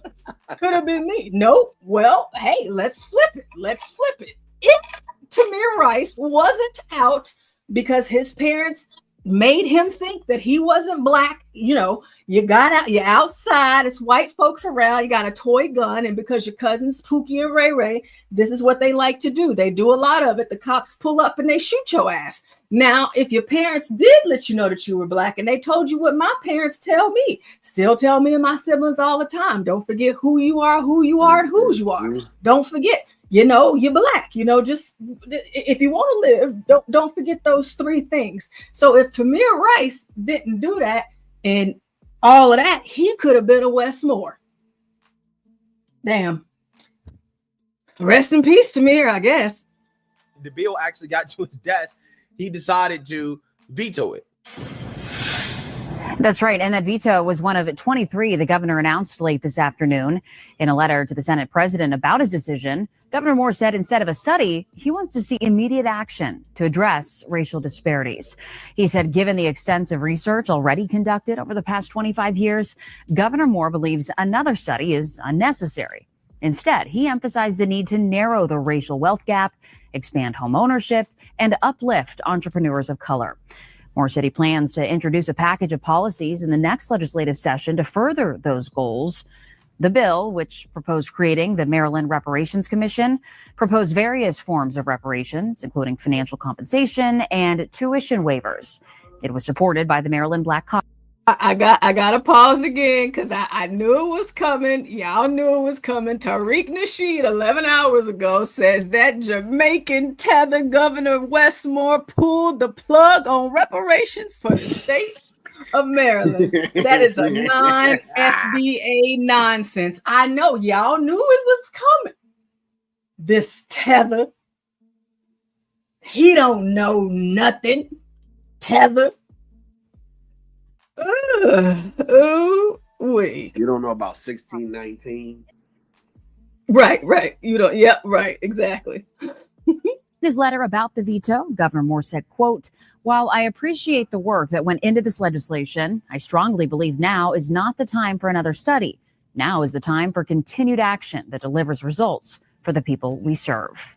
Other bills vetoed today address topics like climate change, a service animal program for the disabled, and less restrictions on veterans to operate certain lottery machines. Yeah, so you see that, you heard that. Okay. I'm personally not surprised by this. I'm going to tell you guys why I am not surprised by this in a few minutes. But you have some woke black activists, like, for example, the Tariq Nasheeds of the world, right? He is disappointed, right? He is not happy about this. His followers are not happy about this. So let's read here. Tariq Nasheed says, Jamaican tether. Governor Westmore pulled the plug on reparations for the state of Maryland. I spoke too soon. This person said, let's call it what it is. They keep pointing to black faces in high places as proof that progress is happening. But those black faces often aren't from the people owed the debt. Oh, man. The African Diaspora News Channel says, I hope he doesn't try to run in 2028. Like Felicia said, I'm going to remember that the Democrats want to lose again. I see still trying to chase the white vote that they will never get. Stats show Democrats can't win elections without FBAs. We're going to talk about that, right? We will address that in a minute. This guy, Alan Holmes, says, interesting. Black American Governor Westmore vetoes a reparations bill to study harms done to Black American MD residents and recommend solutions. Even when Black politicians are in positions of great power, this doesn't mean they will do much for Black people directly. Yeah, I mean, well, that is unconstitutional, right? That's part of the reason why. Okay, you can't give out race-based compensation, right? You can't do that. Okay, this is like, basic stuff, but some people just they'll never get it. Anyways, this person says, if Westmore doesn't do anything else in regards to getting the Black Marylanders actual tangible reparations, this will be a highly disappointing move on his part, one that makes absolutely no sense. Yeah. So that being said, Westmore is claiming that, well, I vetoed the bill because we don't need any more studies, right? We need to actually start doing tangible things. Now, what does that mean in actual, like, non-politician speak? What that means is that he doesn't really support reparations, right? He's not going to actually do what these people are looking for him to do, okay? It's not happening. And the reason why it's not happening is because this dude is up for re-election. He's up for re-election, and there are rumors that he could possibly run for president. You're up for re-election in 2026. Yes. You haven't announced yet, I don't think, that you're running. I can announce now I'm running for re-election. Okay. So you're running for re-election as governor. I think you're likely to win based on everything I know about Maryland politics. But the question you'll be asked is, are you thinking of running as well for president of the United States? And the answer to that question is no. I've got the best job around, and I love the momentum we're actually seeing in the state of Maryland. I think about when I was first elected, Maryland was ranked 43rd in the country in unemployment. Now Maryland's going on 15 straight months of amongst the lowest unemployment rates in the entire country. That when I was elected governor, Maryland was in the middle of a scourge of violent crime. The one thing I will say, he's a well-groomed, well-kept Black man. He speaks very well. He has a nice smile, married, beautiful family. He has a lot of really great things going for himself. And, kudos and congratulations to him for, becoming the first Black governor of Maryland. But we know he's lying. We know that he's going to throw his hat in the race for president. I hope he does. But yeah, he does. He does speak well. He carries himself well. Very, again, educated guy. What is he doing for Maryland? We'll have to get Ryan. A shout out to Ryan. Ryan is a white man who's always working. So whenever he has some time, maybe he can let us know how things are going there. And we already know how the school system and the crime is going in Baltimore. But as far as the whole state is concerned, maybe Ryan can let us know the things that Westmore has done to improve, the state. Just wanted to pause for that. Over an 8-year period, Maryland saw our homicide rate nearly doubled. Baltimore City had 8 straight years of 300 plus homicides. Now, Maryland has amongst the most precipitous drops in violent crime of anywhere in the country. Great right word, precipitous. Yeah. So what is his reelection and him possibly running for president? And he says he's not going to, but there are a lot of people who want this guy to run, right? But regardless, what does that have to do with him rejecting reparations? Well, it's very simple. The reason why he rejected the reparations study is because he knows how politically toxic this issue is, right? He's a smart enough politician to know that if I sign this bill, then again, that decreases my chances of winning, right? That I'm going to be attached to a radical policy position that is going to be very, very, very hard to defend in a general election, right? Again, we're talking about a general election in which you have to get people who are on both sides to vote for you, right? And he knows that, again, this type of legislation is not a politically savvy thing to get on board with, right? Nobody is ever going to win running off of this idea that people should be paid handouts from the government, taxpayer dollars, based off their race, right? For things that they didn't go through. It is the most politically divisive policy proposal that you could possibly support, right? And this is why he vetoed it, right? This is why he vetoed it, okay? If it was a politically popular proposal, then he would have signed it. And we're talking about a study. We're not even talking about actually paying out anything. We're talking about a study. This dude's like, nah, I don't want to be associated with this. This is why he kept dodging questions. And that's what's so funny because, I keep hearing these people say, oh, well, if Democrats or Republicans want to win, then they need to be pro reparations for FBAs. And I'm like, no, that's actually how they lose, right? That's how they lose. And that's the case because every time Democrats actually get an opportunity to do something tangible, they don't do it because they know if they do anything tangible, then their careers are over, right? They're going to get voted out. If California had passed that reparations legislation that they tried to push on Gavin Newsom, if they had passed that, they would be cooked, right? They might lose the state. That's how politically toxic it is, right? This is why even the most progressive of the Democrats, they don't really want to do it, at least not at the state level. Not at the state level, and it's definitely not happening at the federal level. Again, the best hope that some of these people have is just some small town that decides that they're going to do it. And eventually those cases will get, shot down in court. But at least with those cases, they could, do it fast enough to, hand out, right, whatever they're going to give to people and go from there. But, other than that, again, at the state and the federal level, it's just not happening. The political viability is just not there. And again, you have Wes Moore, who is, in my opinion, I think he's a progressive. He's a progressive, right? He's a black governor. The Black Caucus passed the legislation. It came to his desk. He could have signed it. He said, nah, I don't want to be associated with that. It tells you everything you need to know. Any politician, again, that wants to win general elections, that is looking to potentially run for president of the United States, right, higher office, they're not going to get on board with this, okay? Because they all know any one of these people who decides they want to sign this, their career's over. Their career's over. They're not going to be able to win. They're not going to be able to win. And that's what people don't understand. But, hey, let me know what you guys think. Make sure you like, comment, and subscribe. Well, what we will do before we get up out of here is we will take a look at some of the responses here on TikTok and see what the blacks are saying. And then I'm going to have to get up out of here because I have to cook for my man. I do. I have to get his food and stuff together. So I'm going to leave you guys after this, but we're going to, check some of this out and see what some of the Negroes are saying. And maybe we'll be back tomorrow. I do believe Stanley has a show set up for tonight. Let me make sure I have everything over there.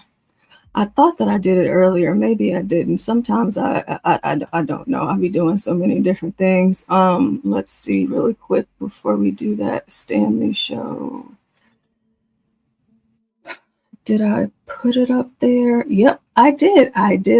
All right, we're good to go there. And I also think that I put the descriptions and stuff. Yeah, so I got that going. So we'll have Stanley and then maybe John tomorrow. So let's see here. Welcome to New Possibilities. I speak truth. Oh no, we ain't got 6 So minutes. I did a video yesterday. No, we ain't got 8 minutes. Black people, please, let's have a conversation about this reparations scam. Let's have a reparations is conversation. nothing but a scam to feed y'all. It's a scam. We all know that black people just gets all upset when we talk about racism. Anything that has to do with slavery, we go crazy. Again, it's like, Hey, that hat looks familiar. That hat looks familiar to me. We may have seen it around here on one person, maybe before during a debate. That's a nice hat. a dog leash that the Democrats can just pull when they feel like it. And we see it's nothing but a scam. Y'all Negroes will never see reparations. Y'all ain't getting no check from the government. Why don't y'all get that through your thick skull? For example, the only black Oh, sorry. Palomino says John has one scheduled for right now. Let me go back and look. Y'all know this is the urban landlord, and sometimes we dabble in ninja behavior. Sometimes it happens. We had one that John had scheduled. Oh, good. He changed the date. Oh, and then, yeah. So no, actually I changed the date and updated the thumbnail. And then we have one that he did have scheduled today, and it's John Galt predicts. Oh, I have to fix that. He put John Halt. Let me fix that right now. John Galt predicts the black jurors will free Diddy. So I'll have to work on that one once this ends to fix that and change the date for that one. Oh yeah, but John, you guys, y'all know he'll be here. He'll be here. Governor in the United States, Mr. Milk Dud Obama himself, the hope for the Democrat Party in the future, doing the bidding what his master tell him to do, just vetoed reparations in Maryland. Again, yes, that's right, Mr. Wes Moore, the darling, the one that people think that's going to save them. Again, he even knows it's a scam because they can't pay for it. Again, why is it that they always come up with these studies for reparations and y'all Negroes jump at it with the bit? You got black women, congressmen. I mean, it seems like that's who we all got speaking for us now. Black women sitting back here with press conferences. Summer Lee hasn't wrote or created any legislation that it actually has passed or has a chance of passing. Or sitting back here wasting our time. No black men in the background, but black women holding up signs talking about reparations now. It ain't gonna happen with $36 trillion in debt. And I don't need the government to give me a damn thing. The government has given me nothing but heartache, giving our people nothing. All right, I understand this is a black man. Hey, if you want to give me reparations, I'm a black woman. He's talking about, give them to me. Okay, I'll take them. I'll take them. So I don't know what he's talking about. I'll take them. Okay, I'll take them.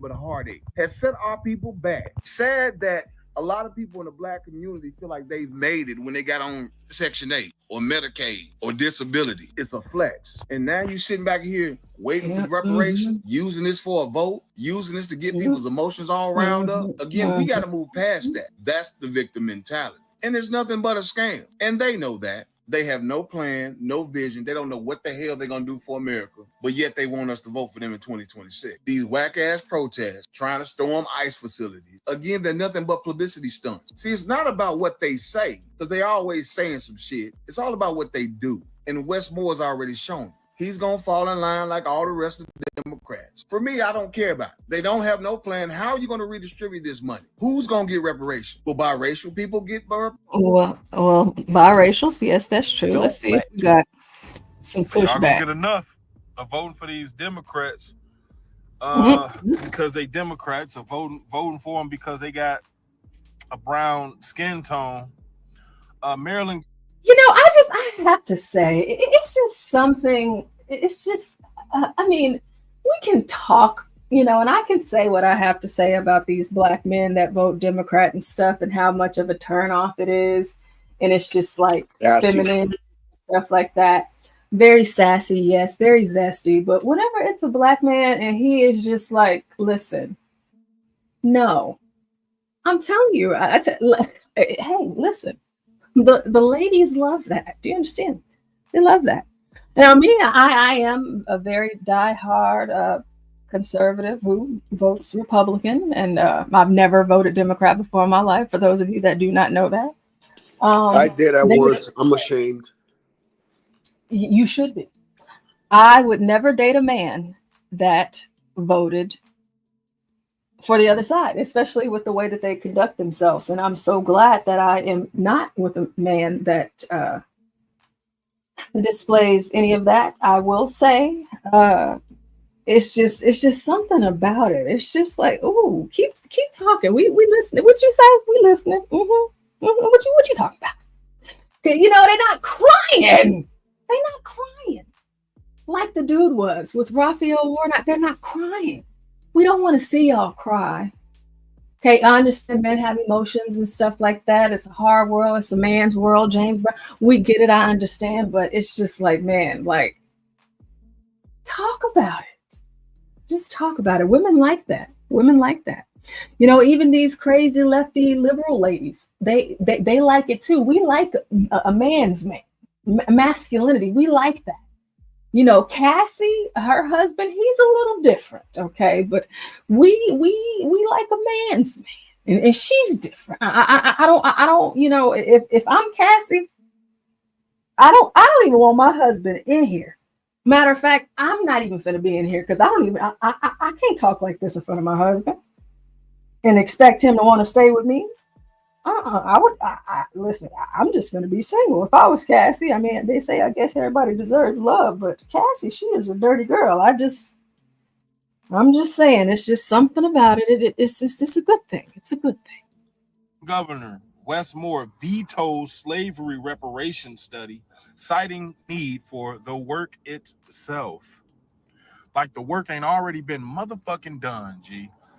Here's the thing about Wes Moore that I need people to know. He's a Jamaican American. He's not a foundational Black American. Go ahead. He's a tether. The only governor, Black governor, vetoes the slavery reparations. Is he Black?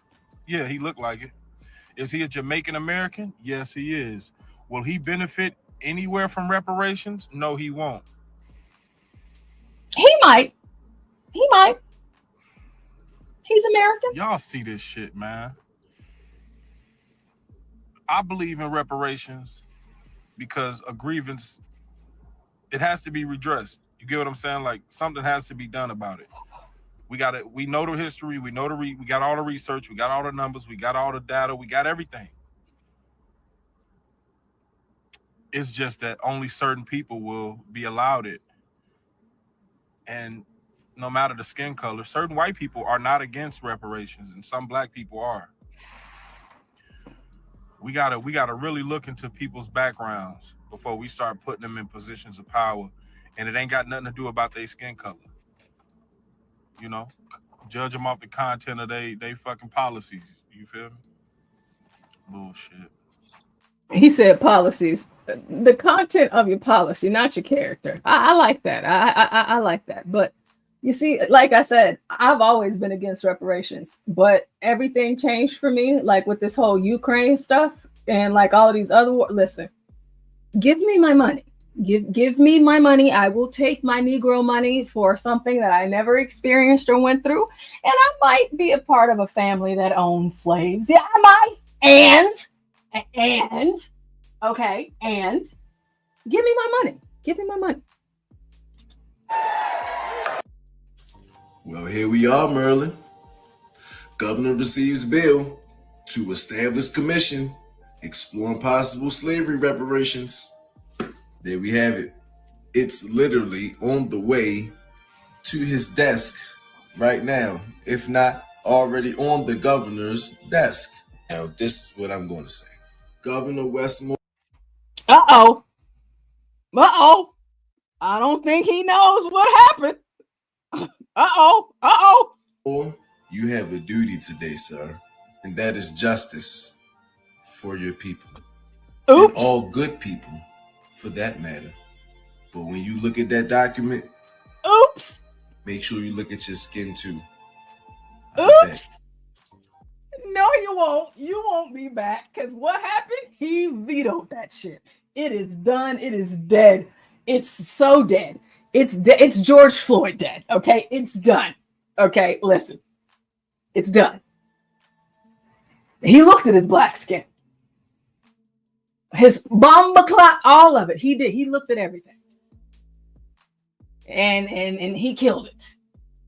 Like Rodney Hinton killed that cop. It's done. If you live in Maryland, I wanted to make you aware of 2 bills that are going to be signed today by Governor Westmore. You know, I was looking at my brother Unplugged's video, and he was talking about this whole reparations thing, and he posed a really good question, and I'm wondering if the left can kind of help me out. Why is it that y'all didn't ask for reparations and restitution when the Democrats was in office? Like, why are y'all asking for it now? Is this black woman thinking for herself? Is she paying attention? Is she asking the right questions? Joe Biden was president for 4 years, and he had that, I guess, semi-kind of whatever black you want Kamala Harris to be. Y'all was talking about Trump the whole time and everything else that had nothing to do with nothing. I already said Obama. See, to me, it should have started and ended with Obama. That's me.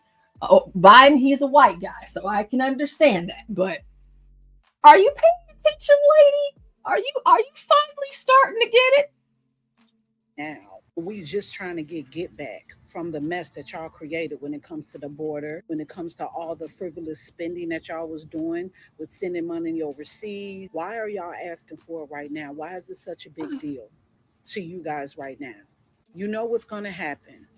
You know you're going to sit here and try to create this invisible bill. I think this will be like the 3rd bill that y'all done tried to create. And the moment that Congress says that they're not going to do anything with it, they're going to blame the Republicans. We know that that's what y'all planning on doing. So I don't know if they still think that they could keep playing the same games, but y'all lost for a reason, and you're going to continue to lose for a reason. Only people that still want to vote for you are the ones that are playing identity politics because they don't really know no damn better, or the ones that are just as evil and egotistical as you because they hate to lose and they hate to accept the fact that your ways ain't working no more. You might as well switch it. You know, nobody likes to lose. You know, nobody likes to lose. So it doesn't matter what side you're on. Nobody likes to lose, you know. But the Democrats are doing an excellent job. I want them to keep it up. Keep on propping Jasmine Crockett up. You know, keep on going crazy with all of this stuff with these ICE raids and tariffs. And please keep it up, Democrats. Y'all are doing a fine job. Listen, I couldn't have asked for anything better. This has been the most beautiful display of just everything that I've seen my whole life. And I could not be happier, if I'm being honest with you. I want the Democrats to keep going. Keep going. Let's see if we got some more pushback. This is crazy because it's TikTok. I see Democrats are introducing another reparations bill. More gaslighting, perhaps? Don't you love how Democrats play on the emotions of Black Americans? I mean, we done seen too many Negroes. That's just, you know what? Wow. I mean, I was coming up here because I was trying to find some pushback. I just wanted to see. But you know what? Shout out to all of these civilized Black Americans.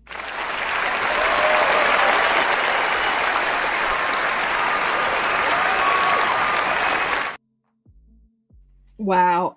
I mean, I'm proud of y'all. Y'all done made me happy. Not that bald-headed heifer. Who is this white woman?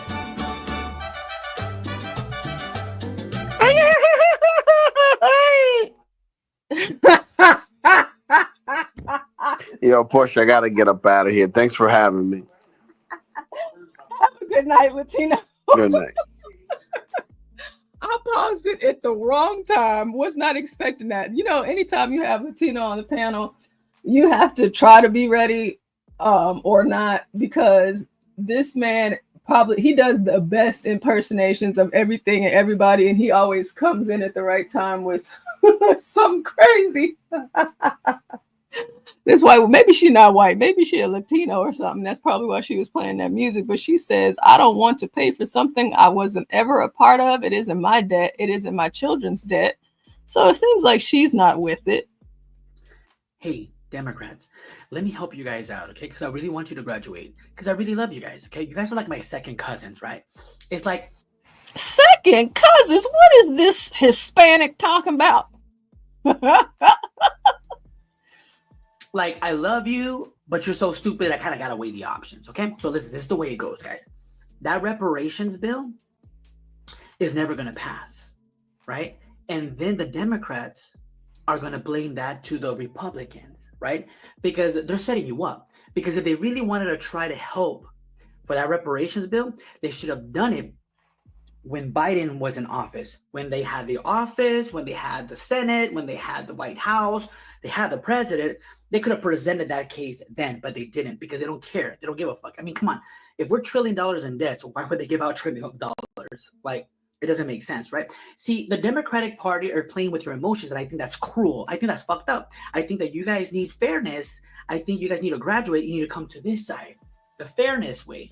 See, the Democratic Party is like a cheating asshole, a cheating lying asshole. What is a cheating lying asshole? They play with your heartstrings. He said, asshole. Asshole. Yeah, they did have the House, they had the Senate, and they had the presidency. You know, they did have that. You know, they did. They only give you false hopes. They only take, and never give you shit back. They're just playing you, and they still stay in power because, well, they know your weakness. You see what I'm saying? Because I know that reparations bill is never going to freaking pass. And I think that's fucked up because you guys are all like, oh my God, finally our day is coming, but it's never going to fucking come because they're lying to you.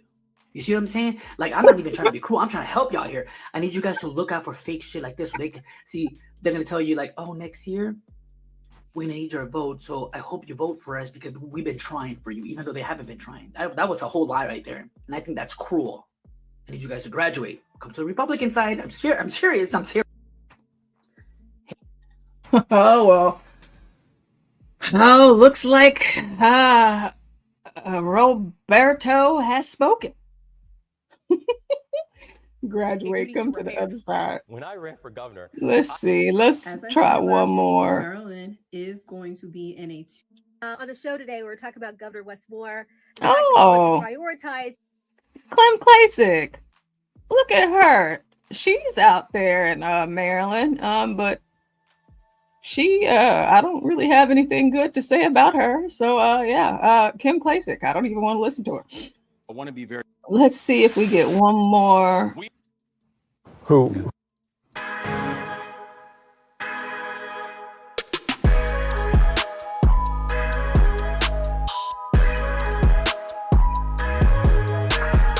Yeah, y'all know I love my lines. I love my lines.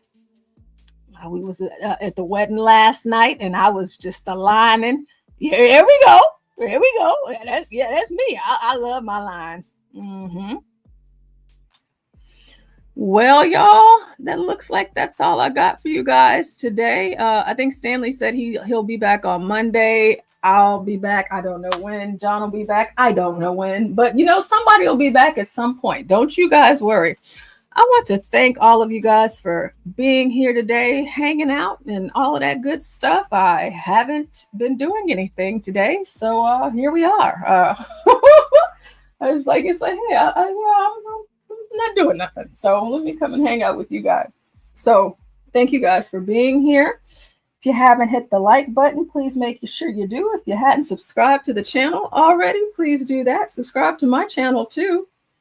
We'd like to thank you guys for being here. If you would like to sponsor the show or donate or anything like that, if you want to pay me reparations, hit the Cash App, the Zelle, the PayPal, all of those good things, help a sister out. Help a sister out. We got to pay for these things. These things cost money. StreamYard costs $400 a month. That's a lot of money. We got to pay for this stuff, guys. To edit the stuff, the music, the backgrounds, all of the things that you guys love and enjoy. We got to pay for it. We got to pay for it, and we need your help in doing so. Stanley just said he might do a show in an hour, so you guys might get an impromptu from Stanley, which is always a great thing. We love Stanley with Stanley versus the World. Don't worry, he might cuss you out, but it's okay because you'll be back because you love it and you love him like we all do. So thank you guys for being here. We will see you on the next one, whenever that may be. And of course, as always, we will be back like we never left, because we never do. Bye. Biden is asleep. Kamala is at a dance party with Beyonce. Beyonce. Beyonce. Beyonce. Dance party with Beyonce. Dance party with Beyonce. Dance party with Beyonce. Dance party with Beyonce. Beyonce. Beyonce. Beyonce. Beyonce. Party with Beyonce. Beyonce. Beyonce. Beyonce. Dance party with Beyonce. Dance party with Beyonce. Dance party with Beyonce. Dance party with Beyonce. Beyonce. Beyonce. Beyonce. Beyonce. Party with Beyonce. Beyonce. Stop. Carry on. Dance party with Beyonce. Beyonce. Dance party with Beyonce. Beyonce. Dance party with Beyonce. Beyonce. Dance party with Beyonce. Beyonce. Beyonce. Hold up. Dance party with Beyonce. Dance party with Beyonce. Dance party with Beyonce. Dance party with Beyonce.